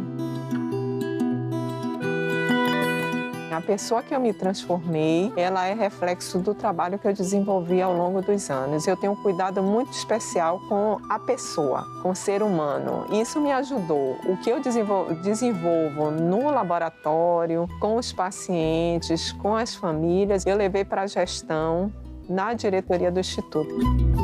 Eu conheci o Instituto, eu ainda era aluna da graduação, então quando eu venho trabalhar aqui, eu penso na comunidade que hoje eu estou dirigindo. Então eu termino que eu sei da vida de cada uma das pessoas que estão aqui, porque eu acho importante que você administre com amor.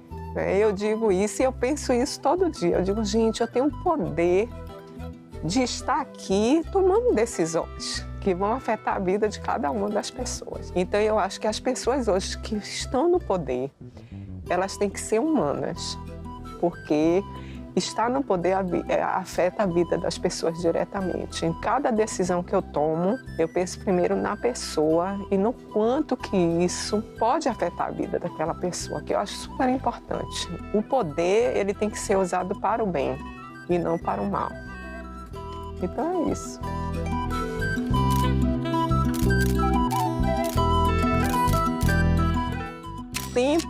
O tempo, todos nós somos passageiros e a gente tem que aproveitar a nossa estadia aqui para deixar o melhor. Dentro do meu coração, eu tenho que fazer o que é melhor para as pessoas. Isso é você, na verdade, pensar no tempo. O quanto que nós somos frágeis. Vida é para ser vivida, é para ser feliz e é para a gente fazer tudo que a gente gosta. E deixar muitas pessoas que realmente, quando você for, sintam falta de você, mas que também tenham um sorriso e que digam, olha, ela fez diferença.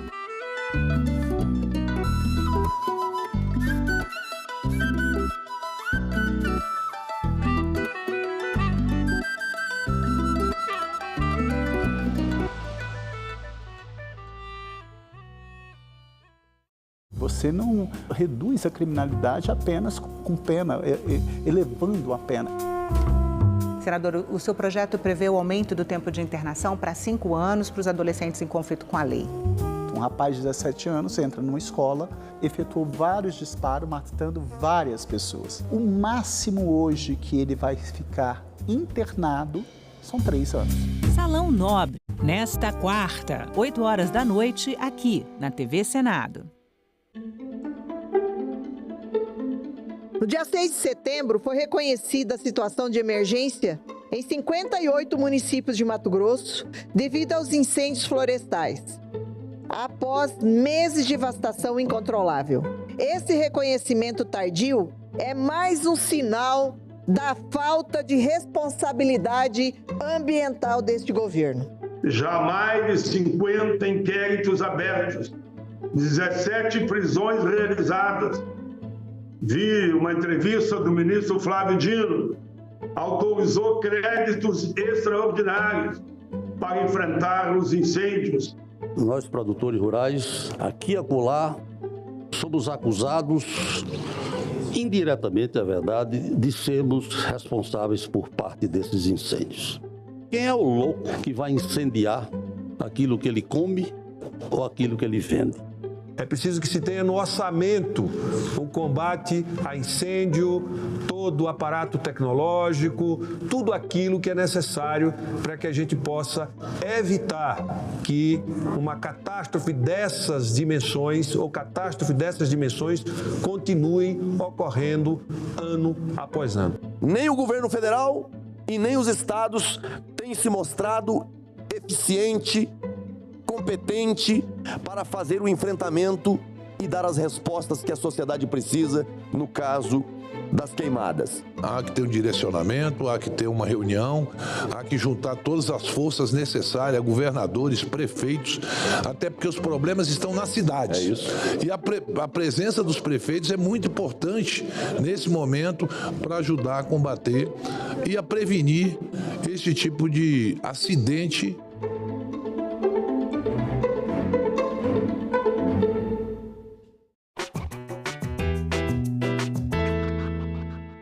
O paraíso tropical.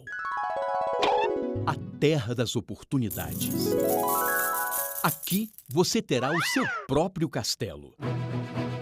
É com esse sonho que os imigrantes começam a chegar ao Brasil na segunda metade do século XIX.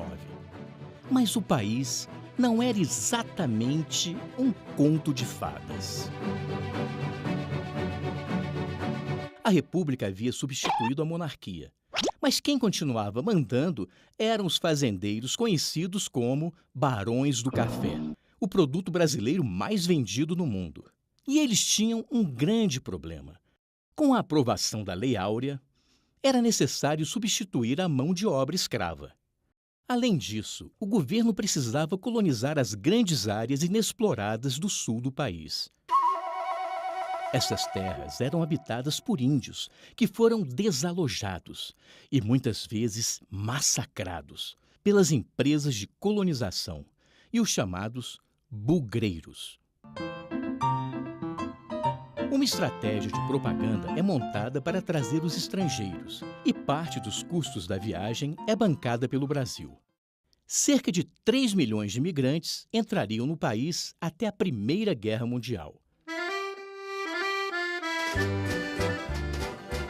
Inicialmente, os que chegam em maior número são os italianos, que vão para as lavouras de café, mas logo se desiludem com as péssimas condições de trabalho. Cada família tem que cuidar de 7 mil pés de café e é obrigada a pagar valores absurdos pela alimentação. O salário não cobre os custos e eles se transformam em verdadeiros escravos brancos. Muitos abandonam as fazendas e vão morar na cidade de São Paulo, onde passam a exercer outras atividades em bairros tipicamente italianos. Os espanhóis também começam a chegar ao Brasil e muitos substituem os italianos nas plantações de café. Já os alemães continuam indo para as colônias no sul do país. Tudo parece correr bem, mas a produção de café é tão grande que o preço despenca no mercado internacional. Apavorados com a crise, os governadores de São Paulo, Minas Gerais e Rio de Janeiro se reúnem no famoso Convênio de Taubaté e pedem para o governo federal comprar as safras excedentes de café. Mas Rodrigues Alves, presidente da República, não aceita e os estados são obrigados a contrair empréstimos no exterior. O Brasil tem um novo presidente, Afonso Pena, que dá um jeito de colocar a União como fiadora dos empréstimos. Esta socialização das perdas faz com que os cofres públicos paguem os prejuízos dos fazendeiros, que, por sua vez, vão ficando cada vez mais ricos. O plano até poderia ter dado certo. Não houve demissões e o país viveu uma certa estabilidade econômica. Mas os barões do café, que estavam proibidos de aumentar a produção, fizeram justamente o contrário. Continuaram abrindo novas lavouras só para vender o excedente para o governo. Ninguém pagou a conta e a nossa dívida externa não parou de crescer.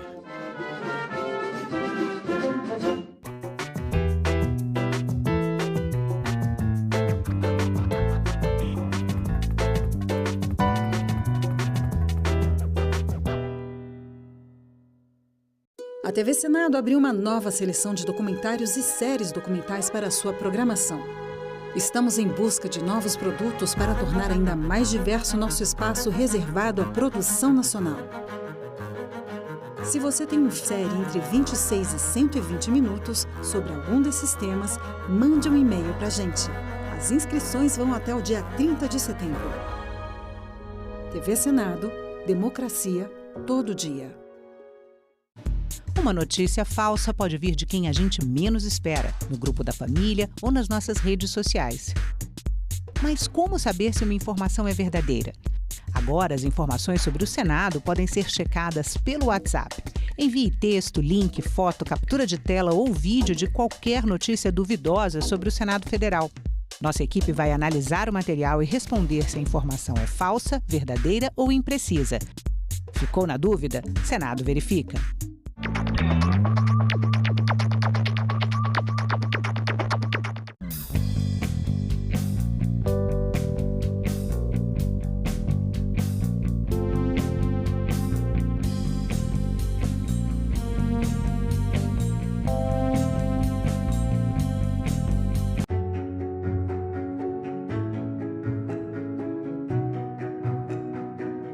O trabalhador brasileiro possui hoje o seu Código de Direitos, a sua Carta de Emancipação Econômica.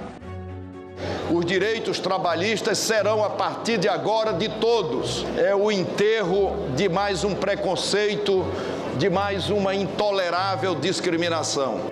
Foram necessários muitos anos para que o direito à previdência, o direito básico ao descanso na velhice, após uma vida inteira de trabalho, se estabelecesse de forma ampla no nosso país. Colegas profissionais da enfermagem, esse é o tempo de vocês, esse é o tempo da valorização da enfermagem do Brasil. Prevalece a sensação de que ainda nos resta muito chão, dores brasileiros. TV Senado. Democracia todo dia.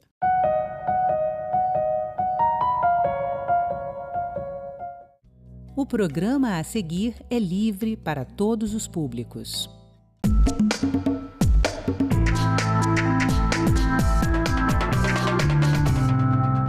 Saúde mental.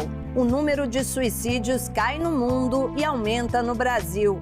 Parlamentos investem em prevenção. É um número que, por exemplo, ele é cerca de 3 vezes maior do que o total de vítimas que estamos tendo hoje no conflito entre Israel e a Palestina. Deslocados internos. De que forma o Brasil vai tratar cidadãos que deixam suas casas por causa de tragédias ambientais? Arte no campo.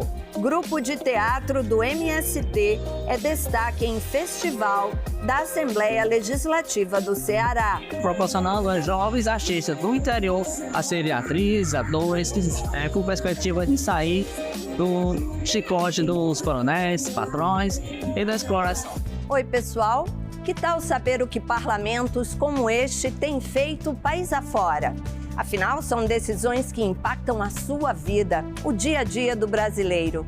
Eu sou Andréa Alves e este é o Parlamento Brasil, um programa que há 18 anos é feito em parceria com as TVs legislativas de todo o país. Vamos lá?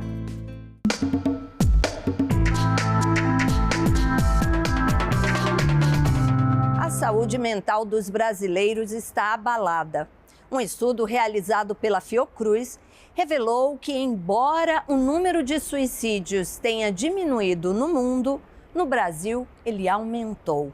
É importante falar do assunto de forma responsável.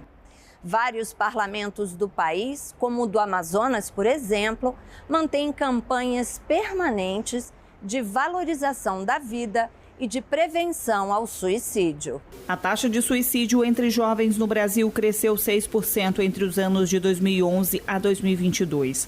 Quando se trata das notificações por auto-lesão etária de 10 a 24 anos, o aumento foi de 29% a cada ano no mesmo período.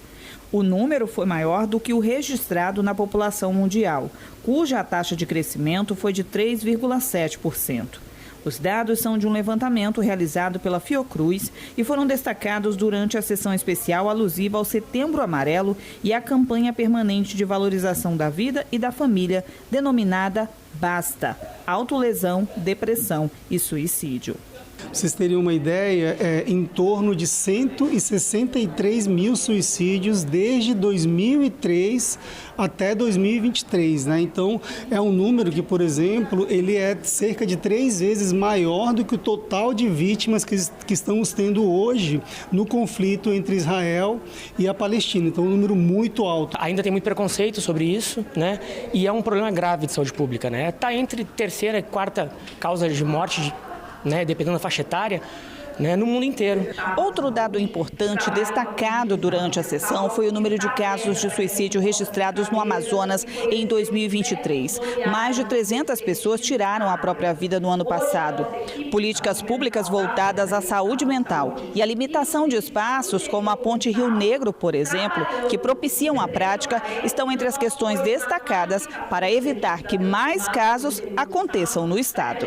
Políticas que visem limitar esses espaços, fortalecer a rede de atenção psicossocial, né, ajudem a reduzir essa carga difícil de contar que é o suicídio. Eu propus formar uma rede, né, porque precisa não montar só uma rede, um gabinete de crise, porque o que nós estamos enfrentando é uma crise humanitária, uma crise de perda de vidas, e isso nós precisamos estancar e não podemos deixar o nosso povo amazonense nessa situação. Os agentes que participaram da sessão destacaram a importância da campanha Basta Autolesão, Depressão e Suicídio. A ação é coordenada pela Frente Parlamentar de Cuidados e Prevenção à Depressão, Suicídio e Drogas, presidida pelo deputado João Luiz. Só em 2023, a campanha atendeu mais de 6 mil pessoas por meio de diversas ações. Além do Amazonas, os estados do Rio Grande do Sul e da Bahia também receberam ações referente à campanha Basta. Durante a sessão especial, 18 pessoas foram homenageadas pela realização de ações de combate a doenças psicossomáticas, como depressão e ansiedade, e que ajudam a reduzir o número de casos de suicídios no estado. Queimadas e secas em todo o Brasil, enchentes devastadoras no Rio Grande do Sul. Parlamentares se mobilizam em busca de soluções para prevenir tragédias ambientais. Veja o que foi notícia nas casas legislativas do país.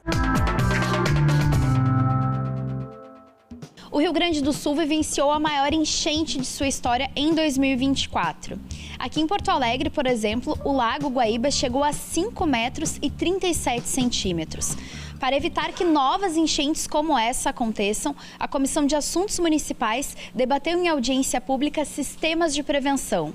Engenheiros e especialistas da Associação Atlântica fizeram uma apresentação elencando sugestões de melhorias para evitar novos cenários destrutivos. O presidente do grupo, Pablo Leuque, destaca como uma das alternativas a remoção de areia, lodo e outros sedimentos de rios e lagos. A abertura de 2 calhas extravasadoras no 4º distrito da Barra, em Rio Grande, e outra em Bujuru, onde metade do caminho a natureza já fez o serviço.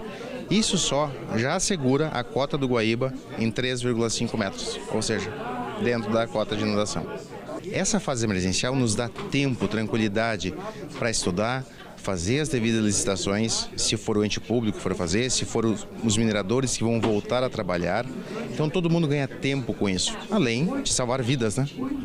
O desassoreamento dos rios, incluindo Guaíba, também é uma preocupação do presidente da comissão, deputado Joel William.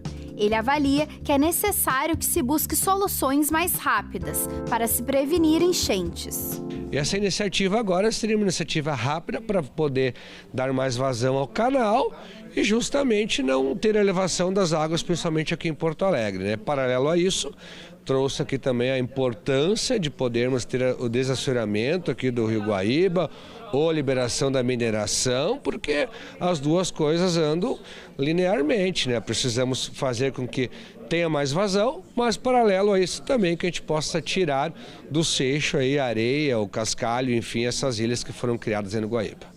As sugestões tratadas na audiência pública serão encaminhadas ao Conselho do Plano Rio Grande, programa do governo gaúcho que visa acelerar e organizar os processos de reconstrução do estado. Conforme o secretário adjunto da Secretaria do Meio Ambiente, Marcelo Camardelli, é preciso analisar a viabilidade das propostas, tendo em vista os impactos ambientais e financeiros. Qualquer intervenção, e nós temos dentro desse contexto de cheias ou pós-enchente, né, uma série de iniciativas que são de curto, médio e longo prazo, né, e todas elas devem ser pautadas pela construção técnica e científica, né, e este projeto aqui apresentado também, né, precisa passar por este crivo das secretarias, dos técnicos que as compõem, assim como o próprio conselho e o comitê científico, para que possa ser melhor avaliado. Precisa ter um olhar de segurança ambiental, porque ele traz impactos e reflexos à biodiversidade do seu entorno, né? Então isso precisa ser muito bem analisado. Infelizmente, uma grande quantidade de incêndios tem atingido vários municípios do Espírito Santo. Seja nas áreas de pasto ou de mata fechada, os bombeiros estão enfrentando muitos desafios. Uma parte desse problema tem acontecido por causa do longo período sem chuvas.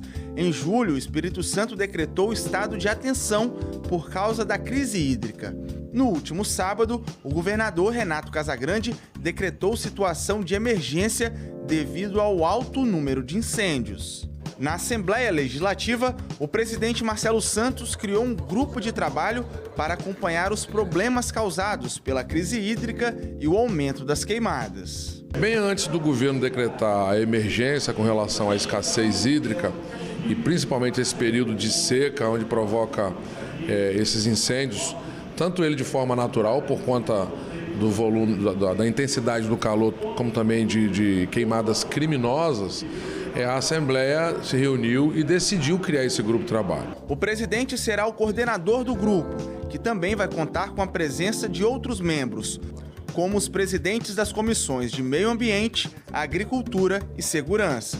São comissões muito importantes para debater o tema, para acompanhar, para fiscalizar, para sugerir, que são a Comissão de Agricultura, principal comissão que trata de um tema onde a agricultura está sendo muito prejudicada, nós temos a seca, nós não temos ainda uma reservação hídrica que possa abastecer, por exemplo, nessa escassez, ao lado da Comissão de Segurança, que vai fiscalizar a questão dos incêndios criminosos, e a de Meio Ambiente, por conta da poluição que vem acontecendo justamente por conta disso, e de todo o envolvimento, né? Nós estamos falando aí do que o Estado está fazendo, o que nós podemos fazer, o que deu certo em alguns países.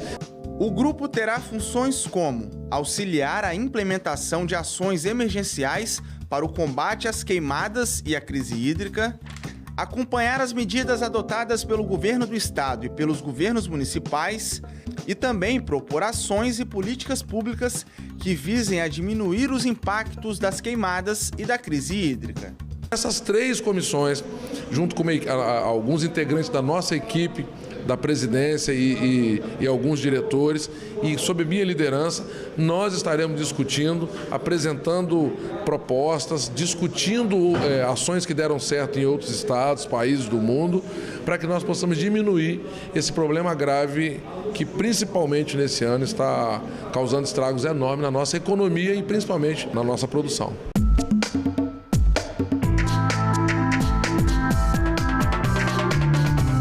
De que forma o Brasil pretende tratar os seus deslocados internos, como os gaúchos que tiveram que deixar as suas casas após as enchentes, ou as vítimas do afundamento do solo em Maceió, por exemplo? O assunto foi debatido em audiência pública na Comissão Mista sobre Migrações e Refugiados. Desastres naturais, como secas no norte e nordeste no sul do país, podem forçar as pessoas desabrigadas a se mudar. Outro exemplo de deslocamento forçado no Brasil foi o esvaziamento de uma área urbana de Maceió pelo afundamento do solo por causa da mineração de salgema. O tema foi discutido em audiência pública na Comissão Mista Permanente sobre Migrações Internacionais e Refugiados. O colegiado reúne senadores e deputados. O senador Paulo Paim, do PT do Rio Grande do Sul, apresentou um projeto que cria a Política Nacional para Deslocados Internos. A proposta foi motivada pela catástrofe provocada pelas chuvas que atingiram 2.400.000 pessoas em 478 municípios gaúchos. Ao longo dos anos, os deslocamentos internos no Brasil foram motivados principalmente por fatores econômicos, porém, temos identificado que as calamidades humanas, como o rompimento de barragens, a exemplo de Brumadinho, e outras calamidades naturais, como enchentes e secas, têm assumido o protagonismo deste processo.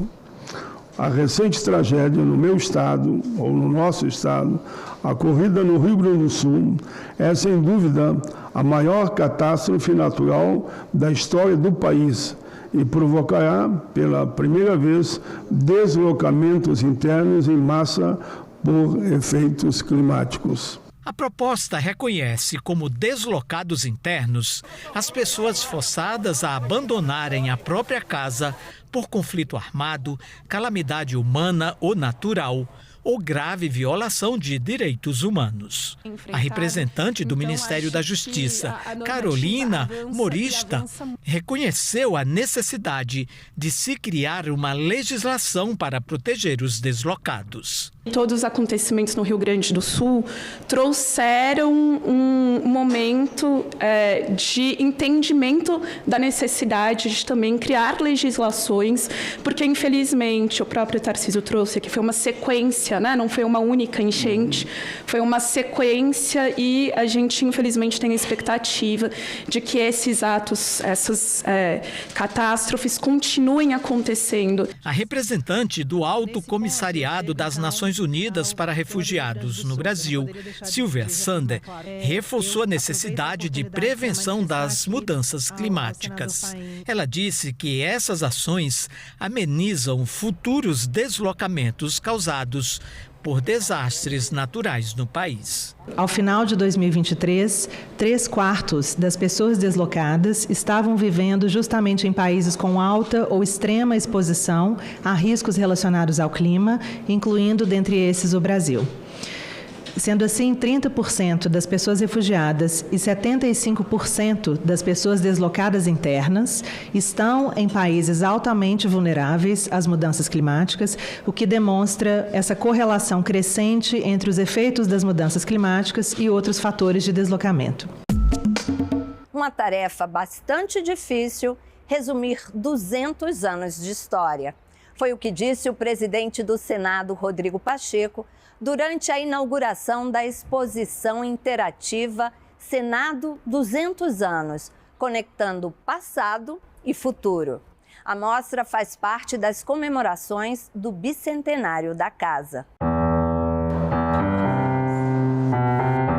Autoridades, estudantes e servidores. O Salão Negro do Senado ficou lotado para a abertura da exposição 200 anos do Senado, conectando passado e futuro. O presidente da Casa, Rodrigo Pacheco, abriu a exposição ao lado da diretora-geral, Ilana Trombica. O parlamentar visitou as instalações e falou sobre a importância da mostra. Esperamos que, concluída a visita, retornem às suas vidas, não apenas com conhecimentos novos sobre a nossa Casa de Leis, mas, sobretudo, com a sensação de pertencimento.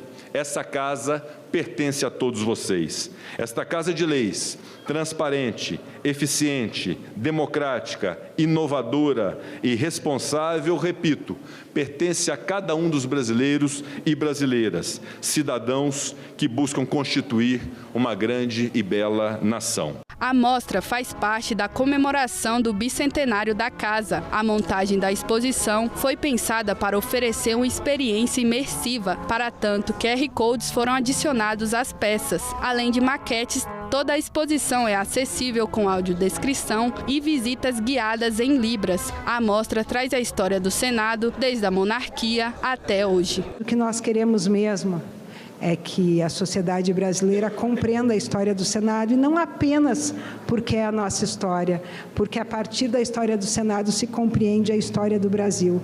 E é dessa compreensão que nós podemos construir a sociedade que nós desejamos. Presidente, o senhor vai ver que a exposição está dividida em 4 fases: Império, República, Ditadura Militar e a redemocratização do Brasil.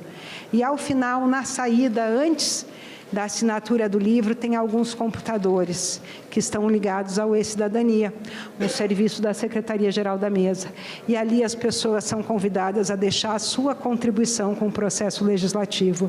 E isso, simbolicamente, quer dizer que elas passam de espectadores a participantes. A exposição oferece uma oportunidade de conhecer momentos importantes que marcaram a história dessa instituição e contribuíram para a construção do país. A amostra fica disponível até dia 10 de dezembro, com entrada gratuita das 9 da manhã até as 4h30 da tarde. A exposição que hoje inauguramos, ela não é apenas uma celebração. Ela é um momento que nos traz a reflexão do papel do Senado Federal na história do Brasil. Ela é parte, do ciclo de comemoração dos 200 anos do Senado Federal e mostra ali diversos momentos em que as questões mais delicadas, os grandes assuntos da República foram discutidos, os grandes assuntos do nosso país foram discutidos aqui no Senado Federal.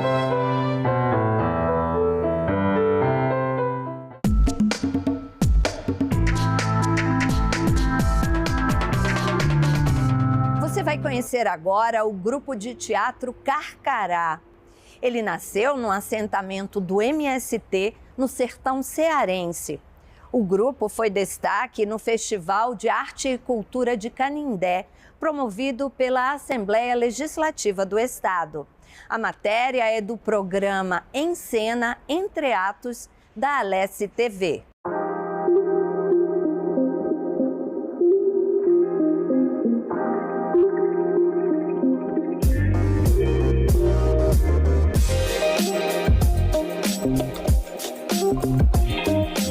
O grupo de teatro Carcará, criado em 2019 no assentamento 25 de Maio, tem transformado vidas por meio da educação e da cultura. Surgido na escola do campo João dos Santos de Oliveira, o grupo Carcará foi um dos destaques do Festival de Arte e Cultura da Assembleia Legislativa em Canindé.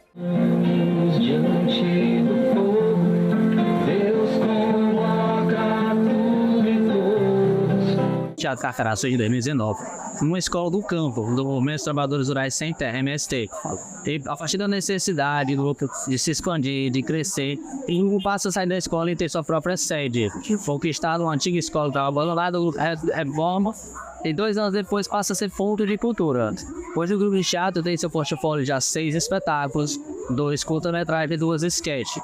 Estamos na produção do espetáculo Canudos e a História que Não Foi Contada, movimenta pela necessidade de fazer cultura no campo, o que historicamente é negado.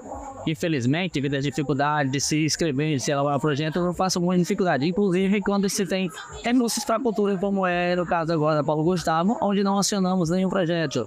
Mas já são 5 anos fazendo cultura, movimentando cultura. Somos o único grupo de teatro do Movimento dos Trabalhadores Rurais Sem Terra, Ceará, em atividade. E somos também o único do Nordeste com protagonismo de escala maior. Existe pequenos, escolas, mas não é o grupo que somos nós de teatro.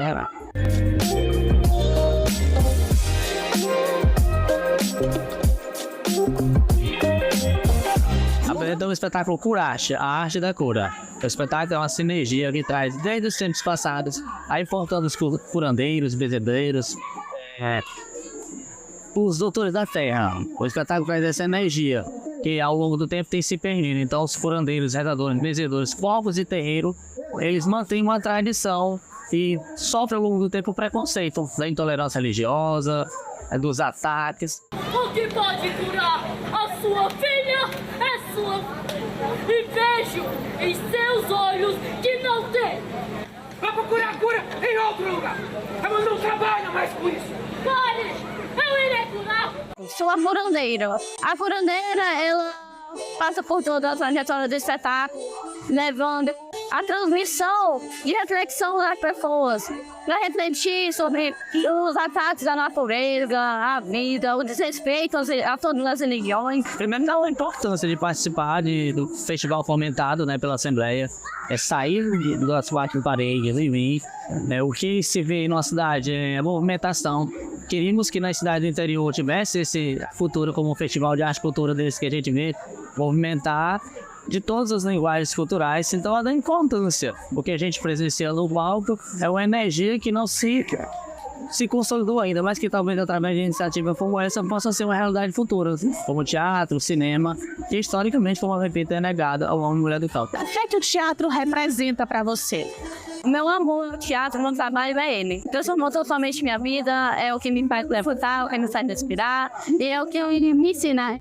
Defino como a espada que envolve o véu do tempo, redesenhando a cultura do campo. Dá esperança, construindo um novo amanhã, através da arte da cultura, proporcionando a jovens artistas do interior a serem atrizes, atores, com perspectiva de sair do chicote dos coronéis, patrões e da exploração.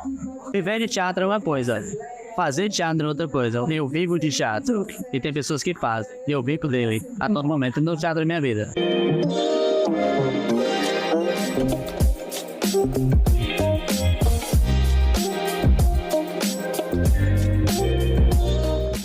É a arte alimentando a vida, hein?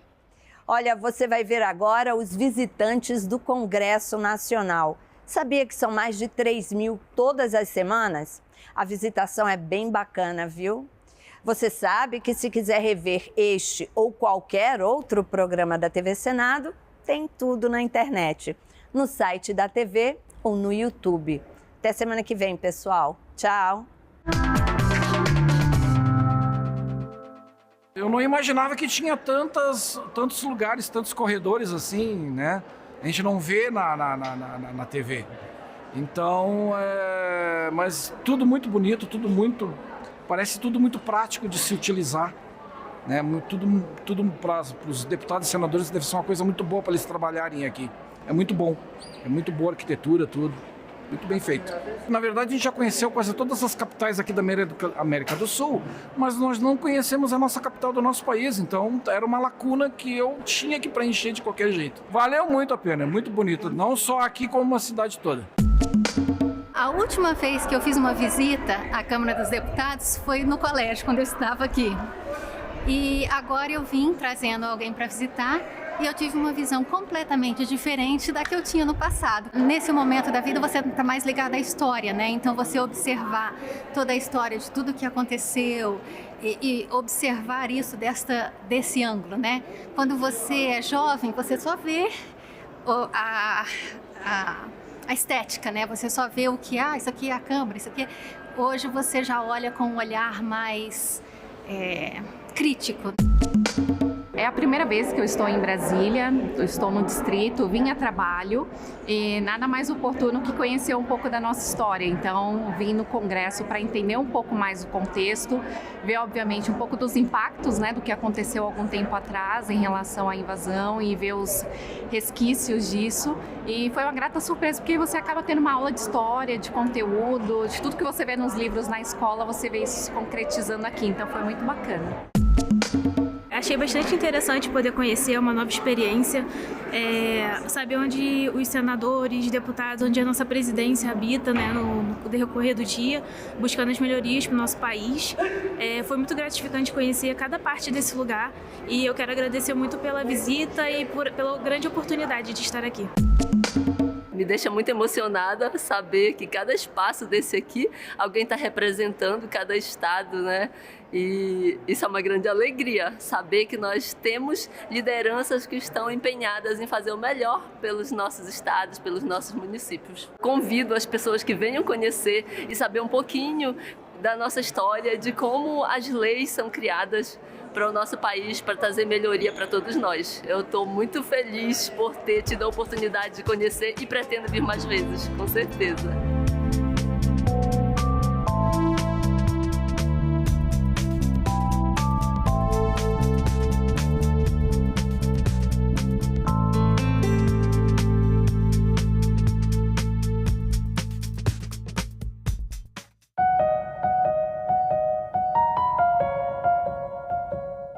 Todas as áreas, a inteligência artificial seria uma ameaça ou seria uma parceira do trabalhador? Existe uma tendência da pessoa que já está há muitos anos fazendo determinada atividade ter uma certa dificuldade de sair da sua zona de conforto. Uma resistência à inovação. Para aprender uma nova tecnologia. Porque dá trabalho, estudar dá trabalho. Às vezes custa dinheiro. Agenda Econômica. Hoje, 20h, aqui na TV Senado.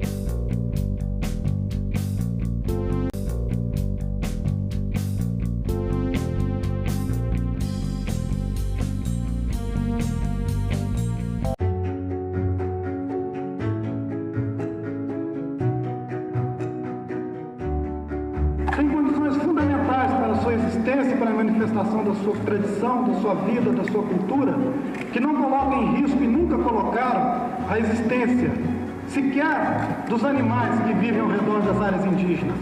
quanto mais de outros seres humanos. Mas que nós vamos lutar sempre para que nossos direitos e as nossas vozes sejam ouvidos. Marchamos ao som dos guerreiros para pedir paz e para pedir respeito aos povos indígenas.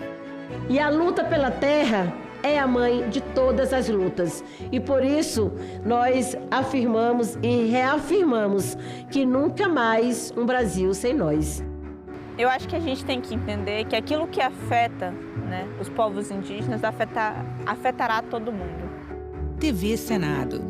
Democracia todo dia.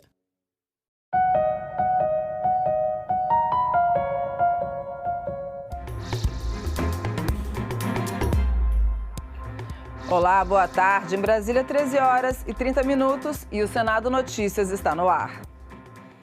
A Comissão de Assuntos Econômicos fez mais uma audiência sobre a regulamentação da reforma tributária. Hoje a discussão envolveu os regimes diferenciados. O regime diferenciado de tributação estabelecido pela proposta para vários setores significa a redução de alíquotas ou a concessão de créditos presumidos do IBS e da CBS. O setor de saúde, por exemplo, está dentro do regime diferenciado. Sem essa inclusão, haveria um aumento de 17% de tributos, segundo representantes do setor. Mas é preciso incluir serviços que hoje não estão na proposta. O pedido aqui é para que se inclua o home care como um desses serviços aí, é um ajuste quase que redacional, é um ajuste para dar mais conforto a esse setor.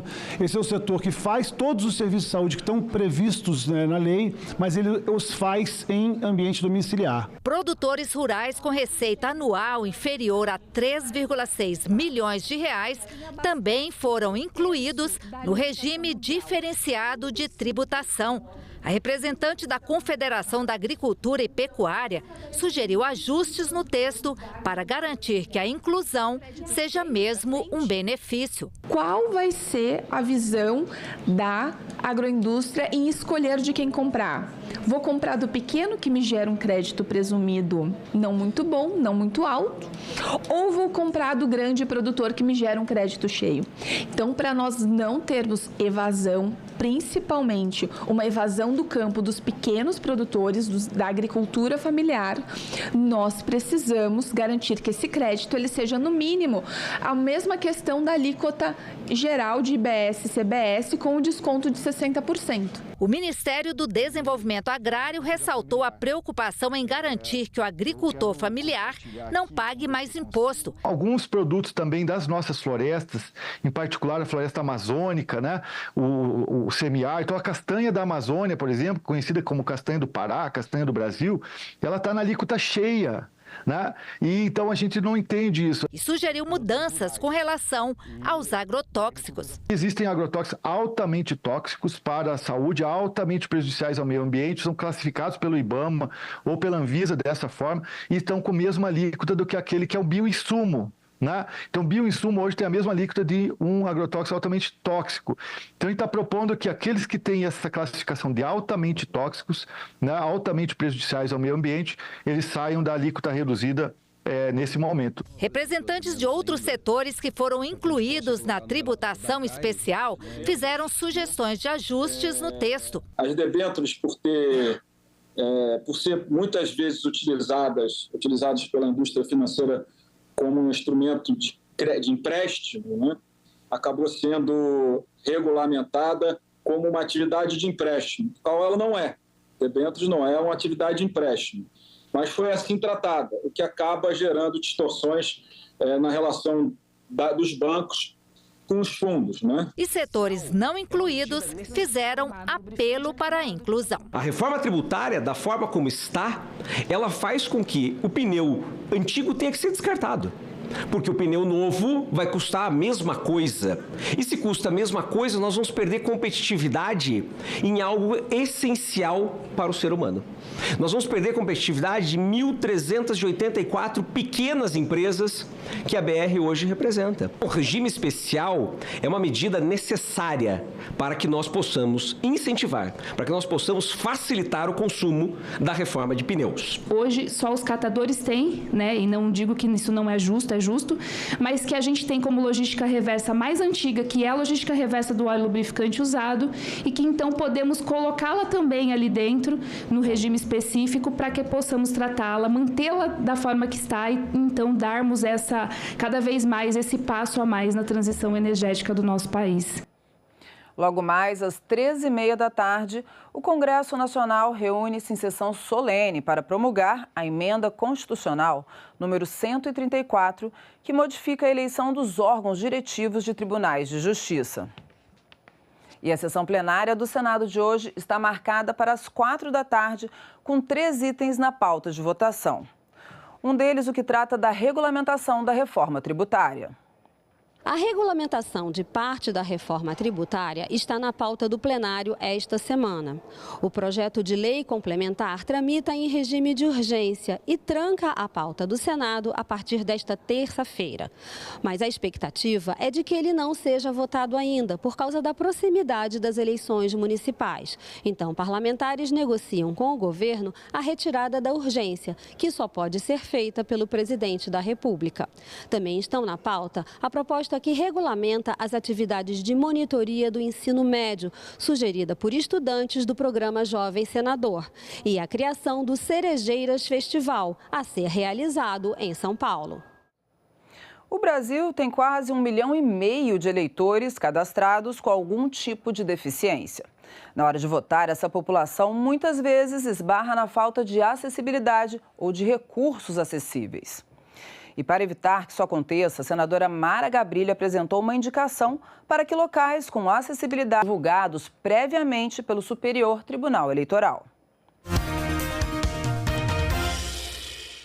As eleições municipais de 2024 cadastraram o maior número de pessoas com deficiência aptas a votar já registrado. Dados do Tribunal Superior Eleitoral revelam que aproximadamente 1.450.000 eleitores cadastrados têm alguma deficiência, um crescimento de mais de 25% desde 2020, quando eram 1.150.000. Aproximadamente 472.000 pessoas declararam ter deficiência de locomoção, 225.000 deficiência visual e mais de 132.000 têm deficiência auditiva. Mais de 60.000 pessoas com deficiência afirmaram ao TSE terem dificuldades para o exercício. Subir uma escada pode parecer simples, mas para quem usa cadeira de rodas, bengala ou tem qualquer tipo de mobilidade reduzida, uma escada como essa pode ser uma barreira na hora de votar. Já quem tem deficiência auditiva ou visual precisa de recursos específicos. A população com deficiência no Brasil é estimada em 18,6 milhões. E para evitar que pessoas com algum tipo de deficiência encontrem obstáculos na hora de exercer o direito ao voto, a senadora Mara Gabrilli, do PSD de São Paulo, apresentou uma indicação que será encaminhada pelo Senado ao TSE, sugerindo, a partir das próximas eleições, que as pessoas possam ter acesso prévio às informações sobre quais recursos de acessibilidade estão disponíveis em cada uma das sessões eleitorais. O que a gente está propondo ao TSE que ofereça essas informações ao eleitor que tem deficiência, que ele poderá escolher um dos locais disponíveis com acessibilidade. O servidor público Aires Pereira das Neves Júnior é cadeirante e já teve dificuldade para acessar a sessão eleitoral. A grande dificuldade é chegar até o local, é aquela escada, aquela falta de acessibilidade para o acesso do cadeirante, por exemplo. Essa que é a grande dificuldade. Vale lembrar algo muito importante. As sessões eleitorais estão localizadas, em sua imensa maioria, em escolas públicas e privadas. Então, a falta de acessibilidade impacta o cotidiano de milhões de estudantes pelo país. E assim, tão importante quanto derrubar as barreiras na hora de exercer o voto, nosso objetivo também é fomentar a acessibilidade plena de todas as escolas brasileiras. A Lei Brasileira de Inclusão garante às pessoas com deficiência o direito à participação na vida política, como reforça Aires Pereira. Não desista do seu voto diante da dificuldade, cause uma situação. O direito de votar é seu. Cause uma situação lá junto com o mesário, junto com o presidente da sessão. Você tem o direito de votar. Ninguém pode dizer a você, que não tem acessibilidade, você não transferiu o seu voto, você não vota e justifica. De forma alguma aceite isso daí. Mobilize as pessoas que estiverem ao seu redor e não deixe de votar. Qualquer que seja a sua dificuldade, registre isso e denuncie. As eleições já estão à porta para a escolha dos prefeitos e vereadores em todo o Brasil, com exceção de Brasília. Na disputa pelas prefeituras, o sistema de votos é o majoritário. Já para ocupar uma vaga na Câmara Municipal, o sistema é o proporcional. Mas qual a diferença entre essas duas formas de eleição? Descubra na nossa reportagem. Desde a proclamação da República, esta é a 28ª vez que acontecem as eleições municipais no Brasil. 5.569 prefeitos e 58.444 vereadores serão eleitos em todo o país para um mandato de 4 anos. Para vencer essa disputa, além de convencer o eleitor, o candidato também tem que saber fazer conta, já que nem sempre o mais votado é o vencedor. São muitos fatores que entram nesse cálculo e que interferem no resultado final, a depender de qual sistema é adotado nas eleições, o majoritário ou o proporcional. Mas qual é a diferença entre um e outro? O majoritário, não, dá um branco. Não. Não, mas eu quero procurar saber, vou procurar saber o que é. O majoritário, na verdade, são votos, né, que a pessoa recebe por individual, e o outro proporcional, né, que você falou assim, são mais por partidos, né? Nas eleições municipais, os dois sistemas são usados para definir os vencedores. Os prefeitos são eleitos pelo sistema majoritário, por maioria simples ou absoluta. Nos municípios com menos de 200 mil eleitores, a eleição é definida por maioria simples, ou seja, basta ser o mais votado. Já nos municípios com mais de 200 mil eleitores, é preciso garantir a maioria absoluta, o que significa a metade dos votos mais um, sem contar os brancos e nulos. Nesses casos, pode haver segundo turno entre os dois candidatos mais votados. No caso das eleições para vereador, é aplicado o sistema proporcional. O eleitor pode votar no candidato ou só no partido. É o que se chama voto de legenda. Na prática, quanto mais votos receber o partido ou a união de partidos, mais vagas são garantidas nas câmaras municipais.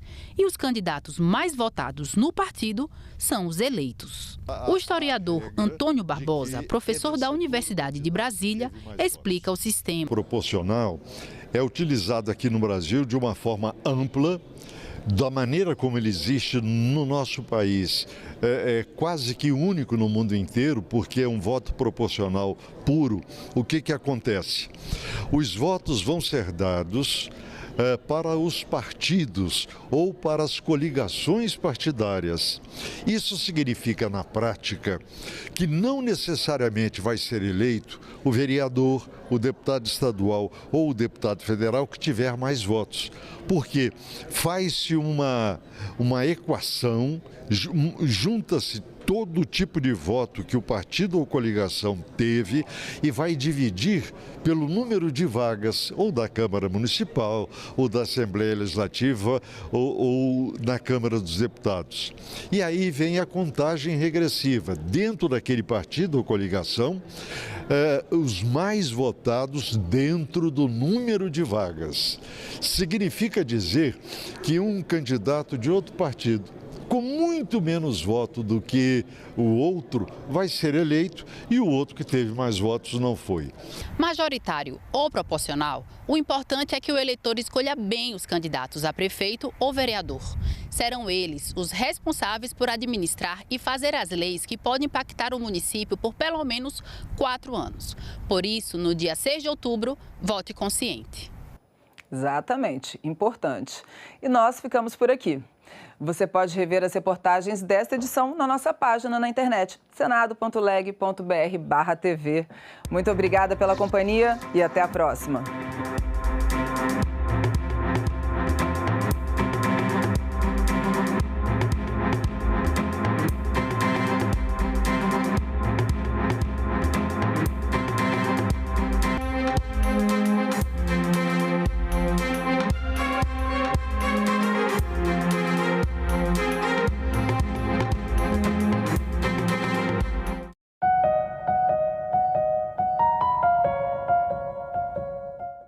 todas as áreas a inteligência artificial seria uma ameaça ou seria uma parceira do trabalhador? Existe uma tendência da pessoa que já está há muitos anos fazendo determinada atividade ter uma certa dificuldade de sair da sua zona de conforto. Uma resistência à inovação. Para aprender uma nova tecnologia. Porque dá trabalho, estudar dá trabalho. Às vezes custa dinheiro. Agenda Econômica. Hoje, 20h, aqui na TV Senado.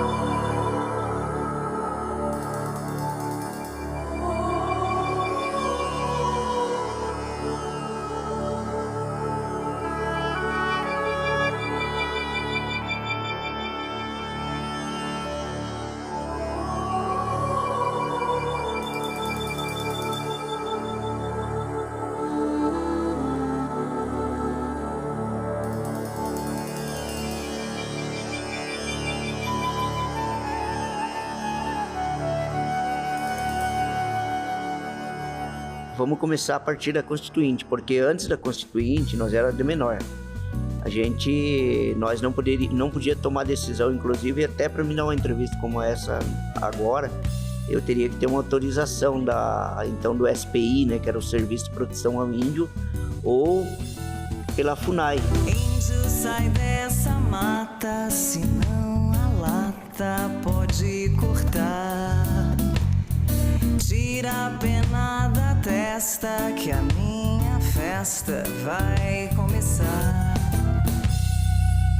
O Império Brasileiro foi o início, o marco inicial da nossa cidadania, da construção da nossa cidadania. De um lado, você tem um projeto vitorioso da independência, que é o que vai manter a centralização, e nesse caso, comparado com a América do Sul, é o diferencial, porque ele mantém a centralização, então um projeto centralizador, mantém a monarquia, mantém a escravidão e garante uma sociedade desigual.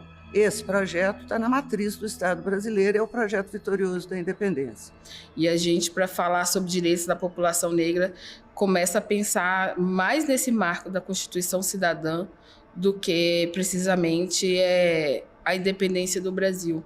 Porque a gente tem um Brasil deixando de ser colônia, mas um povo que trata principalmente a população negra como colonizado. A gente tem que lutar pelos nossos direitos, né? E a gente tem que ir à luta. E superando as dificuldades, a gente tem que incluir pessoas, não só nas convivências, mas também participando de políticas públicas, de colocar pessoas com deficiência, ter voz e ter a sua própria autonomia também. A gente tem que fortalecer os seus direitos. Porque a gente nunca teve paz. Eu não posso assim falar que governo A, ou B, ou C deu alguma trégua para a gente assim, ou tivemos alguma paz. Mesmo as próprias políticas ou programas que foram construídos para nós nos governos, sempre houve muita luta para garantir e cobrar que o Estado criasse um programa, criasse uma política que fosse importante, fosse bom para nós, povos indígenas. Porque ninguém é igual a ninguém. A gente só se juntou porque são pessoas que sofrem estigma, discriminação e preconceito. Então, foi uma estratégia. A gente inventou uma bandeira, a gente inventou uma plataforma e foi assim que a gente conseguiu os direitos. Então, a gente teve que inventar todos esses rótulos, eles são totalmente arbitrários. A gente pode mudar. Eu espero que a gente elimine. Eu não quero morrer sem a gente eliminar todas essas letrinhas e que as pessoas sejam elas mesmas e não precisa desse rótulo político. E que a igualdade não se resume aos que são iguais, mas aos que são também diferentes. Iemanjá, Iemanjá, Obalua, Iemanjá, Oxu. Obalua, Iemanjá, Oxu. Oxu. Oxu. Os quilombos são a primeira forma de resistência, porque tanto se questionava o poder escravocrata, mas como havia um espaço de resistência cultural.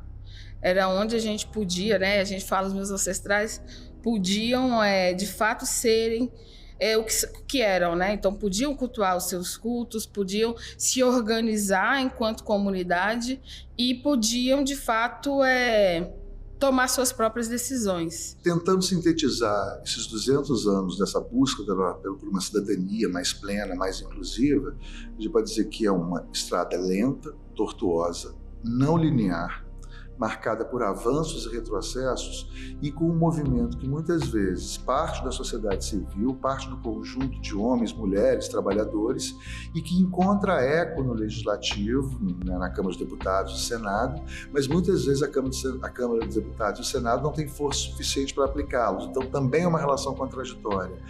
Eu sei de alguns momentos em que o parlamento vai retroceder, talvez o pior deles da história do Brasil seja 64, né?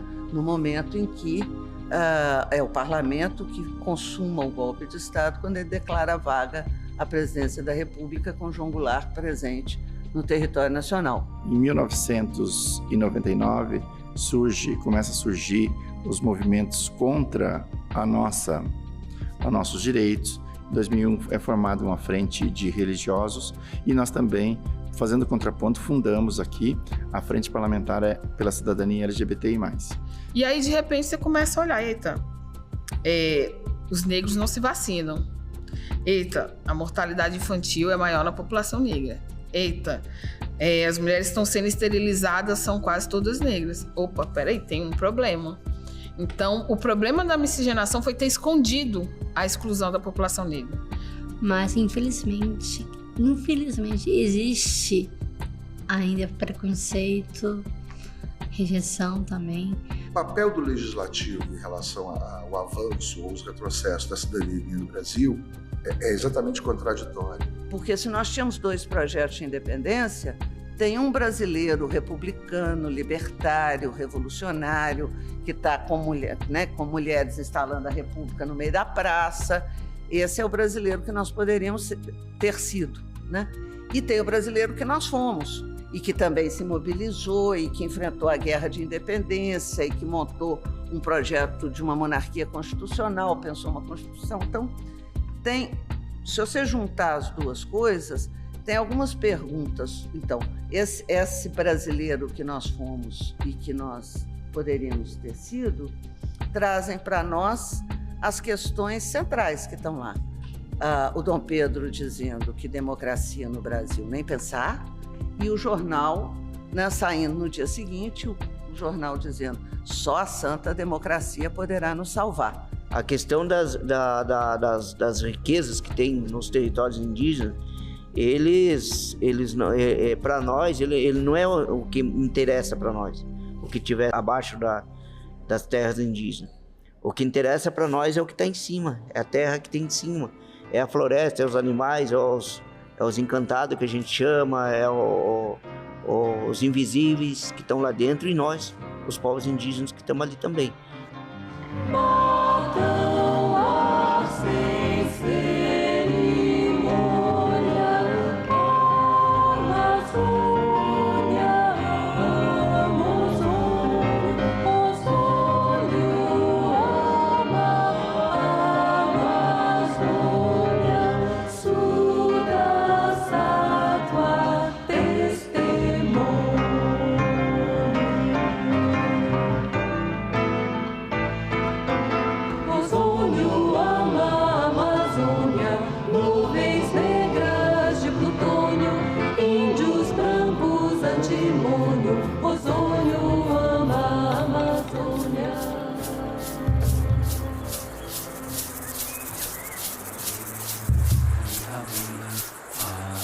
Os encantados são seres invisíveis, que você não vê, mas que você sente. A partir da hora que você tem uma conexão de espiritualidade.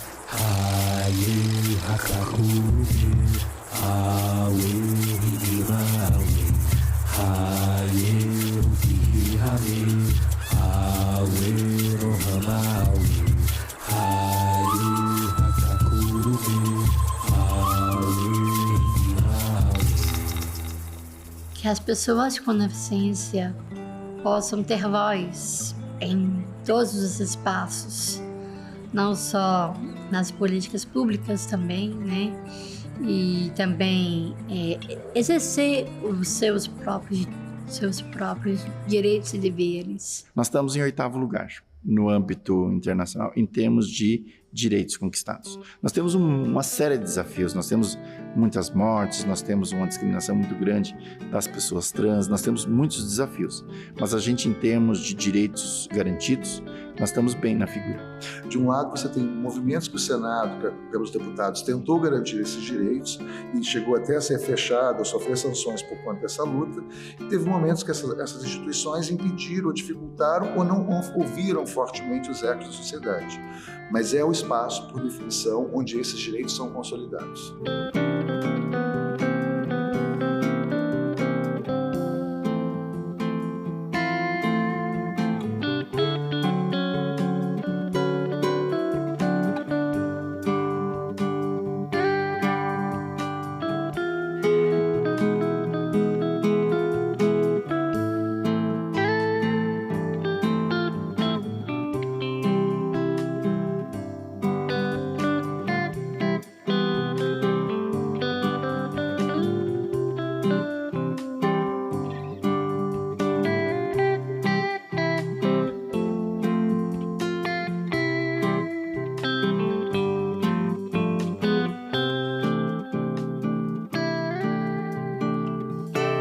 Esses panfletos criaram um grande debate e num momento muito bonito, porque é um momento que não existe Brasil, existe só a ideia de Brasil. Então eles estão tentando dar concretude a um projeto de Brasil e a um desejo de futuro para nós.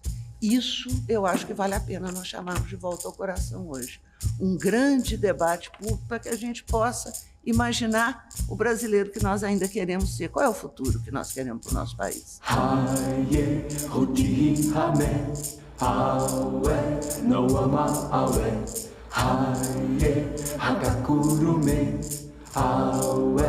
Rinima Awe, Haye, Hutihi Hame, Awe, Noama Awe, Haye, Hakakurume, Awe, Rinima Awe, Haye, Hutihi Hame, Awe, Noama Awe, Haye, Hakakurume, Awe, Rinima Awe.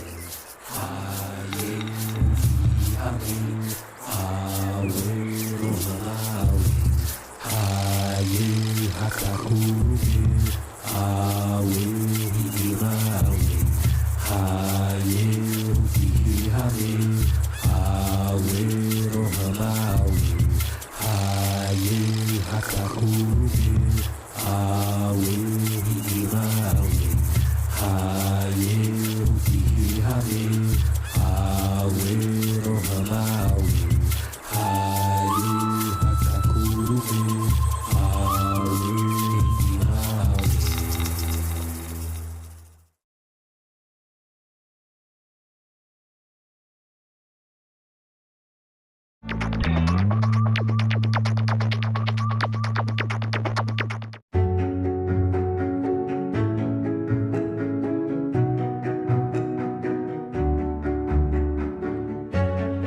Poucas mulheres se aventuravam na carreira política, não era considerado de bom tom.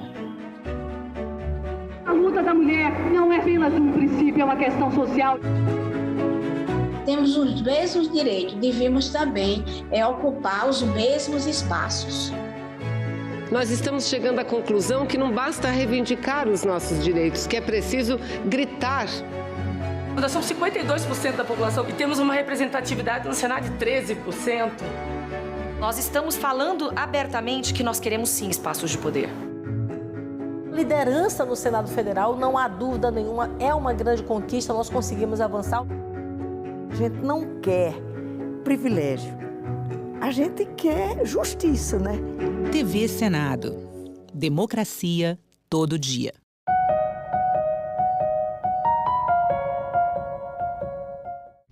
O programa a seguir é livre para todos os públicos.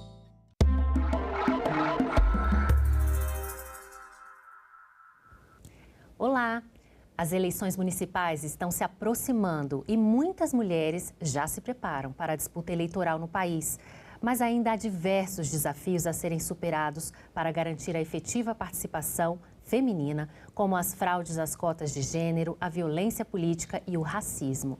Com o objetivo de ampliar e fortalecer a presença das mulheres nas eleições, o Senado, em parceria com o Poder Executivo, lançou um guia eleitoral voltado para as candidaturas femininas e de mulheres negras. Bom, para falar sobre esse assunto, eu converso agora com a advogada, professora e uma das autoras desse guia, Jéssica Teles de Almeida. Olá. Jéssica, seja muito bem-vinda aqui ao Cidadania Mulher. Muito obrigada. Jéssica, conta pra gente como é que surgiu a ideia de criar esse guia. Bom, o guia ele nasce de uma ideia em março de 2024, né, de um calendário eleitoral com perspectiva de gênero. Geralmente, após saírem as resoluções do TSE que vão regulamentar as eleições de cada ano, instituições organizam e fazem uma edição do calendário eleitoral. Como tanto eu como a professora Raquel, né, nós trabalhamos com pesquisas no âmbito da participação política da mulher, a gente pensou em desenvolver um calendário eleitoral com perspectiva de gênero. O que significa isso? Um calendário eleitoral, organizando as datas do pleito, mas à medida em que essas datas iam acontecendo, a gente descrevia e dava informações que poderiam ser importantes para a candidatura das mulheres. E nós, assim, fizemos. E nós lançamos esse calendário eleitoral com perspectiva de gênero pelo Grupo Ágora, que é o Grupo de Estudos e Pesquisa da Universidade Federal do Ceará, e publicamos pela Amazon. Essa publicação da Amazon acabou tendo um pouco de repercussão e chegou até o Ministério da Igualdade Racial, que nos contactou para fazer uma parceria, né, para desenvolvermos um guia para candidaturas de mulheres e também de pessoas negras. Então, fomos convidadas para desenvolver esse guia, foi quando a Aline, né, foi também convidada para participar, somos 3 autoras, eu, a professora Raquel Machado e a Aline. E nós desenvolvemos esse trabalho em uma parceria muito bacana com o Ministério da Igualdade Racial, o Ministério das Mulheres e também com o Senado Federal. Legal. E como é que vocês colocam dentro do guia? Quais são as orientações? Você pode falar de um jeito geral, de um modo geral, quais são as orientações? O que esse guia traz para as mulheres que estão entrando na política e para que já estão na política também? Sim. O processo eleitoral, de um modo geral, ele é muito regulado. Existe um conjunto de normas que vão regulamentar resoluções do TSE. Ele é complexo por natureza, devido à quantidade de informações e de normativos.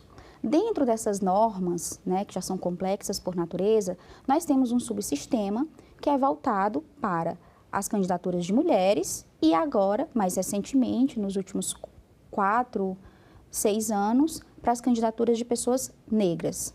Né?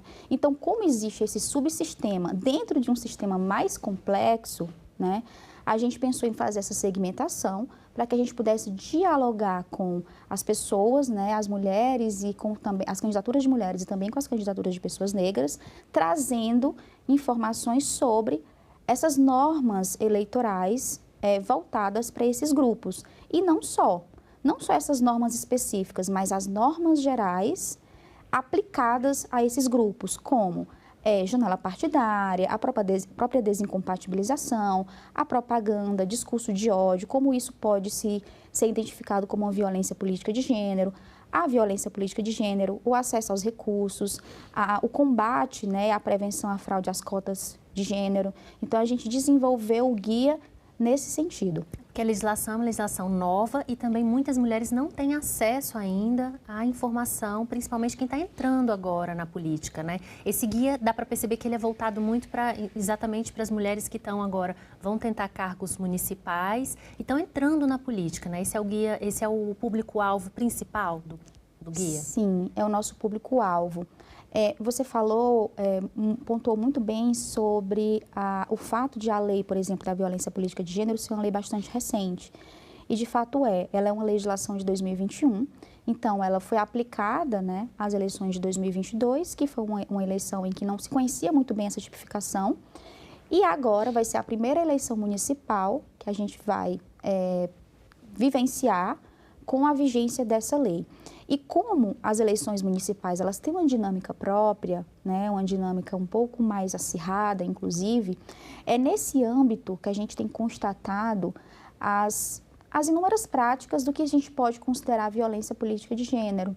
E o curioso é que muitas mulheres, as candidatas ou até mesmo as mulheres que já estão em exercício de mandato, elas sofriam alguns atos que podem ser considerados violência política de gênero e elas não sabiam identificar, né? Elas começaram a identificar à medida em que, ano passado, por exemplo, começou a se realizar alguns seminários, começou a se discutir o tema e elas começaram a perceber que existia a violência política de gênero, que era uma violência política voltada à mulher, a tentar, né, uma tática para dissuadir a participação política da mulher e que era crime. E, a partir disso, começaram a procurar as instituições para denunciar casos específicos relacionados a elas. Então, a gente identificou essa necessidade de informação e colocamos no guia, né, tem um tópico dedicado à violência política de gênero e a gente enumera alguns exemplos, alguns exemplos que a gente chama de red flags ou bandeiras vermelhas, para que a mulher possa identificar de plano quando ela estiver sofrendo violência política de gênero e quais medidas ela pode adotar. Você pode citar algum exemplo de um tipo de violência de gênero que muitas vezes pode ser, às vezes, as pessoas não identificam de primeira, mas isso é sim considerado um tipo de violência? Um tipo de violência de gênero muito comum, que a gente identifica principalmente dentro das casas legislativas, é quando a mulher ela está falando, né, a parlamentar ela está no seu exercício de fala, explicando algum assunto, às vezes uma pauta até um pouco mais tensa, e o microfone dela é cortado, certo? Então, dependendo do contexto, né, isso se configura sim violência política de gênero, porque é uma forma de constranger e de limitar o próprio exercício do mandato. Então, isso é um exemplo bem claro, né? Outros exemplos são discursos dentro ou fora da tribuna, porque não necessariamente esse crime ele é praticado por quem já está no mandato, né? Pode ser praticado por qualquer pessoa contra a mulher candidata ou contra a mulher mandatária, mas são crimes em que essa pessoa pratica alguma ação ou omissão que visa humilhar, né, a mulher nesse exercício do mandato ou no exercício da sua candidatura. Exemplo comum que acontece durante campanhas é eleições municipais, né? Uma candidata vereadora, ela vai caminhar, vai pedir votos, está dialogando e chega alguém, geralmente homem, mas pode ser mulher também, rasga material de campanha, fala que não vai votar em mulher, que ela, né, que mulher não pode estar na política. Então, esse tipo de exemplo, ele é um tipo de exemplo real, ele realmente acontece. Ou a mulher exposta no exercício da função parlamentar pela roupa que usa, ou com apelos a estereótipos de gênero, né? Então, isso é muito comum. E você colocou que tem a eleição municipal, e a eleição municipal geralmente é uma eleição um pouco mais violenta, né? Conta um pouquinho pra gente dessa diferença da eleição municipal para as eleições estaduais e federais que acontecem de 4 em 4 anos, alternadamente. A eleição municipal, como nós temos muito mais pessoas envolvidas pela quantidade de municípios, né, que a gente existe, ela acaba também sendo um tipo de eleição, né, pela proximidade das disputas que a gente vai ter em cada município ali, grupos, né, e candidatos a vereadores e vereadoras, sendo eleições que têm uma disputa maior, um acirramento maior, né, Geralmente o prefeito ou o candidato a prefeito, ele conhece a família do candidato a vereador, às vezes são inimigos, né, já de algum tempo. Então isso acaba acirrando, diferente das eleições gerais, em que esse tipo de tensão ele acaba sendo mais diluído. Então, como nós temos mais tensões e disputas no âmbito da eleição municipal, acaba sendo uma arena muito fértil para se propagar esse tipo de violência contra a mulher, ou então outras práticas, até mesmo como o racismo, né, ou violência política de gênero, usando modus operandi, né, de forma a se apelar a práticas racistas. Então, isso acaba sendo comum. Pois é, e a gente fala tanto em dificuldades que as mulheres têm de acessar a política, de entrarem na política, para mulheres negras fica ainda mais difícil, né? O que vocês colocam especificamente para a candidatura de mulheres negras? Olha, a política, de um modo geral, ela já é um ambiente muito seletivo, né? De um modo geral, as pessoas não têm muito interesse de entrar para a política, né? Embora devesse, porque a política ela faz parte da vida, né? A gente vive numa democracia justamente para possibilitar que todo mundo possa participar. Mas nem todo mundo tem iguais condições, de fato, né?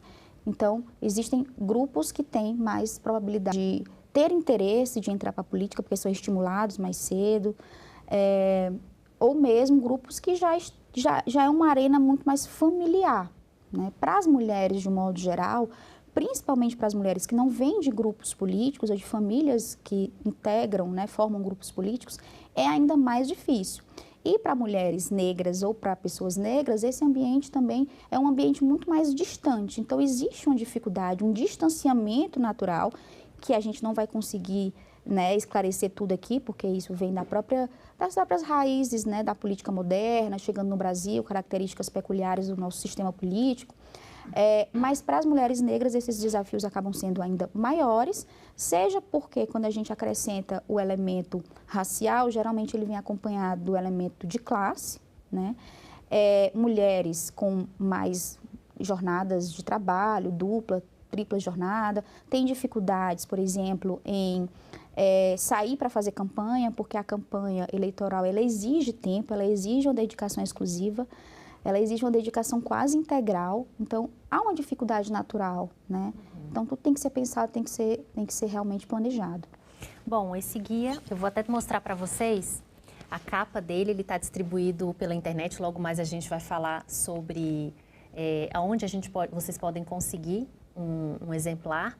Mas o que eu achei interessante é que há uma parte do guia que fala sobre a ajuda que as mulheres podem solicitar para os partidos nessa rede de apoio, ou seja, esse tempo que elas passam na campanha, onde elas não têm com quem deixar os filhos ou precisa de alguém que apoie na atividade doméstica em casa, elas podem requerer isso, essa ajuda financeira para os partidos. Conta um pouquinho para a gente sobre isso. Isso não está na lei, mas também não é proibido, é isso? Isso.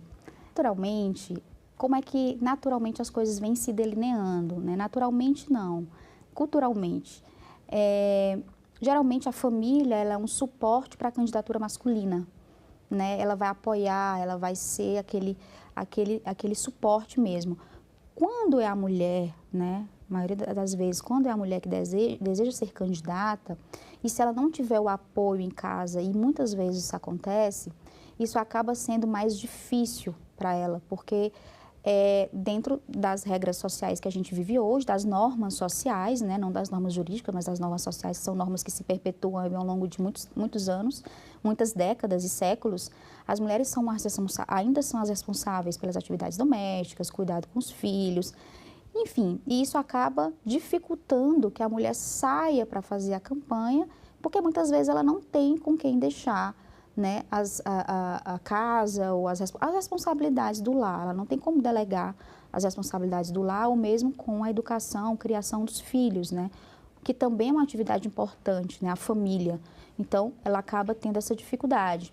Então, a gente começou a debater, né, isso já é um debate no direito comparado, sobre a possibilidade de as mulheres candidatas, né, custearem a sua rede de apoio durante o período da campanha, enquanto ela estiver fazendo a campanha, né, em campanha, com os recursos públicos, né, fundo especial de financiamento de campanha, ou o próprio fundo partidário que seja doado, né, para a campanha.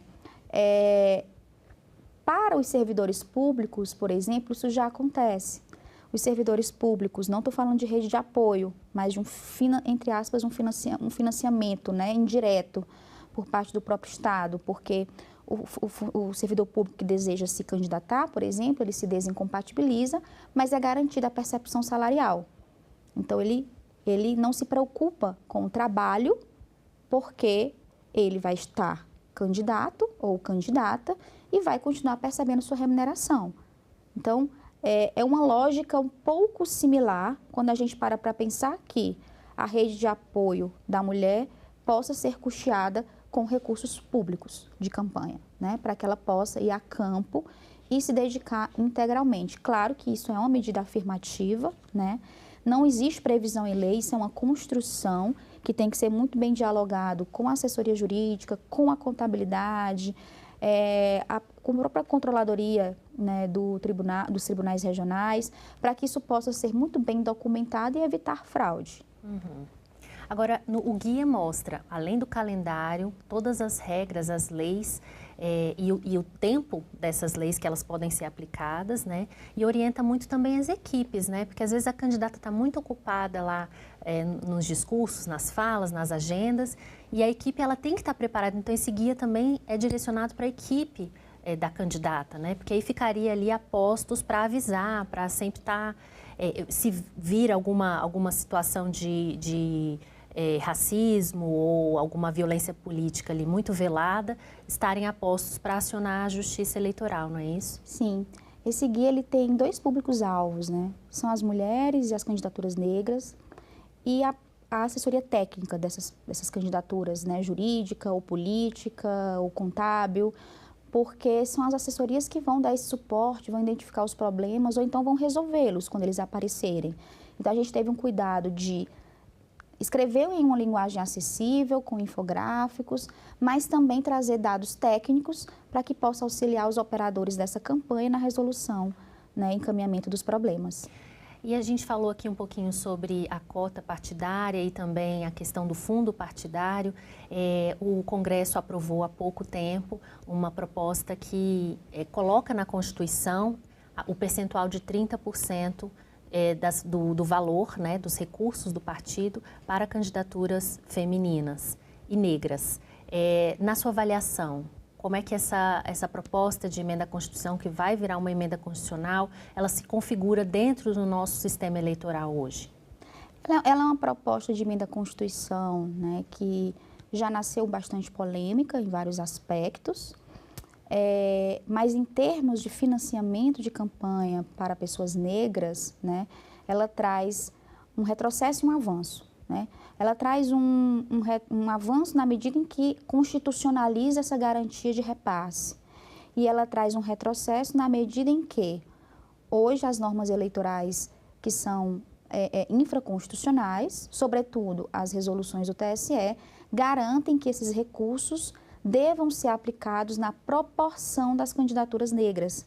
E hoje nós temos, pelo menos pela autodeclaração nos registros, acho que mais de 50% de candidaturas negras autodeclaradas, né? Então, se a gente para pensar que do proporcional 50% se constitucionaliza 30%, tem avanços e retrocessos, porque a gente sai a nível de regulação por normas, como resoluções, que são infralegais, né? E a gente constitucionaliza essa garantia e, embora seja diminuta. Então, é uma PEC bastante polêmica. Agora, em relação às outras regras, vocês colocam também sobre a atenção que as mulheres precisam ter, a questão de respeito ao horário eleitoral, que elas têm garantias, e também sobre um assunto que é muito recente para a gente aqui nas eleições, mas que tem já gerado grandes problemas, que é a tecnologia da inteligência artificial. Como é que vocês abordam isso no guia, sobre os cuidados que as mulheres precisam ter com eventuais manipulações de imagens, falas, que podem ser usadas contra elas como uma forma de violência também? As eleições estão cada vez mais digitais. Essas eleições de 2024, elas serão eleições basicamente digitais. Acho que está começando a ficar um pouco demodê, né, aquele modelo de campanha da caminhada, da carreata. Isso ainda acontece bastante em interiores, comícios, porque o público jovem, sobretudo, ele está nas redes sociais e é o conteúdo que ele consome. Então, à medida em que as redes sociais, ela aproxima e cria um pouco mais de democratização do acesso à informação, principalmente de consumo de conteúdo político, ela é justamente um perigo por isso também.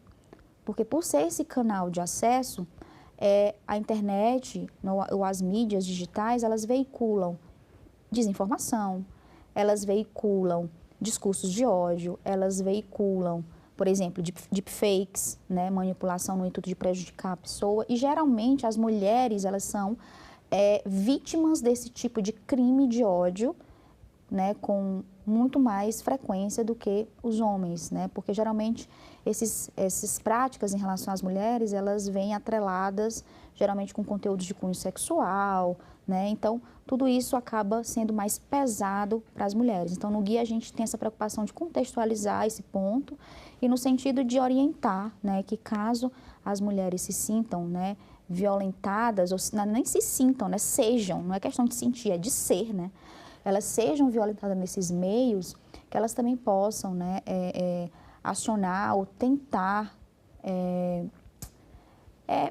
combater a conduta, né. Eu sempre digo que para as vítimas de violência, a gente passa sempre essa orientação, né, a gente sempre são dois tipos de violências que se sofre, a violência em si e a violência para buscar a punição. Mas não é uma violência, mas uma dor, né? Porque quando a gente vai buscar a punição, a gente relembra tudo, né? A gente precisa, enquanto mulher, falo a gente enquanto mulher. Então, a candidata, por exemplo, ela tem que se preocupar com a campanha, ela tem que se preocupar em pedir voto, ela vai parar aquele momento para poder tentar resgatar, né, um pouco da imagem e da moralidade que se tem, né? Enfim, que se constrói na figura de uma autoridade. Então, até isso é questionável também. Então, acaba sendo mais difícil para as mulheres. E a gente vê que mais de 50% do eleitorado é feminino. No entanto, nós somos subrepresentadas nas eleições com as candidatas eleitas. Até tem muitas mulheres filiadas, 45% segundo as últimas pesquisas. 45% são mulheres filiadas, mas elas não chegam a serem eleitas. Você acredita que um dos principais motivos é o medo dessa violência? Ou seja, elas ainda intimidam as mulheres a entrarem na política? Existe esse medo, certo? Mas eu não sei se eu acho que esse medo ele é prévio, ele é um medo inconsciente, ele vem um pouco misturado com a própria indignação com a política, descrença, enfim, como se não fosse um problema nosso, né? Então a gente já está nessa atmosfera. Mas em relação ao interesse por entrar na política, né, até quem diga que nós não temos mais mulheres na política porque as mulheres não se interessam por política, e isso não é verdade. Na verdade, o interesse por política ele já é um interesse um pouco mais restrito. Na verdade, não há estímulo, né? Não há um estímulo, seja ele natural, a gente não nasce, cresce pensando em ser uma pessoa política, né, como um sonho, né? Isso não é uma regra. Mas há interesse pela política por alguns segmentos da população. E mesmo esses segmentos ainda são maioria masculina, né? Então, o que está faltando? Onde está o gargalo? É o medo também.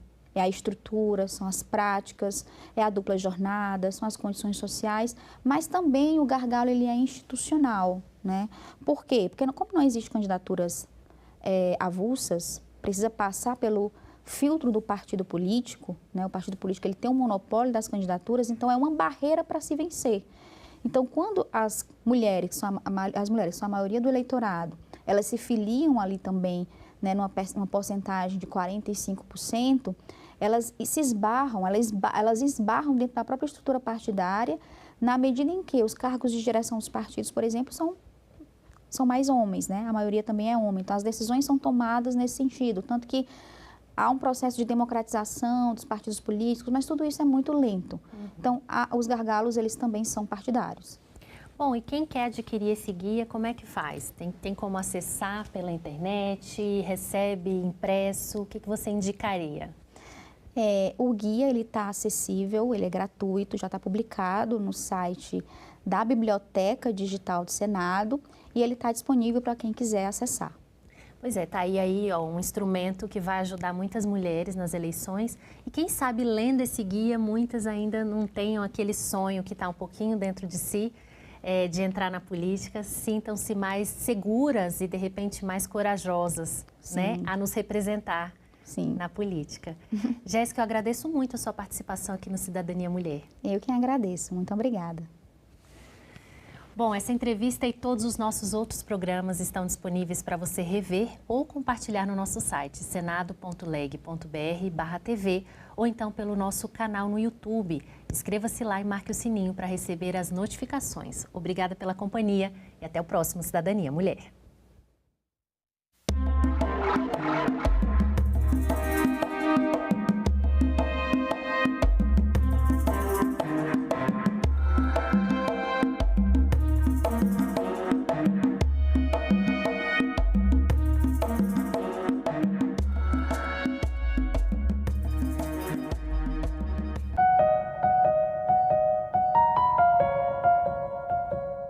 Todas as áreas, a inteligência artificial seria uma ameaça ou seria uma parceira do trabalhador? Existe uma tendência da pessoa que já está há muitos anos fazendo determinada atividade ter uma certa dificuldade de sair da sua zona de conforto. Uma resistência à inovação. Para aprender uma nova tecnologia. Porque dá trabalho, estudar dá trabalho. Às vezes custa dinheiro. Agenda Econômica. Hoje, 8 horas da noite, aqui na TV Senado. 456 mil candidaturas foram registradas para as eleições municipais deste ano. Desse total, 301 mil candidatos são homens e 155 mil mulheres. Entre as candidaturas femininas, 80 mil são mulheres negras. Já entre os homens, são 159 mil os que se declaram negros.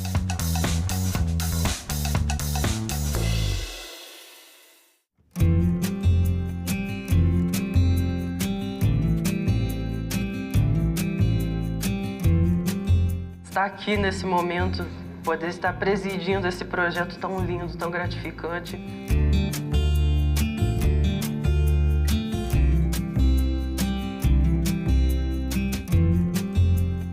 Está sendo algo novo, está sendo algo único e está sendo algo extremamente marcante para mim.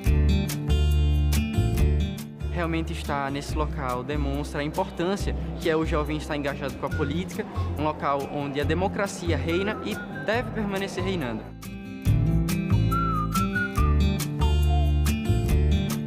Cada passeio aqui, cada momento é uma janela que abre na nossa mente.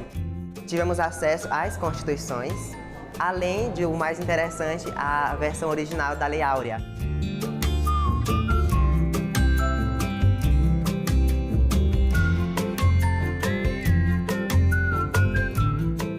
A presença de vocês aqui representa uma oxigenação, sobretudo a oxigenação de ideias.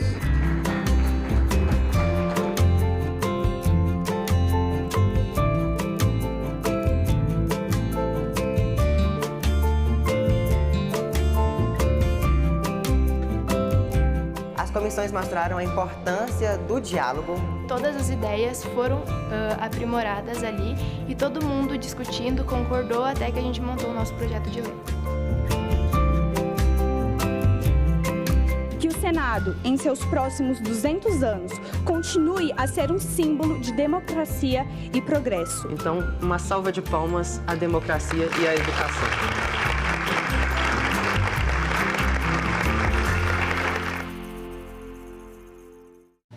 Uma notícia falsa pode vir de quem a gente menos espera, no grupo da família ou nas nossas redes sociais.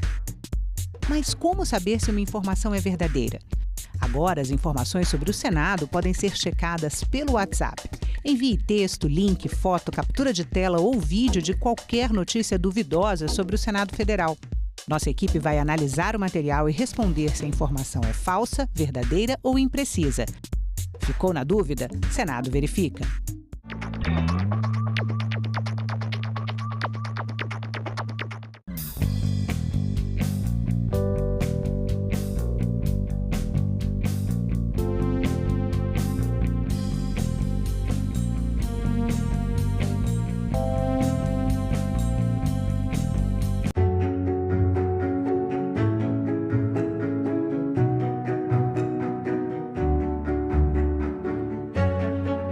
poucas mulheres se aventuravam na carreira política, não era considerado de bom tom. A luta da mulher não é apenas um princípio, é uma questão social. Temos os mesmos direitos, devemos também ocupar os mesmos espaços. Nós estamos chegando à conclusão que não basta reivindicar os nossos direitos, que é preciso gritar. Nós somos 52% da população e temos uma representatividade no Senado de 13%. Nós estamos falando abertamente que nós queremos sim espaços de poder. Liderança no Senado Federal, não há dúvida nenhuma, é uma grande conquista, nós conseguimos avançar. A gente não quer privilégio, a gente quer justiça, né? TV Senado. Democracia todo dia.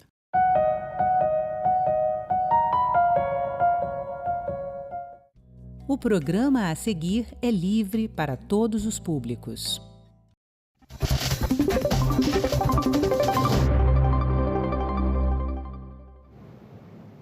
Olá, começa agora mais um assunto de Estado especial Eleições. Em 2024, mais de 150 milhões de brasileiras e brasileiros irão às urnas para eleger candidatas e candidatos. Nesse programa, vamos falar sobre a representatividade na candidatura de grupos como o das mulheres, negros, LGBTQIA+, indígenas, entre outros. E para conversar comigo, a nossa convidada é Danusa Marques, professora do Instituto de Ciência Política da UNB.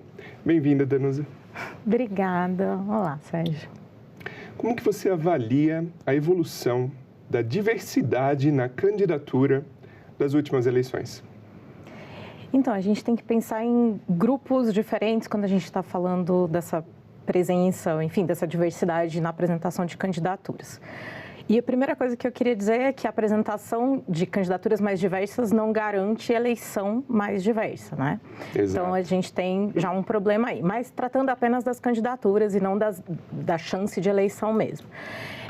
A gente tem ações afirmativas para apresentação de candidaturas aprovadas desde 1995, valeram pela primeira vez nas eleições municipais de 96 e chegamos a 30% de cotas para mulheres nas candidaturas das listas partidárias e naquele tempo das coligações, né, que não temos mais para as eleições proporcionais, então em 2000. E desde então, a gente tem algumas mudanças incrementais nas ações afirmativas para mulheres na política.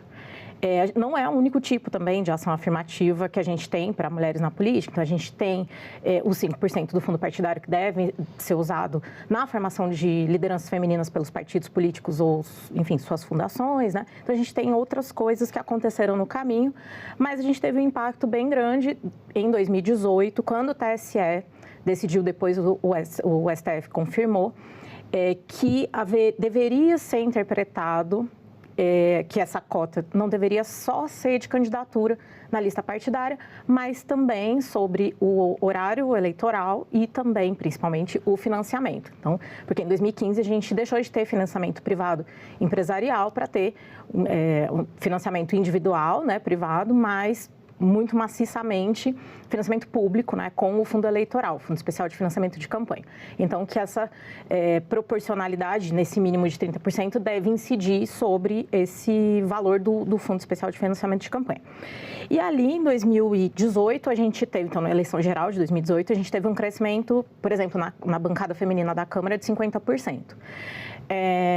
Mas quando a gente vai olhar o número mesmo, né, a gente ainda tem um número muito baixo de mulheres nas casas legislativas que são eleitas com a legislação de cotas, que são as eleições proporcionais para vereança, para a Assembleia Legislativa e para a Câmara dos Deputados. Por quê?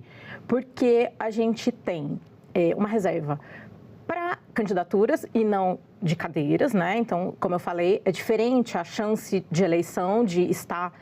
mesmo que a gente tivesse paridade nas candidaturas, não significa que todo mundo tem a mesma chance de ser eleito, porque tem uma diferença ali de prioridade do partido, do próprio financiamento, acesso a redes, né, base e tudo mais. Por isso que, em 2018, a gente teve um impacto grande nessa redistribuição do financiamento, né? Teve um impacto. Mas... como tudo na história da lei eleitoral no Brasil, os partidos, eles vão procurando brechas. Na verdade, desde 95, quando a lei de cotas foi implementada no Brasil, lei de cotas para mulheres, né, na política, os partidos tentaram burlar sempre. Né? Então, sempre foi uma exceção, não precisa cumprir. Aí, em 2009, até 2009, os partidos podiam deixar vagas, as vagas reservadas às mulheres podiam não preencher. Aí a gente teve, e sempre tem uma reforma eleitoral antes de uma eleição, a gente teve uma mini-reforma chamada mini-reforma em 2009, que escreveu na lei que os partidos deverão preencher para as eleições proporcionais. E aí, então, os partidos passaram a preencher as cotas de candidaturas para mulheres nas listas partidárias em 2014. Então, assim, uma lei de 95, que foi primeiro implementada com 20% em 96, os partidos vão cumprir mesmo em 2014. Por quê? Porque a Justiça Eleitoral começou a impugnar as listas. E aí, os partidos começaram, então, a cumprir. Porque é isso, se não tem sanção, os partidos não vão cumprir. E assim, desde então, como eu falei, os partidos tentam burlar isso. E aí eu tô falando os partidos no geral, eu não tô colocando aqui todos os partidos no mesmo saco, falando que todos os partidos são iguais, que é tudo a mesma coisa, não é. Mas nesse aspecto da formação de formação de elites femininas ou de recrutamento de candidaturas femininas, os partidos, de modo geral, eles boicotam. Né? E aí, por quê? Porque os partidos, em média, não são dirigidos por mulheres. Né? São instituições muito patriarcais, muito direcionadas mesmo por um interesse masculino, do que é entendido como um interesse masculino na política. Né? Então, em relação, acho que as mulheres na política, a gente pode falar sobre essa legislação, sobre esse caminho, sobre essa incidência dos partidos em tentar burlar esse caminho e o contexto que a gente tem hoje, que é de cotas para candidaturas de 30%, que as cotas de candidaturas costumam ser cumpridas, porque senão as listas partidárias são impugnadas, e tem essa cobrança pelo cumprimento dessa cota também em relação ao financiamento. Em relação ao horário eleitoral, o TSE tem muita dificuldade de conseguir fazer cumprir, né? Mas nessas eleições agora, inclusive tem um módulo específico, quando a gente entra no site do TSE, a gente vê de prestação de contas, inclusive, do horário eleitoral. Então, a gente está caminhando para ter mais ferramentas para conseguir fazer essa cobrança. No entanto, tudo isso é muito dificultado porque os agentes partidários agem para que não se cumpra. A gente teve essa mudança em 2018 e aí, em 2020, no mesmo sentido, né, também houve uma consulta ao TSE para que se entendesse que as cotas deveria haver cotas também para a população negra. E aí, a gente houve uma mudança também na interpretação. Na verdade, não é uma mudança na interpretação, né? O Judiciário, a Justiça Eleitoral foi provocada a tomar uma decisão sobre isso, dado que o Congresso Nacional não tomava uma decisão. E aí, então, tomaram, sim, essa decisão com o entendimento de que é preciso ter também reserva do Fundo Especial de Financiamento de Campanha para as candidaturas de pessoas negras, entendendo aqui, dentro da classificação do IBGE, né, pessoas pretas e pardas.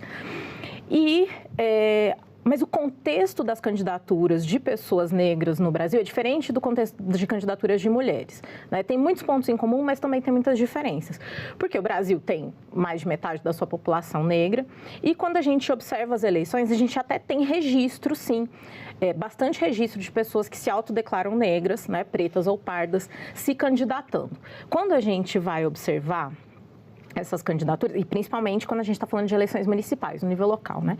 Agora, quando a gente vai olhar os corpos legislativos, né, o conjunto de pessoas eleitas, e principalmente se a gente vai para os níveis mais elevados da carreira política, a gente vê que essas casas legislativas são quase todas brancas. Né? Por quê? Porque a chance de vitória de uma candidatura negra é muito menor do que a chance de vitória de uma candidatura branca no Brasil. Isso é histórico.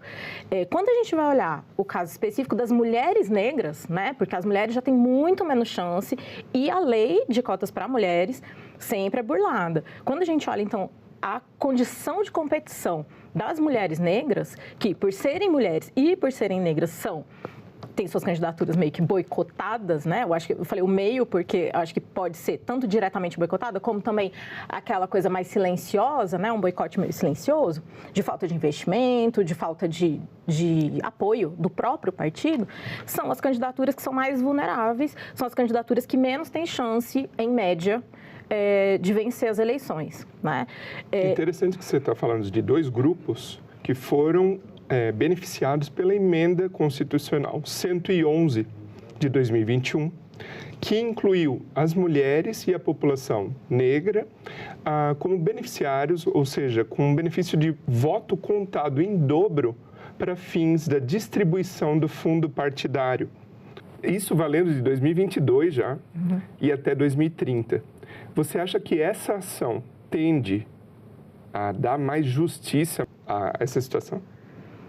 Gosto da sua pergunta, porque ela fala de justiça, né? Eu acho que quando a gente está falando de participação igualitária de grupos na política, é justamente sobre justiça.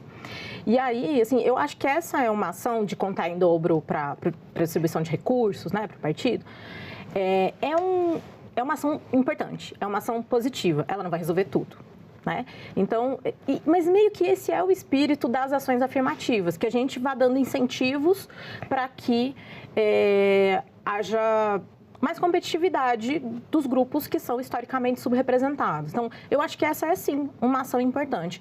Só que aí a gente olha o contexto como um todo, né? No Brasil, o que os partidos têm feito regulando as eleições na lei eleitoral? Os partidos, ao mesmo tempo que eles aprovam, e aí eu estou falando dos partidos porque o trabalho legislativo ele é organizado de maneira partidária, né? Estamos aqui no Senado, inclusive aqui assim, na Câmara assim, em todas as casas legislativas. Toda vez que é aprovada uma ação afirmativa para apoiar, então, maior presença, maior competitividade das candidaturas de grupos historicamente subrepresentados no Brasil, também se passam medidas que vão compensar para o negativo. Então, o possível avanço que a gente teria acabam passando algumas medidas que também, assim, são terríveis. A última é a 5ª anistia que os partidos se deram para o descumprimento da distribuição de recursos do fundo eleitoral agora na última eleição, né? Então, isso aconteceu agora, neste ano, e aí eles não fizeram a anistia em relação a gênero, mas fizeram a anistia em relação à raça, né? Colocando um teto de 30% para o financiamento de candidaturas de pessoas negras, sendo que a gente tem metade das candidaturas, em média, né, de pessoas negras. Isso é para quê? É para não cumprir, é para que não se mude o contexto decisório dentro dos partidos. E essa foi uma medida, e todas as demais anistias que aconteceram nos anos passados, são medidas que são apoiadas pelas lideranças de praticamente todos os partidos. São normalmente partido que não apoiou, eu estou pensando aqui na última anistia, foram partidos que têm bancadas pequenas, são partidos pequenos. Mas os grandes partidos, os maiores partidos do Brasil, aqueles que têm a maior bancada, seja de governo, seja de oposição, todos eles apoiaram a anistia a si mesmos, né, pelo descumprimento dessas medidas que avançariam muito a competitividade das candidaturas de grupos que são historicamente subrepresentados. Porque quando a gente está falando de seleção de candidaturas, né, do partido lançar a sua lista de candidatos, a gente está falando de uma coisa que em ciência política a gente chama de recrutamento político. E o recrutamento político, ele é uma ação, um momento do partido, uma das coisas que justifica que o partido exista, né? Num regime eleitoral, que organize o trabalho para as eleições, então, para apresentar para a população o grupo de pessoas que estão ali dispostas a concorrer. Então, é um momento muito importante. Só que é também um momento muito importante de controle interno do partido. Porque os partidos, o que são os partidos? Os partidos são instituições privadas, né? Mas que existem basicamente por financiamento público, não só, né, elas têm os próprios recursos, doações e tal, mas basicamente existem por causa do fundo partidário, do fundo eleitoral, etc. E que tem esse objetivo de organizar a política para que a população possa escolher programas, projetos de país, etc. E cada partido tem uma organização diferente, né? Os partidos, como eu falei, eles não são todos iguais, eles se organizam de maneira diferente, mas, via de regra, essa organização dos partidos brasileiros, historicamente, é feita por homens brancos ricos, né? Essas são as figuras que controlam, em média, os partidos políticos. O que ensejou a edição desse programa especial para falar sobre os diferentes grupos, né, subrepresentados. Isso. Principalmente das mulheres, e ainda sobre as mulheres, a gente preparou uma arte aqui para mostrar que também o efeito dessa cota de gênero, a representatividade, a presença de candidaturas femininas, ela vem aumentando nas últimas eleições municipais, né? Ela vem numa crescente, mas ainda a passos lentos. A que você acreditaria esse ritmo muito lento do crescimento de candidaturas femininas? As possíveis fraudes, ou você usou o termo burlar, né? Ou outros fatores como machismo, misoginia. A que você acreditaria esse ritmo lento do aumento da participação feminina nas candidaturas? Então, acho que esse gráfico ele mostra bem que a gente teve uma mini reforma eleitoral em 2009, que foi onde mudou o preencherão por devem preencher, né? Então, para os partidos. Então, eles passam a preencher. Em 2012, não foram todos os partidos que, de fato, preencheram. De 14 para frente, se bem que aqui 12, né, são as municipais, mas em 10 eles ainda não tinham cumprido, mas de 14, 12 que já mostra na média, mas nem todos os partidos cumpriram, e aí vai crescendo. Isso aqui é efeito da lei, porque se não cumpre, a lista do partido é impugnada. Então, houve um esforço para fechar bem a redação da legislação eleitoral, para que a cota de candidatura fosse cumprida. Então, quando eu falo burlar, não é fraude. Burlar é usar aqueles mecanismos para dentro da lei as coisas não funcionarem. É isso. Né? Então, é quando o Congresso aprova uma medida positiva e logo em seguida anistia. Né? Para quê? Para colocar como se tudo que foi feito está dentro da lei. Quando, por exemplo, a última anistia em relação aos recursos de campanha para candidaturas negras não foi cumprido. E aí os partidos vão lá e falam que cumpriram. Então, é difícil assim, para a população entender que se tem uma lei, por que ela não é cumprida? Ela não é cumprida, aí o partido vai lá, os partidos, enfim, os representantes eleitos por esses partidos, vão lá e se anistiam. Né? Então, é passar uma borracha naquilo que eles mesmos aprovaram e fazer, não, vai começar a valer na próxima. E é sempre assim. A gente está há anos escutando, é na próxima, não deu agora e vai ser na próxima. Eu acho, assim, a minha leitura sobre o que explica isso tem a ver com quem são esses agentes políticos que estão ocupando as cadeiras do Congresso e estão votando, então, essa legislação, como que os partidos se organizam. Então, são representantes do povo que estão nas cadeiras do Legislativo, são pessoas que são agentes partidários, né? E que também seguem uma obediência partidária, da liderança partidária. Elas estão disputando o partido e também estão seguindo as linhas que o partido está definindo que devem ser seguidas. Os partidos, como falei, são instituições muito brancas, são instituições muito masculinas, muito cis-heteronormativas, né? Então, se a gente pensar o padrão de um ambiente que é branco, masculino, cis-heteronormativo, o padrão, se a gente não questiona, vai ser a reprodução dessa mesma regra. Né? Então, a gente vive num mundo social que ele tem como a norma, aquilo que, enfim, é entendido como positivo, aquilo que mais tem valor, né? A norma, ela é branca, ela é cis-heteronormativa, ela é masculina.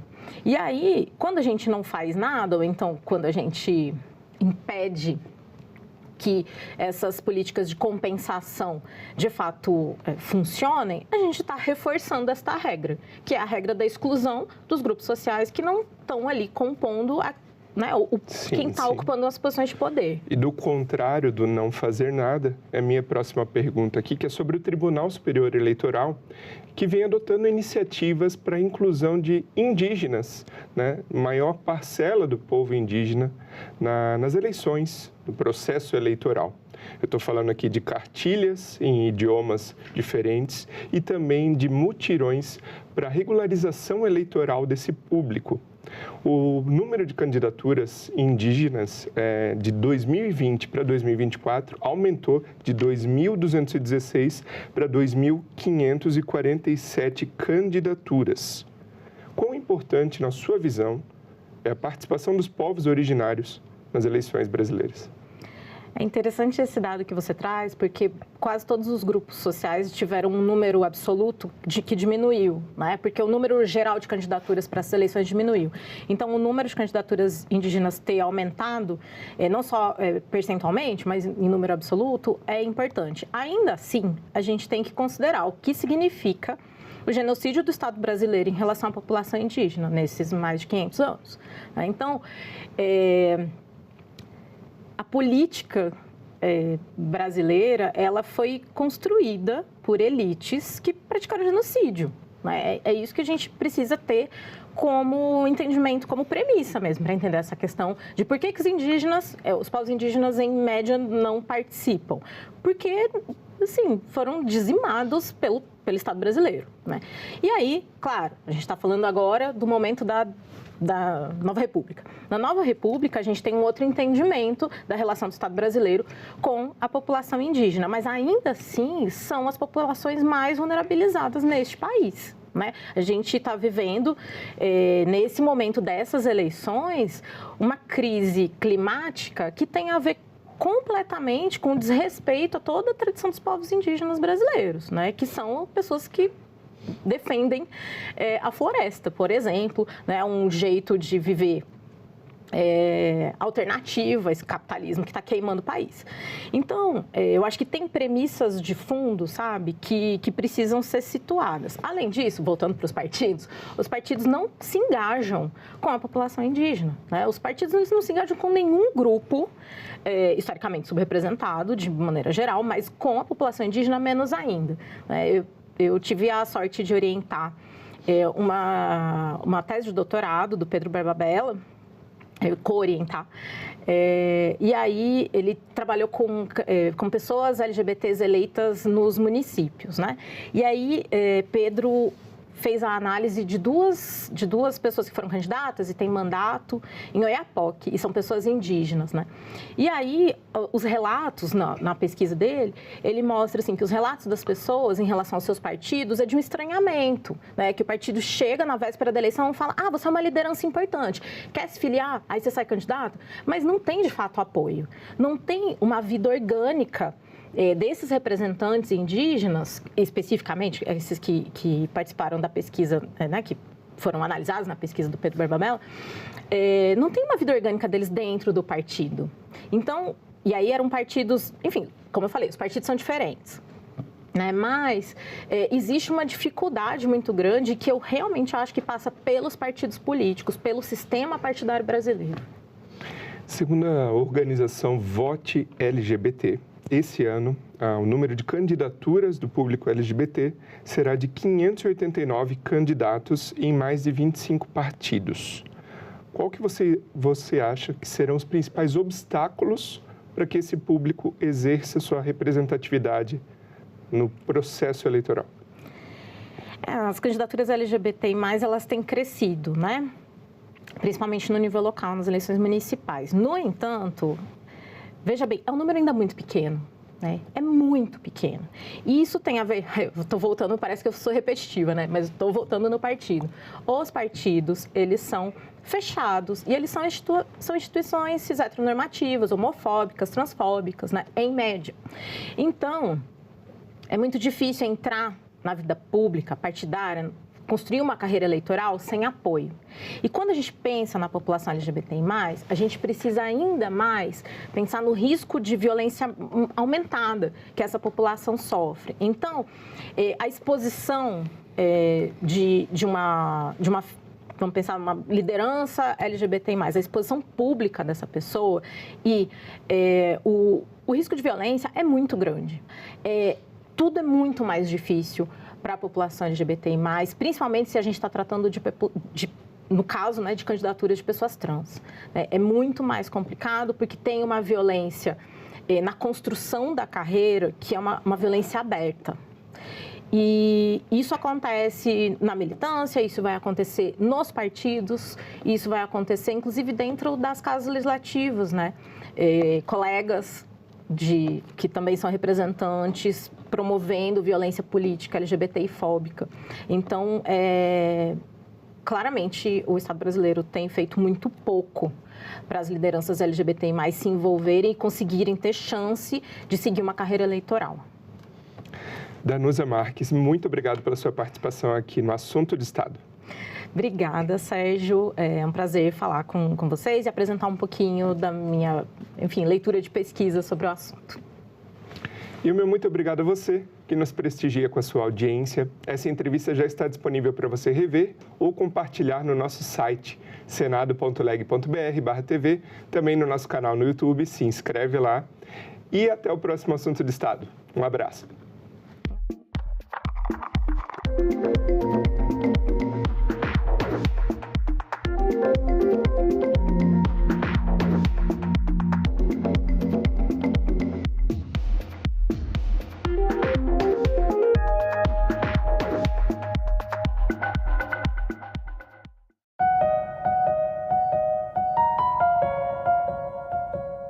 Todas as áreas, a inteligência artificial seria uma ameaça ou seria uma parceira do trabalhador? Existe uma tendência da pessoa que já está há muitos anos fazendo determinada atividade ter uma certa dificuldade de sair da sua zona de conforto. Uma resistência à inovação. Para aprender uma nova tecnologia.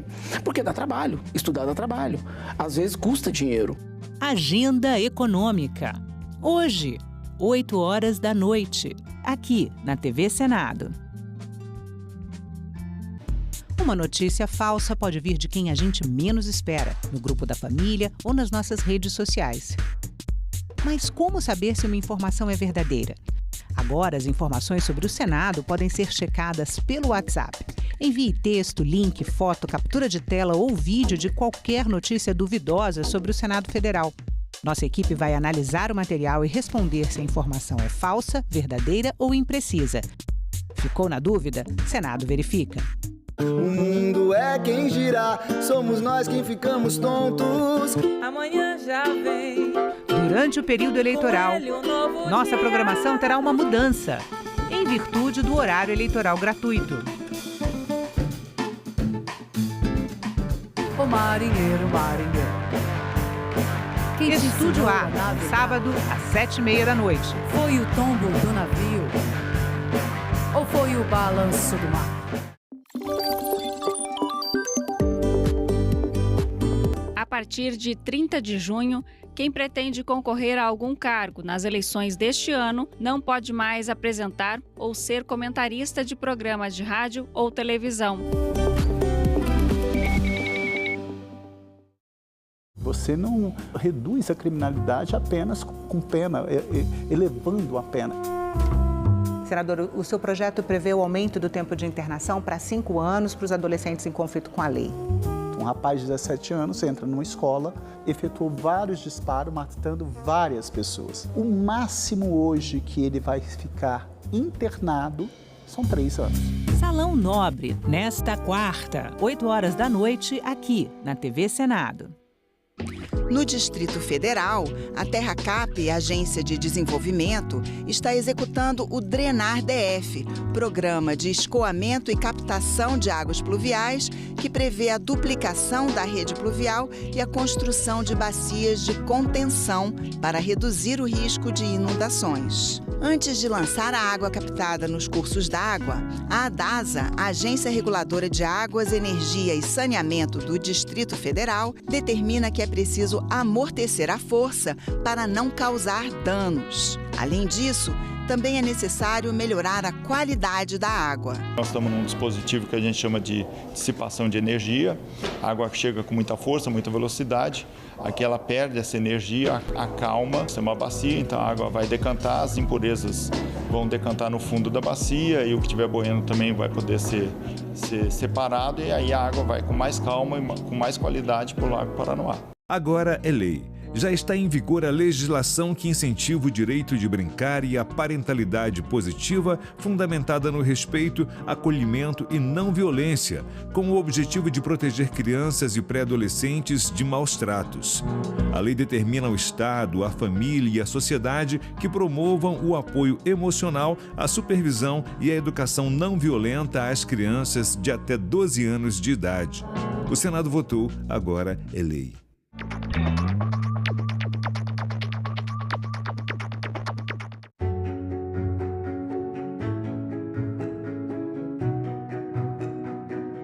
O trabalhador brasileiro possui hoje o seu Código de Direitos, a sua Carta de Emancipação Econômica. Os direitos trabalhistas serão, a partir de agora, de todos. É o enterro de mais um preconceito, de mais uma intolerável discriminação. Foram necessários muitos anos para que o direito à previdência, o direito básico ao descanso na velhice, após uma vida inteira de trabalho, se estabelecesse de forma ampla no nosso país. Colegas profissionais da enfermagem, esse é o tempo de vocês. Esse é o tempo da valorização da enfermagem do Brasil. Prevalece a sensação de que ainda nos resta muito chão a marchar em nome dos trabalhadores brasileiros. TV Senado. Democracia todo dia.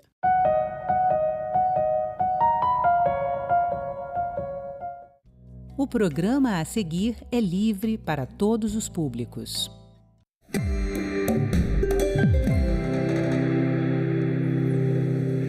O Congresso já está analisando o projeto da Lei Orçamentária de 2025, que foi enviado pelo governo federal no final de agosto, conforme determina a Constituição. O salário mínimo está fixado em R$ 1.509.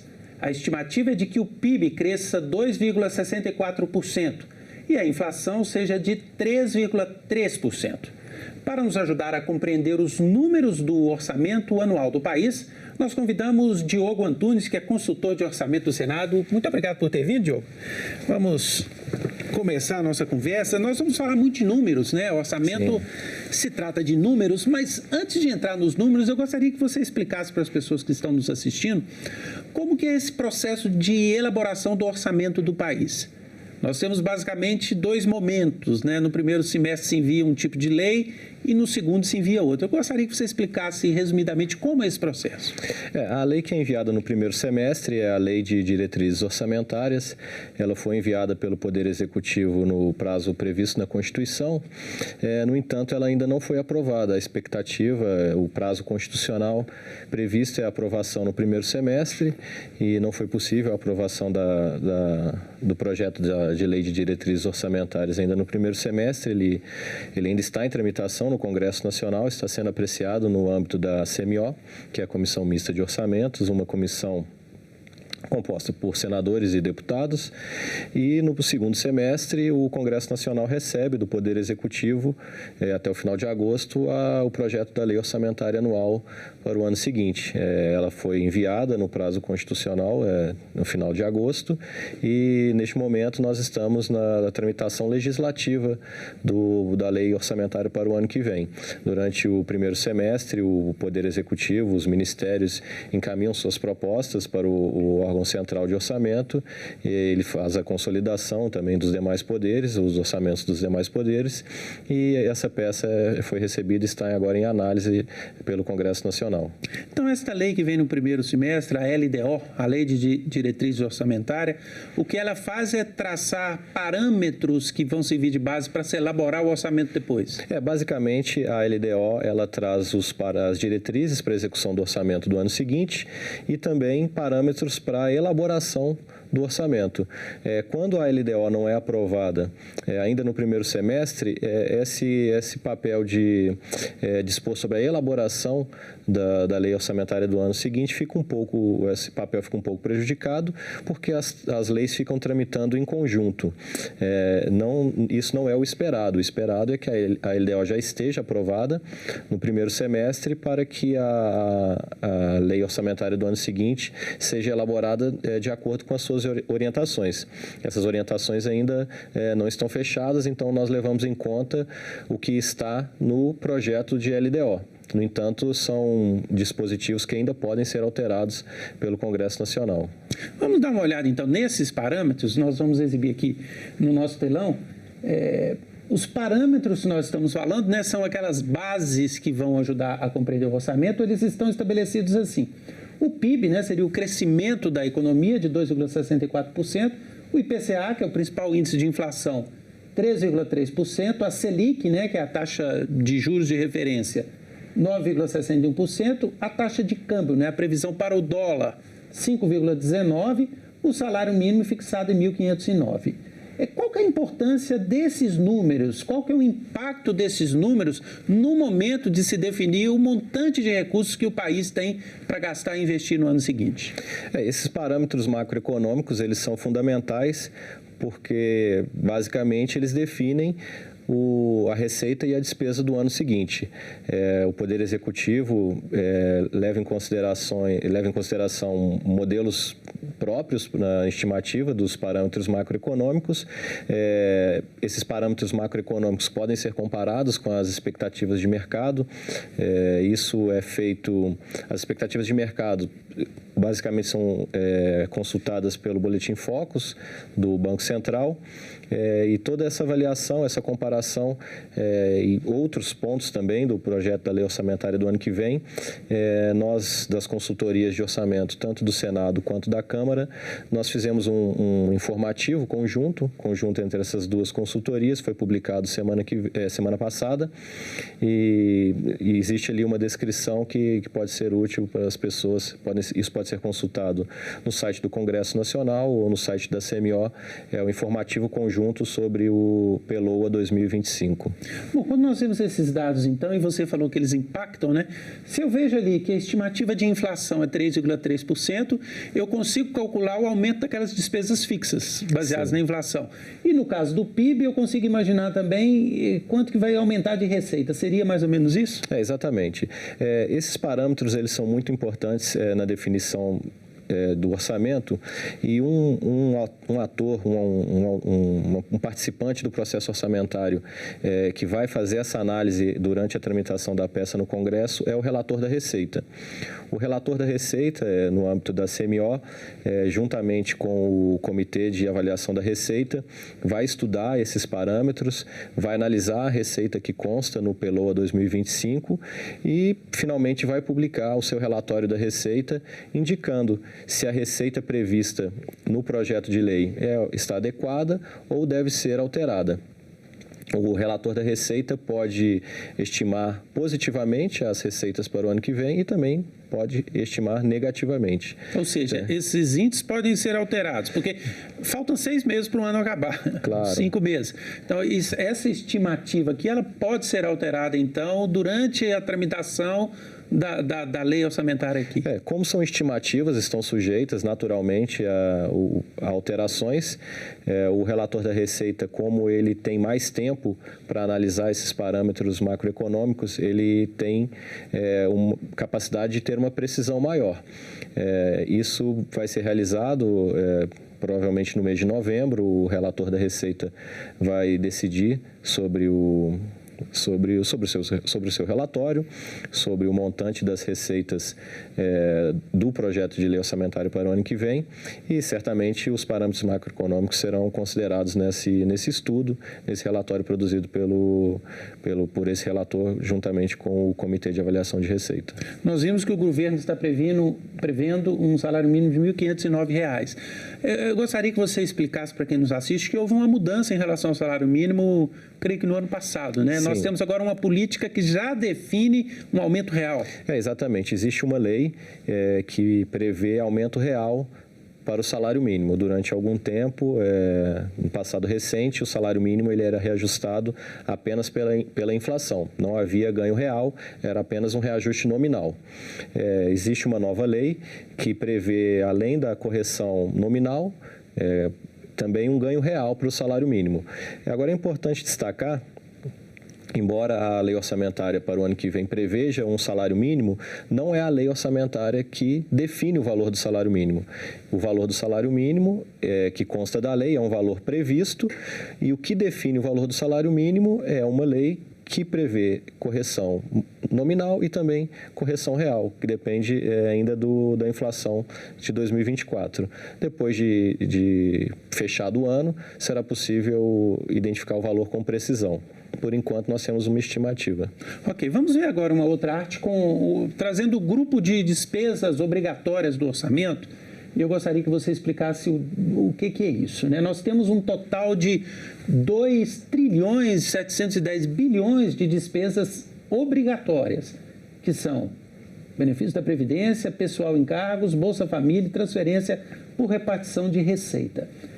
Isso quer dizer que essas despesas não podem diminuir nem aumentar, não tem como tirar daí, seria isso? E elas representam também o grosso do nosso orçamento? Quantos por cento do nosso orçamento está vinculado a despesas obrigatórias? É isso mesmo. Uma característica do orçamento brasileiro é que ele é extremamente engessado. Em qual sentido?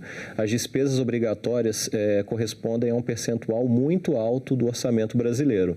Despesas obrigatórias são aquelas decorrentes ou de obrigações constitucionais, a Constituição determina que aquela despesa seja realizada, ou despesas que decorrem de obrigações legais, obrigações da lei. No orçamento brasileiro, para 2025, 92% das despesas são obrigatórias, restando apenas 8% em despesas discricionárias, que são aquelas em que há alguma decisão sobre onde e como investir, como gastar. Ao contrário das despesas obrigatórias, onde não há margem para discricionariedade. São despesas obrigatórias decorrentes de obrigações constitucionais e legais. Bom, então nesse grupo de obrigatórias nós temos, obviamente, aposentadoria e outras despesas da Previdência, não tem como cortar. Pessoal em cargos, salário, todo o custo de mão de obra do serviço público. Bolsa Família, que é um programa também determinado como despesa fixa. E o que seria essa transferência por repartição de receita? Os estados e municípios, no âmbito do federalismo brasileiro, eles recebem parte da receita da União. Existem regras de repartição da receita da União. Para suportar o Pacto Federativo, parte das receitas da União são transferidas para estados e municípios, e é essa despesa obrigatória, que é essa última que nós estamos falando, que é a chamada transferência por repartição de receita. Por exemplo, o Fundo de Participação dos Municípios entraria aí? Exatamente, o FPE, o Fundo de Participação dos Estados, e o FPM, o Fundo de Participação dos Municípios. Bom, o governo já anunciou que pretende criar ou ampliar um programa do Vale Gás, que entraria como despesa obrigatória. Entretanto, no projeto de lei orçamentária que o Congresso recebeu, não está listado ainda aqui a despesa desse programa. Qual é o impacto e a implicação disso? Esse auxílio gás, o programa Gás dos Brasileiros, ele foi recentemente alterado. Existe uma lei tramitando no Congresso Nacional para expandir o programa Vale Gás. Foi anunciado que mais recursos seriam disponibilizados ao Vale Gás, mais famílias seriam atendidas. No entanto, é interessante observar que ano passado o orçamento, na verdade no ano atual, o orçamento enviado no ano passado, orçamento 2024, ele previa 3 bilhões e 600 milhões e nós vemos agora no orçamento 2025 apenas 600 milhões. Embora, então, tenha havido um anúncio de aumento do programa, o que consta no orçamento atualmente é um valor menor. Por que isso ocorreu? O projeto enviado, ele prevê que as despesas com esse aumento do programa seriam custeados diretamente pela Caixa Econômica Federal, por meio de um encontro de contas com receitas que a União tem direito a receber, mas que não tramitariam pelo orçamento. Essas receitas seriam passadas diretamente para a Caixa Econômica Federal na expansão desse programa. Esse ponto ainda existe uma polêmica sobre esse ponto. As notícias da mídia que nós temos acesso indicam que o Poder Executivo provavelmente irá alterar a dinâmica do programa Vale Gás, consequentemente enviando uma mensagem para o Congresso Nacional alterar o orçamento atual, a proposta de orçamento atual para o ano que vem, para que essa questão sobre como custear a expansão do auxílio gás seja discutida aqui no âmbito do Congresso. Bom, você falou, e aí nós vamos ver agora uma próxima arte, que nós temos apenas 8% do total de recursos para serem manejados, porque 92% são aquelas despesas obrigatórias. Eu estou entendendo, então, que o Congresso basicamente vai trabalhar com esse conjunto de recursos aqui, que são as chamadas despesas discricionárias, aquelas que podem ser manejadas entre Poder Executivo, no caso ali os ministérios, 178 bilhões, emendas parlamentares impositivas, 38,9 bilhões, e recursos de outros poderes, do Judiciário e recursos do próprio Legislativo, para outros tipos de despesa, de 12,4 bilhões.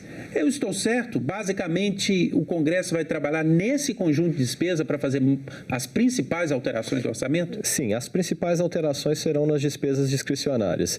Eventualmente, seria possível a alteração das despesas obrigatórias, mas para que isso ocorresse, o Congresso teria que identificar algum erro ou alguma omissão no que diz respeito a essas despesas. Não havendo a constatação de um erro ou omissão no projeto enviado, as despesas obrigatórias não seriam alteradas e realmente restaria ao Congresso Nacional dispor sobre as despesas discricionárias. Como foi dito, as despesas discricionárias, a participação das emendas parlamentares nas despesas discricionárias é uma participação relevante, como nós vemos ali, quase 39 bilhões, e os parlamentares vão discutir no âmbito das comissões para onde direcionar esse recurso. Eu lembro que existem as emendas individuais, que são aquelas apresentadas por senadores e deputados.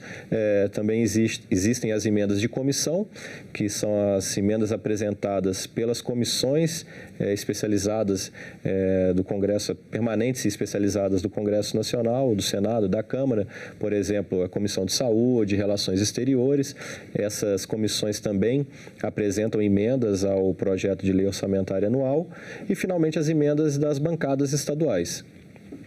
As bancadas se reúnem e também têm a prerrogativa de apresentar emendas ao orçamento. Elas decidem, as bancadas, para onde direcionar, para a saúde, para a educação, enfim, para as diversas áreas de governo. E esses recursos que são manejados pelos parlamentares via emendas, eles necessariamente precisam ser vinculados a algum programa ministerial que já existe, ou há a possibilidade de que o parlamentar destine o recurso para outra atividade ainda não prevista em um programa? Basicamente, são para programas que já existem no orçamento. O que pode ocorrer em alguns casos seria alguma ação que não veio no orçamento, uma ação orçamentária que não veio no orçamento, poderia haver uma criação de uma nova ação. Mas base são para ações e programas já existentes no orçamento. Bom, e no caso desses recursos do Poder Executivo, né, são recursos que são divididos entre os ministérios. O Poder Executivo, né, o governo federal, quando envia o projeto de lei orçamentária, ele já define nesse projeto quanto está destinado para cada ministério. Os parlamentares, o Congresso Nacional pode alterar essa divisão do governo? Qual que é a margem de manobra que o Congresso Nacional tem para revirar esse orçamento e fazer alterações? Sim, o Congresso pode alterar essa distribuição de recursos que foi feita pelo Poder Executivo. Indicaria basicamente dois momentos em que isso poderia acontecer. O relator geral do orçamento, neste ano é o senador Ângelo Coronel, ele tem a possibilidade de fazer cortes na proposta. Cortes no PELOA 2025. Então, esses cortes na despesa prevista, ele pode ser feito e pode alterar a distribuição dos recursos que o Poder Executivo fez originalmente na peça orçamentária. E outros agentes que também podem alterar essa distribuição por meio de cortes seriam os relatores setoriais. São 16 áreas temáticas, são indicados no âmbito da CMO 16 parlamentares para serem os relatores setoriais, e eles também podem realizar cortes na programação que foi enviada pelo Poder Executivo. Então, esse seria um outro momento, o segundo momento, em que a proposta do Poder Executivo poderia ser alterada por meio de cortes na proposta que foi enviada. Você já começou a explicar como é o processo aqui internamente, né?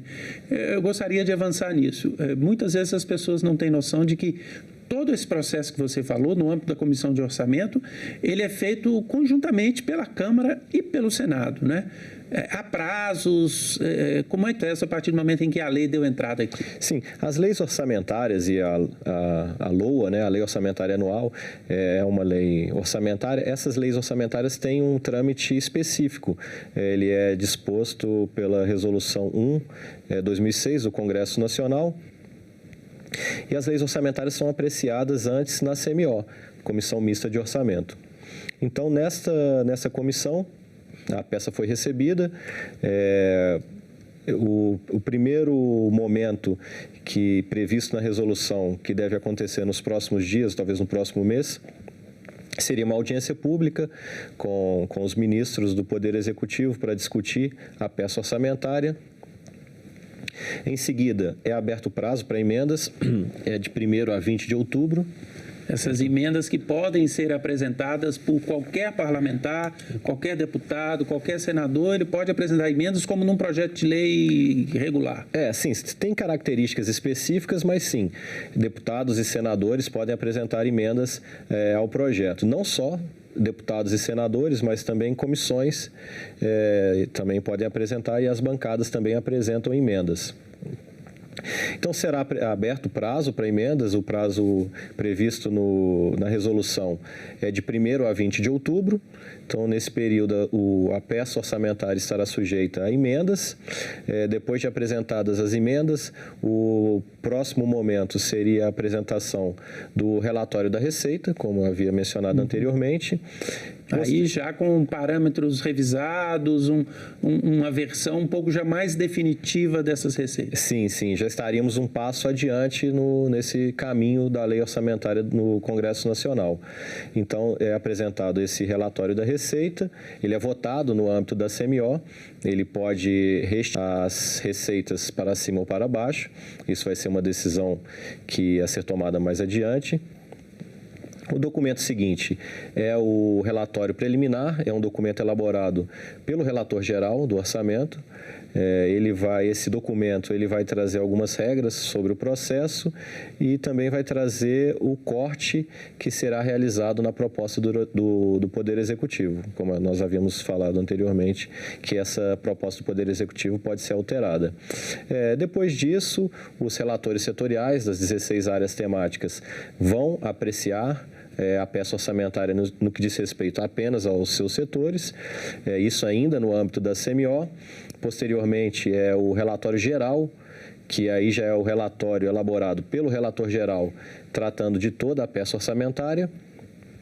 Esse relatório geral também deve ser votado na CMO. E, por fim, depois da aprovação do relatório geral na CMO, no âmbito da CMO, este documento é encaminhado para o plenário do Congresso Nacional e, finalmente, há uma votação pelo plenário do Congresso Nacional, deputados e senadores reunidos, sobre o relatório e sobre, finalmente, a fase final da LOA. O governo anuncia nesse projeto de lei, ou traz nesse projeto de lei, a previsão de déficit zero. Gostaria que você explicasse o que é isso e qual a implicação disso para a elaboração do orçamento. O déficit zero o que é o resultado primário zero? É a conta que se faz entre receitas primárias e despesas primárias. É um indicativo do comportamento do governo com suas receitas. Um resultado primário zero indica não estar gastando mais das suas receitas primárias do que está arrecadando. Só gasto o que arrecada, seria? Basicamente, ainda tem as despesas financeiras. Que entram fora dessa conta, né? Quando você fala desse déficit zero... Estamos falando das despesas primárias. Excluindo as financeiras, né? Excluindo as despesas financeiras. Nós ainda não temos um resultado nominal, que é o que leva em consideração as despesas financeiras, zero, né? Nós estamos falando apenas do resultado primário. Mas nos últimos anos, nós não tivemos orçamentos fechados com esse déficit zero, né? Não. A proposta, a LDO traz a previsão de meta zero. Existem algumas despesas que estão sendo desconsideradas no cálculo, mas nos termos da lei, o projeto foi encaminhado, sim, respeitando o déficit zero. Se isso vai se concretizar ano que vem ou não, nós ainda vamos ver, depende do comportamento tanto da economia quanto dos gastos do governo no ano que vem. E não sendo possível, se tudo indicar que não será possível atingir o resultado resultado primário esperado, o governo pode realizar os chamados contingenciamentos, que é quando o governo, vendo que provavelmente a meta de resultado não vai ser atingida, ele faz uma contenção de suas despesas. Mas é possível que o orçamento já seja feito, por exemplo, com um déficit? É possível, é possível. Isso depende do que foi estabelecido na Lei de Diretrizes Orçamentárias. Se a meta foi estabelecida uma meta negativa, seria possível que o orçamento já fosse também elaborado observando uma meta negativa. E ao final de tudo, a decisão é do Congresso. O Congresso pode decidir que não é possível ajustar esse déficit zero agora e estabelecer um resultado zero e estabelecer um déficit. Sim, como a meta ela é definida por meio de uma lei, em última instância quem define é o Congresso Nacional. E isso é estabelecido sempre na LDO. Diogo, muito obrigado pela entrevista. De nada. Bom, e eu agradeço também a você que nos acompanhou até aqui. Este programa já está no site do Senado, lá no senado.leg.br/TV, também no nosso canal no YouTube. Aproveite, se inscreva no nosso canal, curta o programa e garanta o seu acesso à informação de qualidade. Até o próximo Agenda Econômica.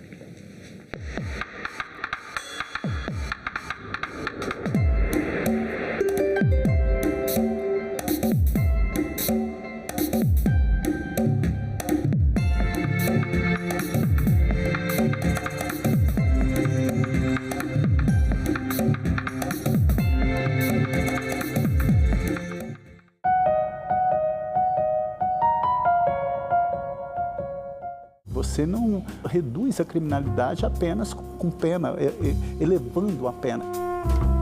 Senador, o seu projeto prevê o aumento do tempo de internação para 5 anos para os adolescentes em conflito com a lei.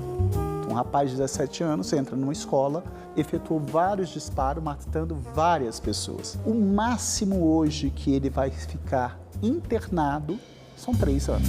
Salão Nobre, nesta quarta, 8 horas da noite, aqui na TV Senado. A Mata Atlântica tem 7.000 anos, o Cerrado tem de 65 a 45 mil anos. É um bioma que teve uma evolução longa, né, de milhões de anos, desde que houve a mudança de clima aqui na América do Sul, que antes era um clima úmido o ano inteiro. E aí passamos a ter um clima sazonal, uma estação seca e uma estação de chuvas. Então isso propiciou a entrada das gramíneas. Isso é que caracteriza o Cerrado, é uma vegetação mais aberta, com uma mistura de árvores e plantas herbáceas e dominância de gramíneas. É um tipo de savana que ocorre também na África, na Austrália e outras regiões do mundo, mas é a savana mais rica do mundo, o Cerrado, né? Nós temos já mais de 12.000 espécies de plantas conhecidas no Cerrado.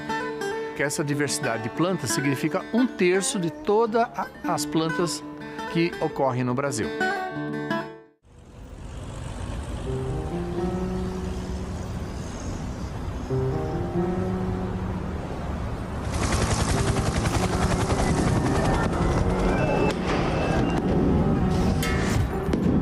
No dia 8 de janeiro de 2023, a democracia brasileira foi atacada.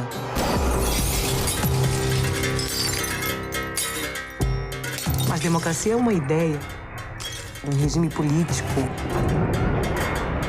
Você não pega a democracia na mão. Fisicamente, a democracia não existe. Então, quem realmente foi atacado nesse dia? Na democracia, o poder nasce aqui, com a população votando. Quando a gente vota, a gente escolhe quem faz as leis e quem governa. De modo simples, o voto é o mecanismo inicial e, ao mesmo tempo, o mais importante fundamento da tão falada democracia. Que ela é muito importante, fala-se muito. Mas por que mesmo ela é tão importante para nós?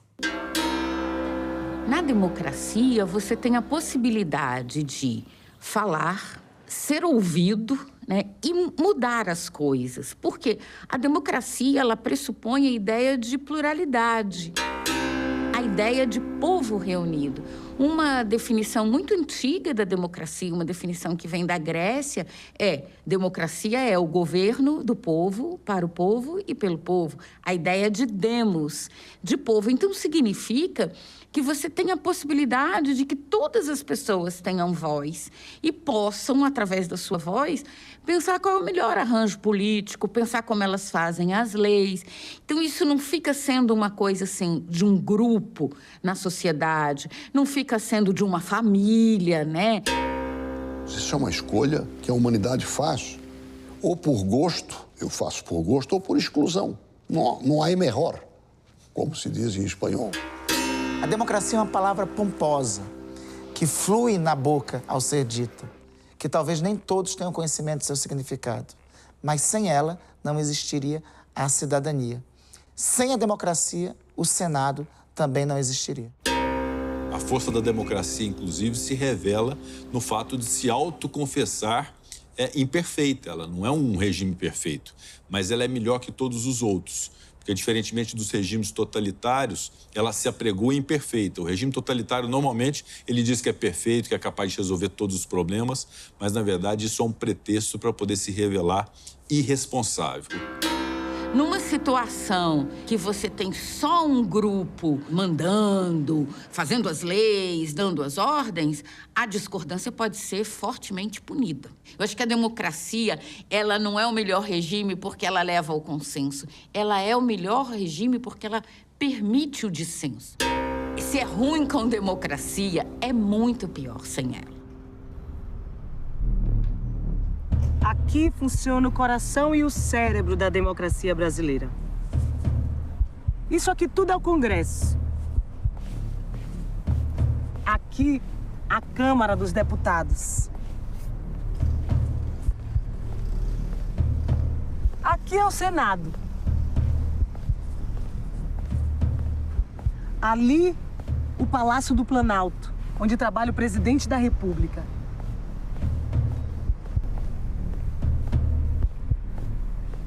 E ali, o STF, a instância máxima da justiça. Em março de 2024, o Senado brasileiro faz 200 anos. Então vale perguntar, afinal, qual é a importância do Senado na história do Brasil e no dia a dia dos brasileiros? Para saber essa resposta, a gente precisa entender o que acontece aqui, dentro dessa famosa abóbora.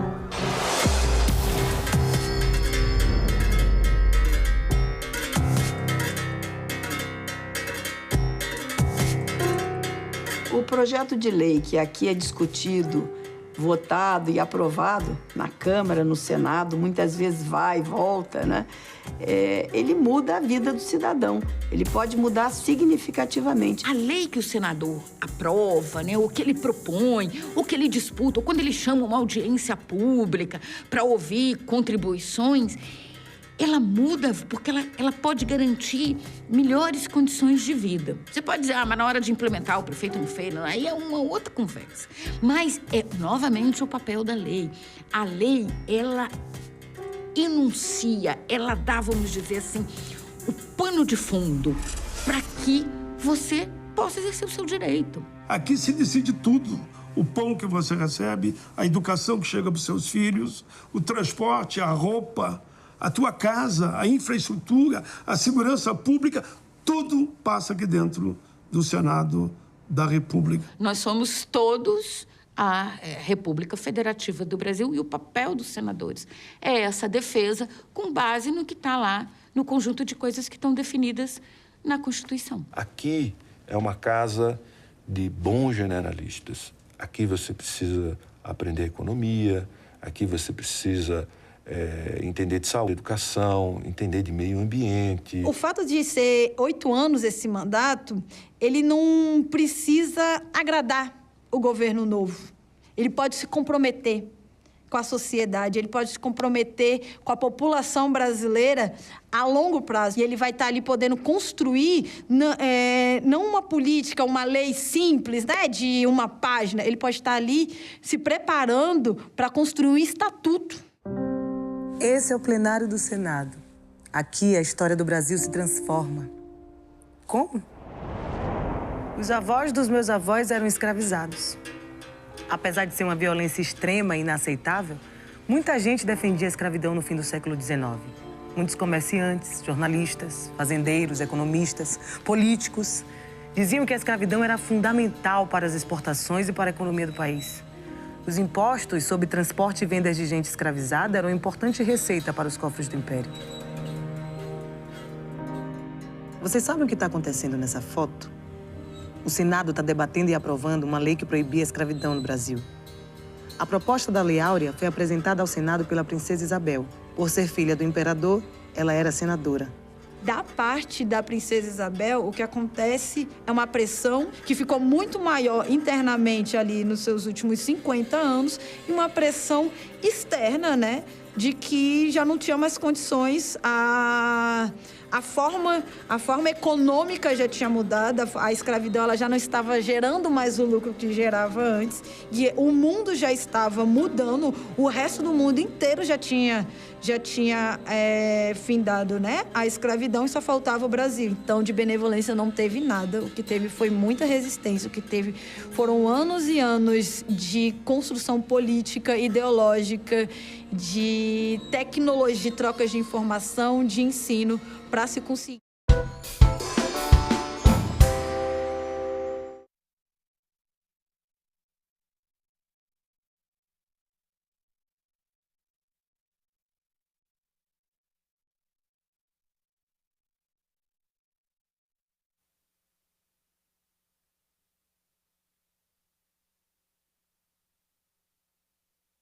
Declara aberta a sessão solene do Congresso Nacional destinada à promulgação da Emenda Constitucional número 134 de 2024.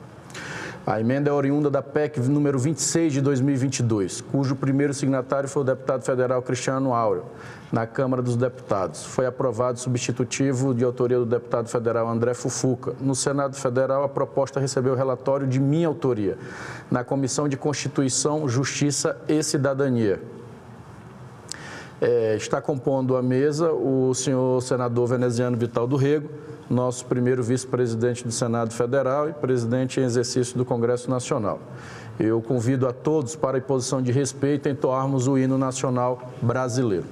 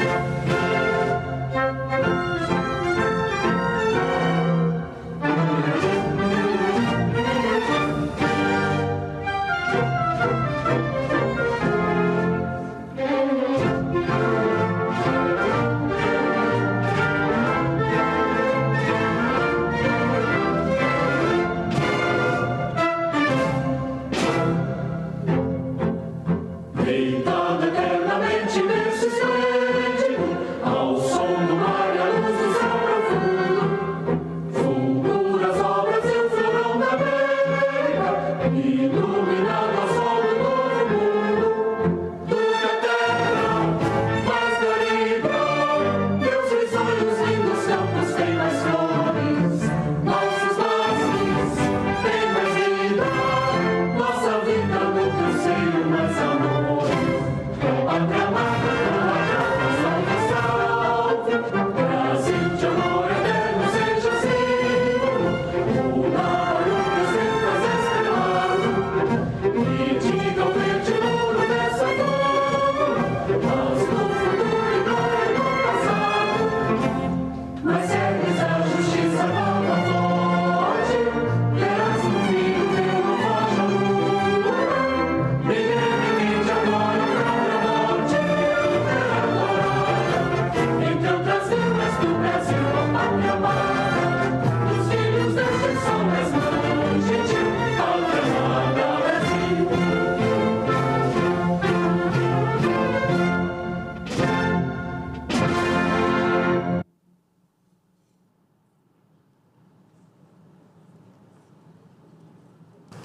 Encontram-se sobre a mesa o autógrafo da Emenda Constitucional número 134 de 2024.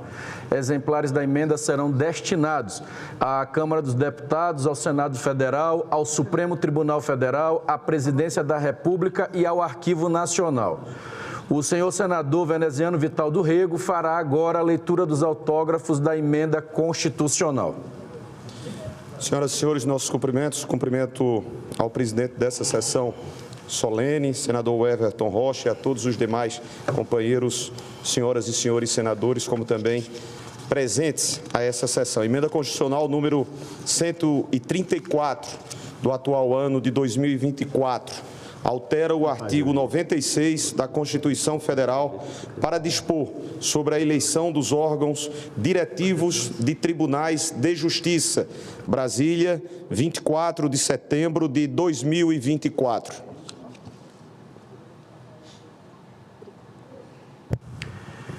Assino neste momento a Emenda Constitucional número 134 de 2024.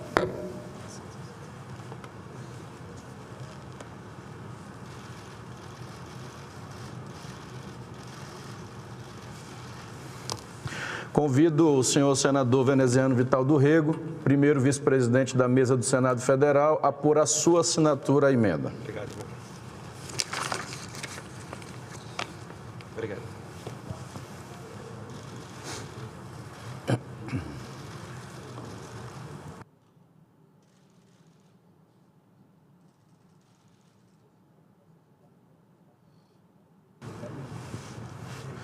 Solicito aos presentes que se coloquem em posição de respeito.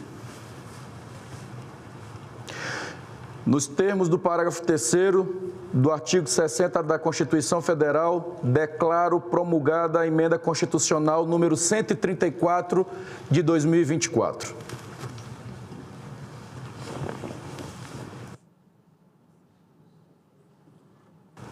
Senhoras deputadas, senhores deputados, senhores senadores, senhoras senadoras, senhoras, senhores que nos acompanham presencial ou remotamente nesta tarde.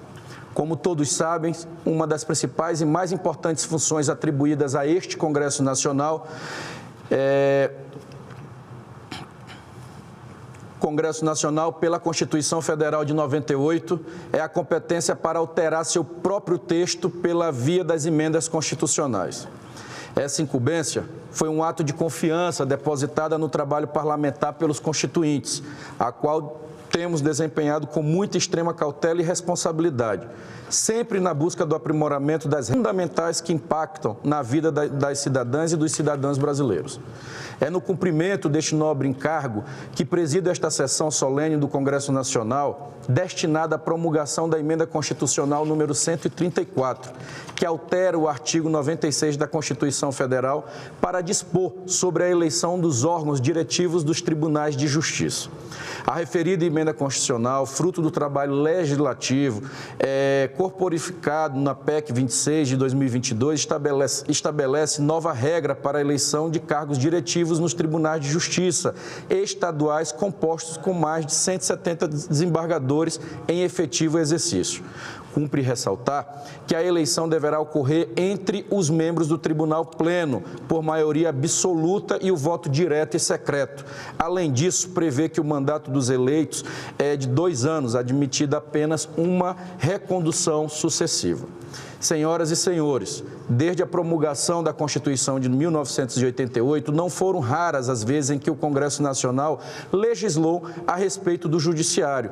A Emenda Constitucional número 45 de 2004, que implementou profundas reformas naquele poder, é apenas uma entre diversas normas aprovadas por este Parlamento, que alteram o funcionamento e a estrutura da nossa magistratura. Todas essas normas têm em comum o fato básico de serem resultado de um diálogo respeitoso e democrático entre ambos os poderes. Não foi diferente com a presente Emenda Constitucional. Aprimorar o processo eleitoral dos órgãos diretivos dos tribunais de justiça é uma demanda que provém das próprias cortes estaduais, que estão entre as mais demandadas do poder judiciário brasileiro. Isso significa que as decisões advindas diariamente dos tribunais de justiça afetam parcela considerável da nossa população nas mais diversas áreas. O impacto da atividade desempenhada pelos tribunais de justiça na vida do jurisdicionado revela-se ainda mais evidente nos grandes tribunais brasileiros, como é o caso do Tribunal do Rio de Janeiro e do Tribunal de São Paulo. Este último considerado o maior tribunal do mundo em volume de processo. É no contexto dessa grande relevância dos tribunais de justiça que a alteração constitucional que hoje promulgamos se insere. A nova regra busca incrementar a racionalidade na gestão das justiças estaduais e, por consequência, a qualidade dos serviços que esses órgãos prestam aos cidadãos e cidadãs do Brasil. A possibilidade de reeleição nos órgãos diretivos permite que líderes já eleitos possam dar continuidade a projetos e iniciativas que exigem tempo e esforço para serem implementados. Essa consistência na gestão é importante para que possamos ver os frutos de políticas estruturais, notadamente as que buscam aprimorar os serviços judiciários e garantir a celeridade da qualidade da justiça. Do mesmo modo, essa continuidade diretiva oportuniza uma administração mais madura, capaz de responder de forma ágil e adequada aos anseios da sociedade. A emenda constitucional que hoje promulgamos é um reflexo do compromisso deste Congresso Nacional com a eficiência, a racionalidade e a estabilidade do Poder Judiciário brasileiro. É a conclusão da notável tarefa parlamentar de contribuir, uma vez mais, para o aprimoramento das práticas administrativas do Judiciário, estreitando ainda mais as relações entre ambos os poderes. Muito obrigado.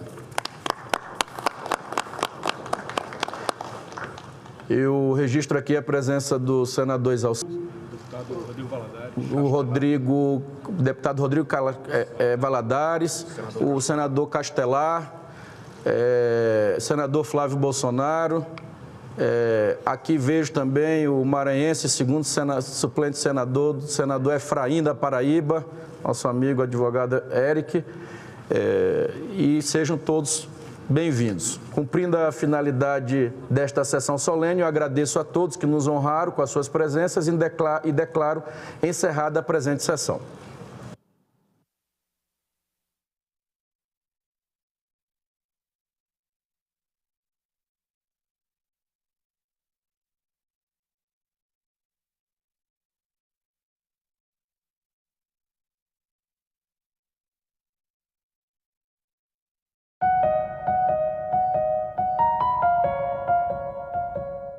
Todas as áreas, a inteligência artificial seria uma ameaça ou seria uma parceira do trabalhador? Existe uma tendência da pessoa que já está há muitos anos fazendo determinada atividade ter uma certa dificuldade de sair da sua zona de conforto. Uma resistência à inovação. Para aprender uma nova tecnologia. Porque dá trabalho, estudar dá trabalho. Às vezes custa dinheiro. Agenda Econômica. Hoje, 20h, aqui na TV Senado.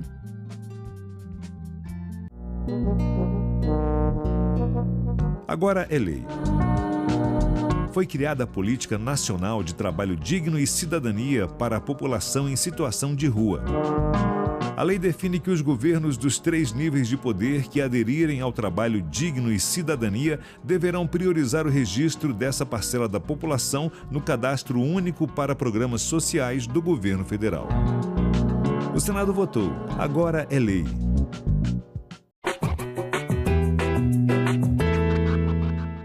O Senado brasileiro foi criado pela Constituição de 1824, mas havia um problema. Em que lugar os senadores iriam se reunir? Pensando nisso, Dom Pedro I decide comprar o Palácio Conde dos Arcos e reformá-lo para abrigar o poder legislativo. Só 2 anos depois, em 1826, aconteceria a primeira sessão oficial do Senado.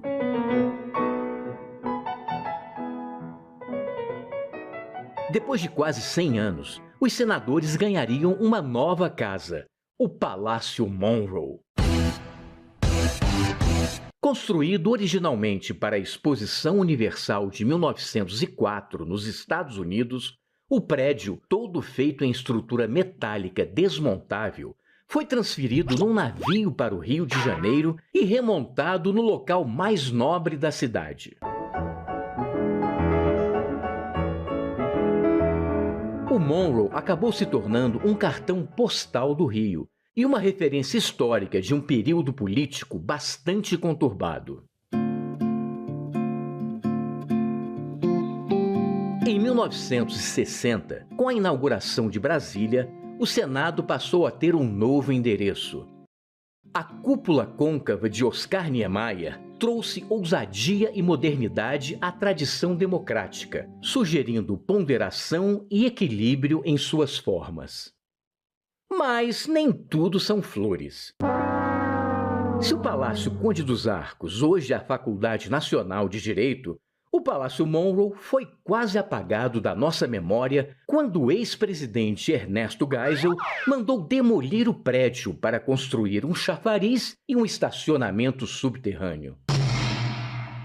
Objetos históricos foram perdidos ou vendidos pela empresa demolidora, mas a memória ainda permanece nos resquícios preservados pelo Senado.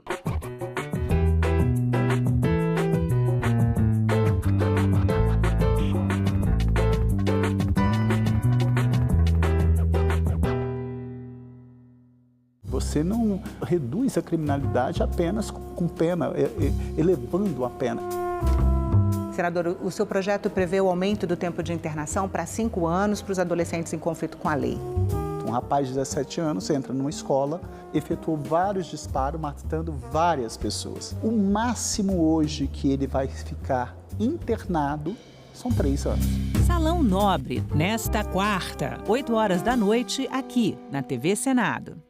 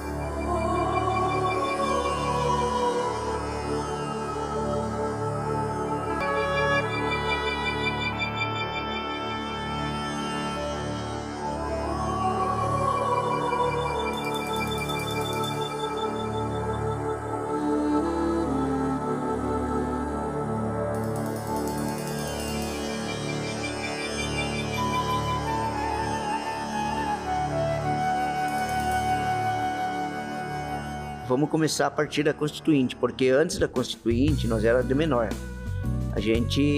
Nós não podia tomar decisão, inclusive até para me dar uma entrevista como essa agora, eu teria que ter uma autorização do SPI, né, que era o Serviço de Proteção ao Índio, ou pela FUNAI. Índio, sai dessa mata, senão a lata pode cortar. Tira a pena da testa que a minha festa vai começar.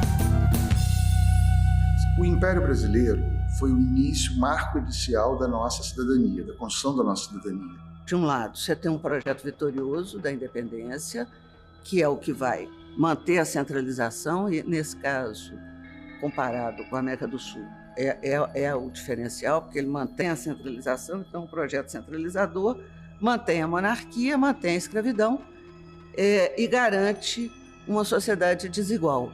Esse projeto está na matriz do Estado brasileiro, é o projeto vitorioso da independência. E a gente, para falar sobre direitos da população negra, começa a pensar mais nesse marco da Constituição Cidadã do que precisamente a independência do Brasil. Porque a gente tem um Brasil deixando de ser colônia, mas um povo que trata principalmente a população negra como colonizado. A gente tem que lutar pelos nossos direitos, né? e a gente tem que ir à luta. E superando as dificuldades, a gente tem que incluir pessoas, não só nas convivências, mas também participando de políticas públicas, de colocar pessoas com deficiência, ter voz e ter a sua própria autonomia também. A gente tem que fortalecer os seus direitos. Porque a gente nunca teve paz. Eu não posso assim falar que governo A, ou B, ou C deu alguma trégua pra gente assim, ou tivemos alguma paz.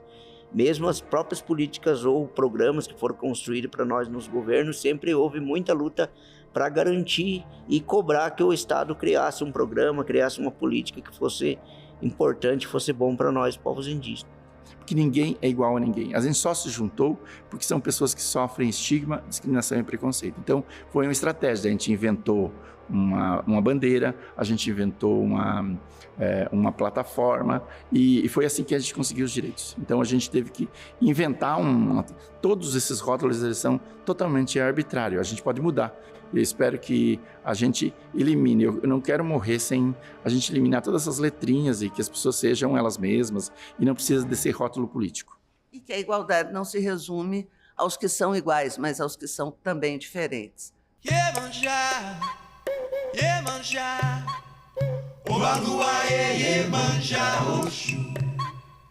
Obalua, Iemanjá, Oxu.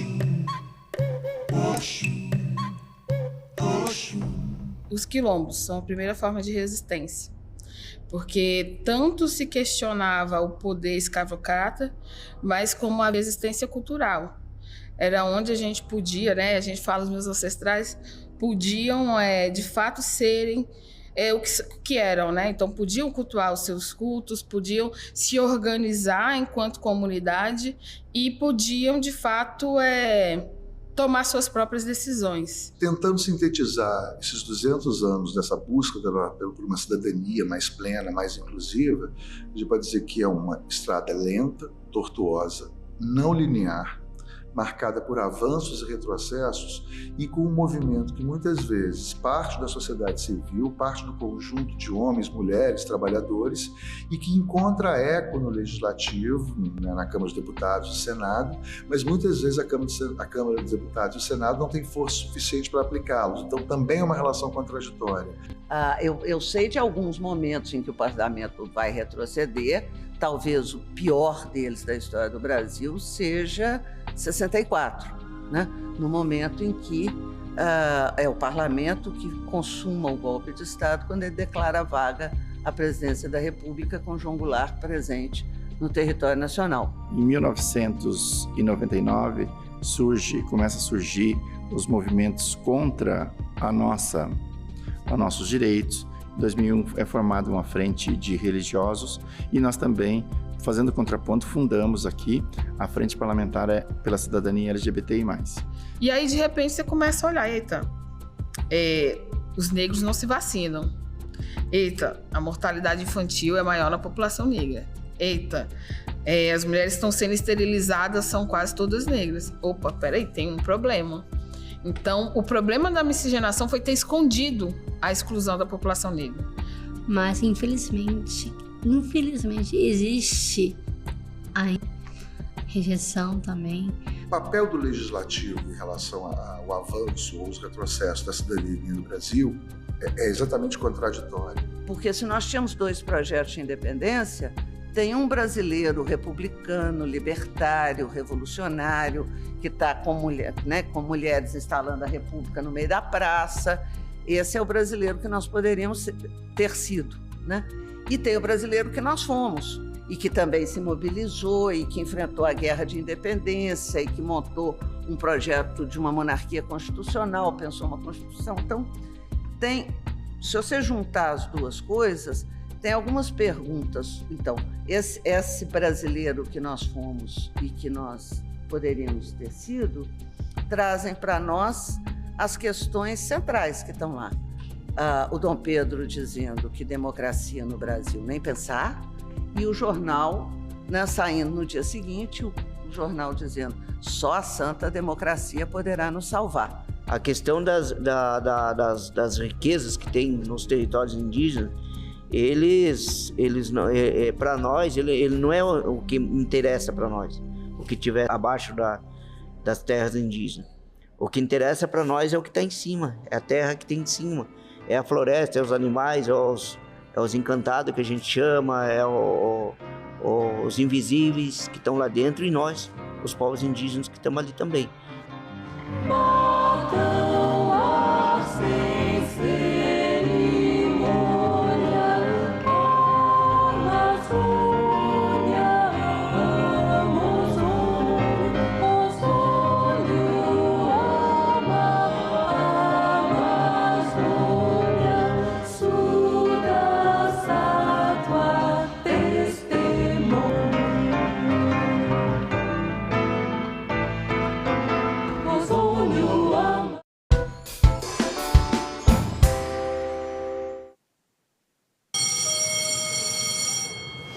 Senhoras e senhores, os nossos cumprimentos, boa tarde a todos os presentes, companheiros e companheiras que integram o nosso colegiado. Nossas saudações nesse início de trabalhos a todos os brasileiros e brasileiras que nos acompanharão e aos presentes em plenário. Havendo número regimental, nós declaramos aberta a sessão. Sob a proteção de Deus, iniciaremos os nossos trabalhos. As senhoras senadoras e os senhores senadores poderão se inscrever para o uso da palavra por meio do aplicativo Senado Digital, por lista de inscrições que encontra-se sobre a mesa ou por intermédio dos totens disponibilizados nos ambientes de nossa casa. Os senadores presentes remotamente e inscritos para o uso da palavra poderão fazê-lo através do nosso sistema de videoconferência. A presente sessão deliberativa extraordinária semipresencial é destinada à apreciação das seguintes matérias, que já são de conhecimento do colegiado, porque disponibilizadas em nossos avulsos eletrônicos na ordem do dia eletrônica de hoje, a saber, o projeto de lei complementar número 68 do atual ano da Presidência da República, segundo, projeto de lei do Senado Federal número 170 do ano de 2018 da Comissão de Direitos Humanos e Legislação Participativa e, por fim, o projeto de lei número 398 do ano de 2019, Sua Excelência Deputado Herculano Passos. Lista de oradores. Senador Paulo Paim, que está remotamente, a quem convido à participação. Senador Paulo, boa tarde. Boa tarde, presidente Venezuela Vital do Rego, senhoras e senhores senadores e senadoras. Hoje, presidente, o presidente Lula discursou na Assembleia Geral da ONU em Nova York, na abertura do debate dos chefes de Estado e de governo. Ele abordou temas de fundamental importância, como a crise climática, guerras, fome, reforma de instituições, reforma da ONU, da América Latina, democracia, inteligência artificial, entre outros. Sobre as guerras, eu quero dizer que elas são inaceitáveis. Nada justifica. O mundo precisa de paz e amor. Por tradição, cabe ao Brasil abrir os discursos no encontro anual dos líderes de mais de 190 países. E assim fez o presidente Lula. A comitiva brasileira era composta pela primeira-dama, Janja, pelo presidente do Senado, Rodrigo Pacheco, da Câmara, Arthur Lira, pelos ministros de Relações Exteriores, Mauro Vieira, e pelo assessor especial e ex-chanceler Celso Amorim. Ministros como Fernando Haddad, da Fazenda, Marina Silva, do Meio Ambiente, também estão em Nova York. Vou falar de 2 pontos, presidente, abordados pelo presidente Lula, para não me alongar aqui a respeito de tudo que ele falou. Sobre o clima, resumidamente, Lula disse: o planeta já não pode esperar para cobrar da próxima geração e está farto de acordos climáticos que não são cumpridos. Está cansado de metas de redução de emissão de carbono negligenciadas e de auxílio financeiro aos países pobres, que nunca chegam. Segundo ele, o negacionismo sucumbe ante as evidências do aquecimento global. E 2024 caminha para ser o ano mais quente da história moderna, fecho aspas. O presidente Lula também mencionou a tragédia climática no meu estado, no Rio Grande do Sul, e também a situação da Amazônia. No sul do Brasil, tivemos a maior enchente desde 1941. A Amazônia está atravessando a pior estiagem em 45 anos.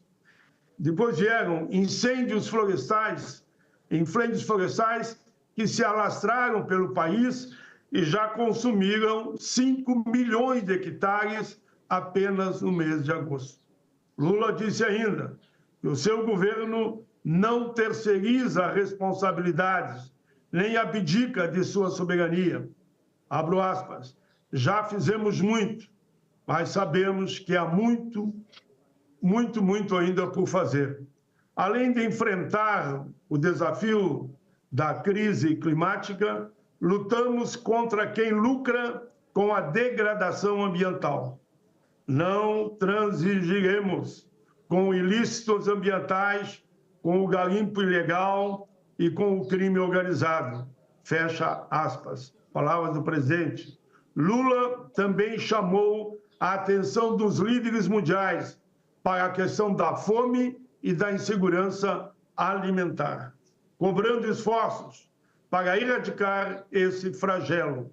Segundo a Agência das Nações Unidas para a Alimentação e Agricultura, FAO, o número de pessoas passando fome ao redor do planeta aumentou em mais de 152 milhões desde 2019. Vejam bem, logo ali. Isso significa que 9% da população mundial, 733 milhões de pessoas, estão subnutridas. O problema é especialmente grave na África e na Ásia, mas também persiste em partes outras da América Latina. Abre aspas. Mulheres e meninas são a maioria das pessoas em situação de fome no mundo. Pandemias, conflitos armados, eventos climáticos e subsídios agrícolas dos países ricos ampliam o alcance desse flagelo. Fecho aspas. Em novembro, o Brasil lançará no Rio de Janeiro a Aliança Global contra a Fome e a Pobreza. Essa iniciativa será um dos principais resultados da presidência brasileira no G20 e estará aberta a todos os países do mundo. Portanto, senhoras e senhores, fica os meus cumprimentos ao presidente Lula pela fala nas Nações Unidas. Ele foi claro em sua fala. Foi um recado aos líderes mundiais, abordando temas essenciais para a sobrevivência do planeta. Essas questões estão conectadas aos direitos humanos, o que torna urgente sua priorização em ações globais e coletivas. Elas são decisões políticas que precisam ser tomadas agora com extrema urgência. O tempo está se esgotando. Estamos tratando das gerações presentes e futuras. A vida pede socorro. A responsabilidade é de todos. Era essa a síntese, senhor presidente, Venezuela Vital do Rega, que aqui eu faço, do que falou o presidente Lula no dia de hoje na ONU. Obrigado, presidente. Muitíssimo obrigado, senador Paulo Paim, que remotamente contribuiu com a sessão por meio remoto, sendo o primeiro inscrito entre as falas dos senhores e senhoras que estão desejosos de fazer uso da palavra. Antes de chamarmos o senador Jorge Cajuru como segundo inscrito, senador Esperidião Amin pede a palavra pela ordem. Pois não, senador? Por favor, presidente. Boa tarde. Boa tarde. O senhor está me ouvindo? Muito bem. Presidente, eu intervenho para fazer uma solicitação muito singela. Encontra-se pronto para ser pautado o projeto de lei número 4674 de 2019. Veja bem, desde o dia 15 de outubro de 2019, este projeto, que já tramitou pela Câmara dos Deputados, pela Comissão de Educação no Senado, projeto de autoria do então deputado federal Rogério Peninha Mendonça, foi nosso colega de Câmara dos Deputados. Esse projeto confere ao município de Jaraguá do Sul, aqui no estado de Santa Catarina, o título de Capital Nacional dos Atiradores. E aqui se realiza, entre outras atividades, a Schützenfest, que é uma celebração anual, tradicional, da comunidade de Jaraguá do Sul, que versa exatamente sobre esta atividade. Então, eu tomo a liberdade de pedir, uma vez que o projeto está absolutamente pronto para deliberação e tarda há bastante tempo, pediria a Vossa Excelência que providenciasse que ele fosse pautado para a primeira sessão possível, por exemplo, amanhã ou na próxima sessão, estando, eu repito, absolutamente regular. Recebi um apelo nesse sentido de várias pessoas que inspiraram o deputado Rogério Peninha Mendonça a apresentá-lo.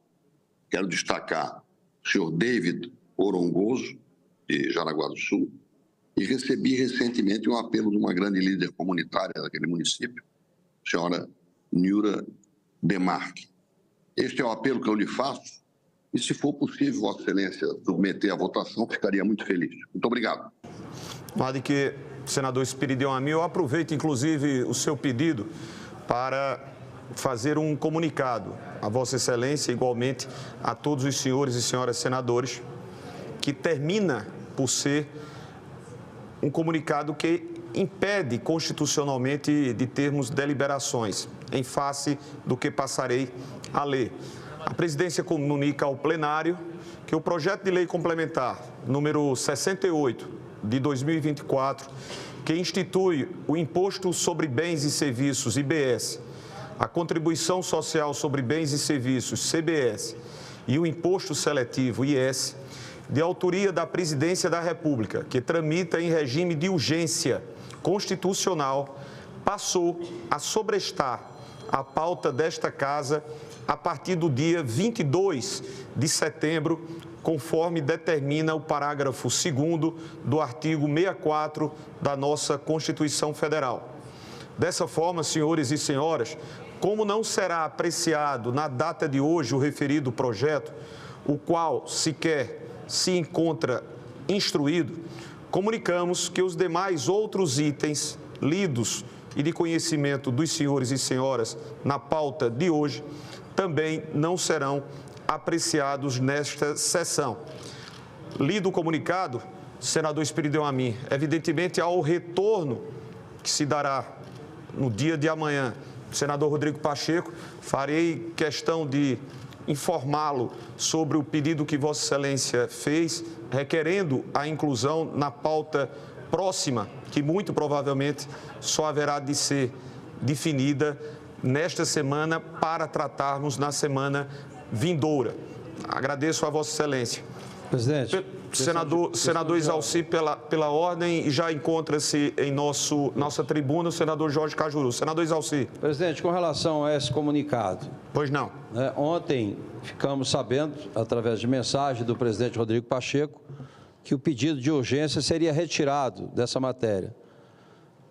A mesa não recebeu nenhum comunicado da presidência. Não. Porque não precisaria do presidente Lula estar aqui, né? Tem o vice-presidente, alguém que substitua.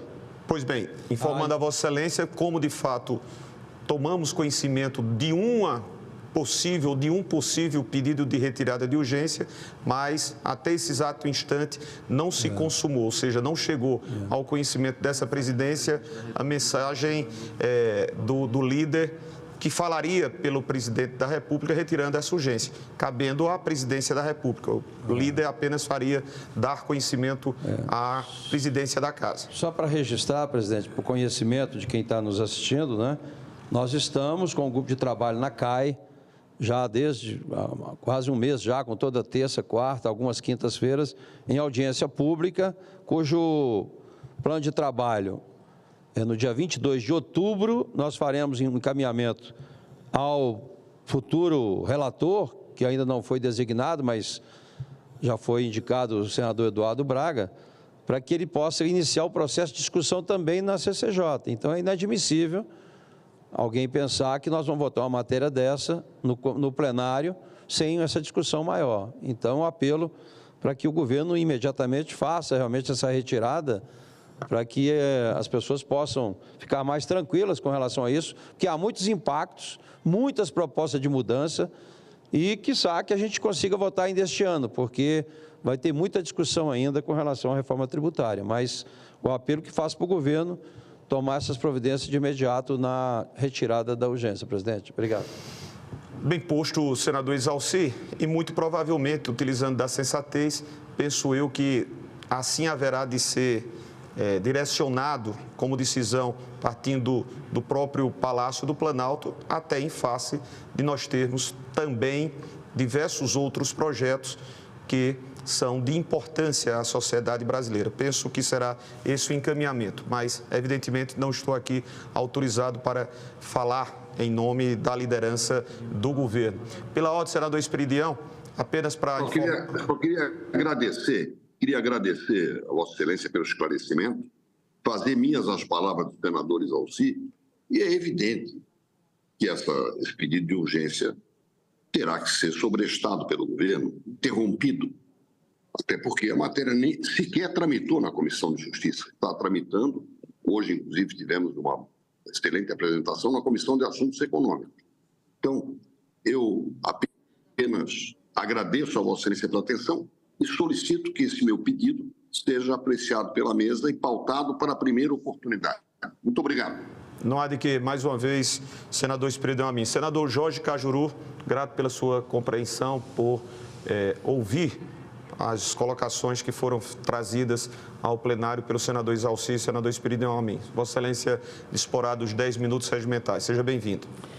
Obrigado, como sempre, voz amada da nossa Paraíba, amada não pelos cabelos, pela credibilidade. Veneziano Vital do Rego. Brasileiras e brasileiros, minhas únicas vossas excelências, eu quero de imediato oferecer o meu apoio incondicional ao meu amigo pessoal, senador Eduardo Girão, que vem a seguir remotamente de Fortaleza, onde ele sofreu brutais injustiça e censura no último debate de uma emissora de TV cearense. Francamente, eu nem sei o nome da TV. E assim que souber, é evidente que vou bater nela com vontade. E também na justiça.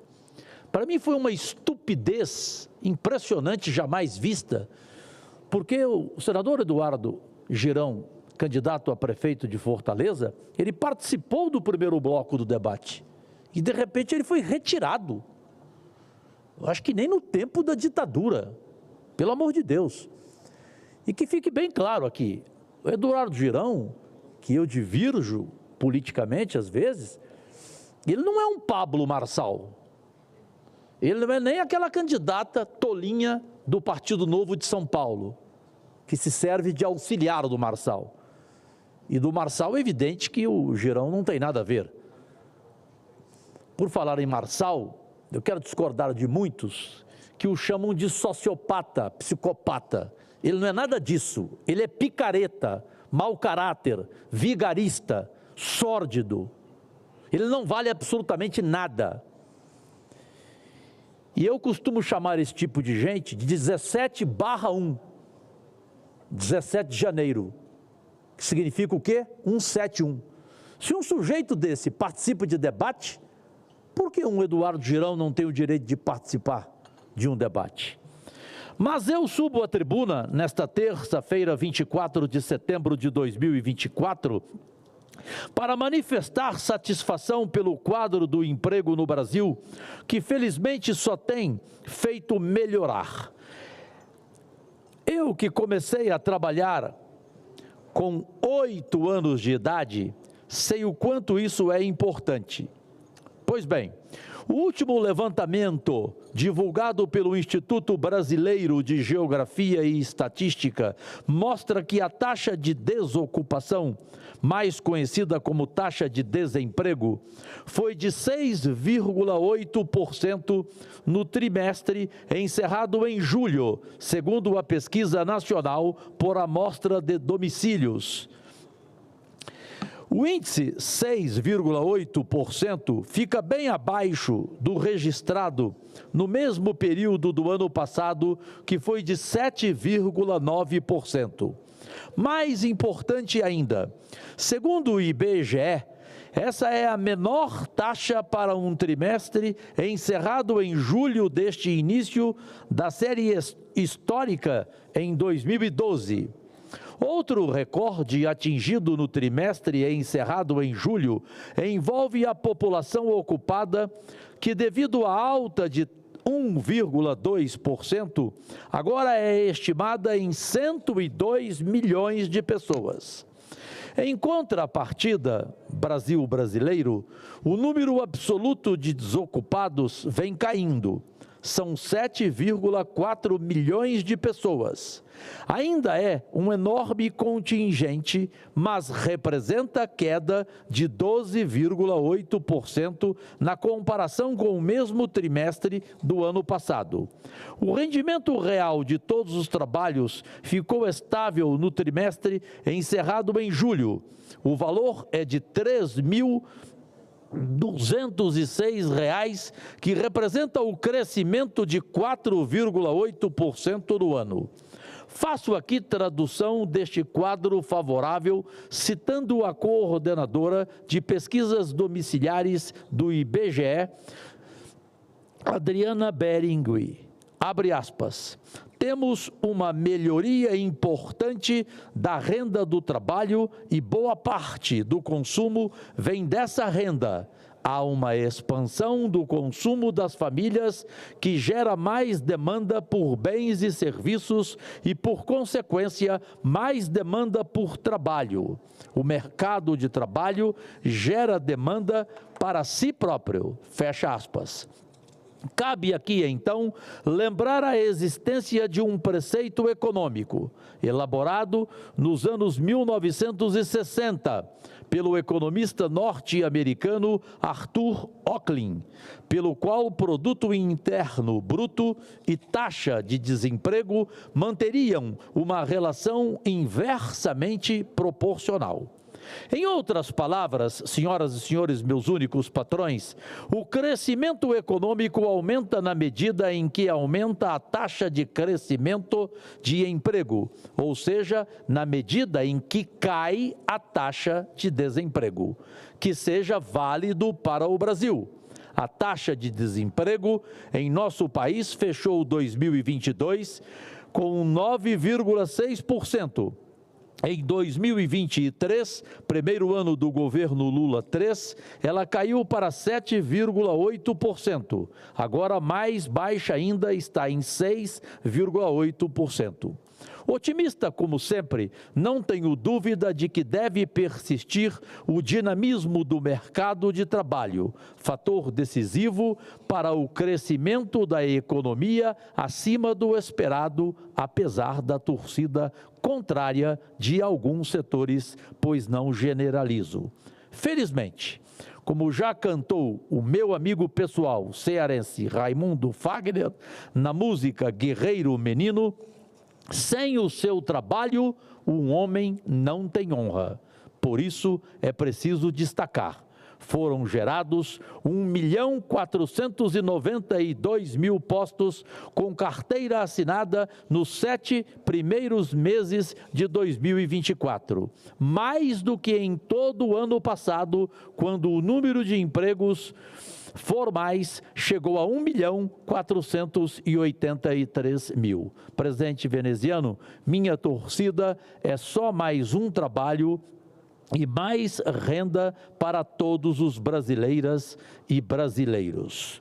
Antes de agradecer, presidente, quero anunciar com muita satisfação ao país inteiro que amanhã, a partir das 2h da tarde, a sessão será totalmente especial. Eu fui o propositor dela prazerosamente, para um debate que pela primeira vez na história do Senado Federal será mundial, com especialistas dos maiores do Brasil e os maiores do mundo, que o dia todo de amanhã estaremos para a discussão mais importante do planeta neste momento: as queimadas, o meio ambiente, as questões ambientais.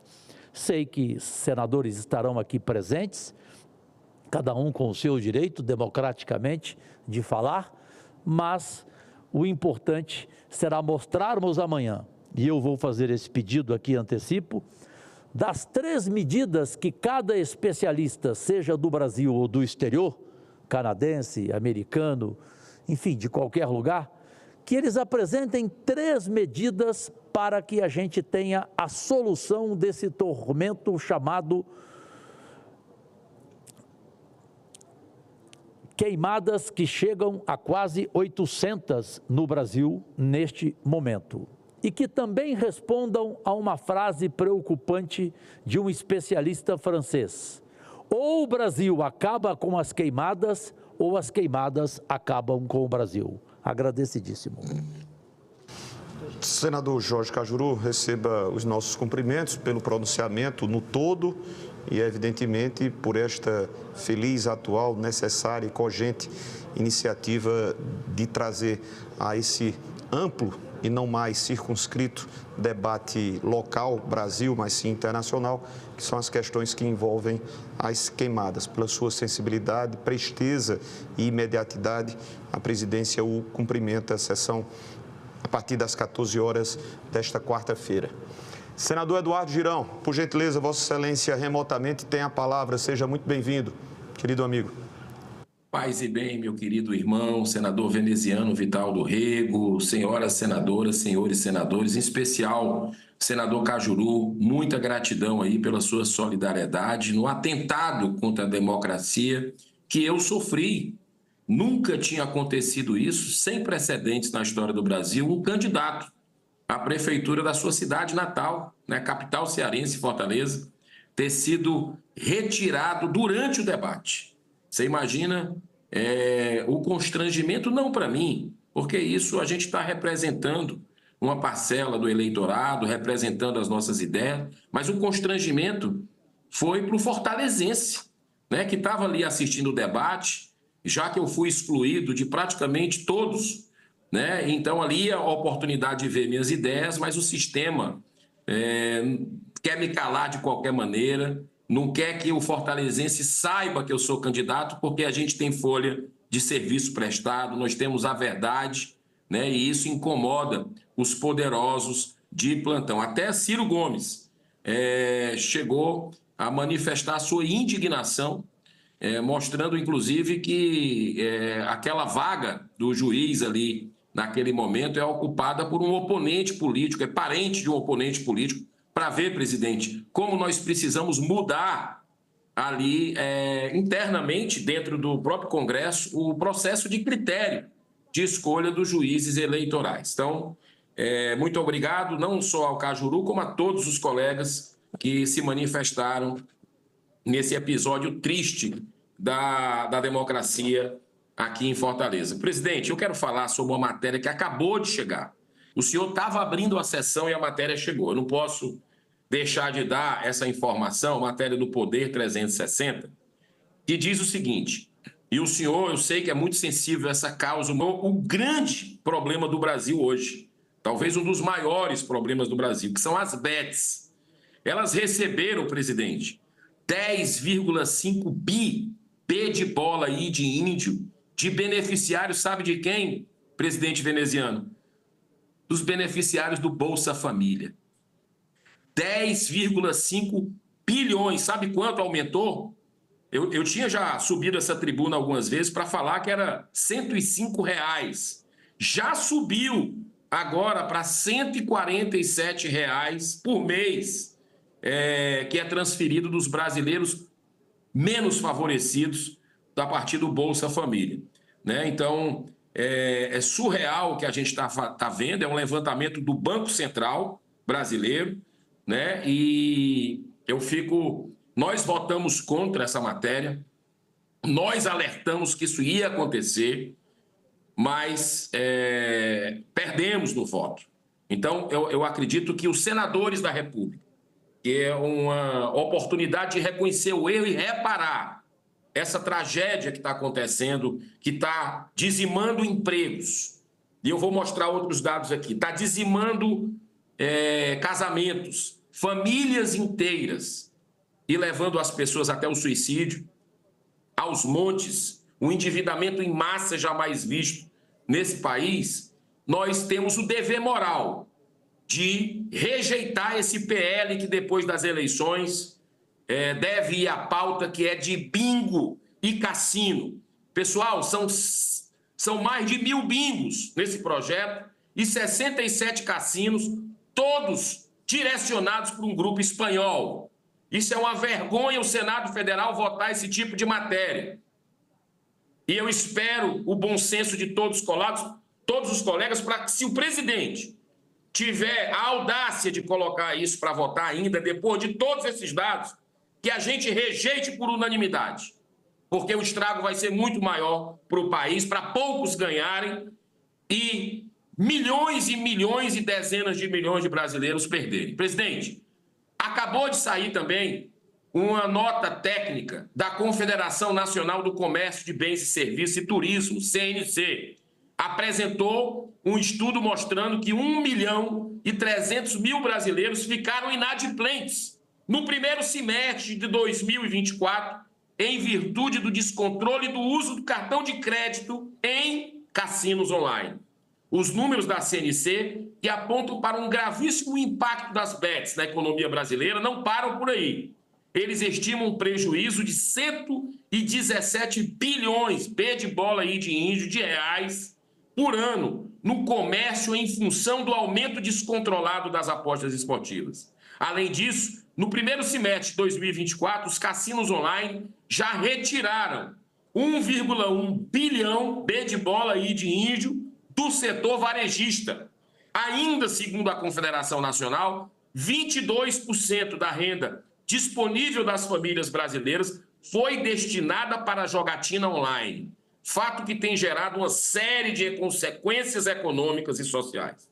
O Banco Central demonstrou que 8 milhões de usuários do Bolsa Família gastaram mais de 11 bilhões em apostas esportivas via Pix, em 56 plataformas de bets entre janeiro e agosto desse ano.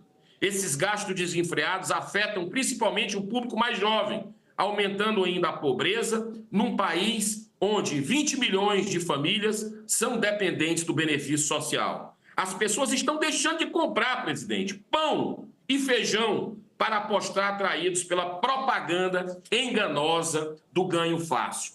Matéria recente, publicada no jornal O Globo, mostra os efeitos deletérios das apostas esportivas online, cuja regulamentação acabou sendo aprovada pelo Congresso Nacional no ano passado, contra o meu voto, e sancionada pelo governo Lula, aquele governo que dizia defender os mais pobres e que foi revelado, vou falar amanhã, que também quer quis a liberação agora recente, denunciado pelo presidente da Anvisa, quis a liberação do cigarro eletrônico, que acaba com a saúde dos jovens, é uma arma química. Amanhã eu falo sobre isso, mas vamos ficar aqui nas bets, porque foi com a ajuda do PT, senhor presidente, com a bancada do PT e de outros partidos de esquerda, que em dezembro de 2023 foi aprovada as bets.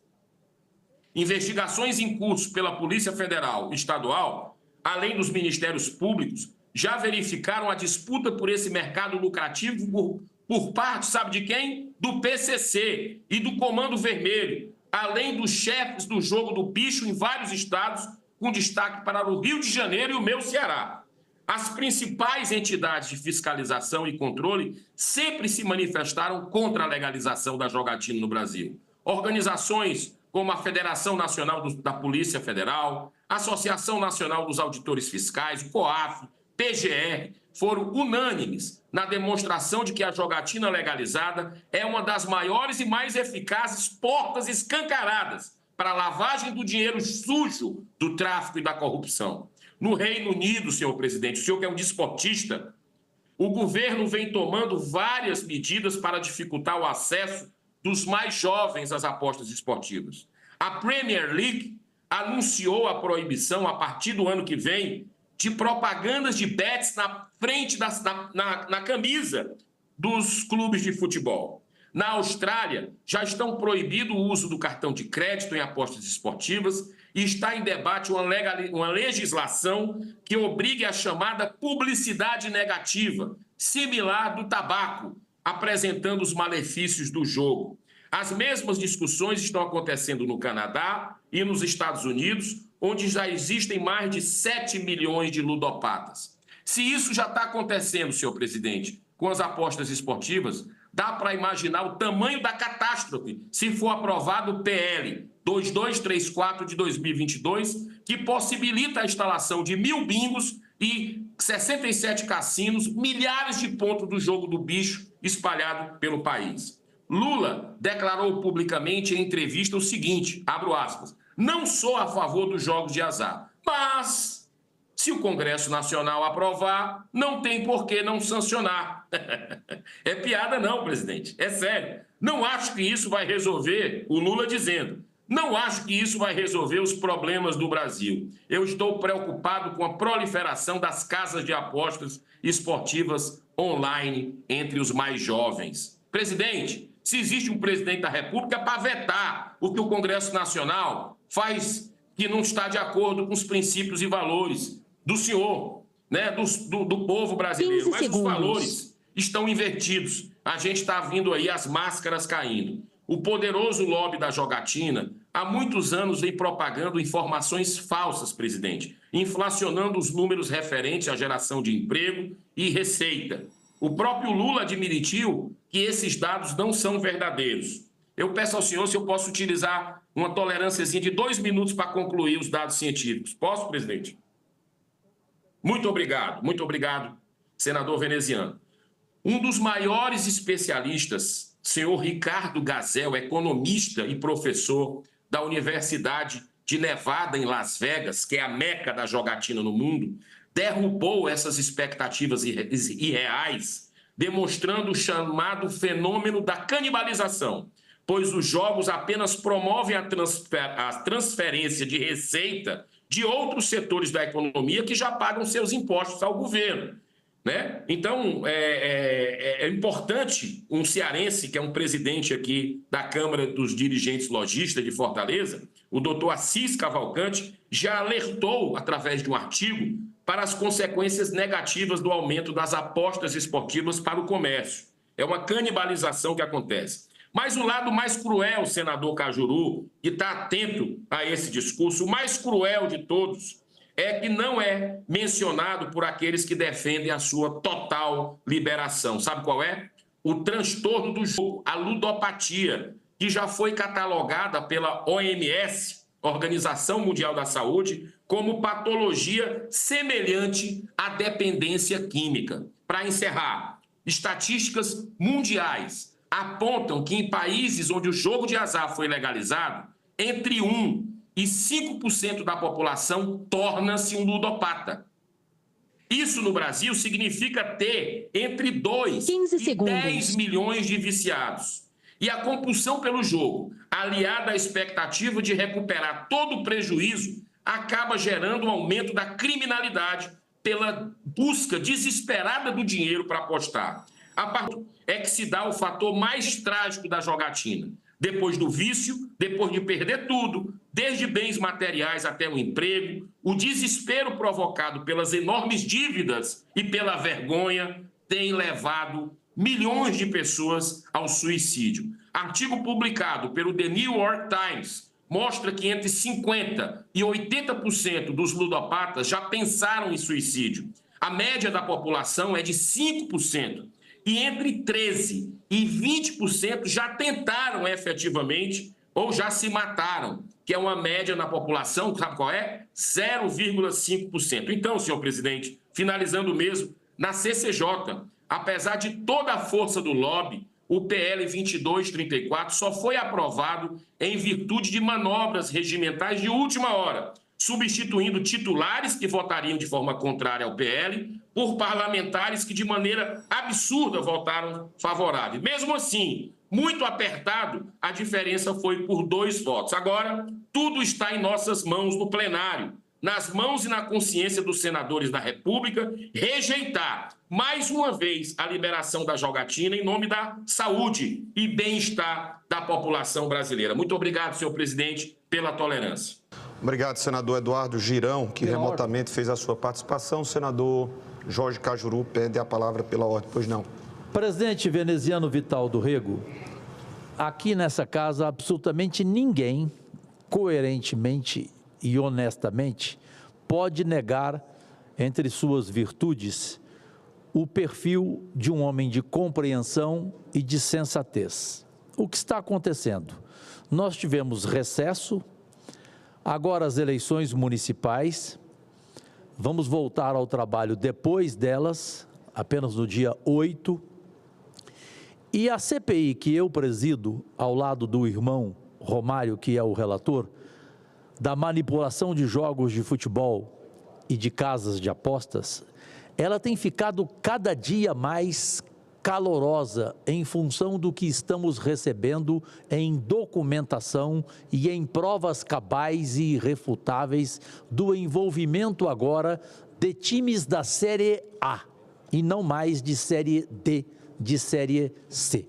São fatos graves que fizeram com que eu pedisse ao presidente Rodrigo Pacheco, que tem essas mesmas qualidades suas, e como amigo pessoal que sou dele, ele disse: Cajuru, nenhum problema, faça o requerimento. Fiz o requerimento, que é o requerimento 654, para que ele seja lido, presidente, e a gente prorrogue até o mês de dezembro esta nossa CPI, para que o nosso querido Romário tenha condições de apresentar um relatório que a sociedade esportiva brasileira necessita e que nós tenhamos, na volta dos trabalhos, 2, 3 reuniões. Eu, como presidente, o senhor me conhece, não tenho preguiça, tanto que essa CPI fez reunião até nas segundas-feiras, porque nós temos muita gente para ser ouvida, muita gente para ser convocada, exemplo, o caso Paquetá, da Inglaterra.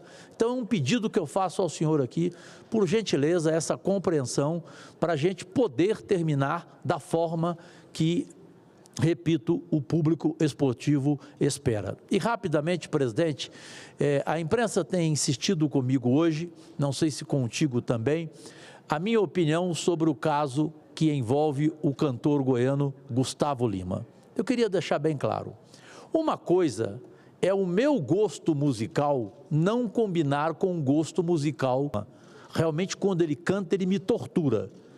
Agora, eu não tenho nada contra a pessoa dele, pelo contrário, ele é gente boa, ele é um cara educado, mora no prédio do meu compadre em Goiânia, então eu não vou ser oportunista de julgá-lo sem antes esperar o resultado final da investigação, da justiça, das provas.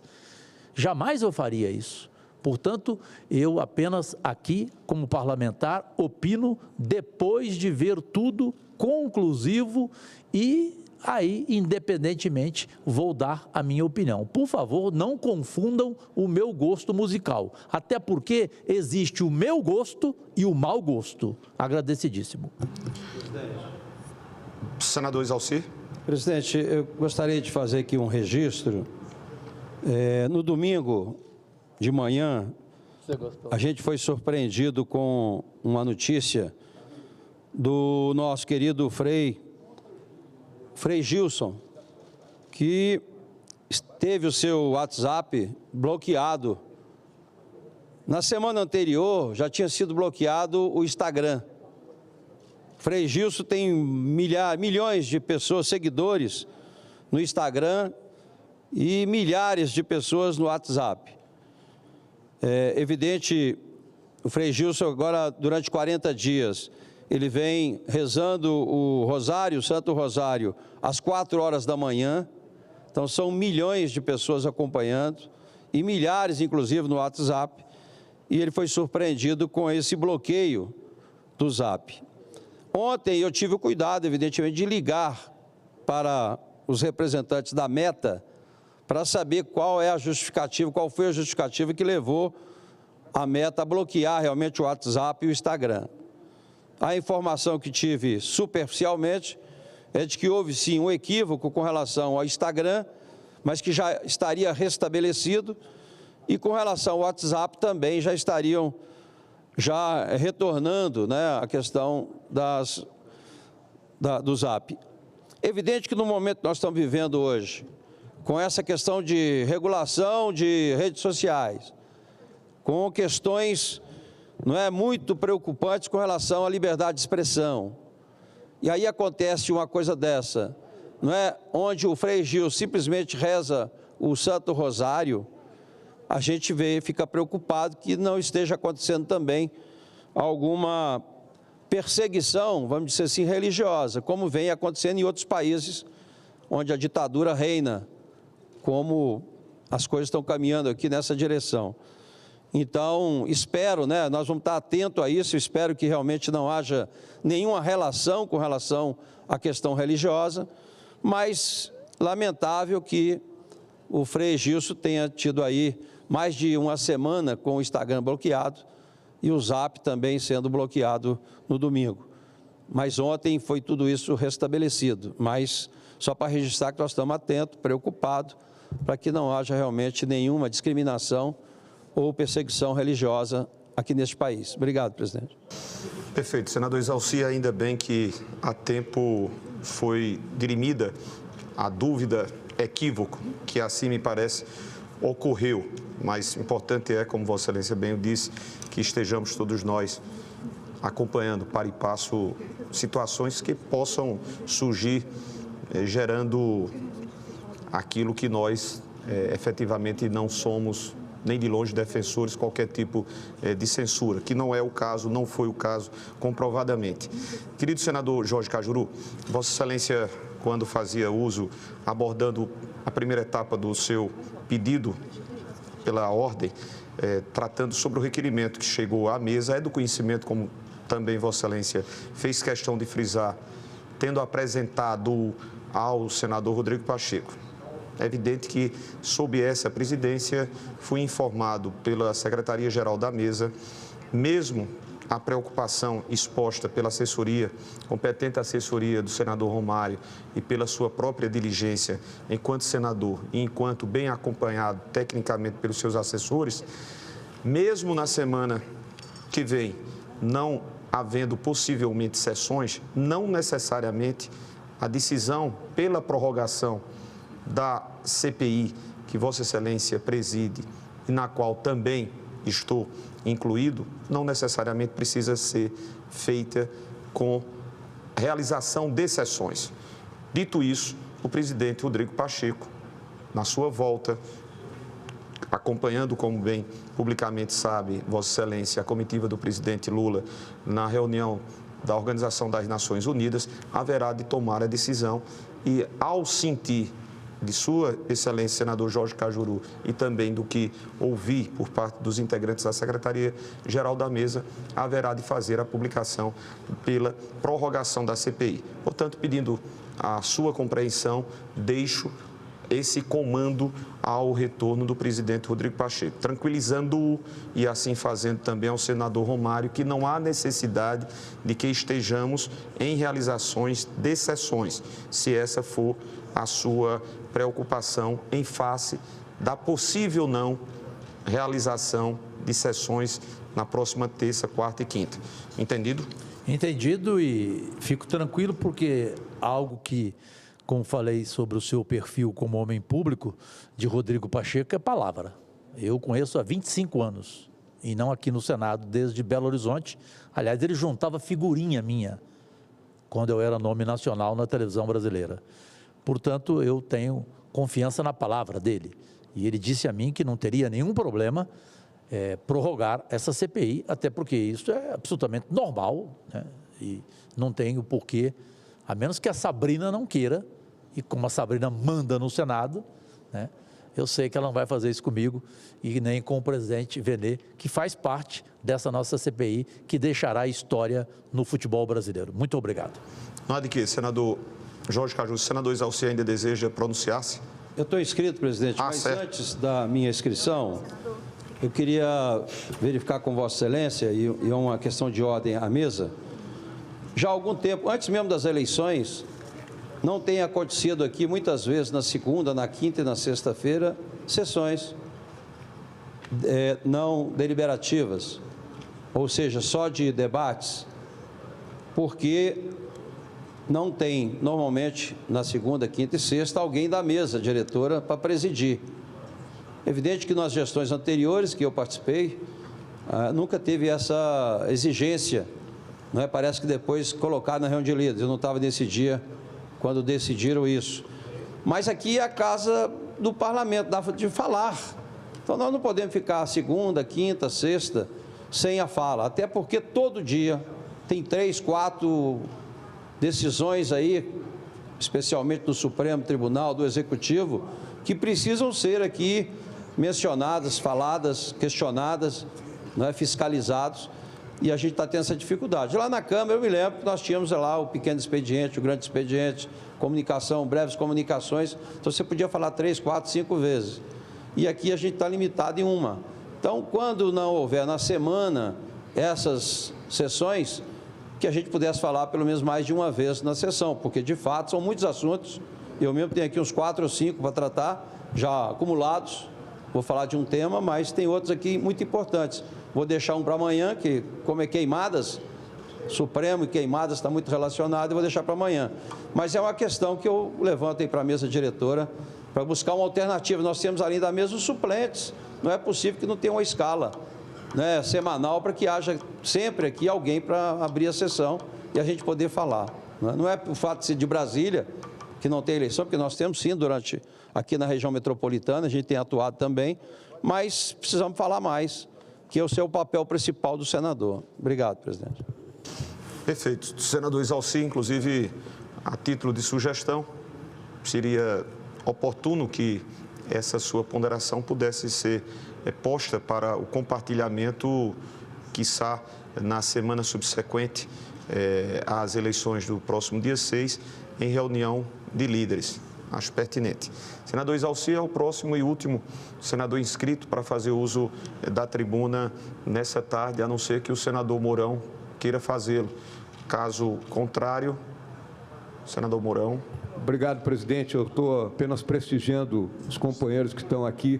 Né? Acho que é nosso dever prestigiar o que Muito obrigado, senador Mourão. Sendo assim, o último inscrito, senador Exalci Lucas, disporá 10 minutos regimentais. Senador, seja mais uma vez bem-vindo. Talvez eu tenha que pedir a Vossa Excelência um pouquinho de paciência, mas é rápido também. Prometo ser muito breve. Saiba que é algo que eu tenho muito. Senhor presidente, senhoras e senhores senadores e senadoras, hoje eu vou falar sobre apostas. Falar quando o jogo é perder tudo, inclusive o futuro das nossas crianças. Quando o alto risco está nas apostas livres, leves e soltas. A regulamentação das bets foram adiadas, ou diria, reagendadas. Há mais de um ano que esse tema está sendo adiado por interesses financeiros e até escusos, exatamente por sabermos que isso já há muito tempo tornou-se eficaz nas mãos do crime organizado. Mas o pior de tudo isso é a ameaça diária para as nossas crianças e adolescentes. Se o panorama das bets no Brasil já parecia sombrio, agora o crime organizado se aproveitando das brechas na regulamentação para lavar dinheiros, milhões de reais de dinheiro sujo. A entrada desse fenômeno no universo infantil transforma o cenário em um mundo ainda mais perigoso.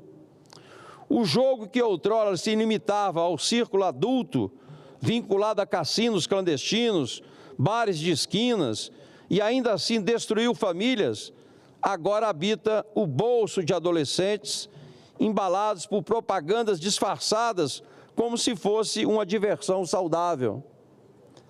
Não é saudável, tal qual aprendi na minha infância, quando o prêmio por acertar os joguinhos era apenas ganhar, no máximo, mais uma figurinha para a coleção de heróis. Hoje, a realidade é tão insidiosa quanto preocupante. O futuro de nossas crianças está sendo dilapidado por um sistema que não só normaliza o vício em apostas, mas também as insere de maneira sorrateira em seu cotidiano.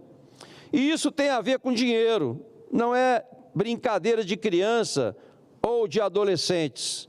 Aqui trago a informação do crescimento das apostas online ou bets, especialmente associadas ao nosso futebol, que reflete uma mudança profunda e alarmante nas estratégias do crime organizado e na forma como a nossa sociedade lida com os vícios.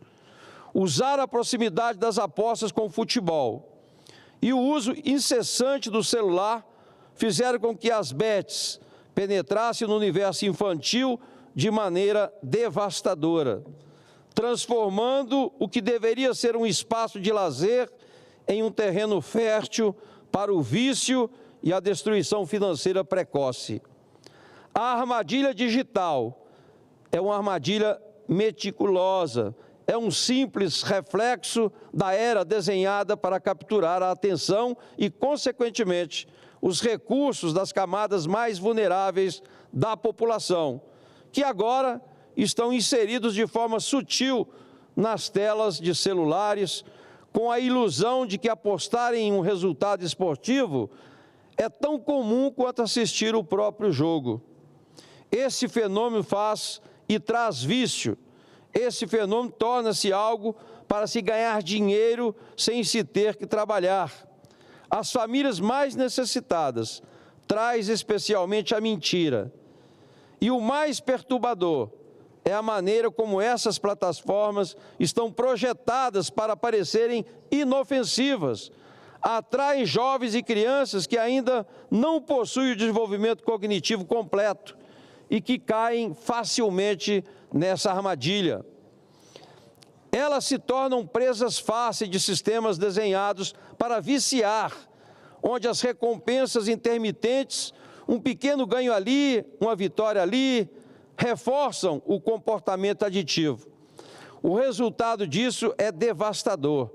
Jovens estão cada vez mais afundados em dívida, mas o pior é ter seus salários, seus benefícios sociais e, acima de tudo, tiram suas perspectivas de futuro. Hoje não mais torcem pelo time, hoje apostam. Isso é especialmente perigoso quando os ídolos e influenciadores, figuras de confiança admiradas pelos jovens, estimulam a normalidade dessas práticas. A regulamentação é urgente e deve ser feita com toda a cautela, para que não a façamos com muita coisa neste país e que reforça a frase que diz: isso é só para inglês ver.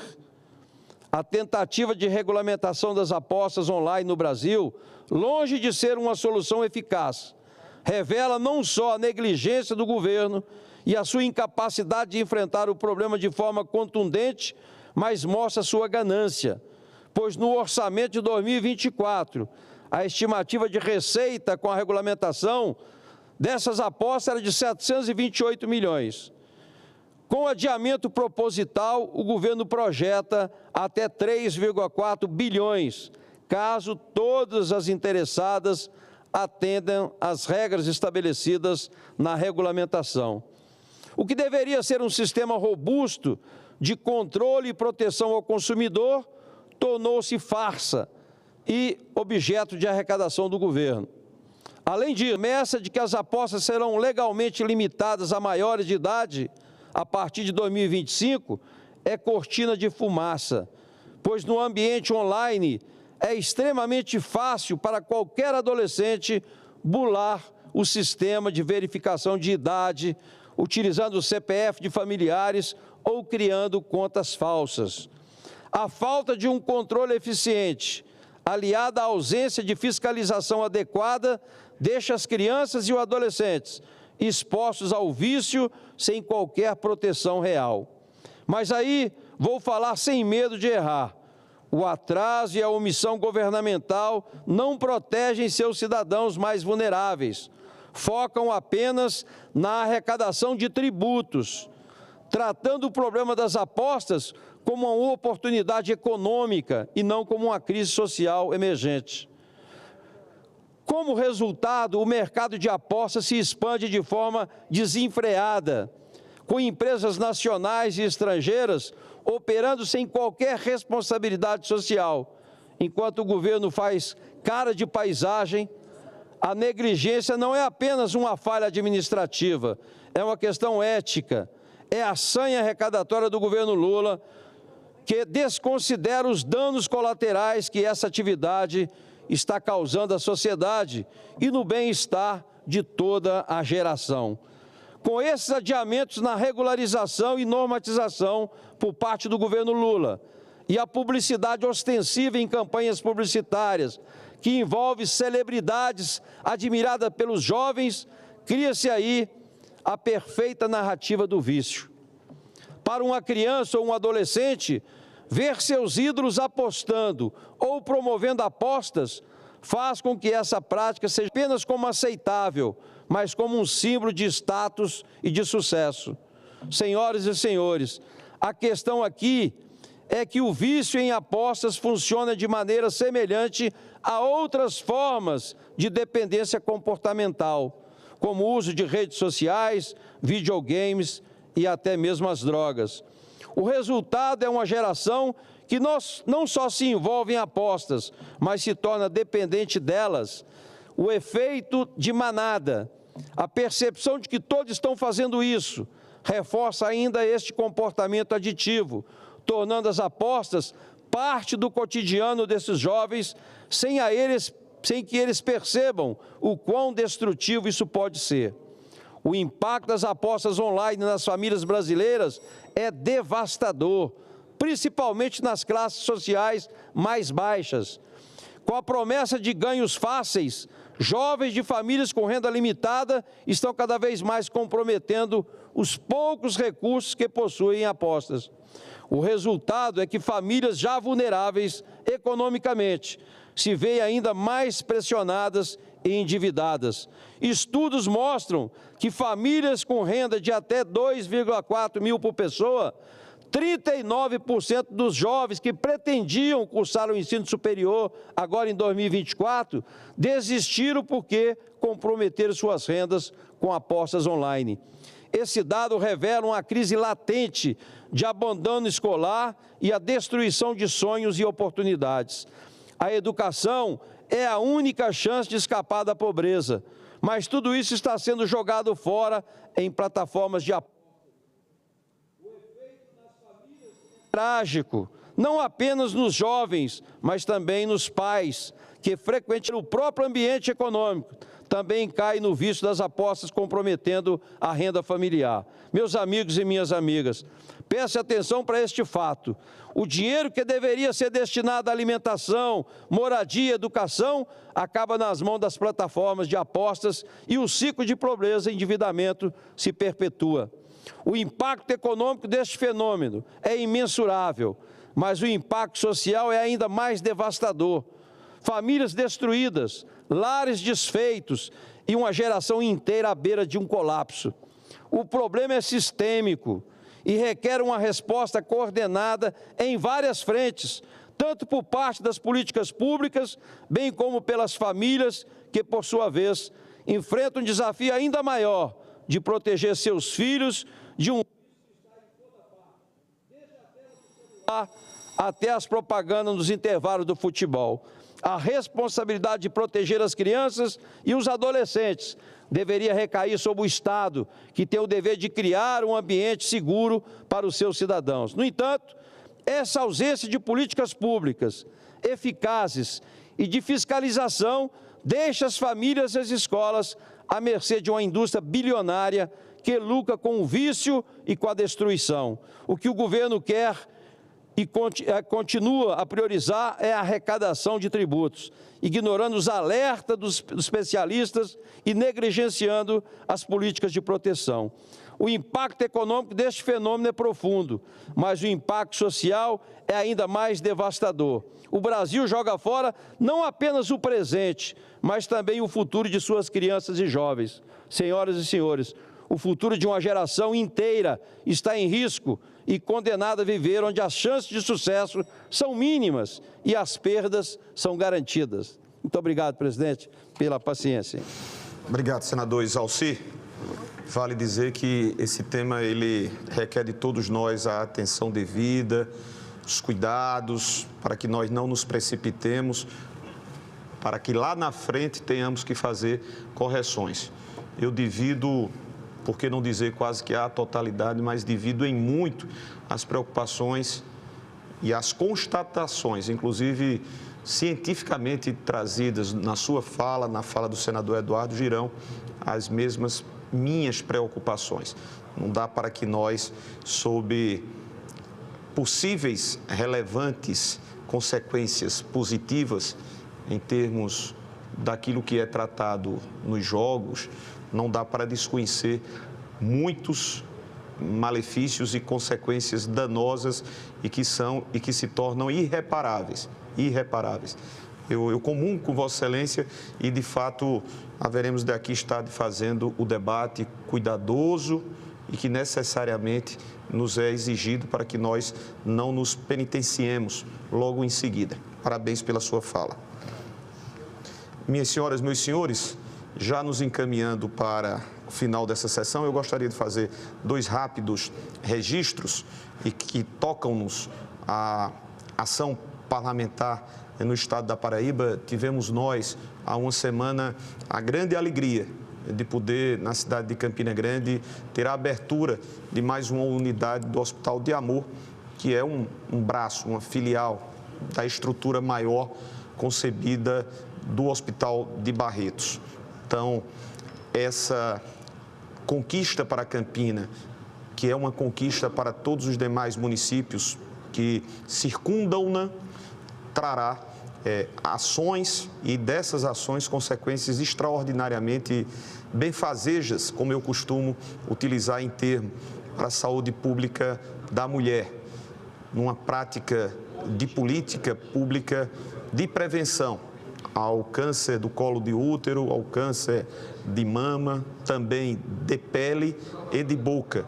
Portanto, tanto ao público principalmente feminino, mas nos 2 outros casos, do câncer de pele e do câncer de boca, também se dirigindo nas atenções preventivas ao público masculino.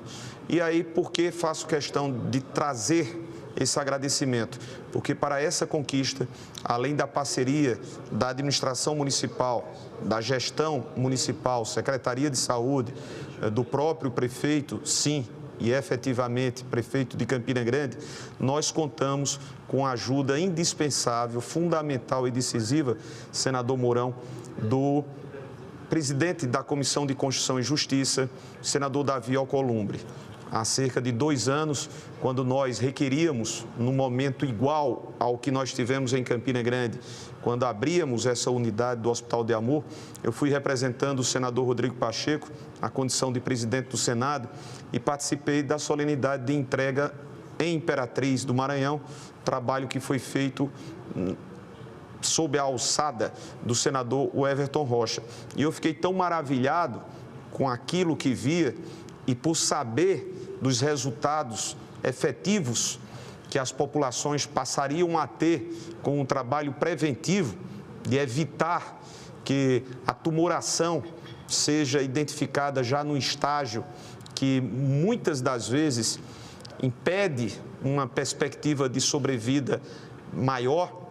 Eu fiz esse pedido ao senador, fez essa interlocução com a direção do Hospital de Amor, com o doutor Henrique Prata e demais outros integrantes, e ao final conseguimos, com a ação da senadora Nilda Gondim, com um compartilhamento de recursos para custear todos os procedimentos, e há uma semana desse feito, aqui eu faço o registro público de agradecimento ao senador Davi Alcolumbre e a todos os demais outros parceiros já mencionados precedentemente. E o outro ponto também, muita alegria de ter hoje tido a oportunidade de, visitando o presidente da EBSER, ex-ministro Arthur Quioro, comemorarmos uma grande vitória, não apenas trabalhada por esta e a Câmara dos Deputados, mas uma vitória para as 45 instituições, hospitais universitários, para as instituições de formação acadêmica, o PLP 72, que garantirá muitos outros mais recursos para a administração dos hospitais universitários brasileiros. Fiquei feliz porque foi de nossa autoria, prestes a ter a sua sanção presidencial nesses próximos momentos. São 2 registros que faço, claro, evidentemente pedindo a compreensão dos senhores, porque se dizem e dizem respeito à nossa atuação parlamentar. A presidência informa as senhoras e os senhores senadores que nós convocamos sessão de debates temáticos semipresencialmente para a data de amanhã, quarta-feira, a partir das 14 horas, destinada a discutir os incêndios florestais e as mudanças climáticas. Cumprida a finalidade desta sessão, a presidência, antes de encerrá-la, faz o registro aqui da nossa amantíssima amiga, senadora Margarete Bussetti. A presidência declara o seu encerramento. Um abraço a todos, boa tarde.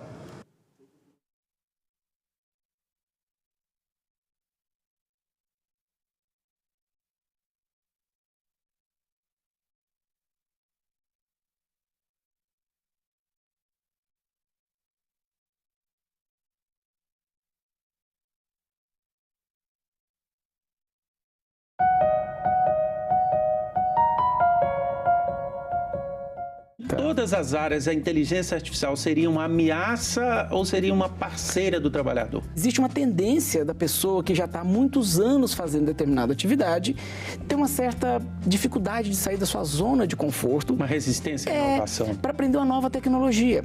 Porque dá trabalho, estudar dá trabalho. Às vezes custa dinheiro. Agenda Econômica. Hoje, 8 horas da noite, aqui na TV Senado.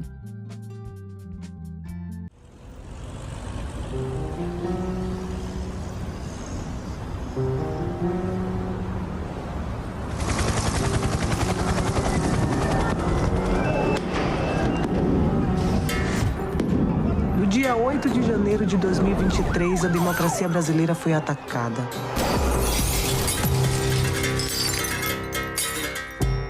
Mas democracia é uma ideia, um regime político. Você não pega a democracia na mão. Fisicamente, a democracia não existe. Então, quem realmente foi atacado nesse dia? Na democracia, o poder nasce aqui, com a população votando. Quando a gente vota, a gente escolhe quem faz as leis e quem governa. De modo simples, o voto é o mecanismo inicial e, ao mesmo tempo, o mais importante fundamento da tão falada democracia. Que ela é muito importante, fala-se muito. Mas por que mesmo ela é tão importante para nós? Na democracia, você tem a possibilidade de falar, ser ouvido, né, e mudar as coisas. Porque a democracia, ela pressupõe a ideia de pluralidade, a ideia de povo reunido. Uma definição muito antiga da democracia, uma definição que vem da Grécia, democracia é o governo do povo, para o povo e pelo povo. A ideia de demos, de povo. Então, significa que você tem a possibilidade de que todas as pessoas tenham voz e possam, através da sua voz, pensar qual é o melhor arranjo político, pensar como elas fazem as leis. Então, isso não fica sendo uma coisa, assim, de um grupo na sociedade, não fica sendo de uma família, né? Isso é uma escolha que a humanidade faz, ou por gosto, eu faço por gosto, ou por exclusão. Não há melhor, como se diz em espanhol.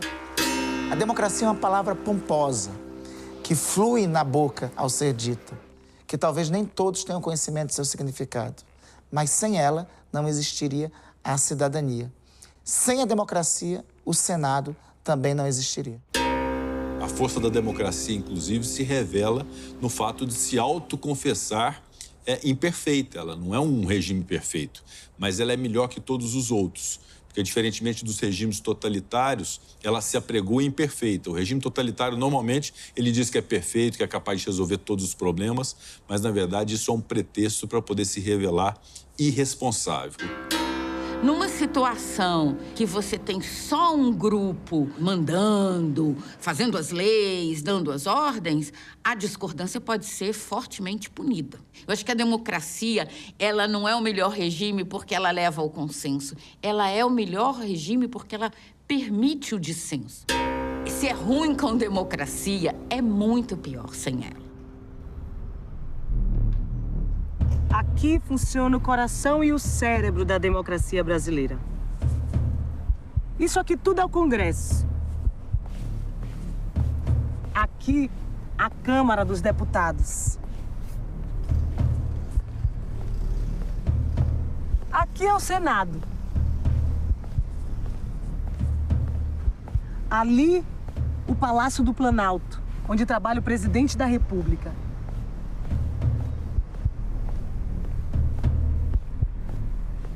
E ali, o STF, a instância máxima da justiça. Em março de 2024, o Senado brasileiro faz 200 anos. Então vale perguntar, afinal, qual é a importância do Senado na história do Brasil e no dia a dia dos brasileiros? Para saber essa resposta, a gente precisa entender o que acontece aqui, dentro dessa famosa abóbora.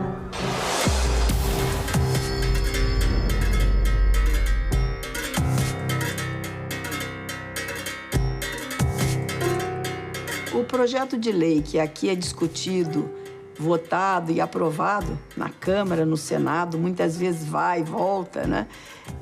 Ele muda a vida do cidadão. Ele pode mudar significativamente. A lei que o senador aprova, né, o que ele propõe, o que ele disputa, ou quando ele chama uma audiência pública para ouvir contribuições, ela muda porque ela pode garantir melhores condições de vida. Você pode dizer, mas na hora de implementar o prefeito não fez, aí é uma outra conversa.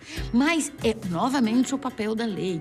A lei, ela enuncia, ela dá, vamos dizer assim, o pano de fundo para que você possa exercer o seu direito. Aqui se decide tudo. O pão que você recebe, a educação que chega para os seus filhos, o transporte, a roupa, a tua casa, a infraestrutura, a segurança pública, tudo passa aqui dentro do Senado da República. Nós somos todos a República Federativa do Brasil e o papel dos senadores é essa defesa com base no que está lá, no conjunto de coisas que estão definidas na Constituição. Aqui é uma casa de bons generalistas. Aqui você precisa aprender economia, aqui você precisa entender de saúde, entender de educação, entender de meio ambiente. O fato de ser 8 anos esse mandato, ele não precisa agradar o governo novo. Ele pode se comprometer com a sociedade, ele pode se comprometer com a população brasileira a longo prazo. E ele vai estar ali podendo construir não uma política, uma lei simples, né, de uma página. Ele pode estar ali se preparando para construir um estatuto. Esse é o plenário do Senado. Aqui a história do Brasil se transforma. Como? Os avós dos meus avós eram escravizados. Apesar de ser uma violência extrema e inaceitável, muita gente defendia a escravidão no fim do século XIX. Muitos comerciantes, jornalistas, fazendeiros, economistas, políticos diziam que a escravidão era fundamental para as exportações e para a economia do país. Os impostos sobre transporte e vendas de gente escravizada eram uma importante receita para os cofres do Império. Vocês sabem o que está acontecendo nessa foto? O Senado está debatendo e aprovando uma lei que proibia a escravidão no Brasil. A proposta da Lei Áurea foi apresentada ao Senado pela princesa Isabel. Por ser filha do imperador, ela era senadora. Da parte da princesa Isabel, o que acontece é uma pressão que ficou muito maior internamente ali nos seus últimos 50 anos e uma pressão externa, as condições, a forma econômica já tinha mudado, a escravidão ela já não estava gerando mais o lucro que gerava antes, e o mundo já estava mudando, o resto do mundo inteiro já tinha findado, né, a escravidão, e só faltava o Brasil. Então, de benevolência não teve nada, o que teve foi muita resistência, o que teve foram anos e anos de construção política, ideológica, de tecnologia, de trocas de informação, de ensino, para se conseguir essa abolição. O processo de abolição da escravidão no Brasil era complexo, sinuoso, e muito risco havia para todos, né? Ela diz nos seus textos autobiográficos que ela temia pelo bem do país porque se temia muito a guerra civil. Muito. Nessas mesas e cadeiras foi analisado e debatido o projeto da Lei Áurea, a pedido da princesa Isabel pelos senadores. Entre os dias 8 e 13 de maio de 1888. O clima era tenso, os debates eram quentes. Ninguém tinha certeza que a Lei Áurea ia ser aprovada. Inclusive, tinha uma bancada que era a favor da escravidão. Olha o que disse o senador Barão de Cotegipe. Tenho conhecimento da nossa lavoura e afianço que a crise será medonha. A verdade é que haverá uma perturbação enorme no país durante muitos anos se a abolição for aprovada. A Constituição, as leis civis, as eleitorais, as de impostos, tudo reconhece o escravo como propriedade. Mas, de um traço de pena, legisla-se que não existe mais tal propriedade, que tudo pode ser destruído por meio de uma lei, sem atenção aos direitos adquiridos. Mas tinha também uma fortíssima bancada a favor do fim da escravidão. Olha o que disse o senador Dantas, representante da Bahia. Nos últimos 17 anos, por força da lei do ventre livre e da lei dos sexagenários, 800 mil escravos deixaram tal condição. É justamente nesse período que se nota a maior riqueza no país, grande aumento de trabalho e produção e, como consequência, considerável elevação da renda pública. Se foram essas as consequências da diminuição do trabalho escravo em mais da metade, o que se deve esperar é que o desaparecimento de 600 mil criaturas escravas não produzirá a nossa ruína. Antes, aumentará a nossa prosperidade, graças ao trabalho livre e nobilitado. E tinha também uma bancada que era conservadora, mas que era a favor do fim da escravidão, que era o caso do senador João Alfredo de Pernambuco. Olha o que ele falou. Muito infeliz foi o Brasil herdando a escravatura. Porém, mais infeliz será se a sua extinção não for conseguida mediante sábias cautelas e previsões. Ninguém aspira à extinção com mais ardentes votos do que eu, mas desejo a reforma com espírito e processo conservadores. Depois de muita discussão, os senadores votaram. A decisão não foi unânime. 5 senadores votaram pela continuidade da escravidão, mas a imensa maioria decidiu pelo fim da escravidão no país. A decisão do Senado naquele dia mudou meu destino, o destino de muitos de nós e o futuro do Brasil.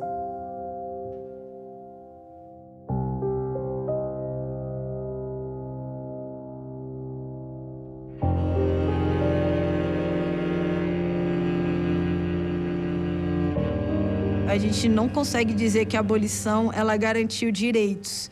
Antes mesmo dela acontecer, já lhes eram negados, já lhes foram criados mecanismos para não acessar. E quando se vem a abolição, não se é criado política pública nenhuma. Eles não passaram de ex-escravizados para mão de obra, porque eles não foram permitidos. Nessas categorias, né, de classe, os negros e os povos originários, eles não eram a mão de obra barata, eles estavam abaixo da mão de obra barata.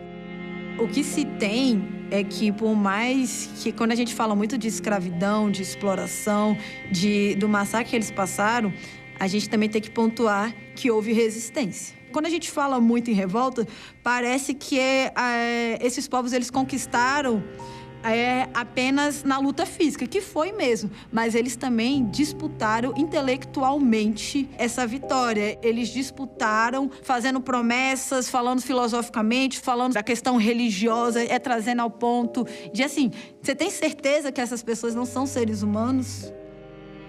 o que fez passar essa lei com tantas contraposições, né, dos conservadores, fossem eles do Partido Liberal, fossem os conservadores de estrito senso, foi a pressão popular, que foi absurda sobre a Câmara e o Senado do Império. Havia um establishment que justificava, além do tempo médio da humanidade, que a escravidão existisse no Brasil. E houve uma solução que hoje nós criticamos porque não foi abrangente em matéria de solução para as pessoas cujos danos, cujas deficiências nós estamos procurando reduzir. Uma dívida que nós estamos tentando reduzir através de vários expedientes que a legislação brasileira tem criado. O Senado, nesse período, nos últimos 5 anos, nunca aprovou tantas leis contra o racismo e preconceito como aprovou. De minha autoria, porque eu fui autor ou relator, foi em torno de 20. Isso não aconteceu durante séculos. No último censo do IBGE, 112.700.000 brasileiros se autodeclararam pardos ou pretos, ou seja, descendentes de escravizados. 55% da população brasileira. Por aí você já pode imaginar a importância e o impacto que uma lei votada no Senado tem no cotidiano de cada um de nós. Esse trailer é apenas um aperitivo da série Senado, a história que transformou o Brasil. Você vai ver que o destino do país passa por aqui. Coisas fundamentais do seu dia a dia foram debatidas e decididas no Senado. Além do fim da escravidão e inclusão racial, o voto feminino e questões sobre igualdade de direitos entre homens e mulheres, educação obrigatória e acessível a todos. Aposentadoria, por exemplo. Você acha importante? Pois é. O Código de Defesa do Consumidor. A saúde gratuita para todos os brasileiros, que atende hoje mais de 150 milhões de pessoas. A Lei Maria da Penha, que protege mulheres da violência. O Estatuto da Criança e do Adolescente. E o Bolsa Família. Aguardem. Vem aí a série Senado. A história que transformou o Brasil.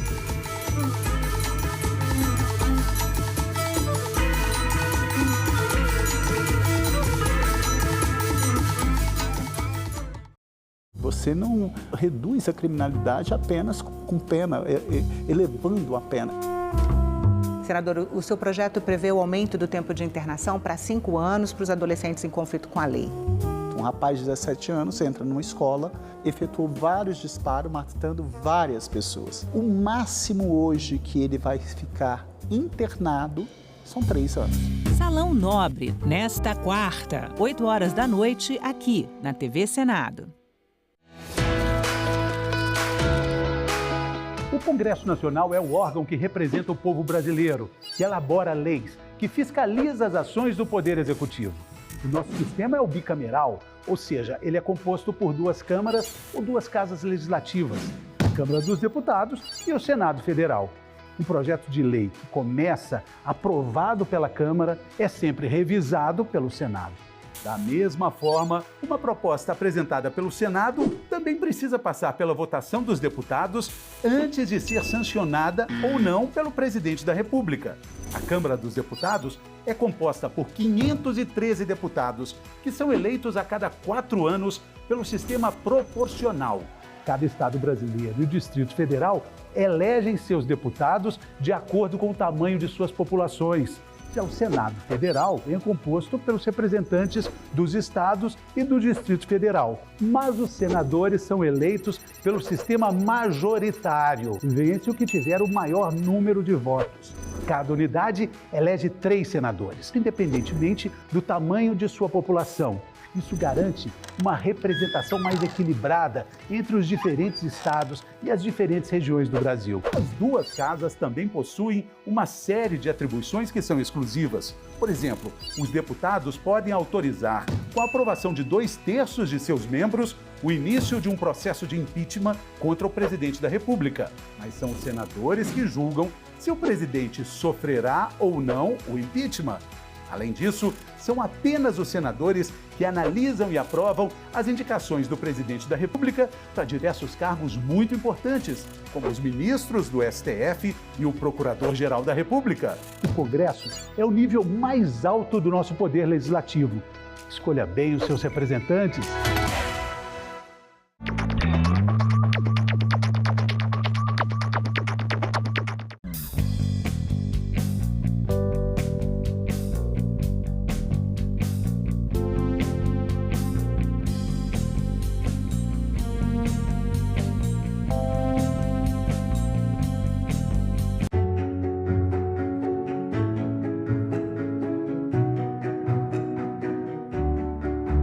A lei de diretrizes e bases, ela devolve aos secretários de Educação dos Estados e aos professores o direito de fazer experiências. Aprovamos uma segunda libertação para negros e negras. A lei de cotas raciais e sociais nas universidades públicas federais. Que não é um ganhou, o outro ganhou, mas que ganha a educação. Valorizar o Fundeb para aumentar os recursos para a qualidade da educação e da educação pública nesse país. Nós só seremos, de fato, uma grande nação quando, para essa geração de 0 a 18 anos, não faltar absolutamente nada no quesito de educação. TV Senado. Democracia todo dia.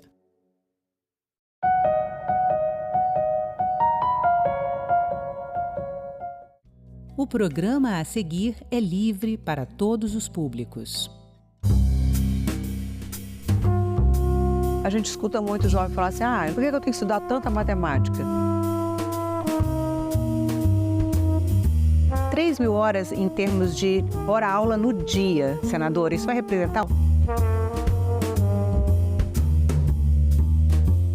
A gente fala em tempo integral como um modelo. Mas os países do mundo, a maioria, já é o tempo integral. Você não tem escola funcionando somente com 4 horas dia.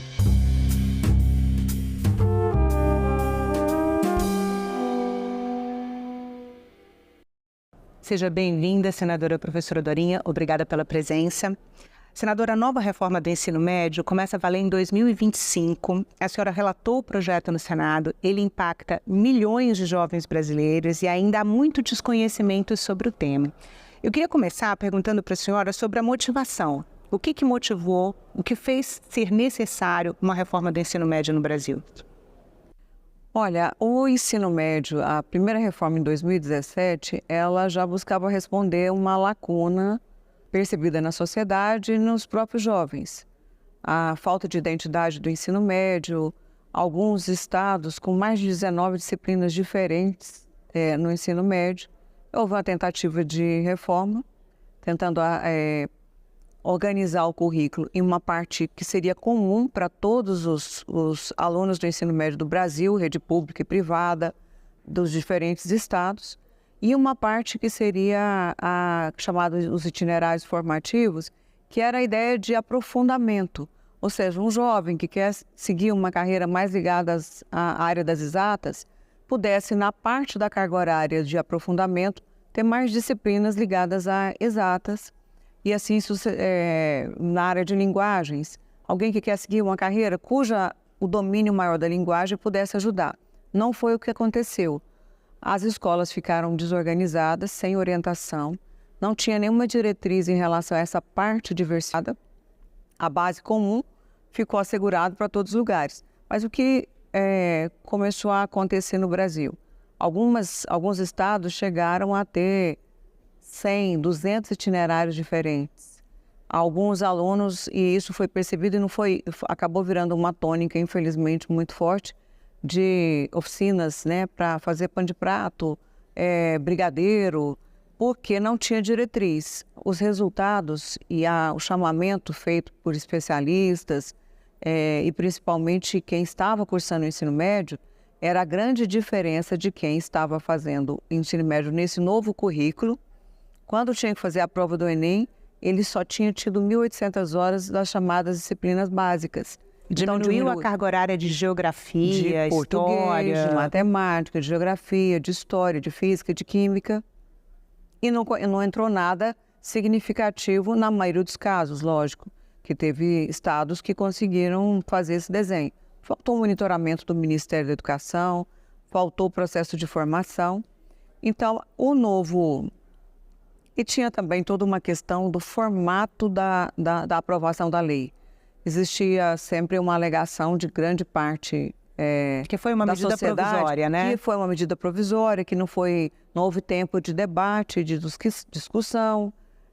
Então, não tinha legitimidade também perante grande parte dos professores e parte dos movimentos ligados aos estudantes. Então, existiu uma pressão política muito grande, né, ao novo governo que fosse revogado a antiga reforma. E, lógico, tudo isso provoca uma enorme insegurança. Quem está cursando num desenho e o novo que você não sabe se vai continuar valendo. As escolas privadas, principalmente, já haviam feito um investimento em relação à nova formação, a preparação de livro didático, porque o material didático que vai ser utilizado nas escolas, ele tem que seguir a tônica do modelo do ensino médio. Então, os sistemas começaram a se organizar para esse desenho de 2017. E aí entra um novo governo com uma grande pressão, faz uma proposta de reforma. Essa reforma chega na Câmara e vem para o Senado também, procurando mexer em alguns pontos centrais.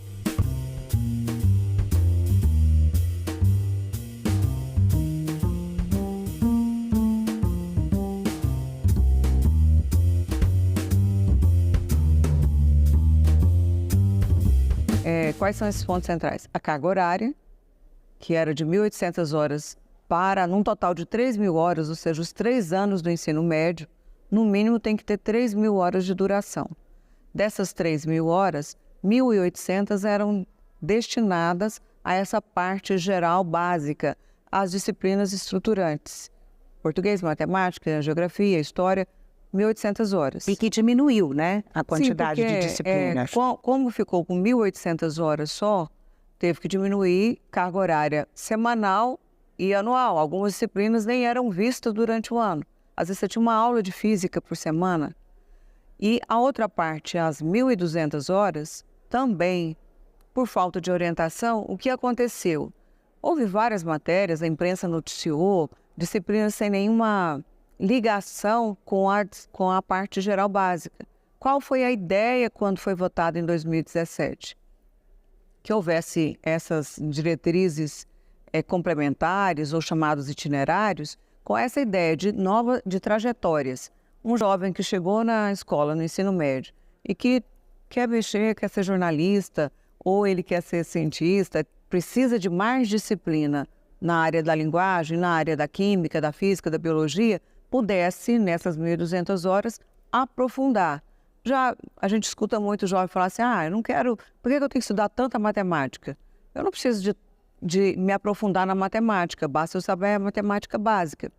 Essa foi a ideia, não foi o que aconteceu na prática. Por falta de orientação, por falta de organização do próprio Ministério da Educação da época. E agora, com a nova proposta do ensino médio, um dos pontos centrais foi, vamos aumentar a carga horária das disciplinas básicas. Ao invés de 1.800 horas, 2.200, 2.400, que foi o que ficou. Quantas horas ficou para essa parte básica, para garantir a formação geral para jovens de todo o país, independente da carreira que ele pretende seguir, do itinerário que ele vai seguir na sua formação? 2.400 horas. Com isso, sobra, né, para as 3.000 horas do curso regular, somente as 600 horas. Essas 600 horas são dos itinerários. Ótimo, o itinerário vai ser agora com a diretriz do Conselho Nacional, ele vai dizer o que pode ser trabalhado. Ninguém quer ir para a escola para aprender a fazer brigadeiro, a não ser que seja um curso de gastronomia. O que aconteceu foi, em muitos casos, os sistemas eu estou dizendo extremos, mas infelizmente foi muito forte. Eu falei com alguns jovens aqui de que a Brasília. senhora deu um exemplo extremo, mas havia várias ofertas que também não atendiam a grande maioria, o aprofundamento, né? Não atendia ao aprofundamento, o professor não tinha preparo. Eu ouvi de alguns jovens aqui de Brasília, num programa que eu participei, eles disseram, a gente tinha um bom professor de química, ele era ótimo, e nós pegamos um péssimo professor e falou a disciplina que nem eles sabiam, não tinha foco. Cada escola inventava aquele nome que interessava na área da... Eles imaginavam, muitas vezes até para servir, para manter o professor naquela escola. No novo desenho do ensino médio, houve uma permissão de... primeiro, o conselho vai dirigir o que tem no itinerário, nesses itinerários formativos, orientar os sistemas. E tem um problema, que esse é um problema que nós ainda vamos enfrentar. Lógico que nós precisamos ampliar. 3.000 horas é pouco. Nós precisamos aumentar a carga horária. 3.000 horas significa... tem uma dificuldade quando nós vamos falar quando o itinerário é a formação profissional. 3.000 horas em termos de hora-aula no dia, senadora, isso vai representar um aumento em relação à carga horária atual? Não, já é atual. Aumentou a carga horária, ou seja, no curso regular, ele aumenta a carga horária para a disciplina básica, porque ele tirou daqueles itinerários. Ao invés de ter as 1.200 dos itinerários formativos, passou a ter só 600, ou seja, 600 horas que estavam do lado direito dos itinerários vieram para a parte de formação geral básica. Mas a reforma, então, não tangenciou o ensino integral, por exemplo? Não, o ensino integral, no meu texto, o texto da Câmara não abordou. Eu fazia uma proposta de um crescimento gradativo. Só o Brasil trabalha com essa ideia. Eu colocaria que a grande maioria dos países que avançaram muito em educação, a duração das horas-aulas é muito mais do que 4 horas diárias. Não se fala em tempo parcial. A gente fala em tempo integral como um modelo. Mas os países do mundo, a maioria, já é o tempo integral. Você não tem escola funcionando somente com 4 horas dia. Esse é um avanço que eu sinalizava no texto. O texto que foi fechado junto com o Ministério da Educação, a gente garantia também um incentivo para os sistemas de ensino ampliarem o tempo de permanência. Quando a senhora fala de sistemas de ensino, a gente está falando da rede estadual. Rede estadual. Rede estadual e, logicamente, a rede privada ela também é orientada por essas normas gerais. Por que não foi tão prejudicada em muitos casos a escola privada? Porque elas foram além. Elas não tinham só as 1.800 horas. Muitas delas criaram alternativas de horas complementares, o tempo de permanência é diferente. A grande insegurança dos jovens é, na hora de fazer o Enem, qual é o modelo? Eles tiveram, a grande maioria dos alunos da escola pública, tiveram somente 1.800 horas das disciplinas básicas, enquanto muitos alunos da rede privada tiveram as 2.400 ou até mais horas, e muitos tiveram os itinerários formativos na ideia que está hoje colocado de aprofundamento. Ou seja, vou dar um exemplo prático, né? Eu tenho falado, né, um jornalista precisa muito de leitura, de produção de texto, de redação. Então, se ele está numa escola, e essa era a ideia, numa cidade, pegar uma capital, Goiânia. Goiânia tem dezenas de escolas de ensino médio. Você pode ter 5, 6 escolas que passam a ser referência na formação na área das ciências biológicas, da química e da física. Se eu quero, como estudante, seguir essa carreira na minha formação superior ou técnica, eu vou procurar aquela escola, a escola Pedro Gomes. É uma escola de referência na área de matemática. Então, ela tem mais disciplinas, ela tem mais tradição. A biblioteca dela está direcionada para esse aprofundamento. Era essa a ideia, de tentar garantir que o próprio ensino médio já ajudasse o jovem na escolha da carreira e um desempenho diferenciado de acordo com a área dele. Eu quero fazer línguas, eu tenho que ir para uma escola que vai ter mais horas de línguas estrangeiras, ele vai ter oportunidade de um contato maior com relações internacionais. Essa era a ideia inicial. Então, não vai ser toda a escola que vai oferecer aprofundamento na área que o aluno interessa. Ele vai ter que buscar uma outra escola caso a escola dele não ofereça, é isso? Na verdade, ficou estabelecido no texto que as escolas todas deveriam oferecer pelo menos 2 itinerários formativos. E se especializar naqueles 2, né? E, logicamente, se o jovem não quiser fazer um daqueles 2, tiver um foco e vai ter isso, escolas que vão se especializar, um professor com uma carga horária melhor. Qual é o problema? Ou seja, no caso nosso, são dos municípios menores que têm 1 ou 2 escolas. Nas escolas das cidades com maior número de escolas de ensino médio, vai ser possível você, ao longo do tempo, ter escolas que se especializam. Elas vão aprovar mais no Enem, elas vão ter melhores resultados, os alunos vão começar a buscar aquela escola que é uma escola de referência em determinada área. É essa a ideia. Mas lembrando que a mudança para 2.400 horas voltou a ter um espaço melhor de formação nas disciplinas gerais básicas, as da chamada BNCC, da Base Nacional Curricular, comum. Como a reforma do ensino médio tenta reconhecer especificidades nas diferentes populações atendidas, educação de jovens e adultos, áreas de vulnerabilidade social elevada, educação indígena. Esse é um desafio. Quando a gente pensa na formação geral básica e no caso dos itinerários formativos, que esse pode garantir uma diversidade ou responder a diferentes demandas, dependendo da comunidade que aquela escola está instalada, que tipo de demanda aquela região tem. Por isso, quem vai coordenar ou vai direcionar ou mesmo orientar a escola e os estados é o Conselho Nacional de Educação. O Conselho Nacional deve fixar diretrizes, essas diretrizes vão orientar o que pode ser ensinado, que disciplina pode ser criada. Então, você está numa região cuja mercado de trabalho, muito trabalho, tem muitas empresas ligadas à área da petroquímica, por exemplo. Então, existe uma demanda no mercado de trabalho. O mundo do trabalho vai requerer profissionais nessa área. Então, mesmo em área de produção rural. Ou área zonas turísticas. Então, essa é a ideia de mesmo, independente do curso, se é um curso só profissionalizante, a ideia geral é que todo o ensino médio precisa iniciar esse aprofundamento profissional.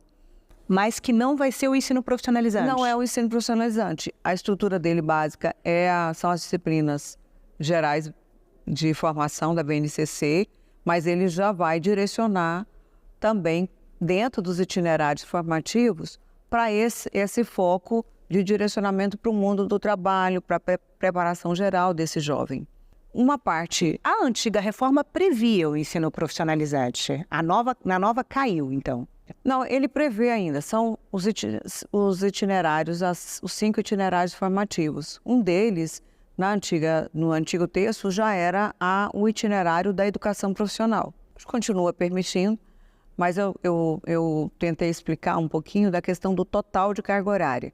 Se eu tenho 3.000 horas para fazer, ou seja, 1.000 horas por ano, dessas 3.000 horas, 2.400 é a formação geral, as disciplinas da BNCC, só me sobra 600 horas para esse aprofundamento.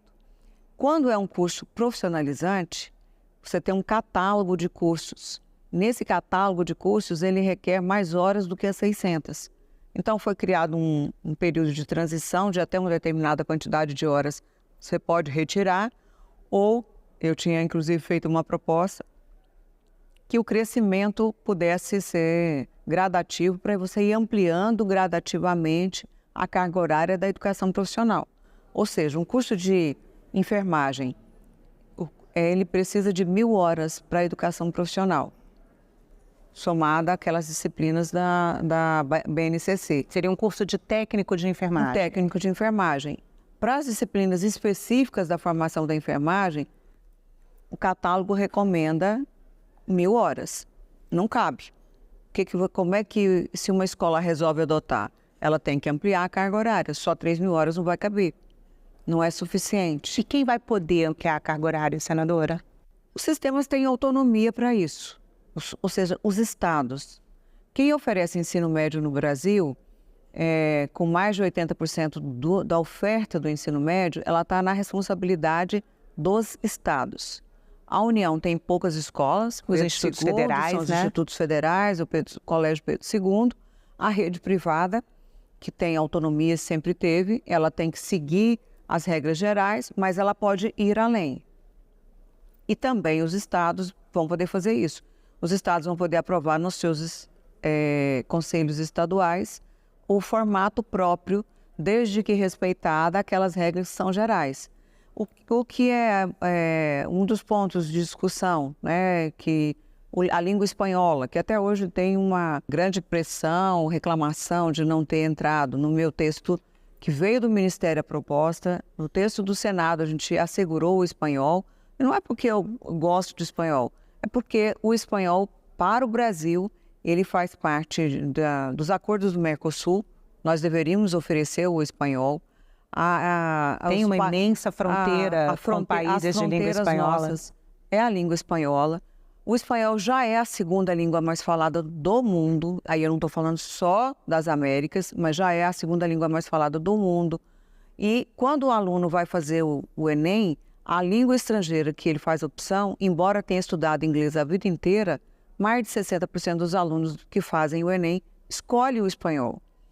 Então, infelizmente, eu acho que esse foi um ponto que eu vejo como um dos equívocos do texto da Câmara.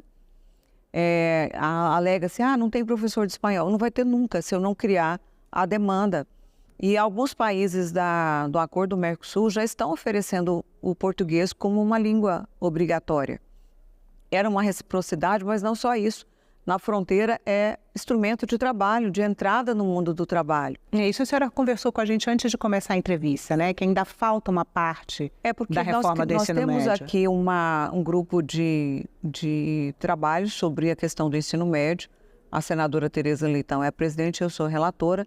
E tem pontos que não foram tratados nesse texto. Porque também a gente tinha muita urgência. Porque você imagina a enorme insegurança do jovem que está no ensino médio, que desde 2023 já tinha a notícia que seria reformulado, então 23, 24, ele já vai para o último ano. Qual prova ele vai fazer? Como é que ele vai ser avaliado no Enem? Quantas horas ele vai ter de português, de matemática? O que muda? Era preciso dar uma segurança para os estados, mas principalmente para as famílias, para o estudante. O projeto também contemplava uma alteração no Enem, né? Sim, o projeto contemplava uma alteração no Enem, saiu da Câmara com essa proposta. No Senado eu voltei ao desenho do Enem que tem hoje, que é baseado na BNCC, na parte que é comum para todo mundo. O texto da Câmara aprovou que o exame vai ser baseado na BNCC, mas também nos itinerários. E aí, por que eu tirei essa situação dos itinerários? Porque cada escola pode escolher itinerários diferentes. Então, o aluno vai ter que fazer uma opção na hora de fazer a inscrição, de que itinerário em qual itinerário ele quer ser avaliado. O custo do Enem para o INEP elaborar já é muito alto, a abstenção é alta, ele vai ter o custo de fazer provas para itinerários que podem não ser nem solicitados pelo estudante. Esse foi um ponto, inclusive, de veto, que nós vamos ter que apreciar, mas ele foi vetado pelo presidente, né? Na verdade, o texto do Enem que foi aprovado na Câmara. Porque o Enem hoje, ele é um instrumento de entrada para o ensino superior. Não só a rede privada, mas a rede pública, não só a rede pública, mas também a rede privada, usam a nota do Enem como acesso ao ensino superior. Então, não é um exame que não interessa ao jovem, ele é instrumento de acesso. Qual o formato que ele vai ter? Ele vai piorar, dificultar, vai ajudar a direcionar de acordo com o aluno faz opção de 3 cursos que ele vai buscar sua nota para ter esse acesso. Então, foi uma das preocupações. E esse debate ainda passa pelo parlamento?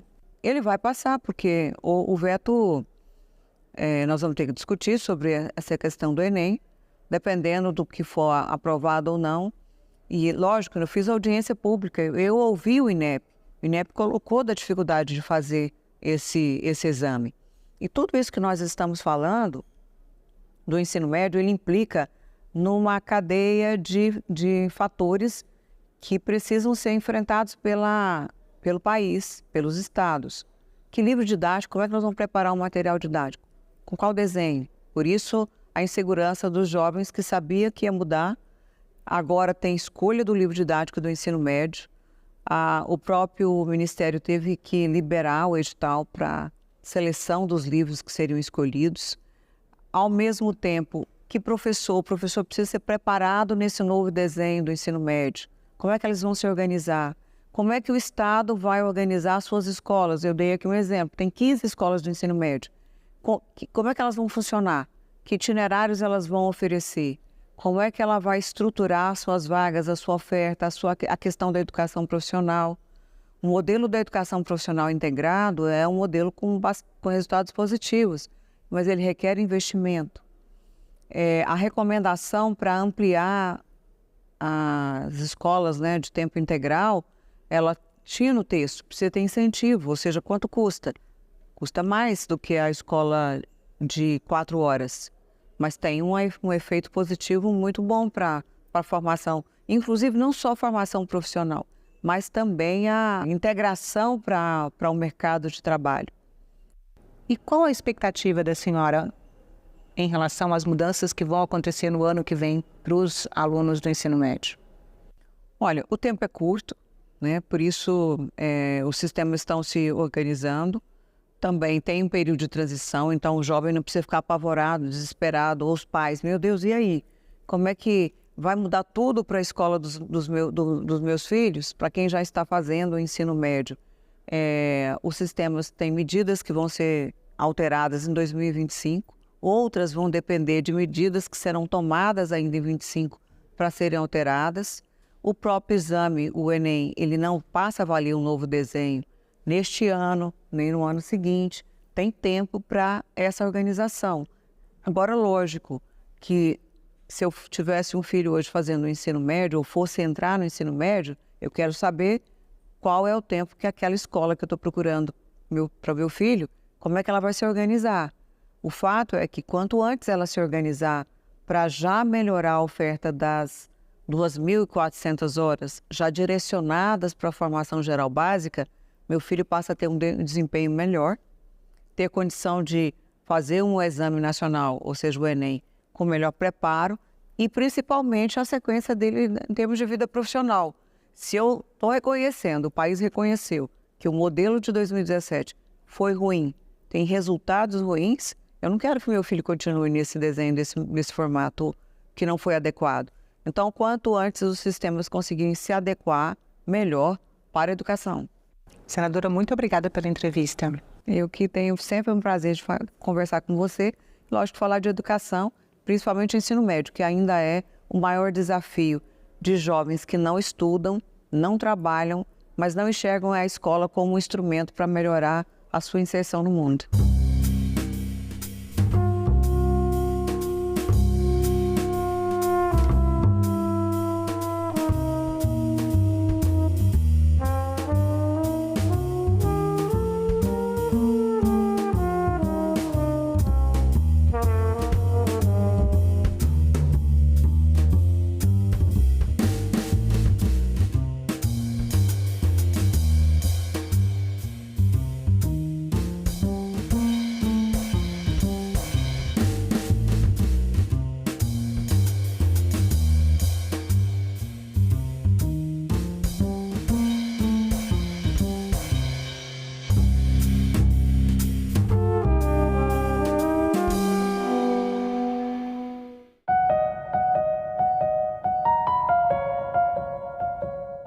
Todas as áreas, a inteligência artificial seria uma ameaça ou seria uma parceira do trabalhador? Existe uma tendência da pessoa que já está há muitos anos fazendo determinada atividade ter uma certa dificuldade de sair da sua zona de conforto. Uma resistência à inovação. Para aprender uma nova tecnologia.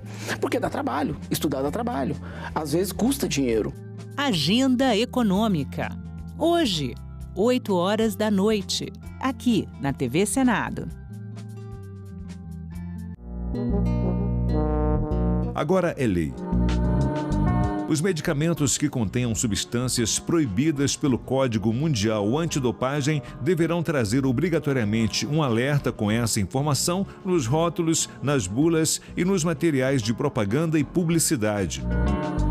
O objetivo da lei é preservar os atletas brasileiros de casos não intencionais de doping. O Senado votou, agora é lei. Você não reduz a criminalidade apenas com pena, elevando a pena. Senador, o seu projeto prevê o aumento do tempo de internação para 5 anos para os adolescentes em conflito com a lei. Um rapaz de 17 anos entra numa escola, efetuou vários disparos, matando várias pessoas. O máximo hoje que ele vai ficar internado são 3 anos. Salão Nobre, nesta quarta, 8 horas da noite, aqui na TV Senado.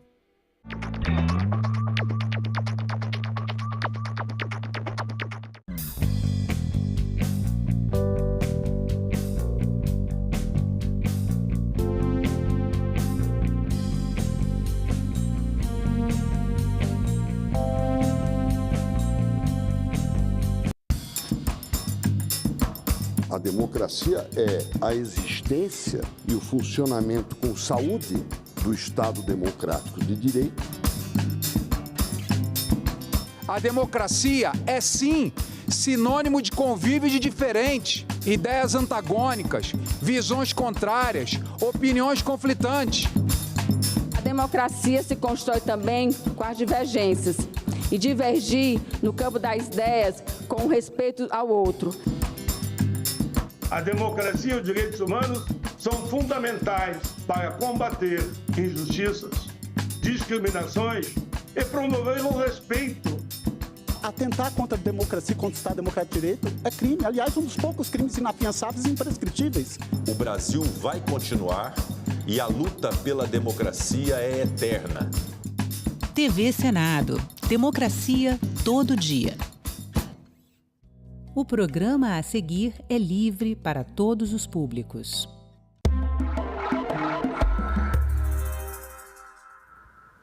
O Congresso Nacional aprovou em agosto deste ano a Lei Geral dos Concursos Públicos Federais. O texto teve grande apoio do governo, em especial da ministra da Gestão e da Inovação em Serviços Públicos, Esther Dweck.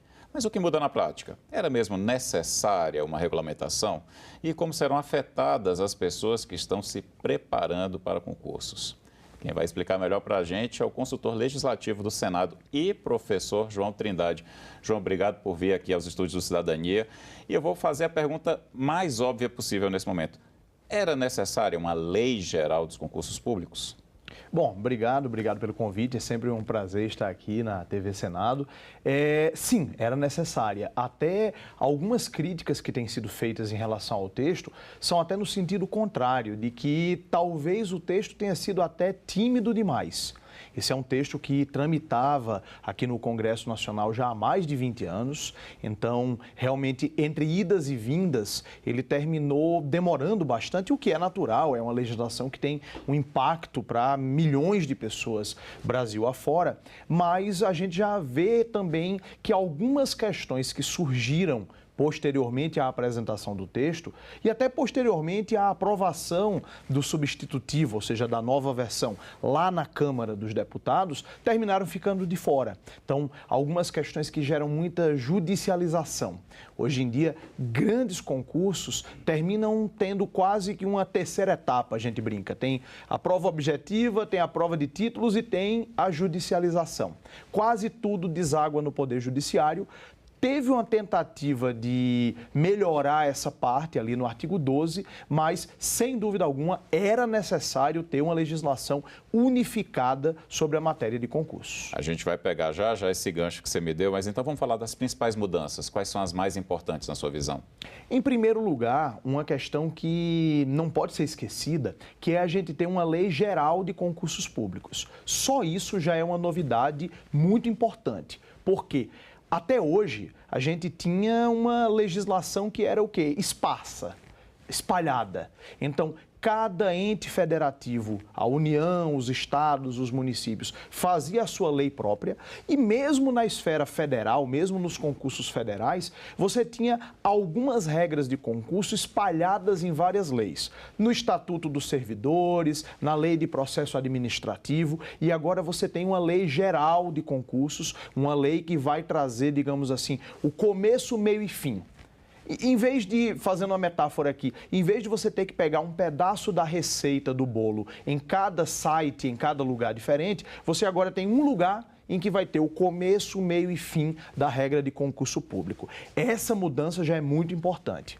E ela traz também, juntamente com ela, uma outra mudança, que é a gente ter uma lei nacional de concursos públicos. Ou seja, não é uma lei que vale só para o nível federal, só para os concursos federais. Ela também é aplicável aos concursos de estado, aos concursos de município, aos concursos do Distrito Federal, que era uma demanda muito grande, porque na esfera dos concursos federais, a gente já tem uma coisa mais ou menos estável. Já tem uma certa experiência em fazer concurso, então não tem muita, digamos assim, variedade, não tem muita novidade. Agora, por exemplo, em município, tem município que abre um concurso uma vez a cada 10 anos. Então, às vezes, até as pessoas que fizeram, que elaboraram ou que foram da comissão organizadora do concurso 10 anos atrás, nem estão mais na prefeitura. Então, a gente ter uma lei que vai trazer as regras nacionais de concursos públicos é uma coisa boa, é uma coisa que traz uniformidade, que deixa mais previsível a regra de concurso. E também a gente tem algumas temáticas que já vinham da jurisprudência do Supremo Tribunal Federal. Ou seja, algumas questões que o STF já tinha dito como é que o concurso tem que ocorrer, mas que não estavam na lei. Não estavam escritas numa lei. Então, a pessoa tinha que buscar, o Supremo decidiu no tema 376 da repercussão geral. Não é todo mundo que está elaborando um concurso público num estado, num município, que vai ter todo esse conhecimento já sistematizado. Agora a lei coloca por escrito como é que vai ser prova oral, como é que vai ser prova discursiva, como é que vai ser curso de formação, quando é que se tem que lançar um novo concurso. Essa, aliás, é outra mudança. Tem muita briga, muita disputa, até hoje acontecendo, entre os concursados aprovados num concurso e as pessoas que estão pressionando para que haja um novo certame, um novo concurso. Aí fica aquela briga, olha, eu estou aqui, estou no cadastro de reserva, ou seja, estou torcendo para que chamem mais gente. Na expectativa de ser nomeado, Na expectativa de ser nomeado, fazendo figa, torcendo. Já outras pessoas que não fizeram o meu concurso, às vezes de 3 anos atrás, já querem não, lança um novo concurso. Então, sempre ficava essa briga. A lei agora traz a regra, olha, regra geral é, só pode lançar um novo edital quando não tiver mais ninguém aprovado em concurso público válido. A única escapatória, vamos dizer assim, para você lançar um novo edital, tendo um edital de concurso válido com pessoas ainda não nomeadas, é se o próprio gestor público, o próprio administrador, ele comprovar que aquela quantidade de pessoas que está aprovada não vai ser suficiente. Então ele diz, esse pessoal aqui eu vou nomear todo mundo e ainda vai sobrar vaga. Então tudo bem, então pode lançar um novo edital, pode já publicar um novo edital de concurso. A nova lei, ela traz, então, mais segurança e previsibilidade. Você mostrou aí vários casos. Mas, assim, você também, já no início dessa entrevista, deixou claro que tem coisa que poderia ter sido acrescentada já nela. O que você sente mais falta? Que pontos poderiam estar presentes já nesse texto que o Congresso aprovou? Olha, uma questão que realmente faz bastante falta, eu acho que é a necessidade de as bancas elaboradoras do concurso justificarem o gabarito. A gente vivencia muito a situação de que a banca elaboradora dá como resposta uma alternativa que não é a alternativa mais adequada ou que tinha outra resposta que também era cabível. Então você diz, não, mas por que colocou aqui letra B se a letra C também é possível? Qual a justificativa que usaram? Então, a gente tinha a expectativa de que a lei fosse um pouco mais exigente com as bancas elaboradoras, porque muito frequentemente as questões que geram judicialização, ou seja, que desaguam no judiciário, não são culpa da administração pública, são culpa da banca elaboradora, que às vezes faz uma questão ambígua, às vezes faz uma questão que está fora do edital.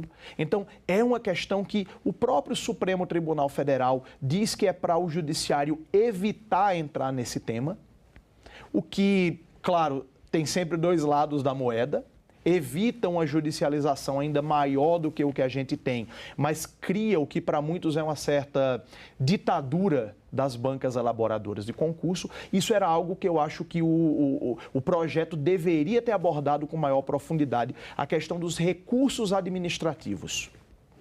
Tem uma citação de que vai haver recurso, mas é uma questão está muito indireta, ficou uma lei geral, talvez geral demais, Poderia ter esmiuçado mais nesse ponto. Eu acho que deveria ter esmiuçado a questão do teste de aptidão física, o famoso TAF. Para quais cargos vai ser exigido, como é que vai ser a questão da diferença entre homem e mulher, como é que vai ser a questão da remarcação do TAF em caso de candidata gestante. São questões também que já estão resolvidas no âmbito do Poder Judiciário, mas que, a meu ver, poderiam estar aqui escritas. E também algumas diretrizes para tentar amenizar a judicialização. Por exemplo, se eu passo num concurso, estou em primeiro lugar e sou eliminado na prova discursiva. Você ficou em primeiro lugar, em segundo lugar na prova objetiva, como eu fui eliminado, você ficou em primeiro. Imagine que só tem uma vaga nesse concurso. Se eu entro com ação judicial, eu hoje em dia não sou obrigado a citar você. Você que tem que ficar ali de olho, provavelmente contratar um advogado, para ficar ali de olho em todos os processos e ver, opa, o cara que foi eliminado entrou com ação, eu tenho que entrar também para trazer os meus argumentos. Talvez isso era uma questões processuais, sabe? Que poderia o projeto ter trazido. Eu até me arriscaria a dizer que a gente, no intervalo de alguns anos, a gente vai ter uma ampliação dessa lei geral.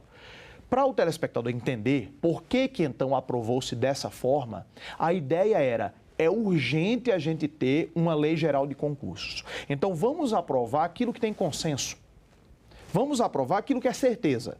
Esses pontos de dúvida, depois a gente pode fazer uma nova lei alterando, melhorando, aperfeiçoando. Mas, realmente, já era uma lei que tramitava, um projeto que tramitava há 20 anos, era hora de aprovar o que tinha consenso.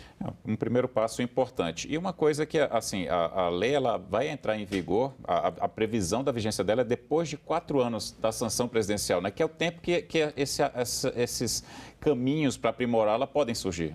Exatamente. Essa é uma, como a gente chama tecnicamente, uma cláusula de vigência bastante inovadora que a lei trouxe. Ela previu, na verdade, não é que ela vai entrar só 4 anos depois em vigor. Ela previu, digamos assim, uma entrada facultativa. Ela prevê que ela vai entrar em vigor depois de 4 anos do primeiro ano seguinte à sua publicação, mas os órgãos públicos que já quiserem adotá-la nesse intervalo de tempo já podem fazer isso. Então ficou, olha, mais ou menos trocando em miúdos. Daqui a 4 anos essa lei vai ser obrigatória para todo mundo, mas quem quiser já utilizar essa lei para trazer mais segurança, mais previsibilidade, já está liberado. E também tem outra coisa.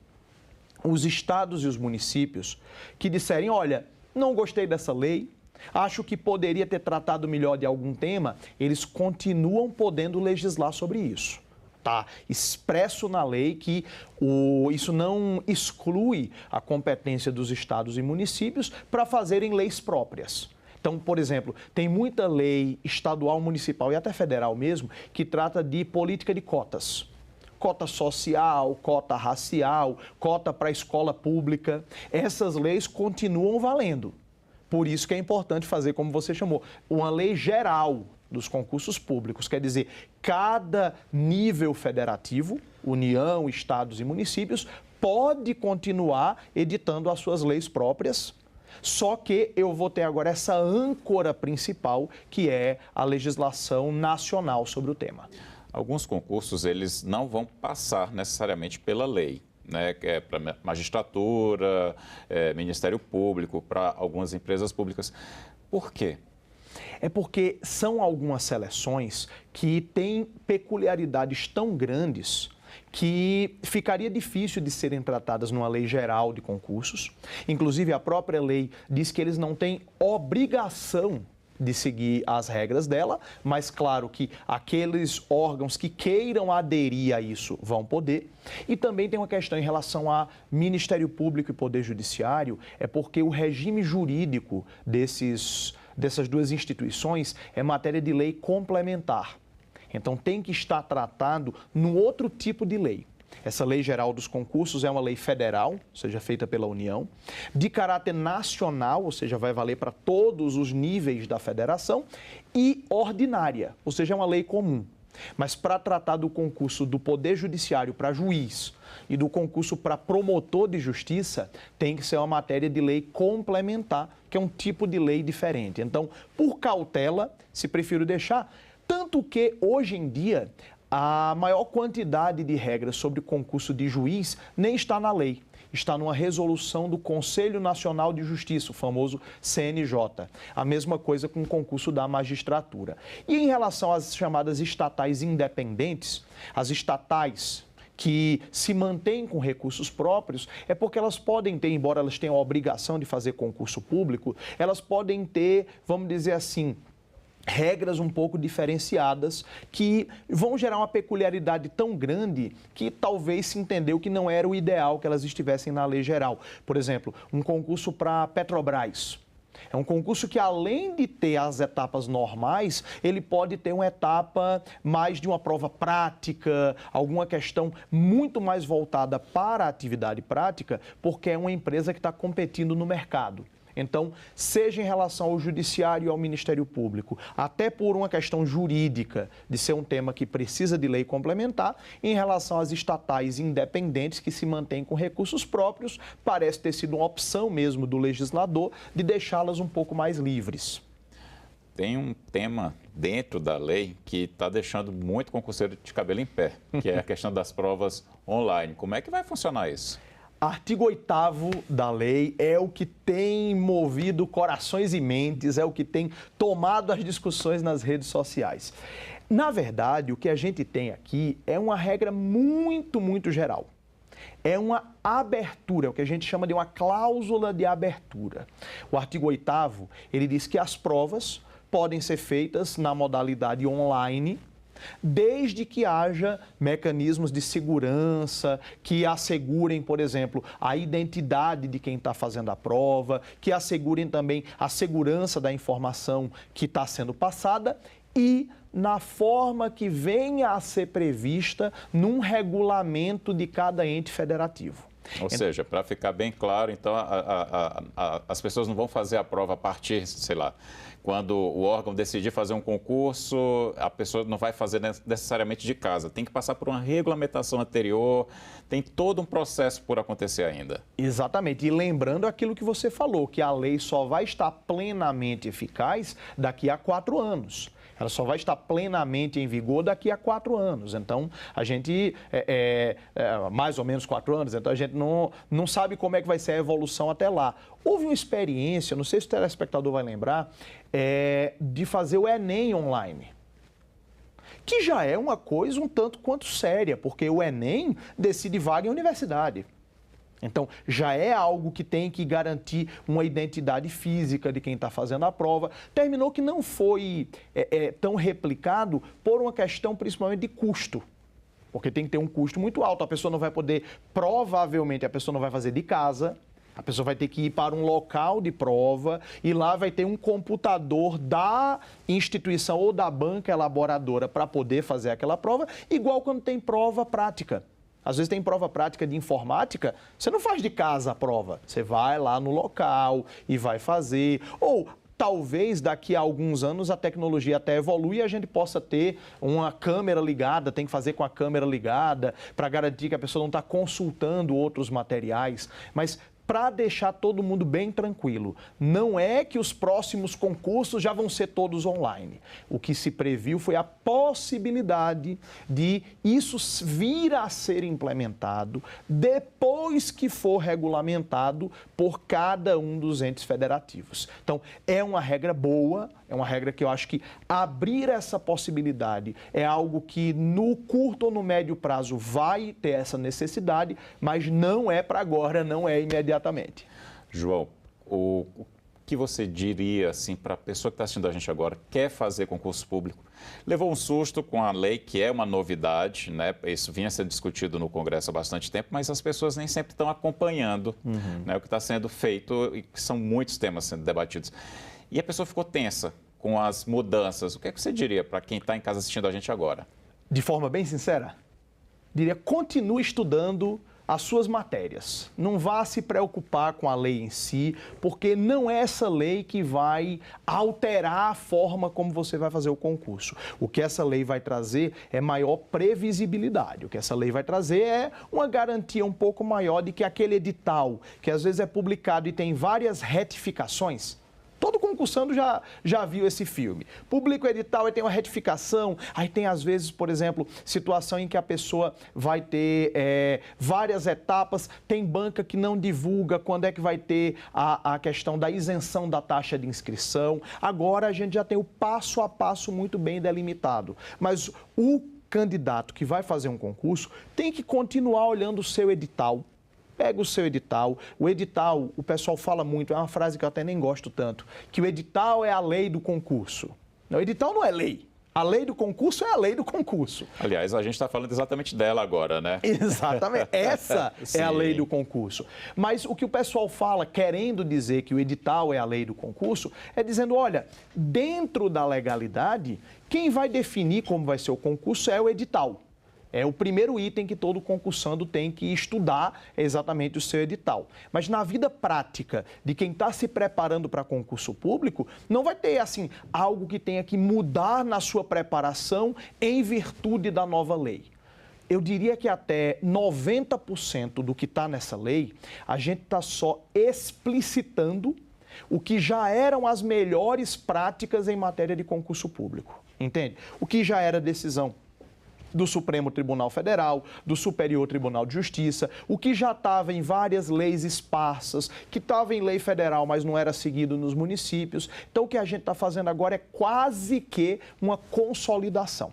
Para quem está estudando, continua se preocupando com português, com informática, raciocínio lógico, direito constitucional. A lei vem para trazer um pouquinho menos de insegurança jurídica. E aproveitando, só para isso ficar bem claro, como você falou, vamos pensar o cenário sem essa lei que está consolidando todas essas boas práticas. Imagina um concurso sem isso. Vamos falar as situações, as hipotéticas situações de risco, por exemplo, e que prejudicaria exatamente a vida dos candidatos. Quais seriam os problemas se a gente não tivesse uma lei consolidando tudo isso que a gente está falando agora? Primeiro, aquela confusão que eu te falei antes entre lançar um novo concurso e chamar os concursados do concurso vigente.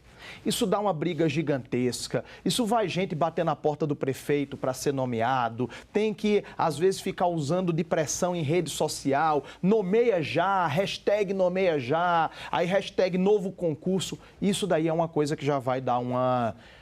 botar água na fervura, já vai dar uma diminuída. Eu acho que vai diminuir bastante as exigências arbitrárias em editais. Muita gente tem más experiências com bancas de concurso que fazem exigências no edital desarrazoadas, exigências exageradas. Então, isso vai agora estabelecer melhor um passo a passo. A gente vai ter também uma previsibilidade maior das vagas que vão ser chamadas. Porque agora, quando houver o lançamento, o pedido para fazer o concurso, até antes do edital, o pedido para poder fazer o concurso público, que geralmente é algo centralizado em algum ministério ou secretaria que vai liberando ou não a realização desses concursos, agora, quando tiver o pedido, já tem que dizer quantas vagas tem previsão de nomear ao longo do prazo de validade do concurso, já tem que dizer o impacto orçamentário e financeiro, então já vai a pessoa saber melhor. Sabe aquele concurso que sai com uma vaga? E você sabe que precisa de muito mais do que isso? Agora a gente vai ter um pouco mais de previsibilidade de você fazer, olha, lançar esse concurso aqui, mas pelo ato administrativo que pediu aqui, pelo menos 20 eu acho que eles vão nomear. Isso vai dar um pouco mais de previsibilidade. E também, nas etapas seguintes, uma coisa que dá muito problema em determinado tipo de concurso, concurso de carreira policial, concursos para agências reguladoras, às vezes, que é a questão do curso de formação. Tem para todos os gostos, sabe? Tem concurso em que o curso de formação é uma etapa do concurso. Tem cargos em que o curso de formação acontece quando a pessoa já tomou posse. Agora a lei está trazendo regras básicas também para a questão do curso de formação. Então, vai trazer um pouquinho mais de previsibilidade. Outra coisa também importante é no conteúdo da cobrança da prova. Agora está mais claro que pode ter a cobrança de conhecimentos, habilidades e competências. O conhecimento é o que a pessoa sabe mesmo. O artigo 5º da Constituição fala de quê? Isso é um conhecimento. A habilidade é a sua capacidade de desenvolver a atividade prática do cargo. Então, um médico, vamos lá, diagnostica esse caso clínico aqui. Isso está medindo, está analisando não só conhecimento, mas está analisando também a habilidade. Tem gente que tem conhecimento, mas ainda precisa de mais habilidade. E a competência, que na lei está designada como a questão interrelacional. Ou seja, como é que você trabalha em equipe, como é que você vai se integrar na cultura do seu órgão, etc. Então, inclusive, tem a previsão de que o edital deve dizer qual vai ser o aspecto avaliado em cada prova. Digamos, olha, a prova objetiva, que é aquela de marcar com X, vai analisar principalmente conhecimentos. A prova discursiva já vai analisar conhecimentos e habilidades. E vai ter uma terceira etapa, digamos, uma prova prática que vai analisar conhecimentos, habilidades e competências também, porque vai ser em grupo. Então, esse esmiuçamento, esse detalhamento maior, a lei prevê que vai ser seguido. Então, a gente vai ter editais cada vez mais detalhados, o que é uma coisa muito boa, porque quanto mais detalhado é o edital, mais previsível é o concurso. Resumindo, a lei é boa para a administração pública e também para o concurseiro. Sem dúvida, e eu colocaria até um terceiro elemento, é boa também para o judiciário. Porque o poder judiciário, ele às vezes é inundado de ações judiciais. Para discutir, quem ficou em segundo devia estar em terceiro, a prova de títulos valeu tanto, mas tirou o título tal. Como eu disse, esse é um aspecto que talvez a lei poderia ter avançado um pouco mais, mas já é alguma coisa. Ela já tem algumas balizas, algumas diretrizes para evitar, pelo menos, a proliferação, evitar o aumento muito grande de ações judiciais. Eu tenho certeza que os juízes também deram um sorrisozinho quando viram essa lei entrando em vigor. Quer dizer, entrando em vigor ainda não, mas essa lei sendo aprovada. Maravilha, João. Muito obrigado pela entrevista. Eu que agradeço. E obrigado a você pela audiência. Esta entrevista já está disponível para você rever ou compartilhar em nossa página na internet, senado.leg.br/TV e também em nosso canal no YouTube. Obrigado pela companhia. A gente se vê na próxima edição do programa Cidadania.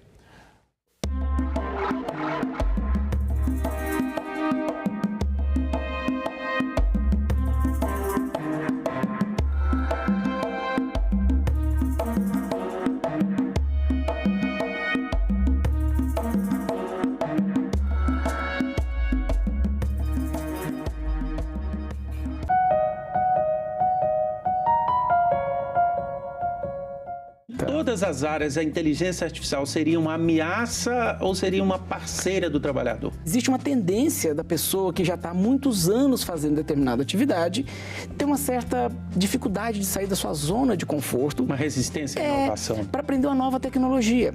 Porque dá trabalho, estudar dá trabalho. Às vezes custa dinheiro. Agenda Econômica. Hoje, 20h, aqui na TV Senado.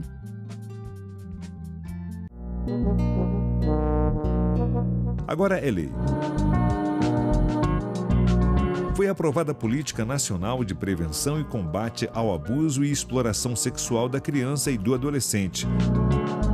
Estão previstas medidas como o combate ao bullying e ao cyberbullying, além da definição da pornografia infantil e do incentivo à automutilação como crimes hediondos. O Senado votou, agora é lei.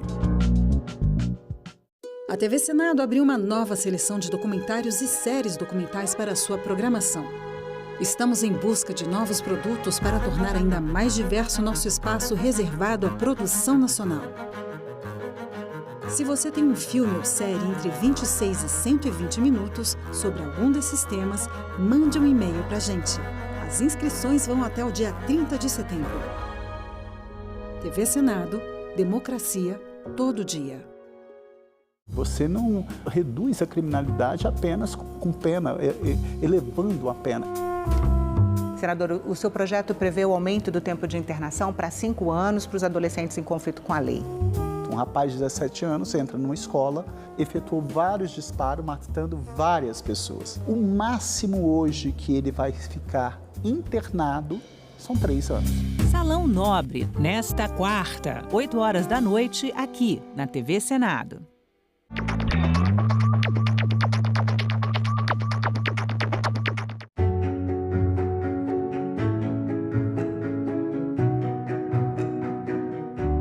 Agora está bem definido que a saúde é um direito de todos e um dever do Estado. O Plano Nacional de Imunizações atingiu o grau de excelência com a criação do Sistema Único de Saúde. O SUS é a maior política nacional responsável pela elevação da expectativa de vida da população brasileira. Todos nós aqui lembramos do que ocorreu na pandemia.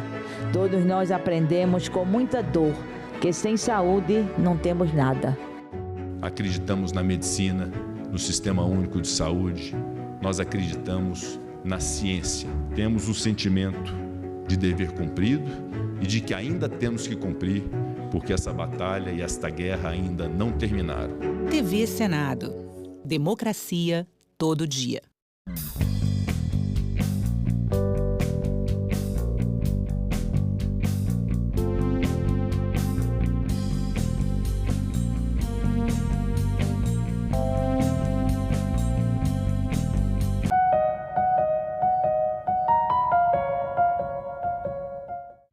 O programa a seguir é livre para todos os públicos.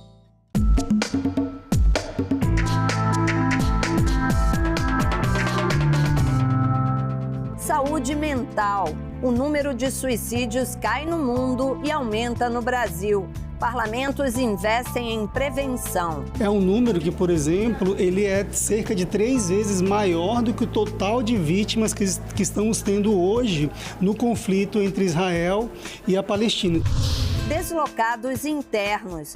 De que forma o Brasil vai tratar cidadãos que deixam suas casas por causa de tragédias ambientais? Arte no campo.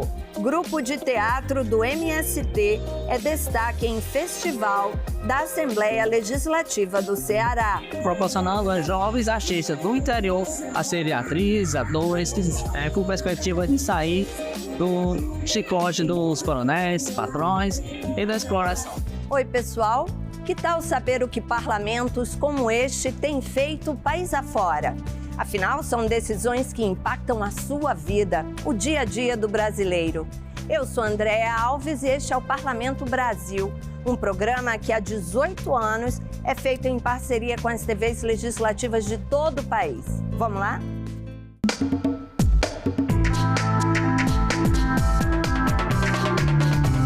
A saúde mental dos brasileiros está abalada. Um estudo realizado pela Fiocruz revelou que, embora o número de suicídios tenha diminuído no mundo, no Brasil ele aumentou. É importante falar do assunto de forma responsável. Vários parlamentos do país, como o do Amazonas, por exemplo, mantêm campanhas permanentes de valorização da vida e de prevenção ao suicídio. A taxa de suicídio entre jovens no Brasil cresceu 6% entre os anos de 2011 a 2022. Quando se trata das notificações por autolesão, na faixa etária de 10 a 24 anos, o aumento foi de 29% a cada ano. O número foi maior do que o registrado na população mundial, cuja taxa de crescimento foi de 3,7%. Os dados são de um levantamento realizado pela Fiocruz e foram destacados durante a sessão especial alusiva ao Setembro Amarelo e à campanha permanente de valorização da vida e da família, denominada BASTA, autolesão, depressão e suicídio. Para vocês terem uma ideia, em torno de 163 mil suicídios desde 2003 até 2023, né? Então, é um número que, por exemplo, ele é cerca de 3 vezes maior do que o total de vítimas que estamos tendo hoje no conflito entre Israel e a Palestina. Então, é um número muito alto. Ainda tem muito preconceito sobre isso, né? E é um problema grave de saúde pública, né? Está entre terceira e quarta causa de morte, né, dependendo da faixa etária, né, no mundo inteiro. Outro dado importante destacado durante a sessão foi o número de casos de suicídio registrados no Amazonas em 2023. Mais de 300 pessoas tiraram a própria vida no ano passado. Políticas públicas voltadas à saúde mental e a limitação de espaços, como a Ponte Rio Negro, por exemplo, que propiciam a prática, estão entre as questões destacadas para evitar que mais casos aconteçam no estado. Políticas que visem limitar esses espaços, fortalecer a rede de atenção psicossocial, né, ajudem a reduzir essa carga difícil de contar que é o suicídio. Eu propus formar uma rede, né, porque precisa não montar só uma rede, um gabinete de crise, porque o que nós estamos enfrentando é uma crise humanitária, uma crise de perda de vidas, e isso nós precisamos estancar e não podemos deixar o nosso povo amazonense nessa situação. Os agentes que participaram da sessão destacaram a importância da campanha Basta, Autolesão, Depressão e Suicídio. A ação é coordenada pela Frente Parlamentar de Cuidados e Prevenção à Depressão, Suicídio e Drogas, presidida pelo deputado João Luiz. Só em 2023, a campanha atendeu mais de 6 mil pessoas por meio de diversas ações. Além do Amazonas, os estados do Rio Grande do Sul e da Bahia também receberam ações referente à campanha Basta. Durante a sessão especial, 18 pessoas foram homenageadas pela realização de ações de combate a doenças psicossomáticas, como depressão e ansiedade, e que ajudam a reduzir o número de casos de suicídios no estado. Queimadas e secas em todo o Brasil, enchentes devastadoras no Rio Grande do Sul. Parlamentares se mobilizam em busca de soluções para prevenir tragédias ambientais. Veja o que foi notícia nas casas legislativas do país. O Rio Grande do Sul vivenciou a maior enchente de sua história em 2024. Aqui em Porto Alegre, por exemplo, o Lago Guaíba chegou a 5 metros e 37 centímetros. Para evitar que novas enchentes como essa aconteçam, a Comissão de Assuntos Municipais debateu em audiência pública sistemas de prevenção. Engenheiros e especialistas da Associação Atlântica fizeram uma apresentação elencando sugestões de melhorias para evitar novos cenários destrutivos. O presidente do grupo, Pablo Leuque, destaca como uma das alternativas a remoção de areia, lodo e outros sedimentos de rios e lagos. A abertura de 2 calhas extravasadoras no 4º distrito da Barra, em Rio Grande, e outra em Bujuru, onde metade do caminho a natureza já fez o serviço. Isso só já assegura a cota do Guaíba em 3,5 metros, ou seja, dentro da cota de inundação. Essa fase emergencial nos dá tempo, tranquilidade para estudar, fazer as devidas licitações, se for o ente público que for fazer, se for os mineradores que vão voltar a trabalhar. Então todo mundo ganha tempo com isso, além de salvar vidas, né? O desassoreamento dos rios, incluindo o Guaíba, também é uma preocupação do presidente da comissão, deputado Joel William. Ele avalia que é necessário que se busque soluções mais rápidas para se prevenir enchentes. Essa iniciativa agora seria uma iniciativa rápida para poder dar mais vazão ao canal e justamente não ter elevação das águas, principalmente aqui em Porto Alegre, né? Paralelo a isso, trouxe aqui também a importância de podermos ter o desassoreamento aqui do Rio Guaíba, ou liberação da mineração, porque as duas coisas andam linearmente, né? Precisamos fazer com que tenha mais vazão, mas paralelo a isso também que a gente possa tirar do seixo aí a areia, o cascalho, enfim, essas ilhas que foram criadas aí no Guaíba. As sugestões tratadas na audiência pública serão encaminhadas ao Conselho do Plano Rio Grande, programa do governo gaúcho que visa acelerar e organizar os processos de reconstrução do estado.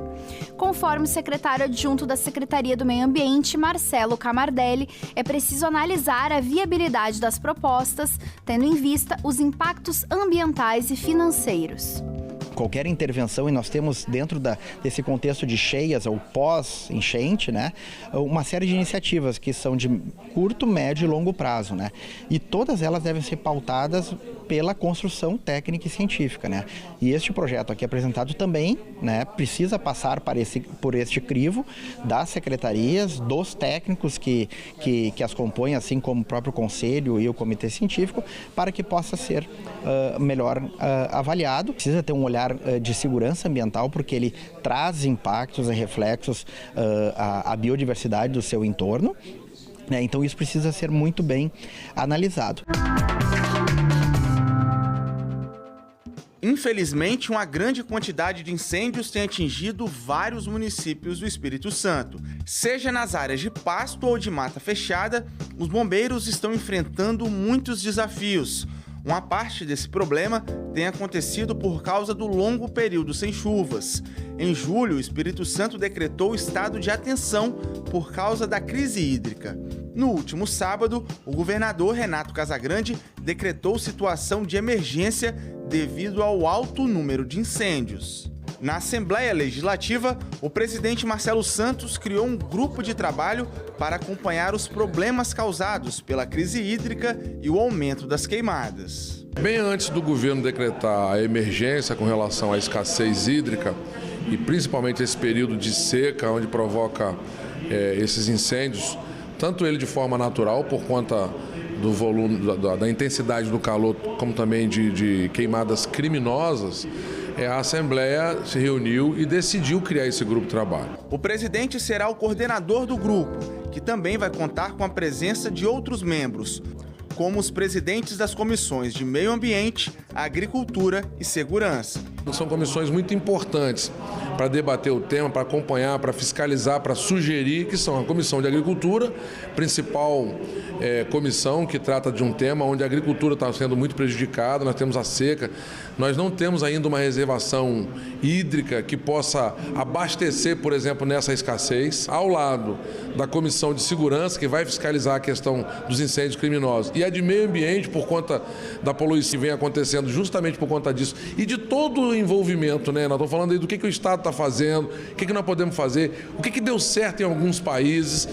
O grupo terá funções como auxiliar a implementação de ações emergenciais para o combate às queimadas e à crise hídrica, acompanhar as medidas adotadas pelo governo do estado e pelos governos municipais e também propor ações e políticas públicas que visem a diminuir os impactos das queimadas e da crise hídrica. Essas três comissões, junto com alguns integrantes da nossa equipe, da presidência e alguns diretores, e sob minha liderança, nós estaremos discutindo, apresentando propostas, discutindo ações que deram certo em outros estados, países do mundo, para que nós possamos diminuir esse problema grave que, principalmente nesse ano, está causando estragos enormes na nossa economia e principalmente na nossa produção.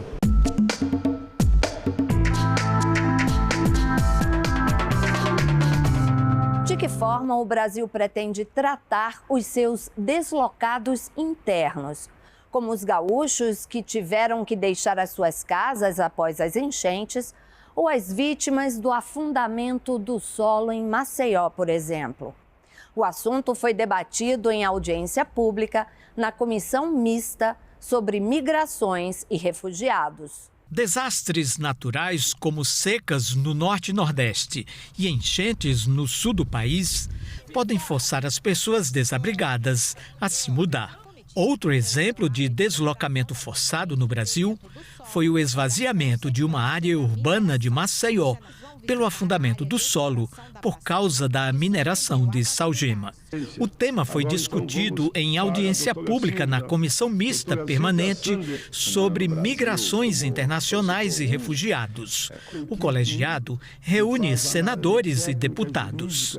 O senador Paulo Paim, do PT do Rio Grande do Sul, apresentou um projeto que cria a Política Nacional para Deslocados Internos. A proposta foi motivada pela catástrofe provocada pelas chuvas que atingiram 2.400.000 pessoas em 478 municípios gaúchos. Ao longo dos anos, os deslocamentos internos no Brasil foram motivados principalmente por fatores econômicos, porém, temos identificado que as calamidades humanas, como o rompimento de barragens, a exemplo de Brumadinho, e outras calamidades naturais, como enchentes e secas, têm assumido o protagonismo deste processo. A recente tragédia no meu estado, ou no nosso estado, ocorrida no Rio Grande do Sul, é sem dúvida a maior catástrofe natural da história do país e provocará, pela primeira vez, deslocamentos internos em massa por efeitos climáticos. A proposta reconhece como deslocados internos as pessoas forçadas a abandonarem a própria casa por conflito armado, calamidade humana ou natural, ou grave violação de direitos humanos. A representante do Ministério da Justiça, Carolina Morista, reconheceu a necessidade de se criar uma legislação para proteger os deslocados. Todos os acontecimentos no Rio Grande do Sul trouxeram um momento de entendimento da necessidade de também criar legislações, porque infelizmente o próprio Tarcísio trouxe que foi uma sequência, né? Não foi uma única enchente, foi uma sequência e a gente infelizmente tem a expectativa de que esses atos, essas catástrofes continuem acontecendo. A representante do Alto Comissariado das Nações Unidas para Refugiados no Brasil, Sylvia Sander, reforçou a necessidade de prevenção das mudanças climáticas. Ela disse que essas ações amenizam futuros deslocamentos causados por desastres naturais no país. Ao final de 2023, 3/4 das pessoas deslocadas estavam vivendo justamente em países com alta ou extrema exposição a riscos relacionados ao clima, incluindo dentre esses o Brasil. Sendo assim, 30% das pessoas refugiadas e 75% das pessoas deslocadas internas estão em países altamente vulneráveis às mudanças climáticas, o que demonstra essa correlação crescente entre os efeitos das mudanças climáticas e outros fatores de deslocamento. Uma tarefa bastante difícil, resumir 200 anos de história. Foi o que disse o presidente do Senado, Rodrigo Pacheco, durante a inauguração da exposição interativa Senado 200 anos, conectando passado e futuro. A mostra faz parte das comemorações do bicentenário da Casa. Autoridades, estudantes e servidores. O Salão Negro do Senado ficou lotado para a abertura da exposição 200 anos do Senado, conectando passado e futuro. O presidente da Casa, Rodrigo Pacheco, abriu a exposição ao lado da diretora-geral, Ilana Trombica. O parlamentar visitou as instalações e falou sobre a importância da mostra. Esperamos que, concluída a visita, retornem às suas vidas, não apenas com conhecimentos novos sobre a nossa Casa de Leis, mas, sobretudo, com a sensação de pertencimento. Essa casa pertence a todos vocês. Esta Casa de Leis, transparente, eficiente, democrática, inovadora e responsável, repito, pertence a cada um dos brasileiros e brasileiras, cidadãos que buscam constituir uma grande e bela nação. A mostra faz parte da comemoração do bicentenário da Casa. A montagem da exposição foi pensada para oferecer uma experiência imersiva. Para tanto, QR Codes foram adicionados às peças, além de maquetes Toda a exposição é acessível com audiodescrição e visitas guiadas em Libras. A mostra traz a história do Senado desde a monarquia até hoje. O que nós queremos mesmo é que a sociedade brasileira compreenda a história do Senado, e não apenas porque é a nossa história, porque a partir da história do Senado se compreende a história do Brasil. E é dessa compreensão que nós podemos construir a sociedade que nós desejamos. Presidente, o senhor vai ver que a exposição está dividida em 4 fases: Império, República, Ditadura Militar e a redemocratização do Brasil. E ao final, na saída, antes da assinatura do livro, tem alguns computadores que estão ligados ao E-Cidadania, no serviço da Secretaria-Geral da Mesa. E ali as pessoas são convidadas a deixar a sua contribuição com o processo legislativo.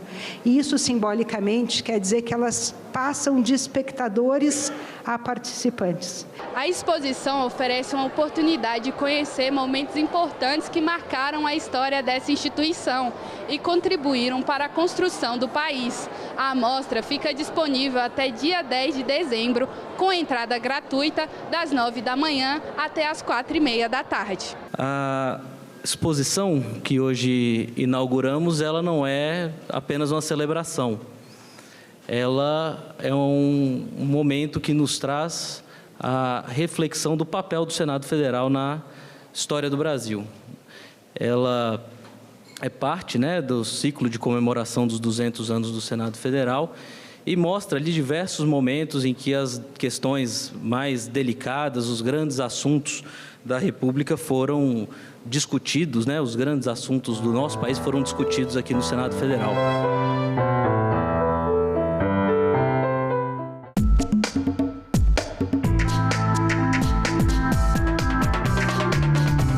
Você vai conhecer agora o grupo de teatro Carcará.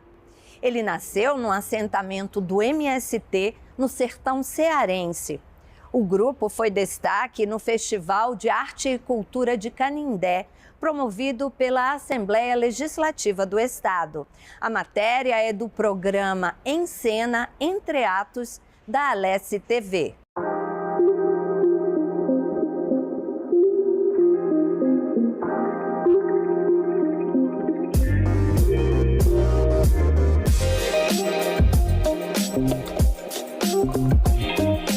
O grupo de teatro Carcará, criado em 2019 no assentamento 25 de Maio, tem transformado vidas por meio da educação e da cultura. Surgido na escola do campo João dos Santos de Oliveira, o grupo Carcará foi um dos destaques do Festival de Arte e Cultura da Assembleia Legislativa em Canindé.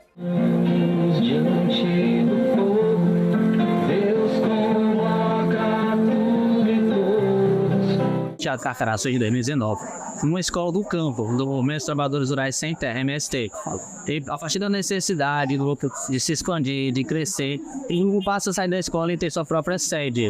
Conquistado uma antiga escola que estava abandonada, o grupo reforma, e 2 anos depois passa a ser ponto de cultura.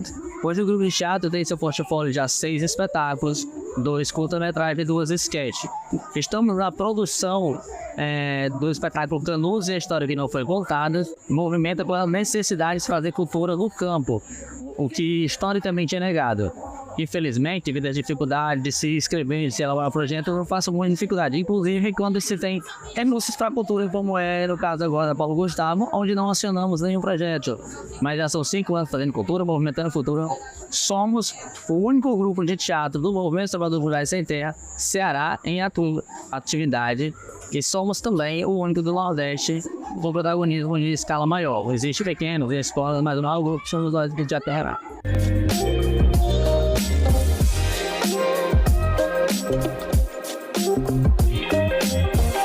Apresenta um espetáculo Curache, a arte da cura. O espetáculo é uma sinergia que traz desde os tempos passados a importância dos curandeiros, bezedeiros, os doutores da terra. O espetáculo traz essa energia que ao longo do tempo tem se perdido. Então os curandeiros, rezadores, bezedores, povos e terreiro, eles mantêm uma tradição e sofrem ao longo do tempo o preconceito da intolerância religiosa, dos ataques. O que pode curar a sua filha é sua. E vejo em seus olhos que não tem Vai procurar cura em outro lugar. Eu não trabalho mais com isso. Pode, eu irei curar. Sou a curandeira. A curandeira, ela passa por toda a trajetória do espetáculo, levando a transmissão e reflexão das pessoas, para refletir sobre os ataques à natureza, à vida, o desrespeito a todas as religiões. Primeiro, dá a importância de participar do festival fomentado, né, pela Assembleia, sair das quatro paredes e vir.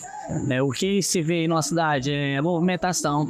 Queríamos que na cidade do interior tivesse esse futuro como um festival de arte e cultura desse que a gente vê, movimentar de todas as linguagens culturais. Então, ela dá importância. O que a gente presencia no palco é uma energia que não se consolidou ainda, mas que talvez através de iniciativa como essa possa ser uma realidade futura, como teatro, cinema, que historicamente, como eu repito, é negada ao homem e mulher do campo. O que o teatro representa para você? O meu amor, o teatro, meu trabalho é ele. Transformou totalmente minha vida, é o que me faz levantar, é o que me faz respirar, e é o que me ensina. Defino como a espada que envolve o véu do tempo, redesenhando a cultura do campo. Dá esperança, construindo um novo amanhã, através da arte da cultura, proporcionando a jovens artistas do interior a serem atrizes, atores, com perspectiva de sair do chicote dos coronéis, patrões e da exploração. Viver de teatro é uma coisa, fazer teatro é outra coisa. Eu vivo de teatro e tem pessoas que fazem, e eu vivo dele a todo momento. No teatro é minha vida.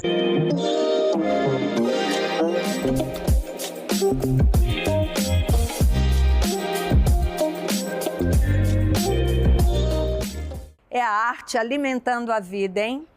Olha, você vai ver agora os visitantes do Congresso Nacional. Sabia que são mais de 3.000 todas as semanas? A visitação é bem bacana, viu? Você sabe que se quiser rever este ou qualquer outro programa da TV Senado, tem tudo na internet, no site da TV ou no YouTube. Até semana que vem, pessoal. Tchau! Eu não imaginava que tinha tantos lugares, tantos corredores assim, né? A gente não vê na TV. Então, mas tudo muito bonito, parece tudo muito prático de se utilizar, né? Tudo para os deputados e senadores deve ser uma coisa muito boa para eles trabalharem aqui. É muito bom, é muito boa a arquitetura, tudo. Muito bem feito. Na verdade, a gente já conheceu quase todas as capitais aqui da América do Sul, mas nós não conhecemos a nossa capital do nosso país, então era uma lacuna que eu tinha que preencher de qualquer jeito. Valeu muito a pena, é muito bonito, não só aqui como a cidade toda. A última vez que eu fiz uma visita à Câmara dos Deputados foi no colégio, quando eu estudava aqui. E agora eu vim trazendo alguém para visitar. E eu tive uma visão completamente diferente da que eu tinha no passado. Nesse momento da vida você está mais ligado à história, né? Então você observar toda a história de tudo que aconteceu e observar isso desse ângulo, né? Quando você é jovem, você só vê a estética, né? Você só vê o que, isso aqui é a Câmara, isso aqui. Hoje você já olha com um olhar mais crítico. É a primeira vez que eu estou em Brasília, eu estou no distrito, vim a trabalho e nada mais oportuno que conhecer um pouco da nossa história. Então, vim no Congresso para entender um pouco mais o contexto, ver, obviamente, um pouco dos impactos, né, do que aconteceu há algum tempo atrás em relação à invasão e ver os resquícios disso. E foi uma grata surpresa, porque você acaba tendo uma aula de história, de conteúdo, de tudo que você vê nos livros na escola, você vê isso se concretizando aqui. Então, foi muito bacana. Achei bastante interessante poder conhecer uma nova experiência, saber onde os senadores, deputados, onde a nossa presidência habita, né, no decorrer do dia, buscando as melhorias para o nosso país. Foi muito gratificante conhecer cada parte desse lugar e eu quero agradecer muito pela visita e pela grande oportunidade de estar aqui. Me deixa muito emocionada saber que cada espaço desse aqui, alguém está representando cada estado, né? E isso é uma grande alegria, saber que nós temos lideranças que estão empenhadas em fazer o melhor pelos nossos estados, pelos nossos municípios. Convido as pessoas que venham conhecer e saber um pouquinho da nossa história, de como as leis são criadas para o nosso país, para trazer melhoria para todos nós. Eu estou muito feliz por ter tido a oportunidade de conhecer e pretendo vir mais vezes, com certeza.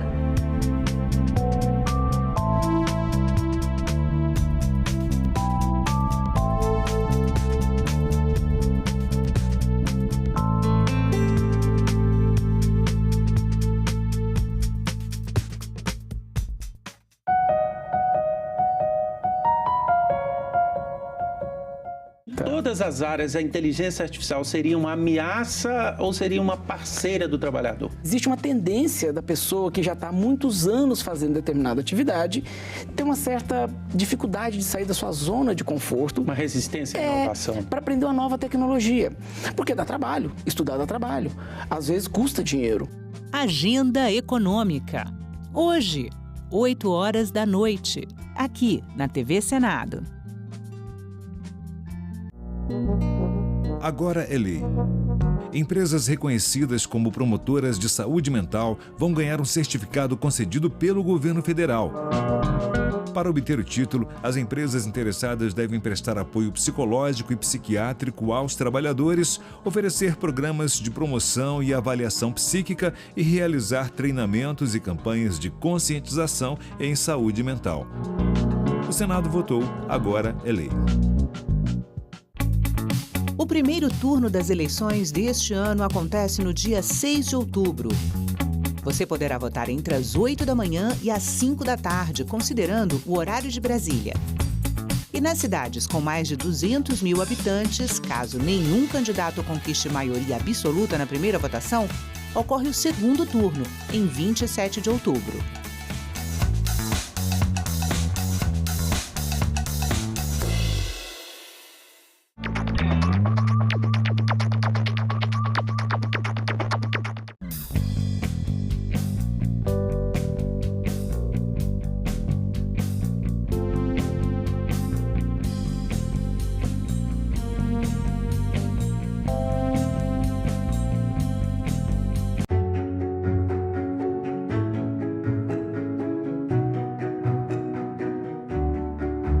A lei de diretrizes e bases, ela devolve aos secretários de educação dos estados e aos professores o direito de fazer experiências. Aprovamos uma segunda libertação para negros e negras. A lei de cotas raciais e sociais nas universidades públicas federais. Que não é um ganhou, o outro ganhou, mas que ganha a educação. Valorizar o Fundeb para aumentar os recursos para a qualidade da educação e da educação pública nesse país. Nós só seremos, de fato, uma grande nação quando, para essa geração de 0 a 18 anos, não faltar absolutamente nada no quesito de educação. TV Senado. Democracia todo dia.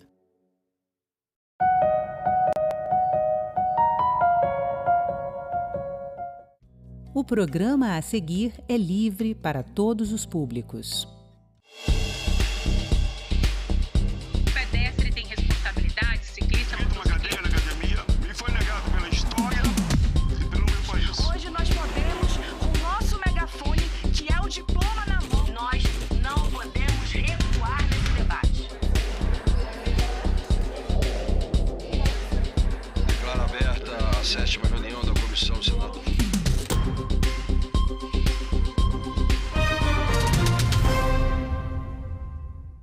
Olá, milhões, bilhões, trilhões. Você seria capaz de dizer o prejuízo financeiro de empresas, governos com os chamados ataques cibernéticos? A União Europeia está preparando a sua legislação. Os Estados Unidos têm uma agência específica. E o Brasil está construindo as suas normas. O objetivo é um só: a prevenção e o combate aos piratas da internet.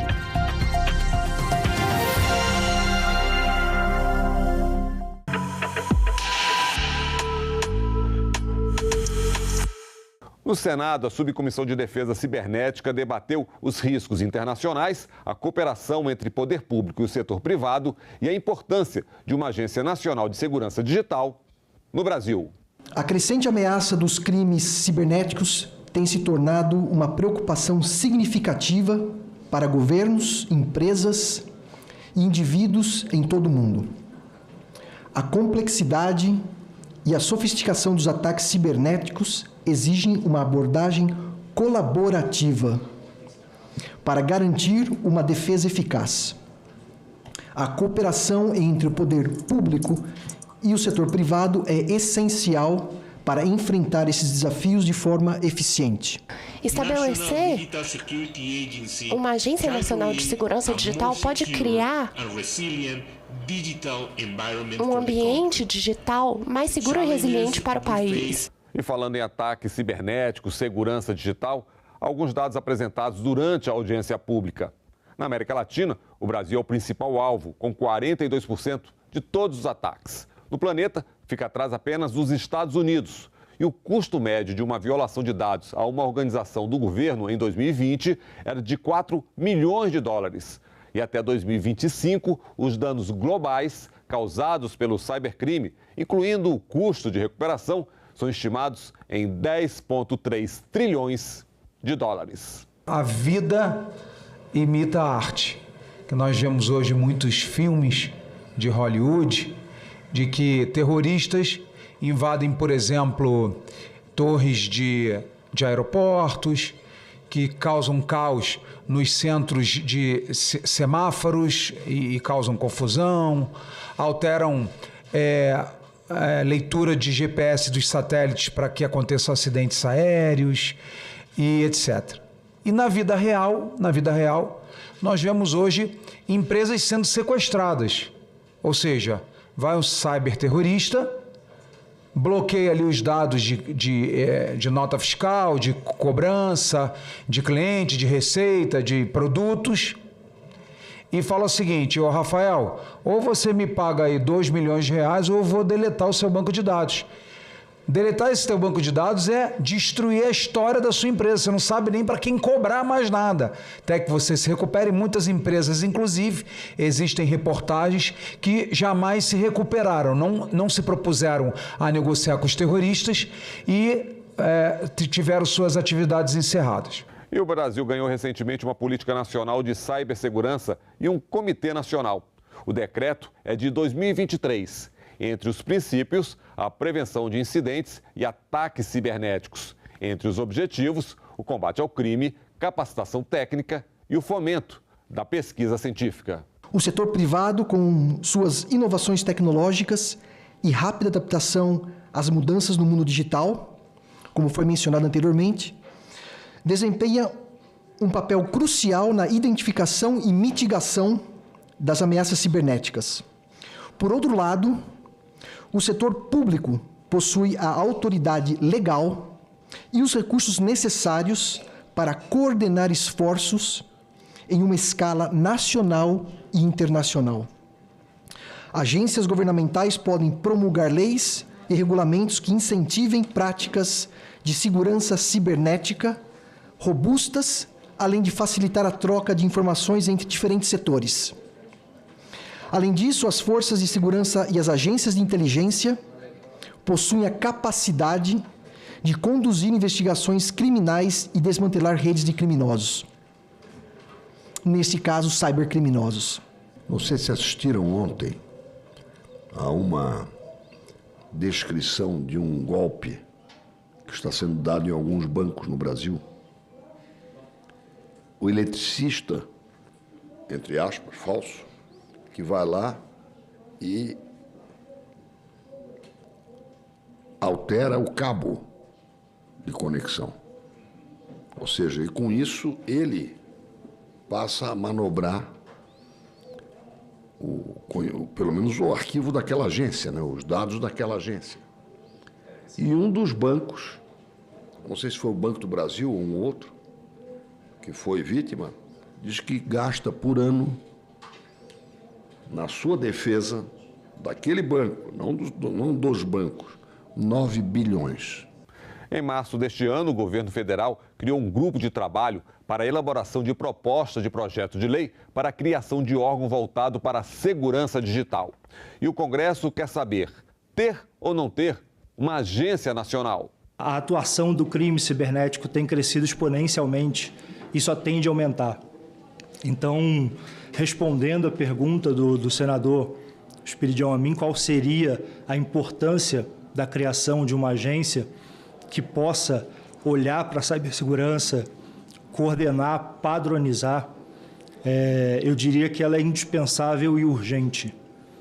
A gente percebe uma falta de padrão, muitas vezes uma falta de priorização naquilo que seria o processo básico de padronização e proteção das empresas não somente do setor público, muitas empresas do setor privado sofrem do mesmo problema, talvez até uma situação cultural que a gente percebe diluída mediante a ocorrência de uma situação, de uma ocorrência, de um incidente cibernético. Há 3 anos atrás foi criado o GovShield, que é um programa do SERPRO, e o GovShield, é público isso, ele é o produto Cloudflare. E está aí disponível para todos os municípios, estados fazerem adesão desse. Então, a cooperação da Cloudflare com o governo brasileiro, ela não é recente. Talvez não seja um nome tão conhecido como Google, mas a Cloudflare em cibersegurança é uma empresa super respeitada. Além de outros projetos na área de eleições, iniciativas. Então, respondendo a sua pergunta, senador, a Cloudflare pode contribuir com tecnologia, com inteligência e no modelamento da agência. O assunto é complexo. Tem espionagem, ameaça à segurança nacional, enfim, exige tecnologia. E, claro, pessoal qualificado. Temos aí outro problema. Um estudo da PUC Campinas demonstra que a gente tem hoje um déficit de 500 mil pessoas capacitadas em tecnologia, das quais apenas 140 mil, ou boa parte disso, são necessárias em cibersegurança. Dentro dessa proposta, a gente percebe que existem muitas coisas que hoje faltam ao dia a dia do gestor público. Para dar um dado um pouco mais empírico relacionado à prática, à convivência do que eu atuo no dia a dia, muitas empresas não possuem um profissional de cibersegurança especificamente. Acredito que deva haver, e eu acho que a agência é fundamental para isso, uma reformulação até mesmo da própria carreira pública em torno da tecnologia da informação e, por que não, da cibersegurança. Uma coisa que ainda agrava as condições de como a cibersegurança é sustentada no serviço público é a evasão de profissionais, dos poucos profissionais que existem para fora do Brasil. A gente vem exportando profissionais de tecnologia da informação e também há uma evasão de pessoas do serviço público para o setor privado, mostrado com bastante presteza dentro de todos os documentos e todos os estudos que embasam a criação da agência, onde demonstra que a própria carreira pública precisa de uma reformulação em torno do profissional de cibersegurança pela relevância que ele tem para a organização. Enquanto a proposta do Executivo não chega ao Congresso, os senadores exploram as possibilidades em torno do assunto. Eu fiquei muito bem impressionado com a experiência que existe nos Estados Unidos, mas também em outros países, dos chamados Fusion Centers, que reúnem agentes da lei de diversas agências governamentais compartilhando inteligência, compartilhando estratégias e iniciativas. As empresas e indústrias de vários ramos criaram esse centro de fusão para compartilhar experiências, informação e a coordenar ações contra ameaças cibernéticas contra o setor privado, especificamente, inclusive promovendo treinamento. Não creio que esse tipo de centro substitui uma agência nacional. E que tal conselhos reunindo proteção de dados, inteligência artificial e segurança cibernética? Uma das ideias que eu andei pensando à medida que trabalhávamos com inteligência artificial é a seguinte: a nossa Autoridade Nacional de Proteção de Dados, que trabalha com dados de pessoas, mas lógico que a inteligência artificial usa muitos dados, incluindo de pessoas, mas de outras coisas.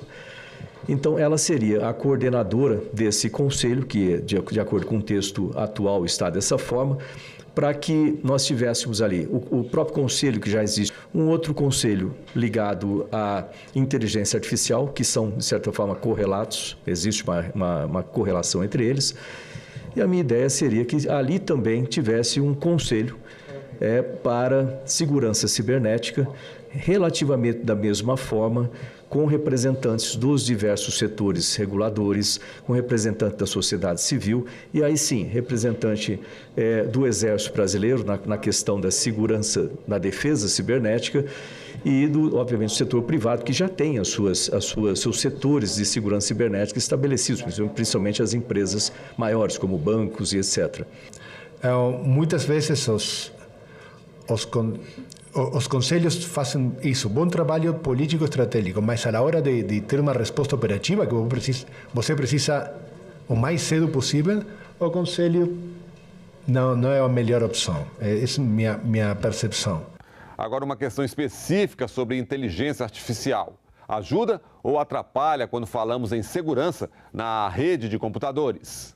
À medida que nós aumentamos as utilizações boas da inteligência artificial, também vêm as possibilidades de utilizações ruins da inteligência artificial no contexto de dificultar, inclusive, a própria segurança cibernética, com ferramentas que você pode utilizar da inteligência artificial para buscar meios de ataque ou mascarar, por exemplo, uma anormalidade na rede, né, que existem dispositivos, logicamente, para detectar anormalidades na rede, né, IDS e assim por diante, que trabalham com isso, mas, logicamente, sempre uma inteligência artificial pode...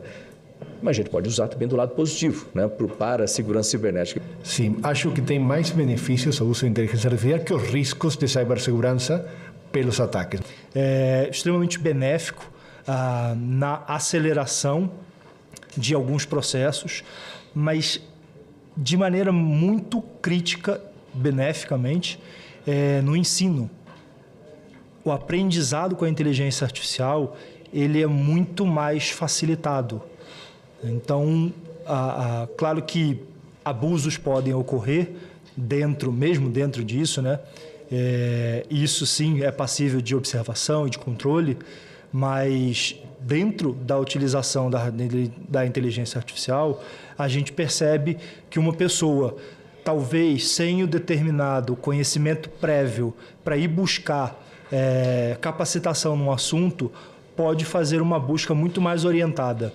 Embora o próprio Google já tenha revolucionado os motores de busca, mas a inteligência artificial, sem dúvida nenhuma, pelo comportamento de ela, permita-me aqui o paralelo, né, falar com a pessoa que está interagindo, cria um cenário mais favorável para o ensino. Então, o uso da inteligência artificial, ele, na minha opinião, ele deve ser encorajado, mas em contrapartida ele também não é algo controlável. Então ele vai acontecer sim ou sim. E outra questão, criar uma agência nacional com todas as complexidades que dela se exige ou terceirizar a tarefa de segurança cibernética? Acompanhe. A iniciativa privada, ela é muito mais eficiente, muito mais eficaz, muito mais veloz do que qualquer governo. Pode ser governo brasileiro, espanhol, americano, não adianta. As empresas privadas têm a capacidade de atrair os melhores talentos, pagar os melhores salários para profissionais de TI, sejam mais jovens, sejam mais antigos. Então, elas têm uma condição, por exemplo, a própria Google, dando aqui um exemplo, eles têm uma capacidade de atrair talentos, por exemplo, para cybercrimes ou cyberdefesa, muito melhor do que se eu tiver uma agência aqui no governo brasileiro, que eu tenho uma meta fiscal, eu tenho um teto de gastos e eu posso pagar no máximo, sei lá, $1.000 ou $2.000 ou $3.000. A pessoa vai falar assim, poxa, se eu for para o Google, eu vou ganhar isso, aquilo e ainda posso subir. No governo brasileiro, criaram aqui a agência de cibersegurança, o máximo de teto que eu tenho são $3.000. Não tenho dúvida, eu vou para o Google. Não é melhor que os governos façam contratos com empresas de defesa que façam segurança das suas plataformas digitais do que criar uma agência que muitas vezes fica obsoleta, muitas vezes vira um cabide de emprego, não vão ter os melhores talentos. Não é melhor que os governos, e vou falar obviamente do Brasil, terceirize essa atividade de segurança para fazer um firewall sobre os sistemas dos municípios, dos estados ou do governo federal? Se a agência se tornaria obsoleta, se haveria a possibilidade de substituir esse trabalho, essa função por contratos de outsourcing.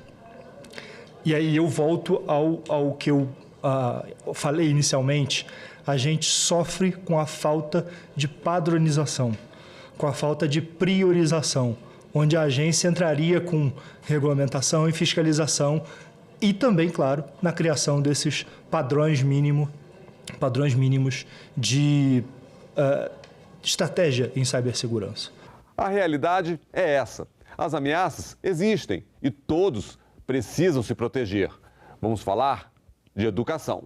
Um último ponto é a educação e a capacitação, também como uma área de cooperação entre o poder público e o setor privado.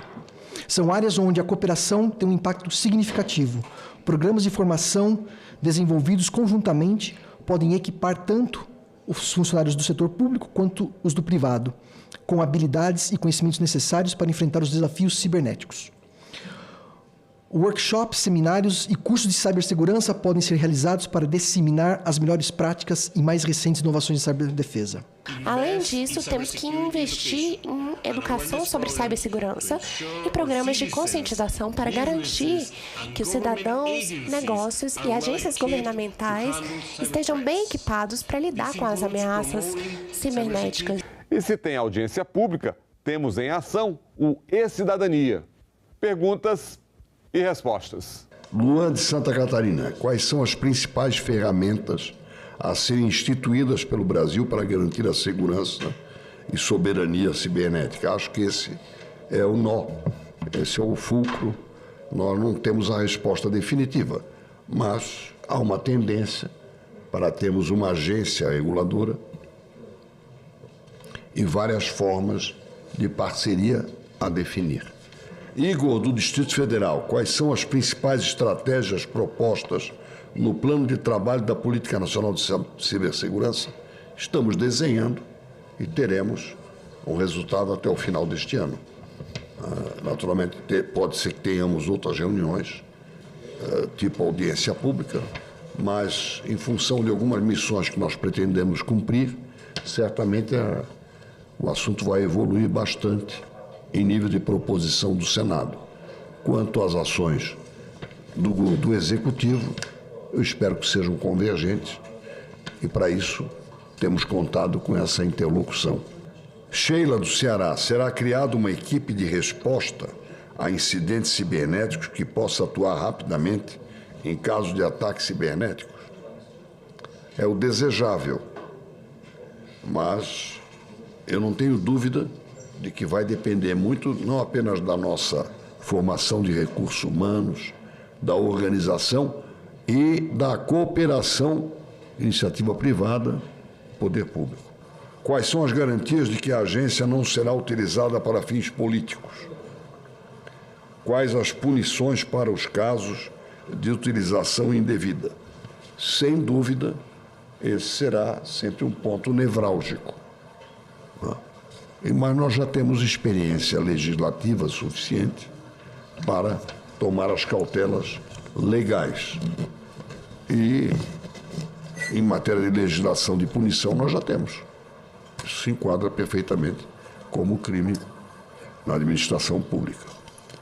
A criação de uma Agência Nacional de Segurança Digital não aumenta os custos para o Estado? Por que não utilizar a Agência Nacional de Proteção de Dados?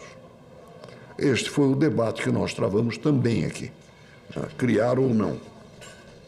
E há quem defenda, não existe uma conclusão ainda, mas existe uma tendência. A audiência de hoje traz uma tendência, criar uma agência reguladora própria, sem perder coordenação, cooperação e solidariedade com a iniciativa privada. Segurança digital e inovação, o direito à privacidade, a inteligência artificial e o modelo a ser seguido. Eu creio que não existe aí uma controvérsia sobre a oportunidade, a necessidade de criação de uma agência nacional de cibersegurança no Brasil. Brasil, vocês sabem, tem um nível de digitalização muito bom, é o segundo país melhor do mundo em governo digital. A economia digital precisa de cibersegurança para poder funcionar. Os crimes cibernéticos que incluem desde o roubo de dados pessoais até ataques de ransomware, espionagem digital, afetam não apenas a segurança nacional, mas também a estabilidade econômica e a privacidade individual. Os recursos e a expertise necessários para combater essas ameaças são vastos e diversificados. E nenhuma entidade isolada pode enfrentar esses desafios de maneira adequada. Eu vejo com bons olhos a mentalidade nesse momento, cercada pelo advento de inovações, como, por exemplo, a inteligência artificial, que vem muito para ajudar, mas da mesma forma que ela pode ajudar a ciberdefesa, ela também é veículo, ela também é ferramenta do cibercriminoso. Nós estamos numa jornada em que o governo brasileiro também está estudando alternativas de como se posicionar em face a este risco internacional que é reconhecido. Qual o modelo a ser adotado incumbirá, quase que certamente, a uma iniciativa do Executivo e a uma manifestação do Legislativo. É isso. Executivo, Legislativo, polícia para os criminosos cibernéticos e segurança para todos nós que trafegamos nessa grande e intensa rodovia digital. Uma discussão fica por aqui. Até o nosso próximo programa.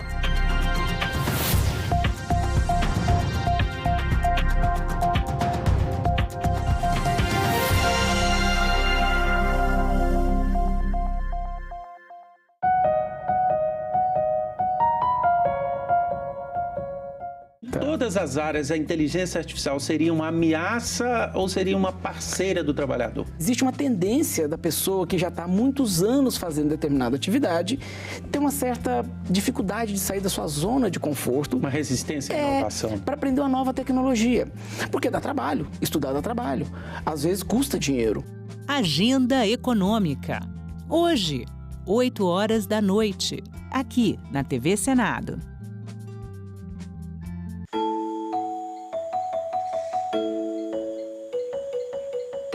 Os parentes lá, os pirahã, hoje eles estão muito expostos ali à beira da estrada, né? Por quê?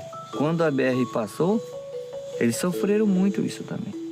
Porque aonde eles estão preocupados, deixaram o raiz deles estão lá, que é a casa do cemitério. A terra pertence a eles e eles pertencem à terra. Para nós foi um tragédia.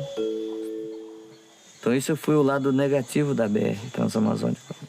E uma parte, o lado positivo, que os nossos filhos hoje teve a oportunidade de estudar, né? Para se defender na caneta hoje. E de primeira era tudo na flecha.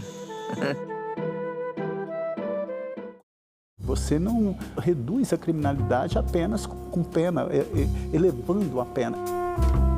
Senador, o seu projeto prevê o aumento do tempo de internação para 5 anos para os adolescentes em conflito com a lei. Um rapaz de 17 anos entra numa escola, efetuou vários disparos, matando várias pessoas. O máximo hoje que ele vai ficar internado são 3 anos. Salão Nobre, nesta quarta, 20h, aqui na TV Senado. Eu quero deixar registrado àqueles que nos assistem e que apostam que, além de ser um jogo de azar, onde você vai perder muito mais do que ganhar e enriquecer empresas fora do Brasil que não gerem um emprego aqui dentro. Na ótica da associação, de fato, as casas de apostas são vítimas, né? Afinal de contas, se eu não chamo de apostador, eu chamo de criminosos que se reúnem para conversar, para organizar uma fraude, né, um estelionato, não sei qual seria o tipo penal, mas para praticar um crime manipulando o resultado, alterando a integridade do jogo. O que a gente vislumbra é que muitas das atividades que levam, sim, hoje a problemas de saúde, que levam a problemas de endividamento, eles têm muito mais associação com grupos criminosos que se utilizam deste setor para comissão de fraudes, para simplesmente enganar pessoas que acham que estão apostando, mas na verdade estão entrando lá num site fantasma e simplesmente mandando o seu dinheiro para fora do país. Segundo o levantamento, 80% das pessoas que apostam têm dívidas. 2% do orçamento doméstico das classes C, D e E está comprometida com apostas. O governo está atento a tudo isso? Senador, sim, nós temos acompanhado, praticamente todos esses estudos que surgem, esses números que surgem. Grande parte dos problemas associados a esses volumes financeiros está muito mais associado com o tema fraude e lavagem de dinheiro do que o tema aposta propriamente dito. Com a regulamentação, nós vamos conseguir apartar aquilo que é fraude, nós conseguiremos trazer a aposta para o controle e conseguiremos monitorar. Nós receberemos, por meio do nosso sistema, diariamente as informações de aposta.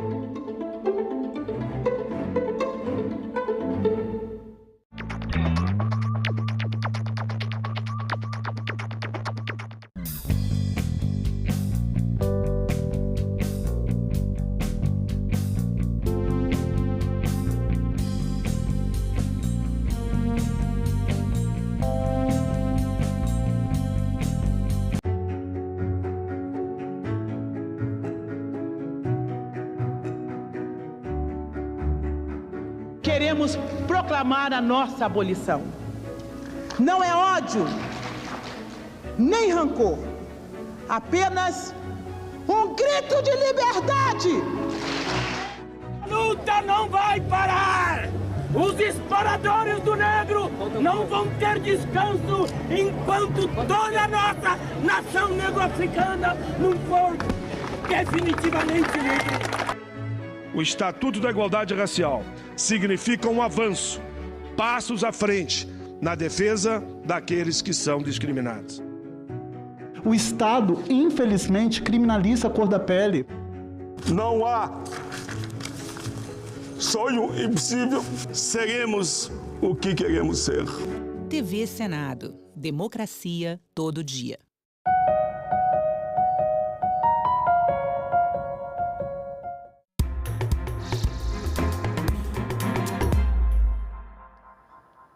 Olá, o Senado Notícias está no ar. O vice-presidente do Senado, veneziano Vital do Rego, anunciou em plenário que o projeto da regulamentação da reforma tributária está trancando a pauta. Isso significa que, enquanto o texto não for votado ou a urgência constitucional pedida pelo Executivo for retirada, nenhum outro projeto pode ser analisado em plenário.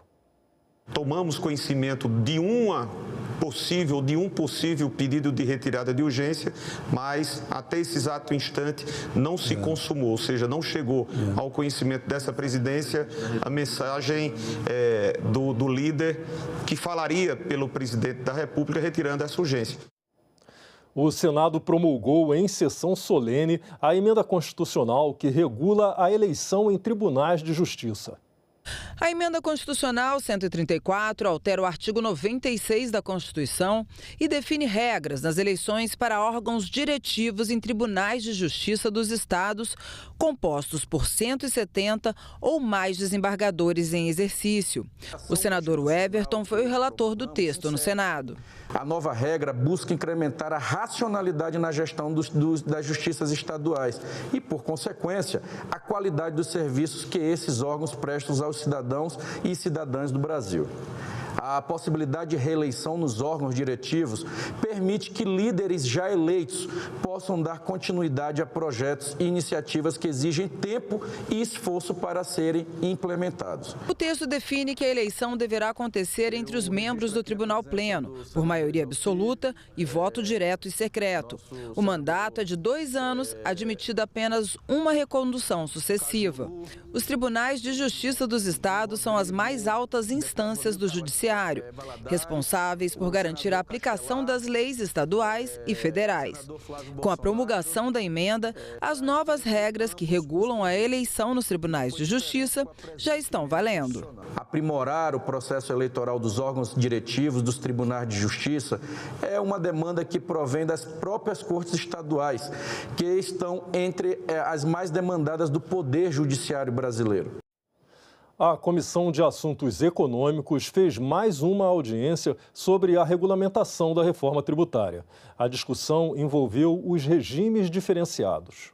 O regime diferenciado de tributação estabelecido pela proposta para vários setores significa a redução de alíquotas ou a concessão de créditos presumidos do IBS e da CBS.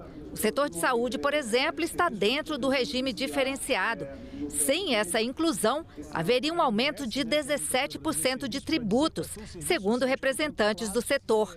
Mas é preciso incluir serviços que hoje não estão na proposta. O pedido aqui é para que se inclua o home care como um desses serviços aí, é um ajuste quase que redacional, é um ajuste para dar mais conforto a esse setor. Esse é o setor que faz todos os serviços de saúde que estão previstos, né, na lei, mas ele os faz em ambiente domiciliar. Produtores rurais com receita anual inferior a 3,6 milhões de reais também foram incluídos no regime diferenciado de tributação. A representante da Confederação da Agricultura e Pecuária sugeriu ajustes no texto para garantir que a inclusão seja mesmo um benefício. Qual vai ser a visão da agroindústria em escolher de quem comprar? Vou comprar do pequeno, que me gera um crédito presumido não muito bom, não muito alto, ou vou comprar do grande produtor, que me gera um crédito cheio? Então, para nós não termos evasão, principalmente uma evasão do campo dos pequenos produtores, da agricultura familiar, nós precisamos garantir que esse crédito ele seja, no mínimo, a mesma questão da alíquota geral de IBS e CBS com o desconto de 60%. O Ministério do Desenvolvimento Agrário ressaltou a preocupação em garantir que o agricultor familiar não pague mais imposto. Alguns produtos também das nossas florestas, em particular a floresta amazônica, né? O semiárido, então a castanha da Amazônia, por exemplo, conhecida como castanha do Pará, castanha do Brasil, ela está na alíquota cheia. Né? E então a gente não entende isso. E sugeriu mudanças com relação aos agrotóxicos. Existem agrotóxicos altamente tóxicos para a saúde, altamente prejudiciais ao meio ambiente, são classificados pelo IBAMA ou pela Anvisa dessa forma e estão com a mesma alíquota do que aquele que é o bioinsumo. Né? Então, o bioinsumo hoje tem a mesma alíquota de um agrotóxico altamente tóxico. Então, ele está propondo que aqueles que têm essa classificação de altamente tóxicos, né, altamente prejudiciais ao meio ambiente, eles saiam da alíquota reduzida nesse momento. Representantes de outros setores que foram incluídos na tributação especial fizeram sugestões de ajustes no texto. As debêntures, por ser muitas vezes utilizadas pela indústria financeira como um instrumento de empréstimo, né, acabou sendo regulamentada como uma atividade de empréstimo, qual ela não é. Debêntures não é uma atividade de empréstimo, mas foi assim tratada, o que acaba gerando distorções na relação dos bancos com os fundos, né? E setores não incluídos fizeram apelo para a inclusão. A reforma tributária, da forma como está, ela faz com que o pneu antigo tenha que ser descartado. Porque o pneu novo vai custar a mesma coisa. E se custa a mesma coisa, nós vamos perder competitividade em algo essencial para o ser humano. Nós vamos perder competitividade de 1.384 pequenas empresas que a BR hoje representa. O regime especial é uma medida necessária para que nós possamos incentivar, para que nós possamos facilitar o consumo da reforma de pneus. Hoje, só os catadores têm, né? E não digo que isso não é justo, mas que a gente tem como logística reversa mais antiga, que é a logística reversa do óleo lubrificante usado, e que então podemos colocá-la também ali dentro, no regime específico, para que possamos tratá-la, mantê-la da forma que está e então darmos cada vez mais esse passo a mais na transição energética do nosso país. E nesta quarta-feira, o Senado tem 2 atividades marcadas para a parte da tarde. Vamos conferir a agenda do dia aqui no telão. Às 14h, a Comissão de Assuntos Econômicos faz uma outra audiência pública interativa para debater os impactos da reforma tributária nos regimes diferenciados e específicos. Para o mesmo horário, está marcada uma sessão de debates no plenário sobre incêndios florestais e mudanças climáticas. As eleições já estão à porta para a escolha dos prefeitos e vereadores em todo o Brasil, com exceção de Brasília. Na disputa pelas prefeituras, o sistema de votos é o majoritário. Já para ocupar uma vaga na Câmara Municipal, o sistema é proporcional. Mas qual a diferença entre essas duas formas de eleição? Descubra na nossa reportagem. Desde a proclamação da República, esta é a 28ª vez que acontecem as eleições municipais no Brasil. 5.569 prefeitos e 58.444 vereadores serão eleitos em todo o país para um mandato de 4 anos. Para vencer essa disputa, além de convencer o eleitor, o candidato também tem que saber fazer conta, já que nem sempre o mais votado é o vencedor. São muitos fatores que entram nesse cálculo e que interferem no resultado final, a depender de qual sistema é adotado nas eleições, o majoritário ou o proporcional. Mas qual é a diferença entre um e outro? O majoritário, não, dá um branco. Não, mas eu quero procurar saber, vou procurar saber o que é. O majoritário, na verdade, são votos, né, que a pessoa recebe por individual, e o outro proporcional, né, que você falou assim, são mais por partidos, né? Nas eleições municipais, os 2 sistemas são usados para definir os vencedores. Os prefeitos são eleitos pelo sistema majoritário, por maioria simples ou absoluta. Nos municípios com menos de 200 mil eleitores, a eleição é definida por maioria simples, ou seja, basta ser o mais votado. Já nos municípios com mais de 200 mil eleitores, é preciso garantir a maioria absoluta, o que significa a metade dos votos mais 1, sem contar os brancos e nulos.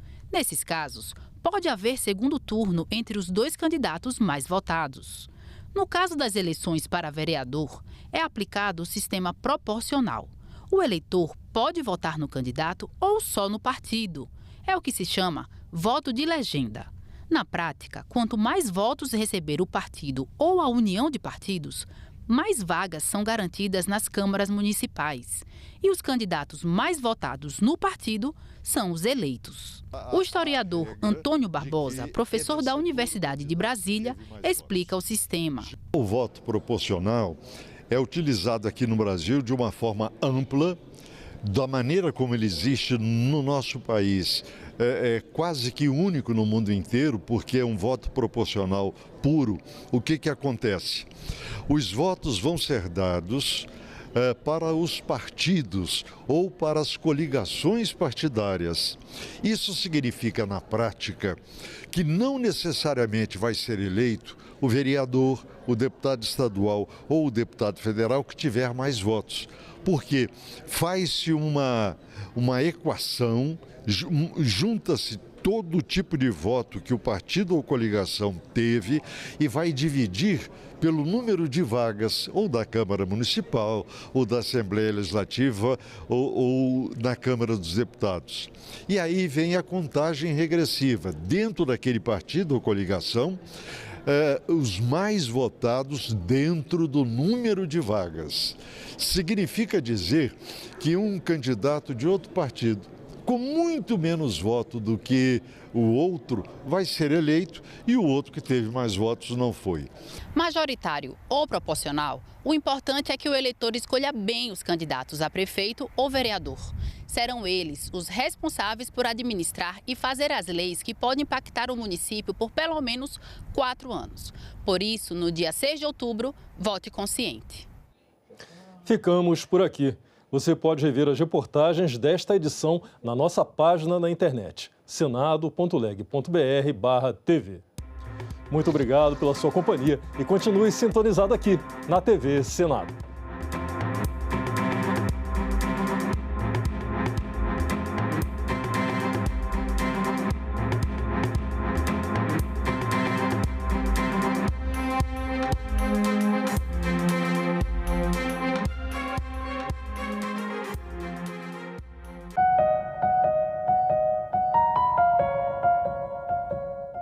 Todas as áreas, a inteligência artificial seria uma ameaça ou seria uma parceira do trabalhador? Existe uma tendência da pessoa que já está há muitos anos fazendo determinada atividade ter uma certa dificuldade de sair da sua zona de conforto. Uma resistência à inovação. Para aprender uma nova tecnologia. Porque dá trabalho, estudar dá trabalho. Às vezes custa dinheiro. Agenda Econômica. Hoje, 20h, aqui na TV Senado. Impressiona o pioneirismo de Félix-Émile Tonnet ao falar de aquecimento global ainda na primeira metade do século XIX. Porém, o quadro nem sempre recebeu elogios.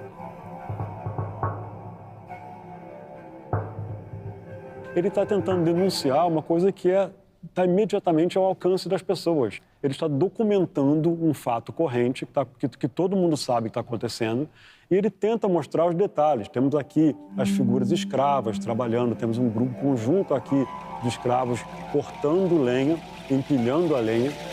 Ele realmente tenta trabalhar detalhadamente, o outro chicoteando a mula para ela caminhar, os outros com a moringa d'água, à beira da água, coletando. Tem a água em si, tem a fumaça do desmatamento. Ele cria toda aqui uma série de detalhes que estão intimamente ligados à realidade brasileira. Inclusive, ele foi até criticado por esse excesso de detalhe nesse quadro. Eu quero deixar registrado àqueles que nos assistem e que apostam que, além de ser um jogo de azar, onde você vai perder muito mais do que ganhar e enriquecer empresas fora do Brasil que não gerem um emprego aqui dentro. Na ótica da associação, de fato, as casas de apostas são vítimas, né? Afinal de contas,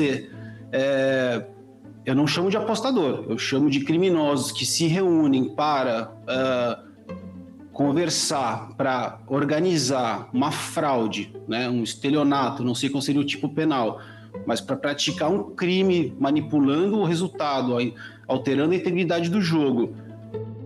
O que a gente vislumbra é que muitas das atividades que levam, sim, hoje a problemas de saúde, que levam a problemas de endividamento, eles têm muito mais associação com grupos criminosos que se utilizam deste setor para comissão de fraudes, para simplesmente enganar pessoas que acham que estão apostando, mas na verdade estão entrando lá num site fantasma e simplesmente mandando o seu dinheiro para fora do país. Segundo o levantamento, 80% das pessoas que apostam têm dívidas. 2% do orçamento doméstico das classes C, D e E está comprometida com apostas. O governo está atento a tudo isso? Senador, sim, nós temos acompanhado, praticamente todos esses estudos que surgem, esses números que surgem. Grande parte dos problemas associados a esses volumes financeiros está muito mais associado com o tema fraude e lavagem de dinheiro do que o tema aposta propriamente dito.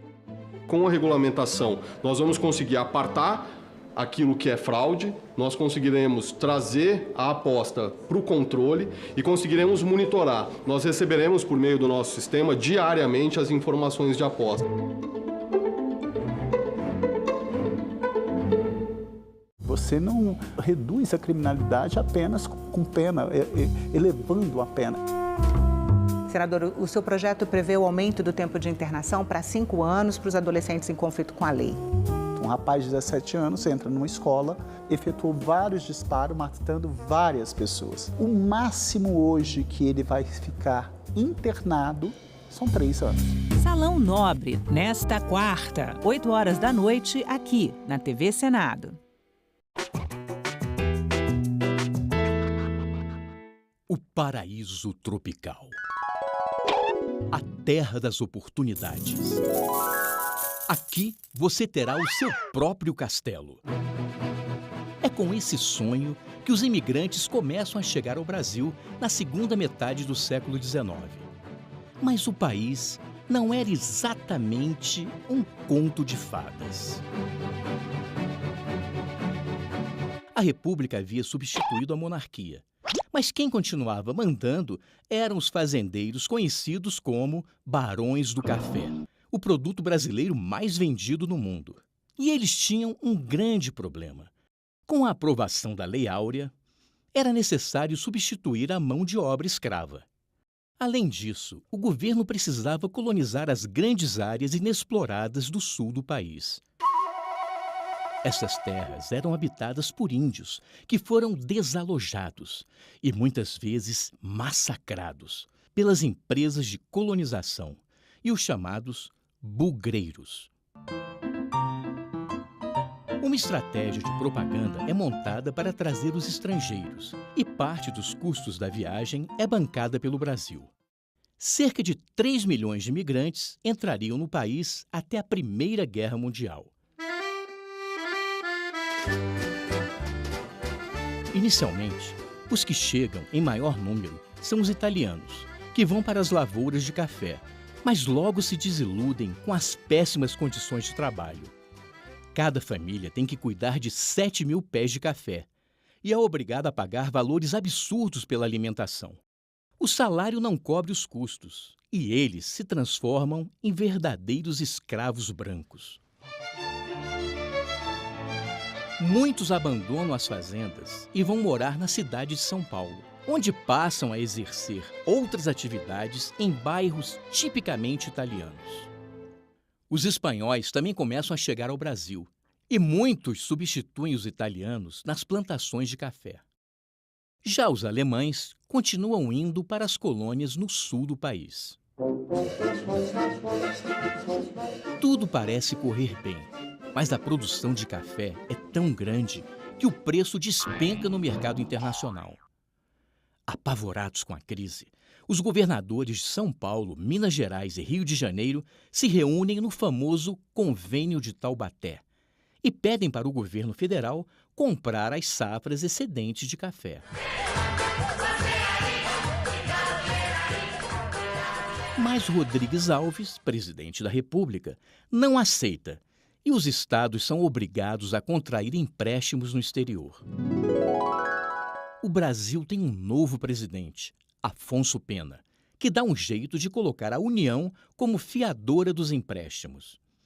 Esta socialização das perdas faz com que os cofres públicos paguem os prejuízos dos fazendeiros, que, por sua vez, vão ficando cada vez mais ricos.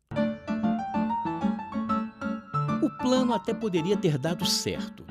Não houve demissões e o país viveu uma certa estabilidade econômica. Mas os barões do café, que estavam proibidos de aumentar a produção, fizeram justamente o contrário. Continuaram abrindo novas lavouras só para vender o excedente para o governo. Ninguém pagou a conta e a nossa dívida externa não parou de crescer.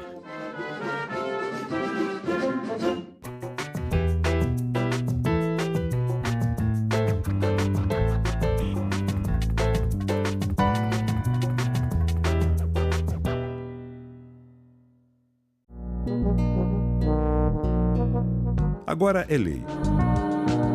Foi criada a Política Nacional de Trabalho Digno e Cidadania para a população em situação de rua. A lei define que os governos dos 3 níveis de poder que aderirem ao trabalho digno e cidadania deverão priorizar o registro dessa parcela da população no Cadastro Único para Programas Sociais do Governo Federal. O Senado votou. Agora é lei. A TV Senado abriu uma nova seleção de documentários e séries documentais para a sua programação. Estamos em busca de novos produtos para tornar ainda mais diverso nosso espaço reservado à produção nacional.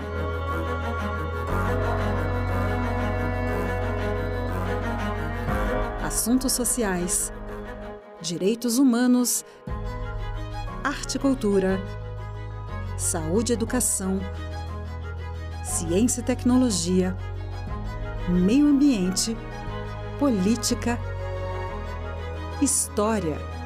São alguns dos temas para essa seleção. Se você tem um filme ou série entre 26 e 120 minutos sobre algum desses temas, mande um e-mail para a gente. As inscrições vão até o dia 30 de setembro. TV Senado, democracia todo dia.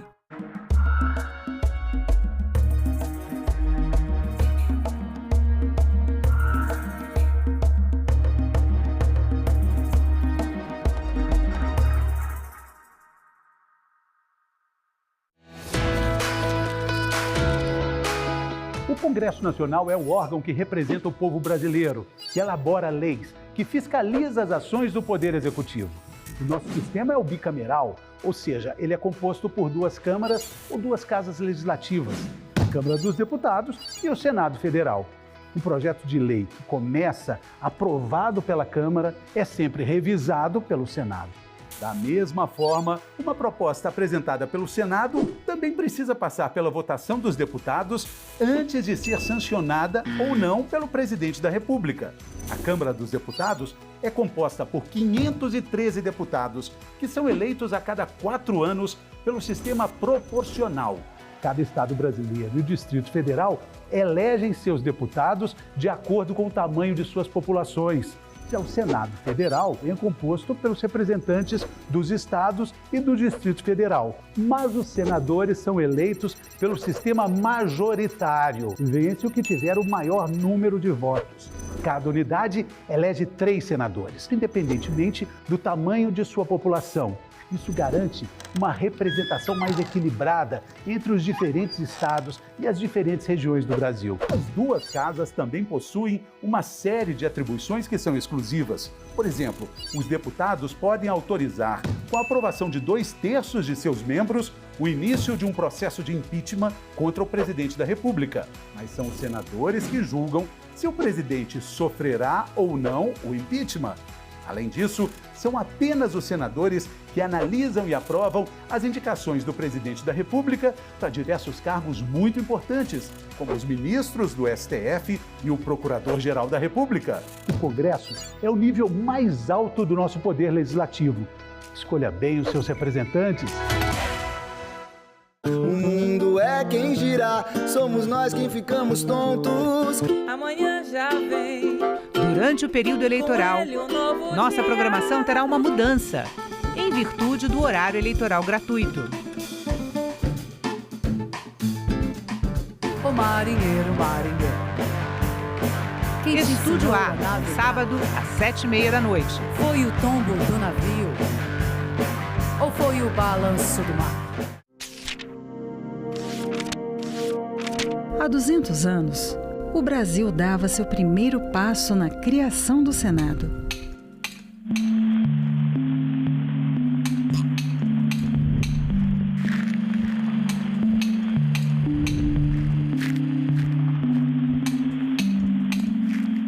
E começava a pavimentar o caminho para uma democracia representativa.